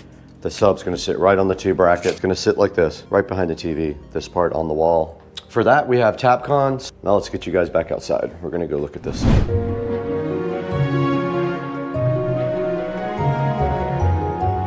Here we are behind the TV outside, and as you can see, there's plenty of space up here for our amplifier and our subwoofer to sit right on top of that. What I'm gonna do literally is just go right above the power strip right there, and I'm gonna put the sub directly above that. You won't see it because of the television. The top of it will be 12 inches above this, so it will just be that tall. I'll center it right in the center. Come down more. I have my Tapcon drill bit here.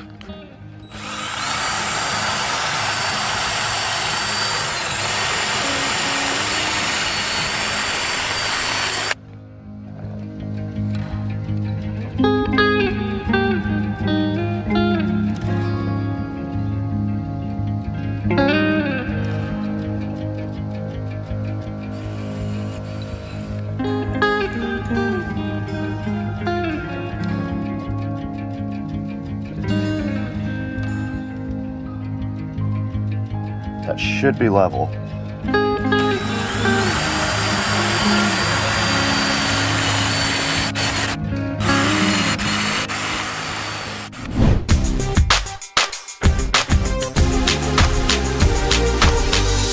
Alright, so I'm actually going to do heat shrink on these. I've got my connectors, I need 2 more of these.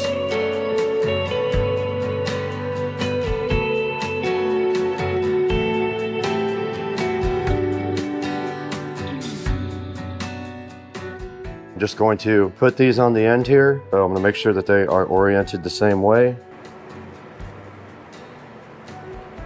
And then crimp. You use the color codes, so you use yellow, just like that, and then you heat shrink them. Will that work? Yep, that'll work right there around the power cable. First set of cables here, the U-green cable. There's also, we gotta not block these on the back, and the other one goes right there. One of these feeds the subwoofer, one of them comes from the television.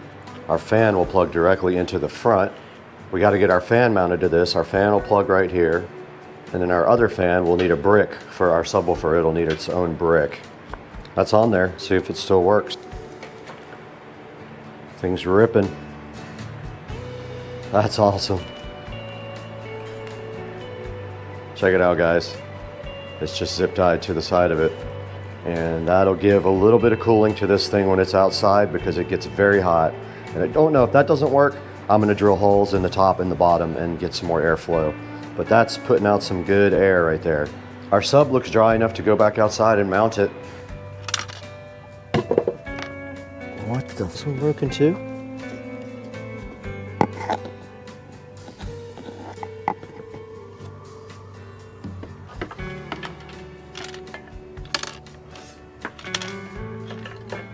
The screw. Got him! Got him! Fucking screw rattling around. There's a screw rattling around inside of this that I know is going to be annoying. Now I got to take the woofer out. This is crazy. This is the second one I got that had issues. How in the world can they make 2 subwoofers with problems? I don't get it.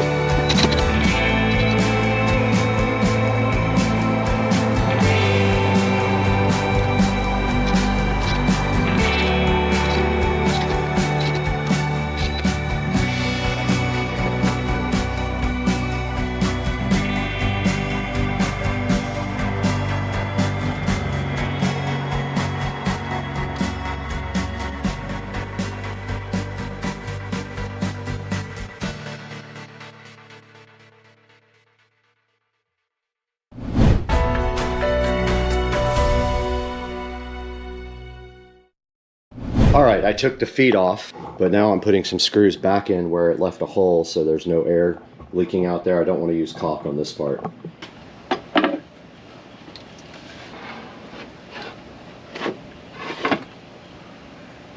That's how it's going to sit, just like that. And it's perfect. Not in the way of the TV at all. I can still get to the back of it if I need to adjust, if I just have to get on a little stool. Perfect, look at that, guys. This came out really good. Now I just got to figure out mounting the amplifier.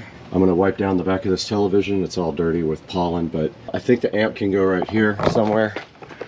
And then the wires can go up and up to the top, and they're going to go up the soffit right there to that speaker. Get something to drink first though. I'm going to mount it just like that. You guys can see this. The TV can still move and articulate either way. If it needs to, it can articulate all the way this way to about right there, or all the way that way without this being in the way.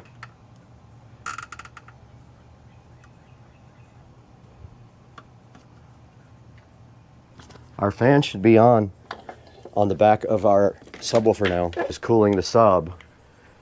So I do have enough power right here. I've got enough power for all three. Now the next step is to get this wiring up and over.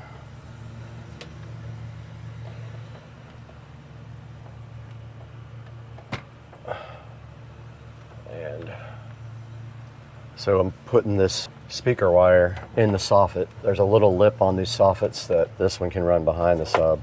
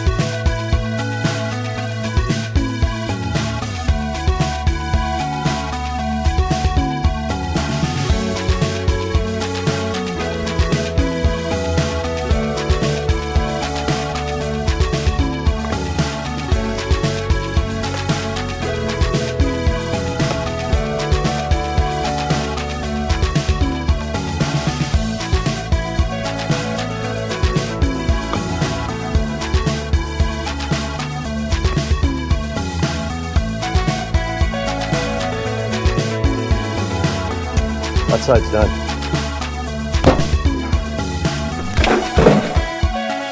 Got it! Well, I broke my... I'm an idiot. I literally threw the GoPro on top of the barbecue grill and broke the mount for the audio, but I did get this side done. I'm gonna go ahead and go up there and push that wire in the back. I didn't see that hanging down. This side is completely done. All we gotta do now is finish the wiring here underneath the television.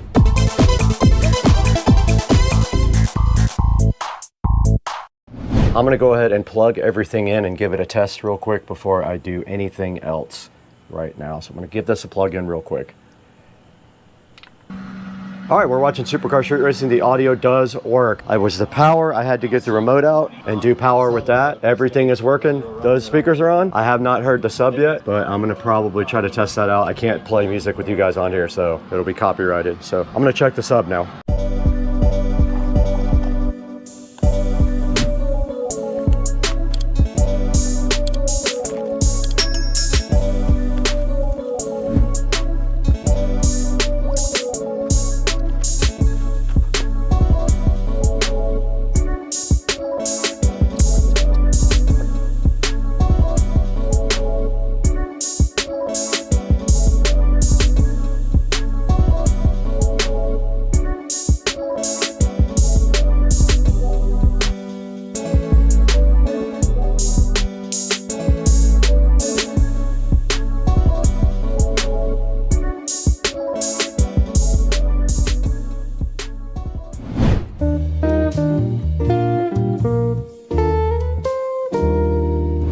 Guys, we're in Studio B again. As you can see, Supercar Street Racing is playing on the TV right behind us right there.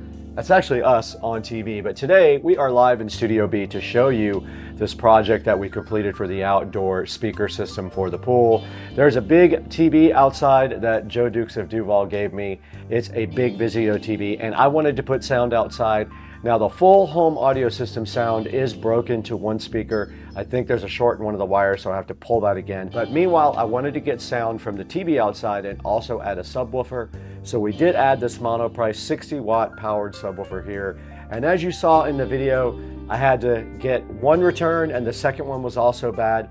Both of them were damaged. One of them had screws missing in the woofer. The other one had a nut inside the actual amplifier loose. But I fixed the second one rather than return it for a second time. There's the monoprice subwoofer. I have not rated it yet. I'm gonna rate it appropriately for being damaged twice when I got it. Now it is 60 watts and it does sound great outside, I'm not gonna lie. We did put it right up behind the television on some L brackets that I'll show you here momentarily. Here's the 3.5mm to RCA cables we use for input and output to the amplifier, one of them feeding from the TV and the preamp output going up to the powered subwoofer.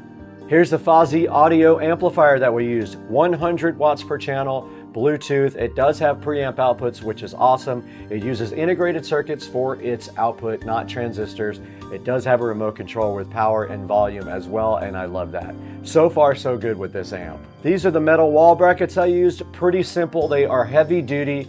No problem supporting the subwoofer, and I did just screw the subwoofer right on the bottom of the L brackets there. That holds the sub right on the wall.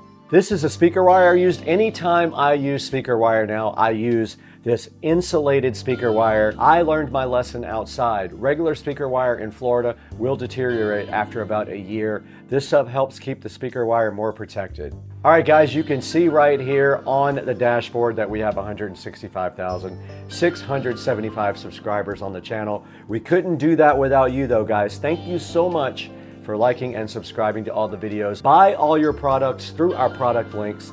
There will be links in the description for all of the stuff we used today on this project. I gotta get out of here though. I gotta go to Dukes of Duval's house. Oh yeah, that ain't gonna work.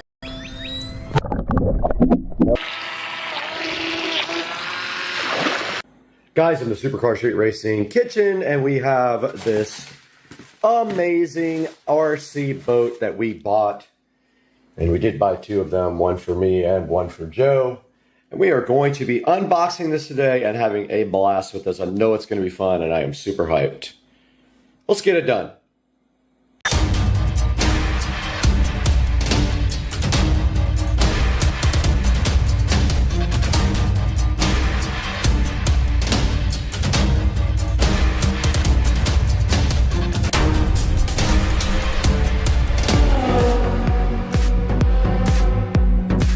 We got the Joy Spot HJ808, I believe is what the number is, and I love that it says Joy Spot. Just the best name ever. I love the Amazon names, but here on Supercar Street Racing today, we're gonna have to get this Joy Spot open. Check out the Joy Spot, but to do that, we need a knife. Let's get it done. We have unboxed the Joy Spot here in the Supercar Street Racing kitchen, and we open it up, and this thing is fly and cool. And I love it already. Check it out, guys. The 2.4 gigahertz remote control transformer here should have two batteries. Has something right there. I don't know what that is. The charger. It does not have a camera or an SD card, but I am going to mount the GoPro to the top of it and rip this thing in the pond. As much as it sucks, it's going to happen to not have a camera. But I looked everywhere. They don't have cameras on these things. But that is the Joy Spot boat ready to be charged. Let's get the batteries on the charger. Deeper into the package for the Joy Spot boat, and we did find the boat stand. We got a boat stand, guys. I'm hyped. And we got the battery plugged in. And I don't know why this indicator light's on the bottom of the USB, but it is. And there is the battery looking so fly plugged in, and the boat stand. And now you take your boat and you simply place it onto the stand, and it looks bad to the bone. Guys, check that out, man. This thing's cool. Look at the propeller on the back and the rudder. Thing looks awesome. I wanted red, but they are out of red at this point. Now, this boat also came with an instruction manual right here. It came with something to remove the propeller and a replaceable propeller. And then here is the remote control, and I'm assuming it just uses regular batteries, and it does use AA's, it looks like. So we will get some batteries and go ahead and get this guy loaded up right now.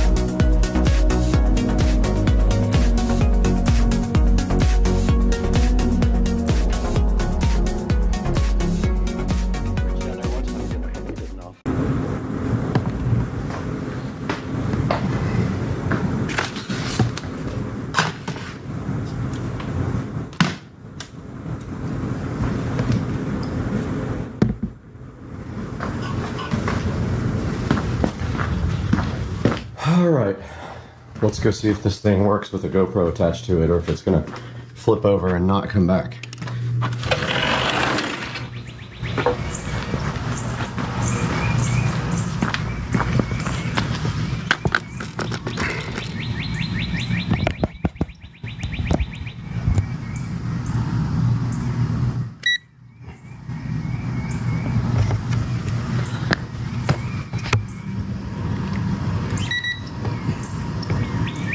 Oh yeah, that ain't gonna work.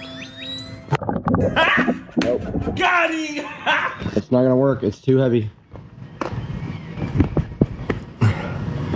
Too top heavy. I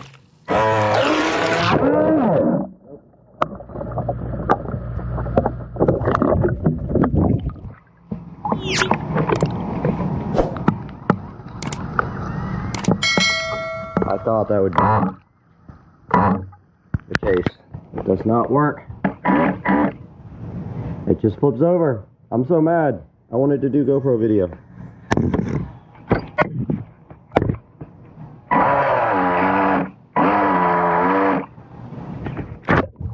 Yeah, this isn't gonna work.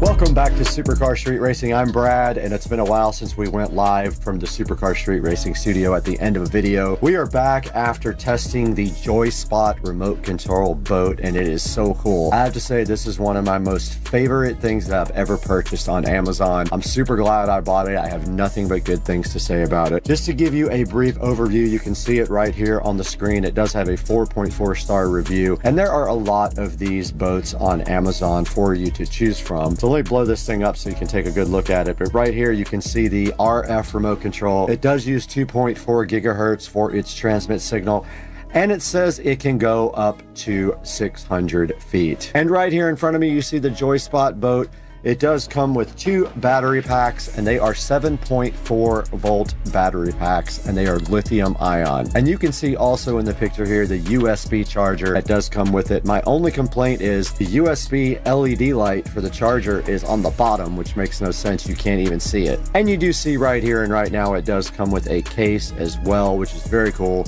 You can take your boat out to the water in a case, and it does come with a boat stand for your boat. Now this boat actually will right itself if you flip over in the water, and honestly I never flipped it over, but we did get it. We may have flipped it over and right back over without knowing it. If you do flip the boat over, all you have to do is push forward and backwards a few times on the stick, and supposedly it will just right itself. Now it also does have trim controls on the remote here for you, and it does take about 2 hours to charge the battery on the boat. Now this boat will actually do 20 miles per hour. It is very fast. Here are the few pictures of the boat here from customers, looking pretty cool. I do love the red one, but unfortunately it is out of stock and not available for a while. I did buy 2 of these boats so that we can go race them, me and Joe. And taking a look at the reviews, it has mostly 5-star reviews. Says speedy, says kids and husband love it, long range, very fast, blew the motor though. qualities. About 3 in this one for the quality, but I disagree. I think this thing is very high quality. And let's see what some of the 1-star reviews say. One didn't work and one stopped working after the first run. Now back on the main page here of the Joyspot RC boat. If you look down at the bottom, you can see there are a variety of different types of boats for you to choose from, and they are likely all kind of the same thing. But the Joyspot boat is very cheap at only $65 right now. Now, I highly recommend the Joyspot boat. I hope you go pick one up soon. And when you're shopping, please shop through my links. You don't have to buy my specific product that is in this video. You can buy anything you want through any of my product links. And it does help the channel out greatly as it gives me a few dollars. Also, please like and subscribe. And we will see you guys on the next one. And we will put some more video up when we actually do some boat races with me and Joe Dukes of Duval. Now we got to get out of here. I got to go get my captain's license. See you later.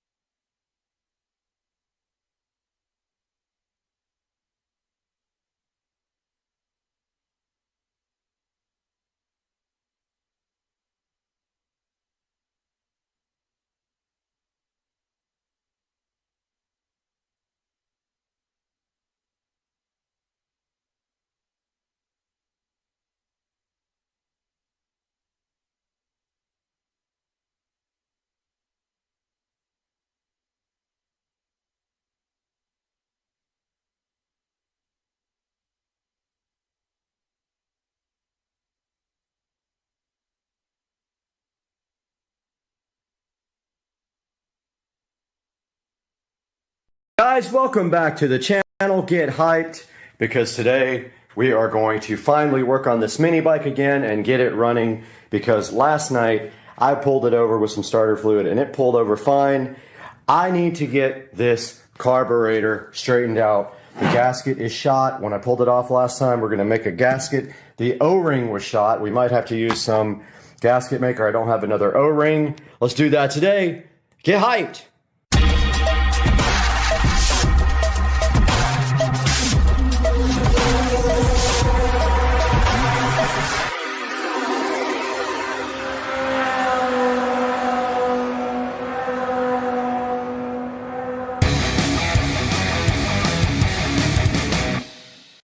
Alright guys, we are back and I have my work clothes on, which means one thing, I'm ready to work.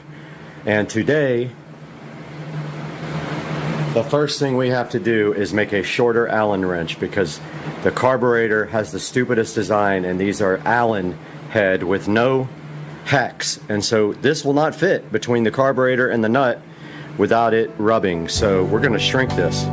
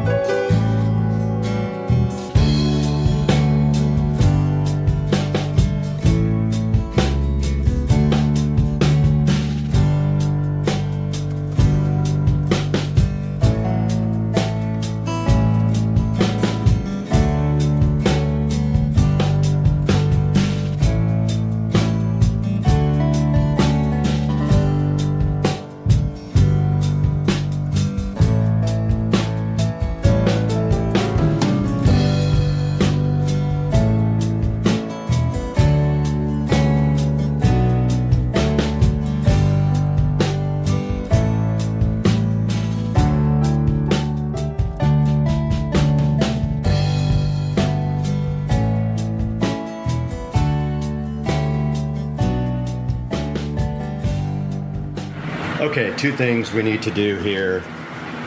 This O-ring is busted. This whole entire plate is cracked. don't think I have any JB Weld, which sucks. I'm gonna go look. I do have JB Weld. We're in luck. Here's our JB Weld. So we are going to repair this, make our own gasket with the ultra gray, and then bolt these back together. That's the first step. And I guess this got over tightened because it's cracked. Yeah, it's cracked all the way from the bolt here around the side, so we're just going to squeeze it back together with a clamp and then JB weld it. Actually, let's do it on the vise. That's what we got a vise for.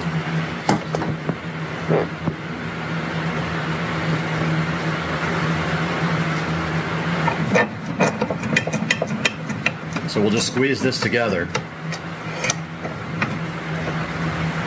Just enough, like that. And then we will get our JB weld going here shortly. We're done with our Dremel. We can go ahead and clean up. So I thought about this a little, and I wonder if it makes sense to let the crack open up a tiny bit so that the stuff can actually get in there. I think that's the ticket. And then what we'll do is we'll sand it down on both sides after we do the actual repair here. But first, music.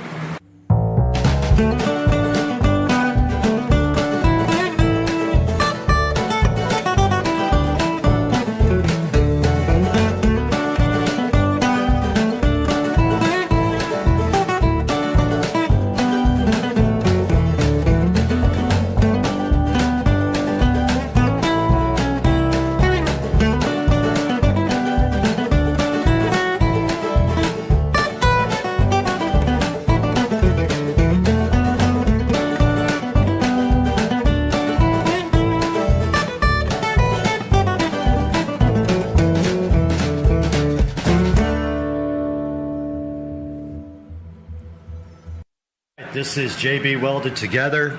You can actually see it there in the crack where we repaired it, and the JB weld is coming out of the crack there. Good sign. That's going to sit for about 10 minutes and be completely hard and ready to be sanded down to get a flat surface. Okay, this is where the manifold touches the engine.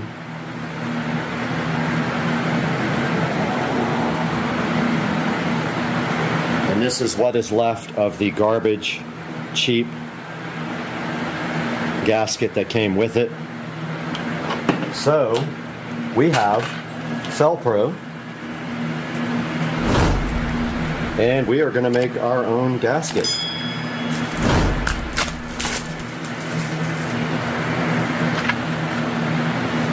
We have all this gasket material, and this is what the gasket was made of before.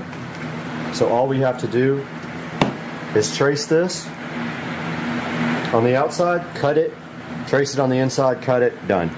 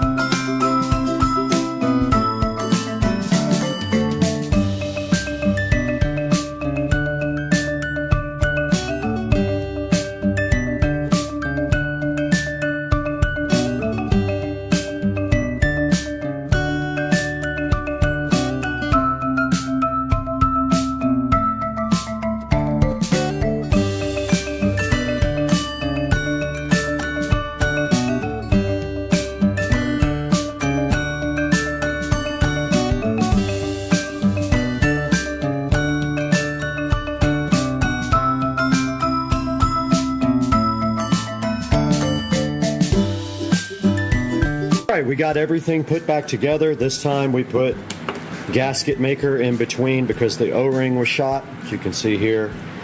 And we made a new gasket to go from the carb to the bike, and we are ready for reassembly. And I think that we probably will take the fuel tank out and clean it out as well. I never did that, and I'm worried there might have been junk in the bottom of it.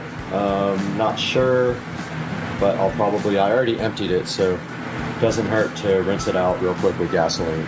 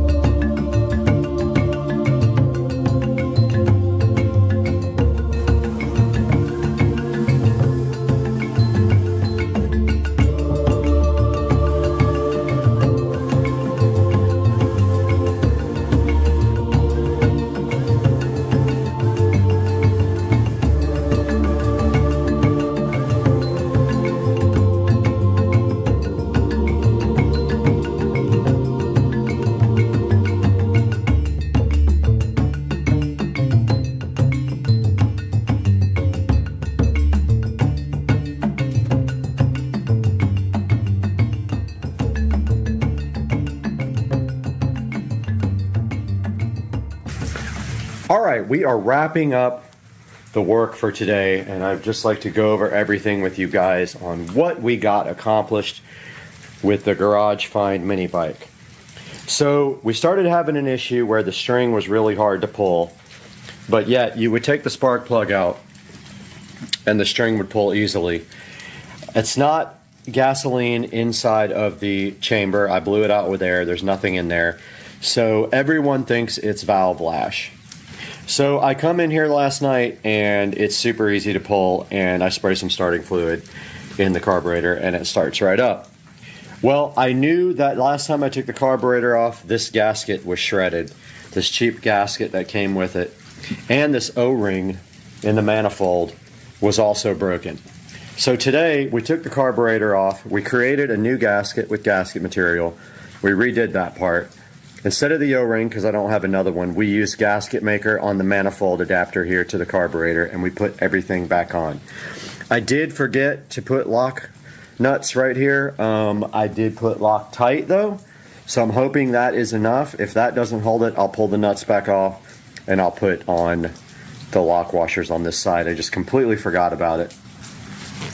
And now I am going to wait 24 hours before I put fuel in it and try to start it, because I want that gasket maker to have time to set up.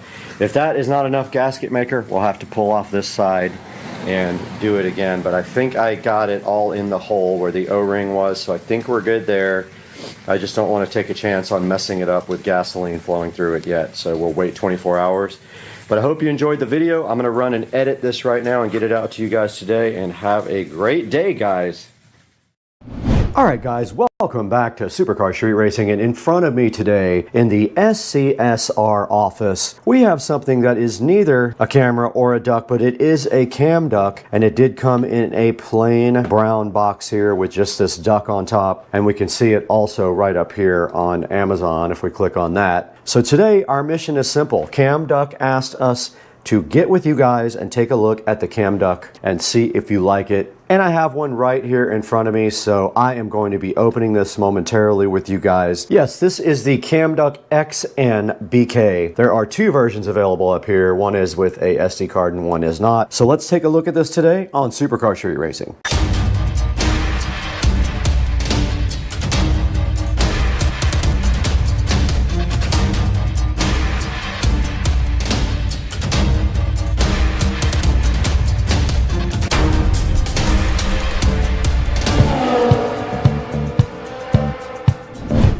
Guys, welcome back to the channel, and today we have a proud sponsor. Cam Duck has sponsored this video, and they have sent us a Cam Duck XN BK to check out today on the channel. And what exactly is a Cam Duck? Well, this is a hidden camera charger. It has motion detection and it is wireless, and we have one right here today to check out and unbox on the channel. Now, taking a look at the plain box, as I said before, there is not really a whole lot on the box at all except for the front. There is that cute little Cam Duck logo looking so cute and fresh and fly. And up here on the screen you can see that they are $89 at this time, and it says it's discreet. You can barely tell that this thing has a camera on it. Apparently it has night vision, 4K video quality, Wi-Fi and Bluetooth, device sharing, and instant alerts for motion detection. And going through the pictures up here on the screen, which we will also do later in the production studio, we can see here continuous innovation, things like that, completely hidden, ultra wide angle,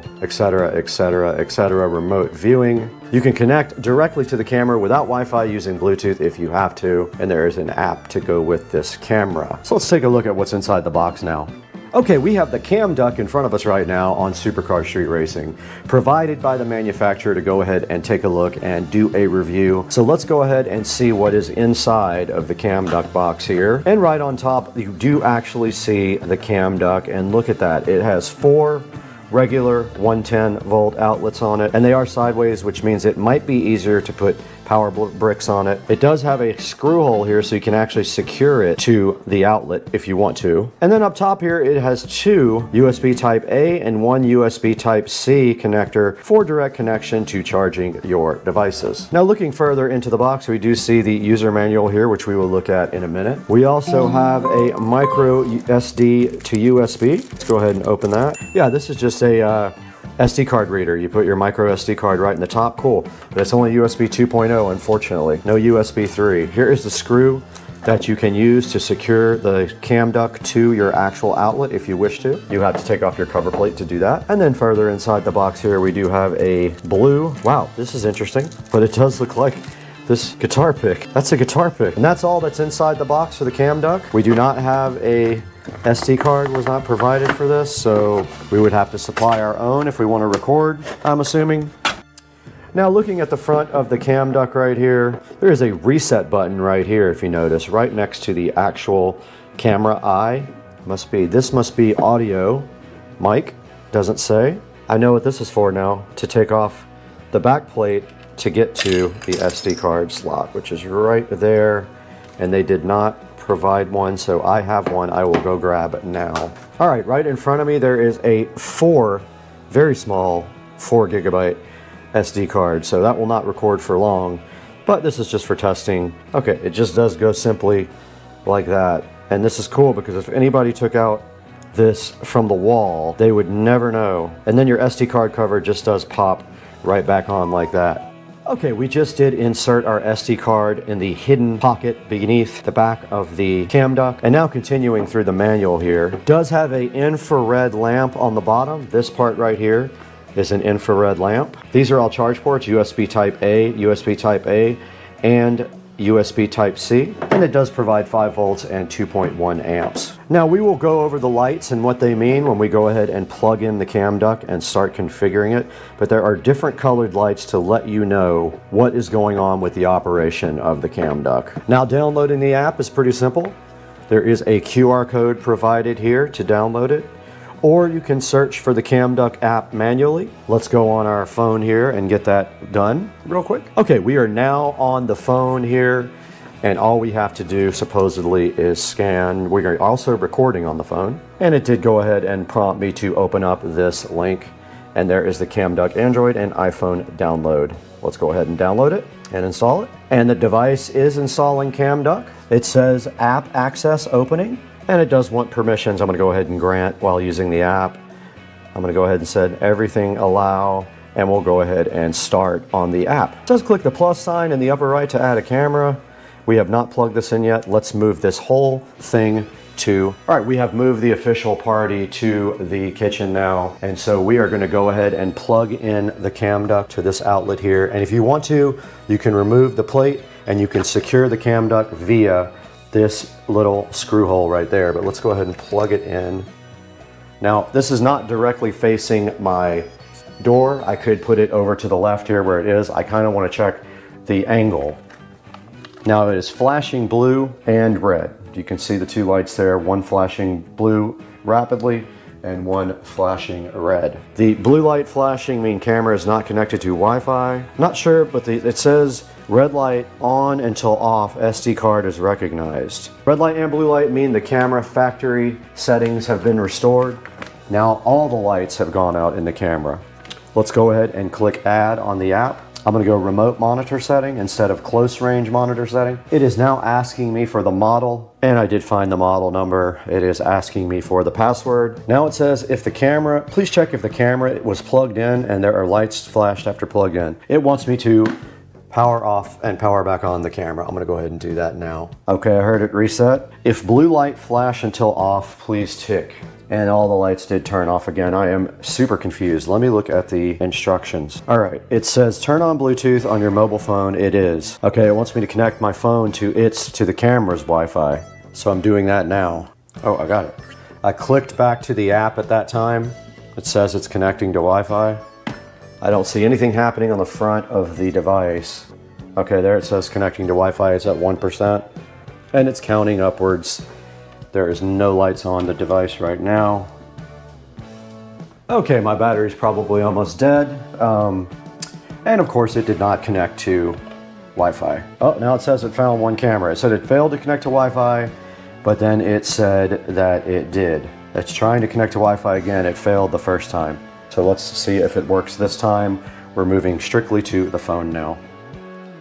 Okay, for reasons unknown, I came back after moving it from there to there, and it instantly connected. And if we go into the settings, we go into network information, it is connected to the network, and it says it's got a good connection. So it would not connect over there. 2 feet away it will, and here is the actual picture from the screen. And you can see down here you can record, and I just switched it onto 4K. Okay, it is not seeing my SD card, so that part is not working. Let's go ahead and get some video recorded directly from the cam duct. Okay, obviously the SSD card has a major problem. It must be completely shot because it melted the back of the cam duct cover. It got so hot. So I'm gonna go find another SD card. This SD card has some major problems. Who knows if this will even work again. All right, I'm absolutely 1000% surprised that this actually worked, but I did put a 64 gig SD card in there in place of the 4 gig that melted the whole thing, and it actually is formatting the SD card now. So that means you'll be able to record to your SD card and go ahead and play back directly from that, and then actually record from that to your camera if you want to. So this is formatting. I'll get back to you guys when it's done. Our SD card is done formatting. These glasses look fly, and there I am right there, and it is saying it is recording in 4K. Now, it should be continuously recording, meaning I would be able to take the SD card out and get the video directly off the SD card. Or if I hit record here on the phone, I think this records to the phone itself, but I have not quite figured that out. I checked the instruction manual here. There was nothing on it about where the videos say from on the phone, but let's see if we can find them.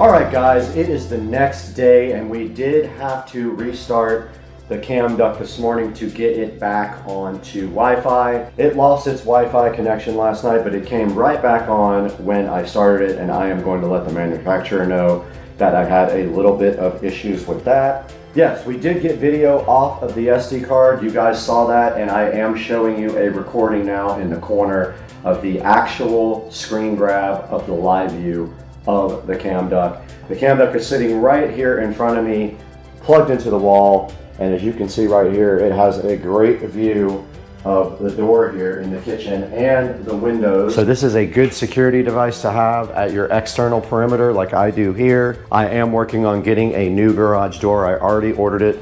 It'll be about 4 or 5 weeks before it comes in, and it is clear, so we will have a clear door to the garage, which is going to be very cool. But I am working with the manufacturer for cam duct to improve the product and work on some of the English problems in the app, because the app is hard to understand and it is very difficult to connect to Wi-Fi because you can't understand the app. And I'm going to be working with them on some of the bugs that I find and making sure we improve this product for cam duct, because they were so generous to send us a cam duct to go ahead and review for you guys and throw up on Supercar Street Racing. Guys, thank you so much for being a Supercar Street Racing watcher. Thanks for liking and subscribing to the videos, and please remember to go ahead and buy all your Amazon products through the links in the description. It helps us out so much and we really do appreciate it. And we will see you next time on Supercar Street Racing. We have another review coming up of another type of camera, and that'll be up this coming week. So stay tuned for that, and we'll see you guys next time. I tried to race my pool robot, but it kept taking shortcuts. Turns out it's got better lines than most drivers. If your pool looks like this, you already know the problem. There's leaves, there's dirt, constant maintenance. It never really seems to stay clean. So today, we're putting the iGarden robot to the test, and it's a real test. This thing claims full pool cleaning in under 20 minutes and up to 10 times lower energy use. And there's no cords, there's no hoses, and there's no manual vacuuming. And we're testing real-world performance, app controls and automation, and a full battery drain test like we always do. Let's see if the iGarden actually delivers. Joe, go ahead and roll the clip.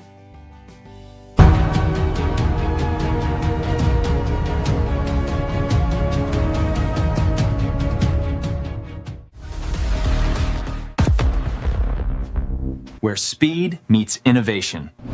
So here's what makes iGarden stand out in the robotic vacuum space. Now first, this uses a dual camera AI system with an onboard chip. And instead of just aimlessly bouncing around like all the other old pool cleaners, this guy builds a map of your pool in real time and builds an efficient cleaning path. Now that's how it's able to clean fast and maybe hit that 20-minute mark claimed. We'll see. Now next is the hands-free operation. You can schedule it to clean every day, every 2 days, or every 3 days. And once it's set, it just runs automatically. No dragging out equipment, no manual vacuuming. And then there's the energy efficiency. This system uses over 10 times less energy than a regular pool cleaning setup, and that can really add up over time. And overall, this is built for strong suction, full pool coverage, and then it saves you time. Now, I already did the unboxing of the iGarden, and I'll tell you what was inside the box. Pretty simple. Inside the box, you've got a little quick start card. Most of them have this now. You've got the iGarden pool robot. You've got your charging cable. You've got your power cable, and you've got your user manual. And my first impression was it felt really solid and well built. Not too heavy, but definitely not cheap. Check out the paint job on this guy. Now on the bottom, you've got some intake ports, you've got brushes, and then you've got your drive system. And everything looks like it's built for efficient cleaning and durability, which is great. Now, let's get into the smart side of this. This pool robot connects to an app where you control everything. And from here, you can start or stop cleaning, set schedules, choose cleaning modes, or just monitor the battery life. So for example, you can set this just to run every 2 days, and then basically forget about your pool and go have fun. The app is simple, it's clean, it's super easy to use. There's no complicated setup. You connect and you go.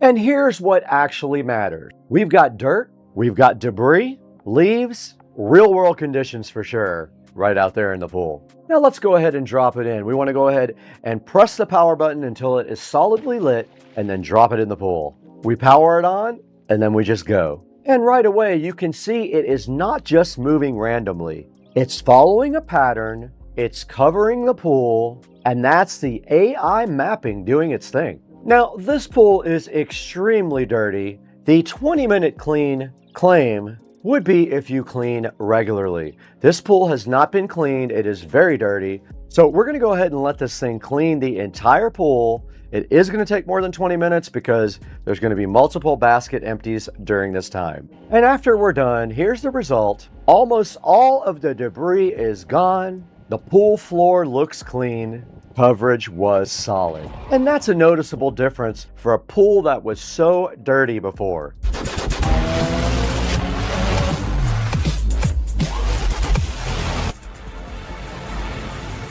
Now, let's see how the battery holds up. Because we have a very dirty pool here, it's going to take some time to get all this stuff out. Let's see if there's enough battery life to go ahead and do that. And what's interesting is, it doesn't just run at full power. It uses shorter, efficient cleaning cycles, helping extend battery life and support scheduled cleaning over time. And check this out. You get efficient runtime, smart power usage, and lower energy costs.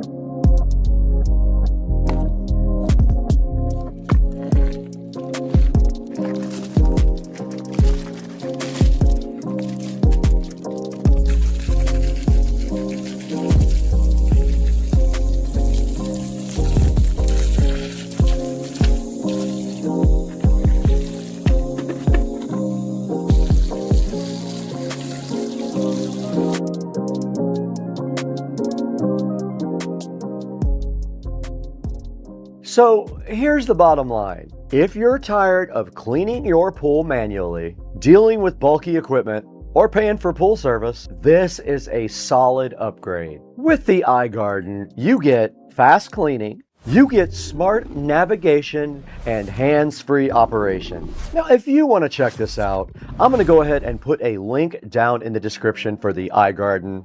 And if you've got questions, we would love to hear from you in the comments section. And if you want more real-world testing like cars, tech, tools, house projects even, subscribe to Supercar Street Racing and Second Car Street Racing, and check out all our social media links down in the description. Thank you for 310,000 subscribers, I think it is. It's amazing.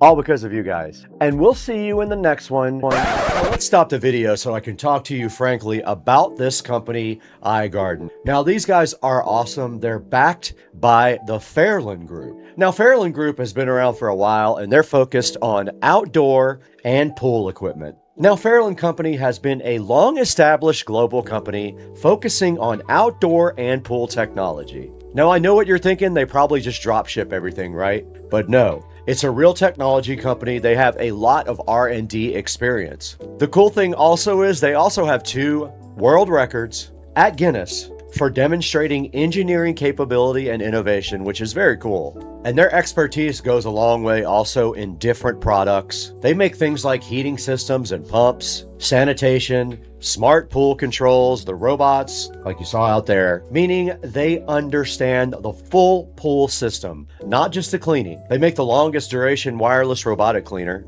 and they make the most energy-saving heat pump. Now, why does this matter in the long run for all the iGarden products? Now, one company can make a pool robot, and that's great, or whatever, but Fairland understands the whole ecosystem out there at the pool, so they're thinking deeper into the system level. And that can actually lead to better efficiency, smarter automation with stronger durability, and actually a more practical owner experience. iGarden has a vision they're working towards. It's going to be a whole connected backyard experience. I can't wait. They're going to have the cleaning, the heating, the water circulation, and the water care products all together, and they'll all work intelligently. Now back to the video. I got to get out of here. Joe, roll the outro.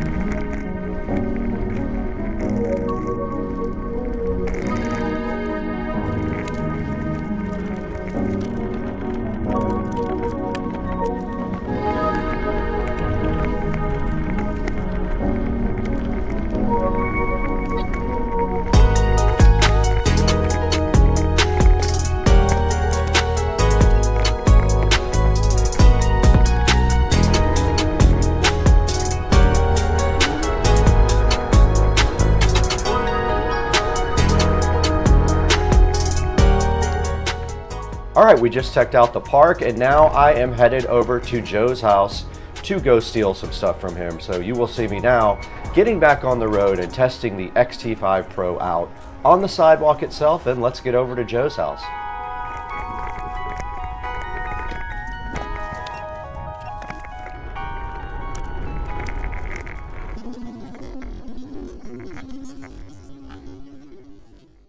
All right, we just broke in my best friend's house, and now we are going to take the X.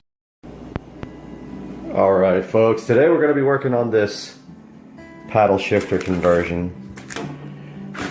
And we started this video the other day with kind of an unboxing and an overview of what's going to have to be done, but I'm going to go ahead and open these paddle shifters. There's the paddle shifter G paddles in these bags here. So basically what you have here is, if nobody watched the first video, go back and watch it for kind of an explanation. But the older AMG cars didn't have paddles, they had buttons behind the steering wheel. So somebody really smart invented these G paddles, and they replaced the factory shift buttons. And they are still not going to make the transmission shift faster, obviously, but it's better than paddles. They're a lot easier to get to. So what you're going to need for that is the paddles. You're going to need a hair dryer. Reason being is that the factory shift buttons sit in a carriage. If you can imagine, like you know, a bolt going through a hole, and that hole is plastic, and to get the factory buttons out, you have to heat the factory buttons with a hair dryer. So you pop them out of the steering wheel, you heat them until they're all too hot to touch, and they become more pliable, and then you can take a little screwdriver and pop out the buttons. Now I haven't taken them out yet, but I'm about to do that and see exactly what I'm up against. Or, you see those tabs right there? You can just file one of those off on the factory buttons if you're never going to use the buttons again, and it makes your life way easier. They come right off. So I'm going to take a look now and see what that's going to be like and show you how to get the buttons out of the steering wheel. Got the top down for easier access and lighting. But if you look back here at the factory shift button, it's a housing that just pops out. So I am going to pop that right out, and then we'll take a look and see. I know the wire's not very long, so we're going to take a look and see exactly what we're looking at here once I get this housing out. Supposedly you can just pry it out with a little screwdriver on the edge there where you see the opening. Alright, so I used this small screwdriver in my jeweler's kit. At first I was kind of nervous because they weren't coming out easily, but if you take that screwdriver right there and you put it right on the corner there and you just pry towards the steering wheel like this, that way, they will pop out. And here's what you're looking at. So this is the part that breaks. Everybody breaks off. Where the paddle, where my finger is. Whoops, I was hitting the zoom button. Right there. Right on the corner. If I had two hands, I could show you. But it's literally, let me grab the camera a little bit better. Right there. So now, apparently you can file that center section out and these buttons will pop right out. Or you can heat it up and pry them out and hope you don't bust that little tab right there. If you do, you got to super glue it back together. You cannot buy these. Mercedes does not make them for a reason, so you have to buy the whole entire steering wheel. So I'm going to take a look at this off camera and figure out the best way to get this off. I think if you break that middle section off, you can squeeze this together easier. So I'm going to give that a shot right now. I think I'm just going to go ahead and break it. Okay, this is what I did, because I don't care about the existing paddles. I took this awesome set of little wire clippers that I have here, and I stuck them inside between the paddle and the housing, and I just kind of chewed the button up until the notch on this side fell through. So now that side is free, and as you can see, the paddle pops right out.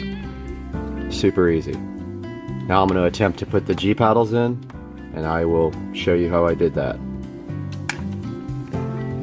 I got my hair dryer here. I'm going to take this hair dryer and heat this up a lot till it's almost too hot to touch, so that the plastic becomes pliable, even though I may not need to now. I heard that they're a lot easier to get in than take out, but I'm going to go ahead and, as a precaution, I don't want to break this housing. So I'm going to heat this up really good right now. got the other side out, I decided to do this so I could figure out which paddle goes on which side. You can see I did not damage the holes, but I did figure out a way to make this stronger. I don't have anything with me to do this, but a washer, a little metal washer glued to both sides would definitely make it so you would not break it, or you could repair it with that as well if you did break it. A little tiny metal washer or a ring of some kind glued right there would fix that problem for good if you wanted to do that before you tried to pop the paddles in. I'm gonna see if I can figure out which side goes on which now. Alright, I got the first paddle installed. It was simple. I heated both of these. I literally held the gun up to the housing right there for a good 20 seconds, got it very hot, and then with my finger I just kind of bent this part right here outward and popped it right in. But it's got to be very hot. If you don't, you will crack that housing. Now the next thing is, a lot of people have trouble with that button being partially depressed when you insert this unit. So I'm going to go ahead and do the other side and I'll report back quickly. Just a little bit of clarification here. If you put this in there like this, put that side in its hole, very difficult to do with one hand. But if you put the one side in the hole, the other side, you stick your screwdriver in and kind of turn, it will move the housing outward enough for you to pry that button in. Right there. I'll show you once I get this one installed. Got both sides installed now. Let's see if I can hold this so I can show you. So with the screwdriver, if you can put it right in there and turn to the right, it will pry the housing out enough for you to slide that right in there. But heat that thing up really good. I put that thing on there for a good 30 seconds and got it very pliable. Once you do that, you're not going to break it. You just need to be careful. Now the key is, does this work or not? This point right here, some people, the button is partially depressed when you put this back in the wheel, and you have to take this out and file the bottom of this button down a little bit, which will be not fun because I don't think I have anything to do that with. I'm going to test it right now. Okay, I screwed this up and I don't want you guys to make the same mistake I did. I had to take the paddle back out because right there, that tab right there was on the wrong side of the housing. It was on the back side right here and the button couldn't press. Make sure that little tab is on the inside of the housing before you seat the carrier. Okay, I had to take it completely back off, so I had to heat it up and now I have to put it back in without breaking it. Okay, lesson learned. It was so easy before because that notch wasn't in the right place. It's very difficult now because really the whole entire housing back here needs to be spread outward. So I'm going to see if I got some needle noses that I can spread this outward while I push the buttons in. Alright, I finally got the button in there without breaking the housing. As you can see there, they're in good shape. I don't know how I did it, honestly. I heated that thing up so hot it almost burned my hand with the hairdryer. So that's how hot you have to get it to make it pliable. Alright, I'm going to go ahead and install this right now. Wanted to get this part on video. I'm going to go ahead and heat up this housing.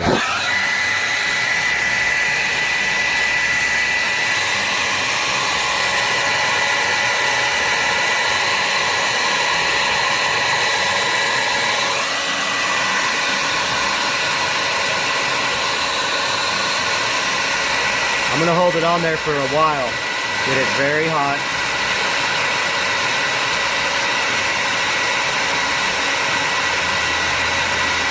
Good and pliable.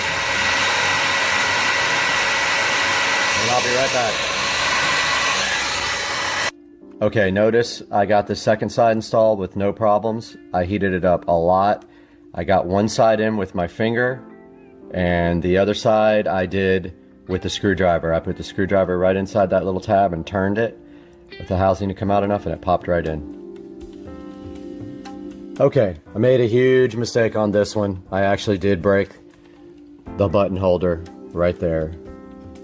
I used professional car stereo installation tools, but that little black piece right there is broken off and nowhere to be found. So this button does not stay in now. It comes right out. So I have to figure out how to fix that. Chances are I'll have to stuff something in there to get it to stay, or put some silicone sealer, but the problem being that if I get any on this button here, then it's not going to work anymore. I don't even know if the buttons work yet. They feel kind of bound up, so I'm gonna have to test it right now. As you can see by this demonstration with the numbers on the screen, on the right hand side there, it does shift.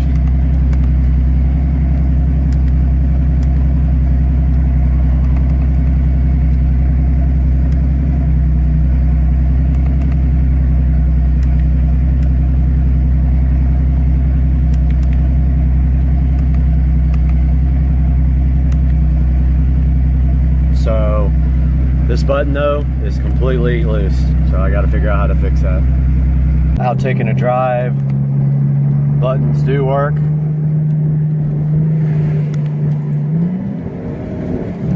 don't know why it wants to go from 4 to 1, but that's the behavior of the transmission, not the shift paddle conversion.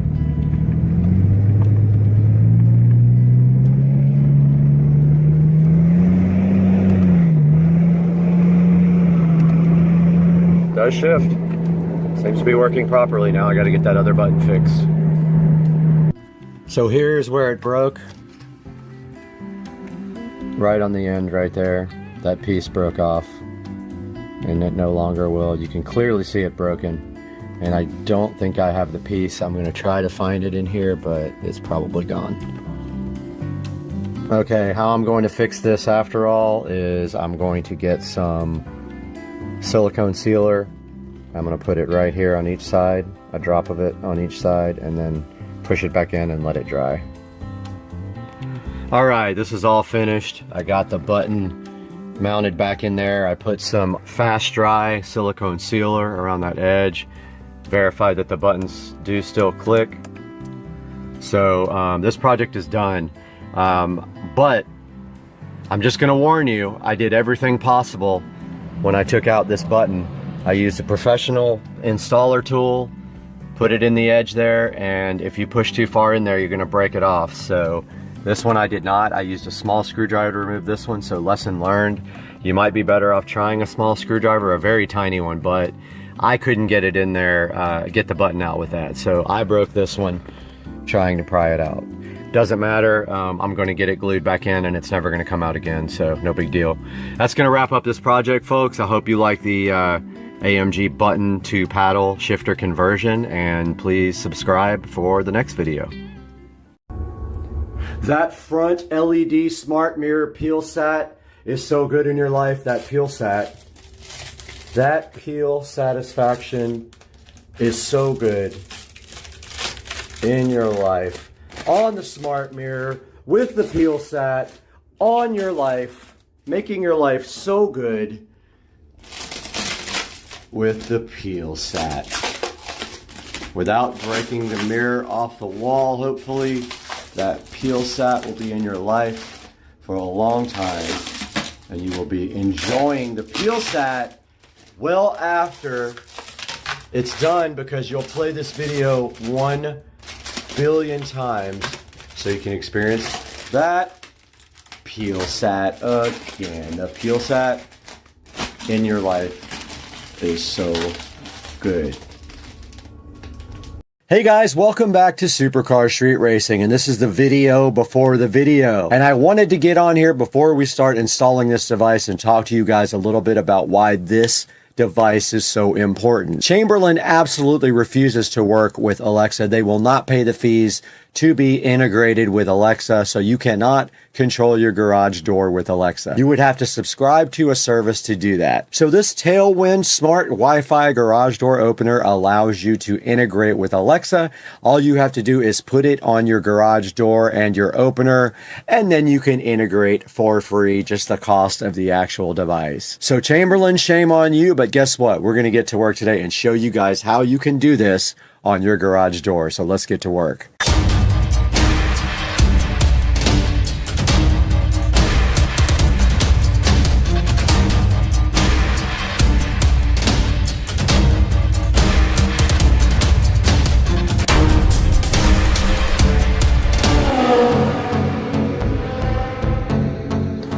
Guys, right in front of me and right here also directly in front of me is the Tailwind Smart Garage Wi-Fi Door Opener. Chamberlain hates this. They don't want you to know about it, but we're going to tell you about it today on the channel.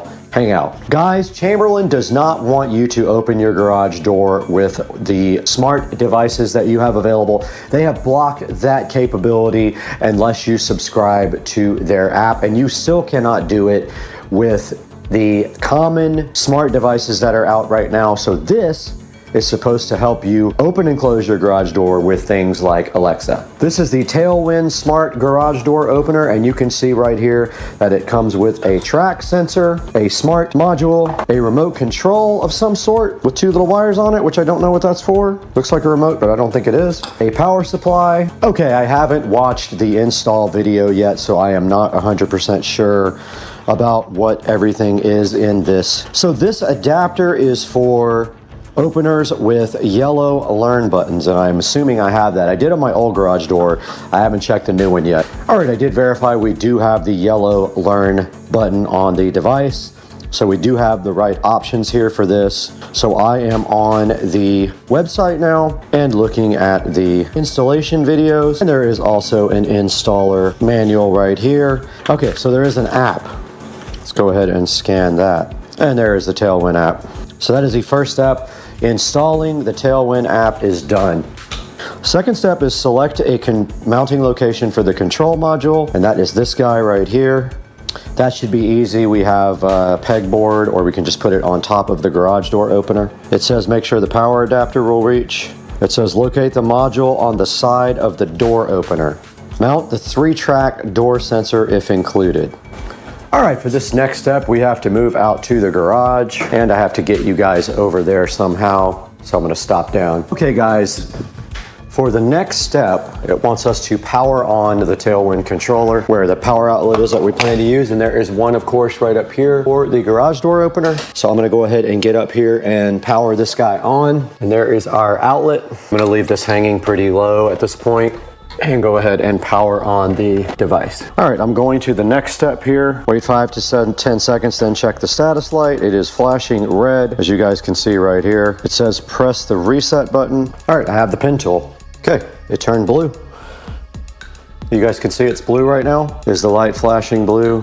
Yes. All right, so it's asking for the Wi-Fi password, and I'm assuming it is going to connect to Wi-Fi now. It says it'll turn green within 5 to 10 seconds. I'm naming it now, SCSR Garage, 1 door, and it's learning my location accuracy now. It says it's done. It did find my address. It wants me to put my name in and then the email address, and it is sending me a verification email.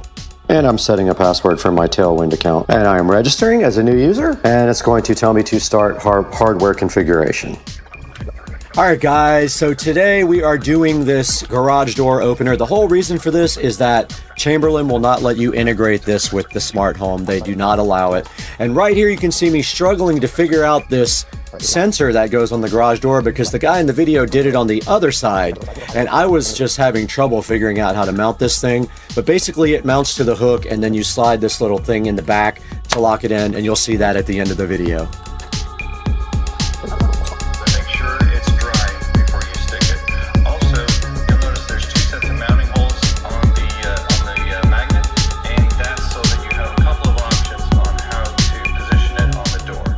Okay, so the next step is mounting the magnet to the door, and I guess we're gonna have to do it like that because it's too far out like that. So we're gonna need the double-sided tape for this. I'm gonna go grab it. Now we have to clean the area on the door where we are sticking the tape. I have some Windex here. It needs to be less than 2 inches away from the door. It is going to be mounted on the angle bracket like that.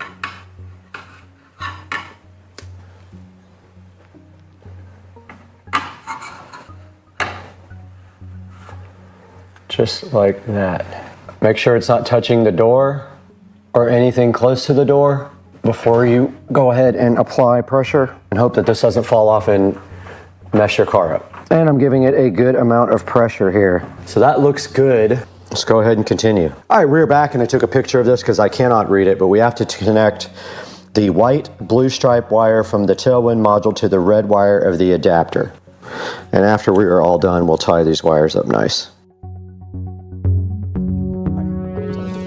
Okay guys, right here I'm just doing wiring. I am connecting the tailwind module to the adapter, which looks like a remote control. If you have one garage door, it's super easy. You connect the white with the blue stripe to red all the time, and then if you have one garage door, you connect the white wire to the green wire. That's all it takes for one garage door.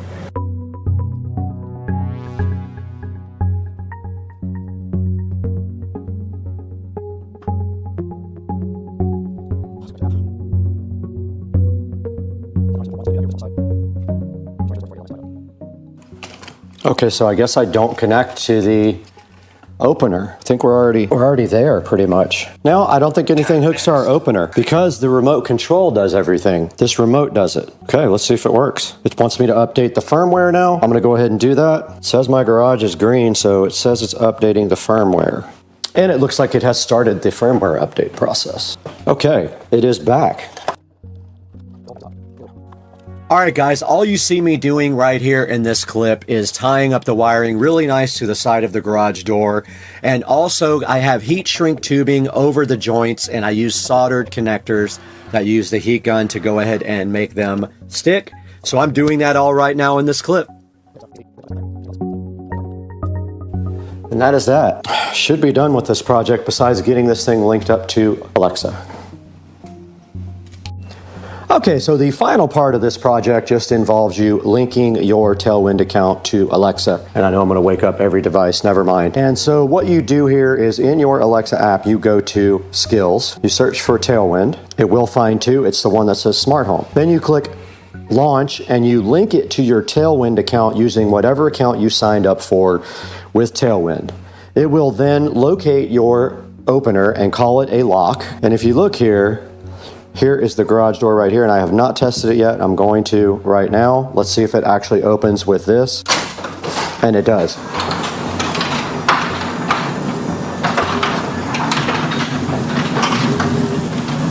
And now we will go ahead and close it when it is done. So you say lock it, it actually closes it. Chamberlain does not want you to do this, so just remember, Chamberlain will do everything in its power to not let you control this with Alexa. Okay guys, I just wanted to give you a good close-up view of this, the way this actually installs. So you take this Tailwind sensor here, it hooks around the J track right here, and then this little plate pushes through to kind of jam it up against the track. And then you tighten down this screw here to get it completely tight. Hopefully you guys can see that right there. So this just hooks around the back and this little plate slides through there. The magnet that it has to sense mounts right on the garage door right here. And you can see I use the angle. If you don't use the angle on this, if you use the flat, it would be too far out. So the angle lets it sit just next to it. And we went ahead and installed the actual smart box and the adapter on the very top of the garage door opener right up there. And the power goes up to the ceiling right there. We went ahead and tied up all the wiring and did heat shrink tubing. Even on the stuff that they gave us that had wiring nuts, we did heat shrink tubing and we did the solder shrink wrap connectors. And that is how the system came out. Let's go into the Supercar Street Racing Studios with Brad and see how you can get yourself a Tailwind for your Chamberlain garage door. Hey guys, welcome back to Supercar Street Racing. This was a difficult one for me to tape and film because of the fact that there was a lot of downtime in between clips and stuff like that, and also pretty boring, but I wanted you guys to see this because Chamberlain refuses to allow you to let your device work with Alexa. They don't want to pay the licensing fees, and in order to use it at all, you have to do like IFTT or something like that, and I don't even know if that works anymore. But this Tailwind device will allow you to do smart home with your garage door and also open and close it, which you cannot do with any other device. So you got to get this Tailwind. You can see it right here on your screen. It's basically a control box right here. And what happens is if your garage door has a yellow Learn opener on it, then you will need the special adapter, and it basically looks like a remote control that wires into the Tailwind smart home device and then allows you to link your Alexa to that and use it in smart home and use your voice to control it.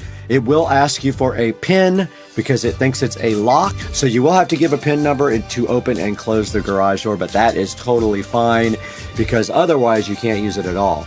Now, I've had this sitting in the closet for almost 2 months, and I was really putting off putting it into the garage. I wanted to get everything in there first on the new garage door opener. So we do have it installed now, and it works great. And then you can program it and put a routine in there to where if you say open my garage door, it will go ahead and open that by doing the lock part. So go ahead and order yourself a Tailwind, because Chamberlain, you're not going to let anybody do it. I know you're not. And guys, we got to get out of here because we have to go open the garage remotely 1,000 times.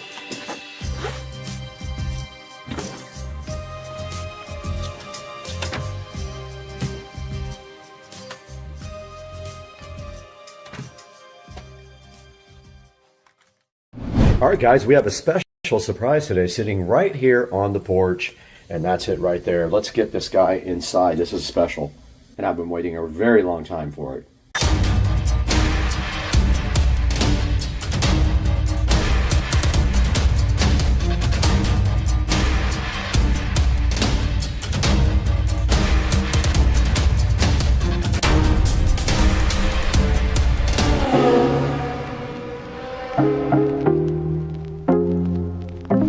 Back in the kitchen in the SCSR compound, and right in front of me is something that we've been waiting for about 3 months, and it finally came. And now you know why the kitchen is the appropriate place for this, because this is the Circulon 10-piece set plus bonus tool that I got for free for purchasing this guy, the induction cooktop from Samsung. And if you look right here, there is the induction cooktop that has never been used before. I have not used it one single time. And if you notice right here, it does say induction. Now you will read different things online as to what is appropriate about the induction process and what you can and cannot use.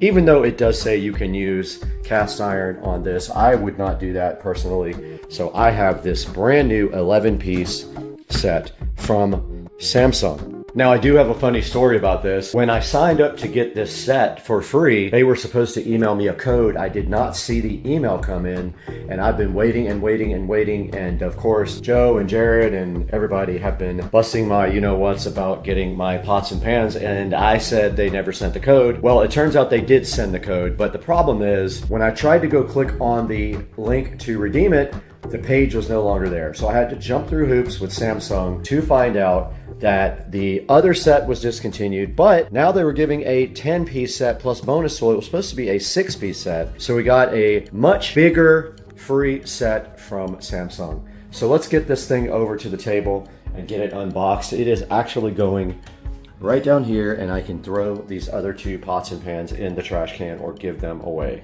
Back in the SCSR kitchen again with the Samsung Circulon free pots and pans that I got for buying this very, very fancy and very expensive induction Samsung range, which has not been used ever.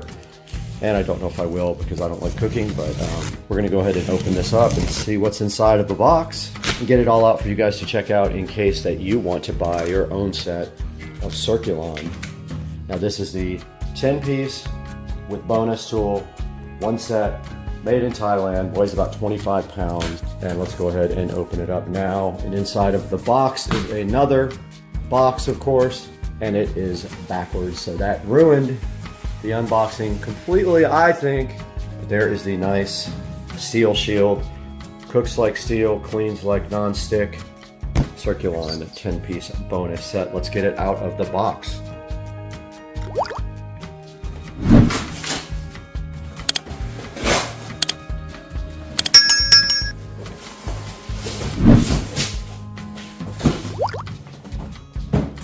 There is the Circulon, looking so fresh and fly, right next to me. And inside of the box that was inside of the box,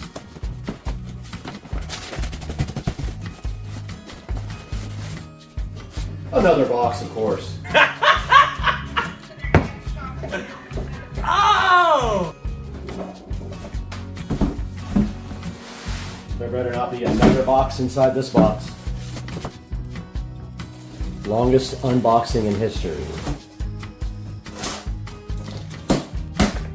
Hot in here.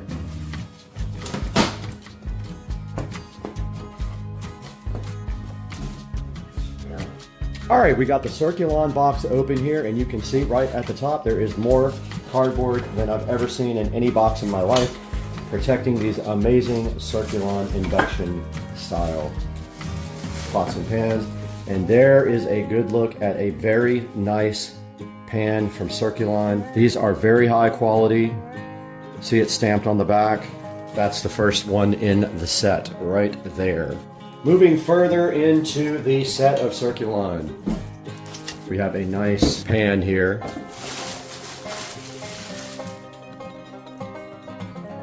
And it has a number right there. Not sure what that is, if that's the size or what. Here's the next one. Awesome pot.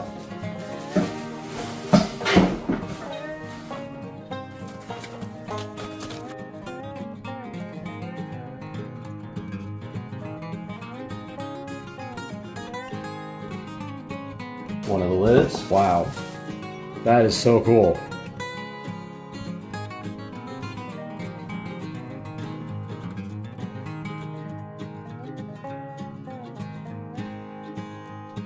That lid did fit that one.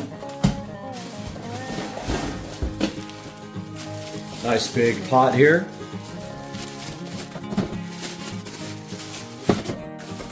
There's a lid for one of them. Fancy candle lid. There's something in this box. We'll have to figure it out. But first, there is another couple of lids here. One lid right there. And now let's see what is in this special cardboard condom. We have a free spatula. Very nice Circulon spatula. Very cool. So that is the unboxing of the Circulon. And then now I'm going to show you the do's and the don'ts that are marked right on the box. I'm going to throw a picture of this up on the screen right now, but it says do use medium to low heat, do thoroughly wash the pan after each use with hot soapy water, do match the pan bottom to burner size and center it, and do use caution when touching the handles and knobs, and always have pot holders available for use. Do not leave the empty pan on a hot burner. Do not leave pans unattended or allow food to burn or boil until it's dry. Use cooking spray or oven cleaners. You do not, repeat, use cooking spray on these Circulon induction pans. Inside of the box was a Circulon important safety use and care card. It says you can use a dishwasher, but they should be hand washed if you can. And you do not use cooking spray on these. And then here is your guarantee. These are Irish based pots and pans. It does say when you're matching cookware to ring size, follow the stovetop manufacturer's guidelines. That's pretty much all it says about induction cooking there on the safety guide. You can not use the lid. When you do use the lid, you can't go over 350 degrees Fahrenheit. And that's all that these cards basically say, guys. I'll also take a picture of both of these right now and throw them up on the screen, and you can take a look at yourself at what they say. All right, we got the Circulon pots and pans all sitting out nicely in front of our induction stove. And there we just fired up the stove, and it is going to tell you how to use your induction control stove. It gives you instructions on how to do everything here. Everything is touch controlled. And here is an overview of what we have. We have the small pot right here. We have a medium pot right here. And then we have our large pot right there looking so fly, and it's still talking to us down here. And then we have our pans. We have 3 size pans. We have a deep dish pan here, we have a small pan here, and we have a large shallow depth pan right there looking so fresh and so fly. And then we got our bonus spatula from Circulon right here that will not scratch. This will not scratch their surfaces. So they wouldn't give you a metal one if they thought it would scratch, and that is a fly looking spatula if I have ever seen one in existence. And now let's go ahead and get all this stuff organized and underneath the counter where it will live for the rest of its life and never get used again. And my stove just said farewell.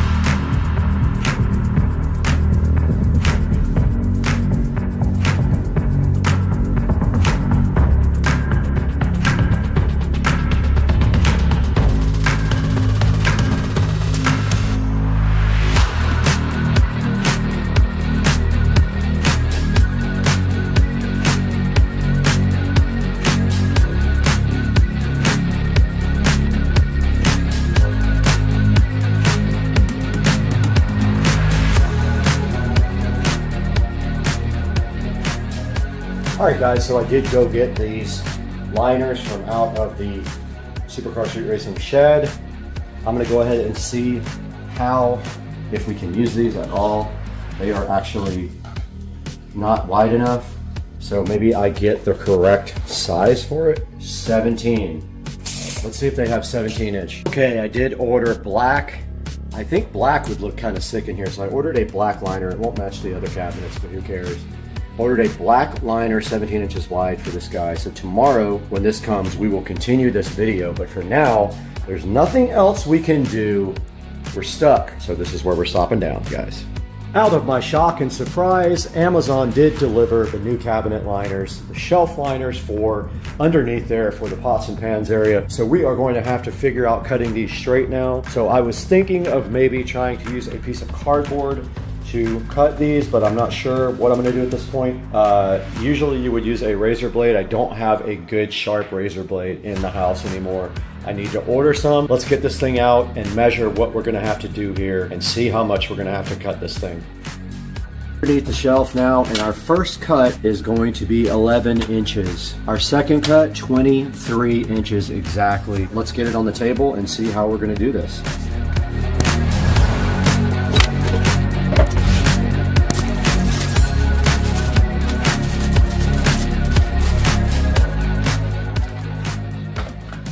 That would be cool if this was 11. Ha! It's 11 exactly. Oh my god. Got him! That's crazy. Got him! That's absolutely insane. Oh! So you won't really see the back. It doesn't have to be perfect, but I'm a perfectionist. Okay, so we got our marks. We'll have to guess right there. But I'm gonna cut as straight as I can. And when you hold it in just the right light,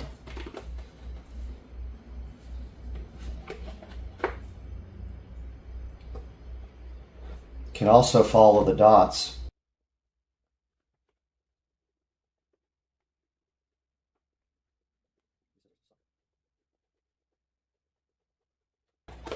There we go. Our first piece is cut, 11. It was exactly the size of... Okay, the next is 23 1/4.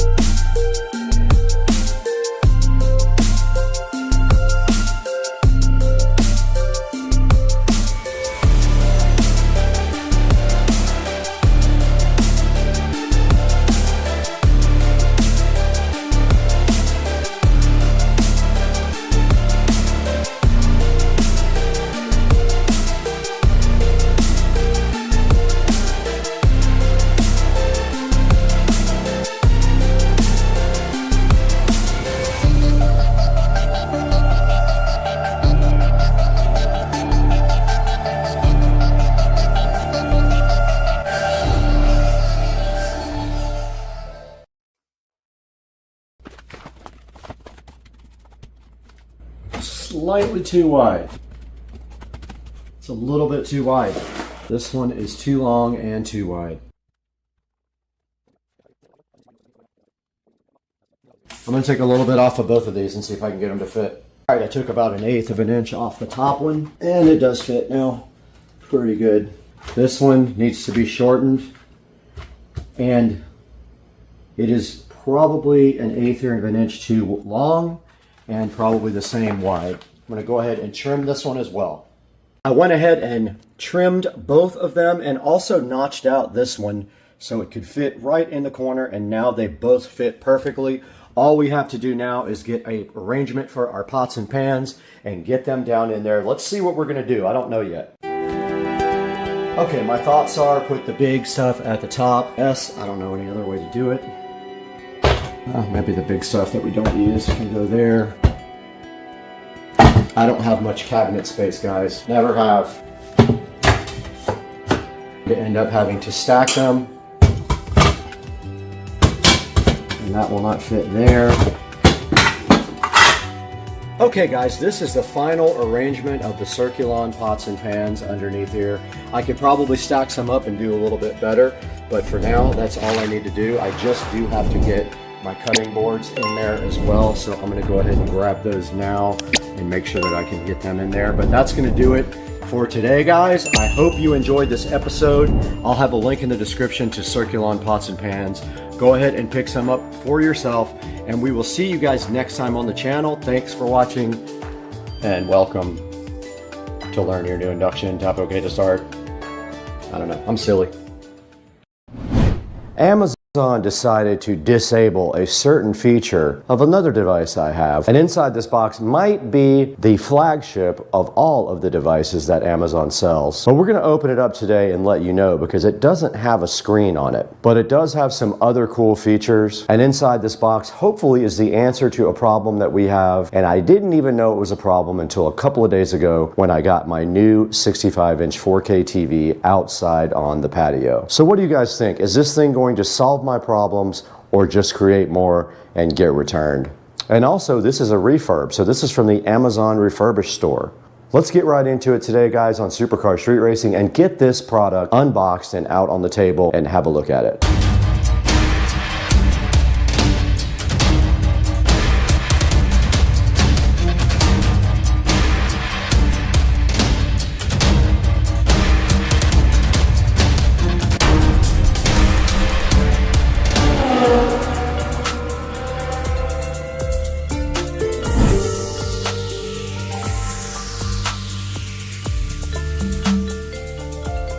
Supercar Street Racing back once again. Brad here, and if you're new to the channel, thank you so much for liking and subscribing, and we welcome you to what I hope is a very informative look at a product from Amazon that is pretty popular. Now inside the box here is hopefully an answer to what I have a problem with here, and that is using my Fire Stick outside on the patio with the home theater mode connected to the Echo laying in the closet over here. So before we get into this box, let's take a look at what's over here in the hallway and what we are trying to accomplish with this device. We're right here in the Supercar Street Racing audio closet, where you can see a monitor up here, you can see a switch box, and you can also see my Pioneer amplifier right here, and right above that is my very cool Behringer Ultra Bass Pro EX1200 bass processor. Now this system does feed the entire house audio, and also zone 2 of this device here feeds out to the patio for the pool music. Now running this whole system is this Echo Dot right here. Now this was working fine until about 6 or 7 months ago, and I could never figure out why home theater mode was not working. So what's home theater mode exactly? So that's when you have a Fire Stick that you connect to another device like this Dot, and then you actually play music from the Fire Stick through this Dot, and then on the back of this Dot there is a audio output jack that feeds my whole home audio system. Now that will go out to both zones 1 and 2, or you can play something different on zone 1 than zone 2 using this actual receiver. So Amazon decided to disable the ability to play out of the audio output jack on this Echo Dot. Now from what I read online, the Echo Studio will do that, so we might have an Echo Studio available to test out. I'm not happy about Amazon disabling this feature. It makes zero sense, and the only way I figured out What was going on was I tried to enable it again and got no sound, and I walked in here and audio was playing out of the speaker itself and not out of the output jack, which makes zero sense. I tried unplugging and plugging back in the audio output cable to no avail, and then online I found an article where people were complaining about this, and Amazon decided to disable this feature, most likely to upsell the Studio. Now let's go back into the Supercar Street Racing dining room and see if we can get this thing unboxed.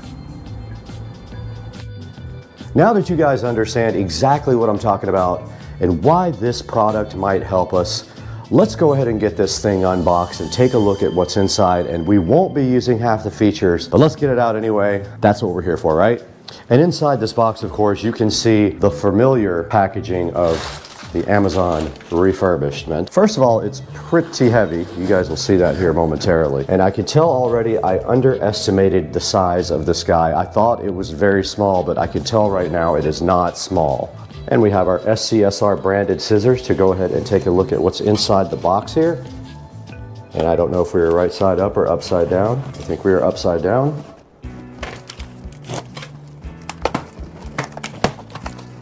And they do provide you with a little handle here to get this out, which is very cool. That is bigger than I thought, and that might be a huge problem for me. Let's go ahead and get this thing unboxed. That's all you have to do to unbox it, is just pull that little sticker off. And then inside the box, it comes in a nice cloth. Unlike all the other devices, this has a dedicated power plug. Wow, this thing is massive. Okay guys, so right in front of us here, we do have the Echo Studio. Now, I'm not even going to be using this for most of the features. This is more or less just going to be used for the audio output, if it actually works for that. Now, I do have a problem already that I see. This is absolutely huge. I thought it was a small device. This may not be able to be used, but as you can see here on the back, we do have the proprietary power plug with that appliance looking connector. We do have an audio output jack, and we do have a USB port, which is not used except for maintenance. Now inside of this, supposedly there are two speakers, one subwoofer down here and a regular speaker up top here. And on the top you can see what looks like maybe lights, and then you can see the power button, the plus and minus button, and the mute button sitting right on top here. And this right here is the port for the subwoofer. And then on top, you can see the smaller speaker there, which would probably throw audio up for higher frequencies. Now I'm putting the scissors next to this so you can see kind of how big this is. It's about as tall as my pair of standard scissors and about 3/4 as wide as a pair of standard scissors. Now they did also give us this instruction manual with it. And on the first page, it shows you exactly what's on top. There is a light ring, there's an action button, volume up, volume down, and microphone off and on right around the top. Right there. So you will need to go ahead and download, gonna wake up everything in my house, but works off the Alexa app. So there's not much else to do at this point except go ahead and get the power cable out. Here's the included power cable. Again, the packaging is done really nicely. And if we look on the back there, it does just have a standard appliance type connector. I forgot what the name of that connector is, what that is called. Okay, we're back in front of the audio closet here, and we have very limited space. It will most likely not fit right here. We can try it. We can try to slide over the receiver, but I don't think that's gonna work. I think we're gonna end up having to put it down here. It also needs its own power plug. So let's move some stuff around in here and get this thing in here and see if it actually does what we bought it to do.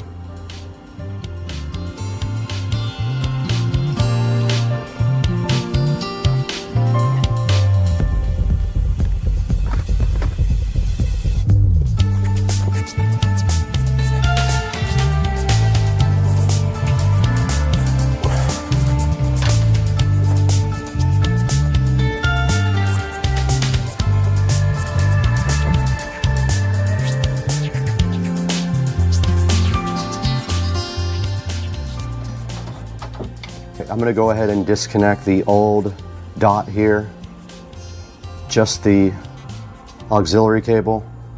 Actually, I'll go ahead and just unpower that completely. And there is the audio output cable there. Look at the size comparison here. Pretty crazy. And now this thing is tied up, so we're gonna have to cut that zip tie off right there.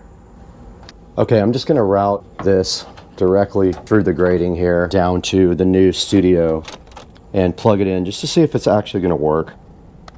So we have the studio plugged in, the auxiliary jack there. Now we gotta get some power to this guy.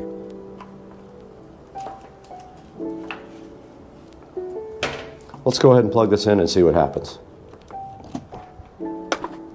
Okay, the light ring has lit up on the top, and it does look like it is starting to try to connect to the internet. Now I pre-set up this on the app. They sent me an email and I was able to get everything set up ahead of time. Let's see what happens when it boots up.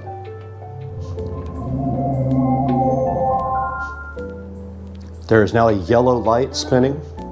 Your device is ready for setup. Just follow the instructions in your Alexa app, bringing your device online. Just a moment. To continue setup, go to your Alexa app. Okay, it is asking me to open that up, so let me get the phone out now and start recording on my phone so you have that as well. All right, we did lose the audio for that part of the shot there, so I wanted to go ahead and go over some of the settings inside of the device when you put it into the app, which I can't say because it'll wake up the one behind me. But here in front of me, we see a picture of the player settings here for the Echo Studio. And at the top, I already changed the name to Audio Player because it was defaulting to Brad's Echo Studio, so I already got that changed. Now these are the speaker settings here, so you can select to connect multiple speakers at the same time or any of the Echo devices. You can see a list of all mine right there on the screen right now. And right here, you can actually set up a regular remote to use with your Echo Studio. It shows you how to pair it right here in the instructions.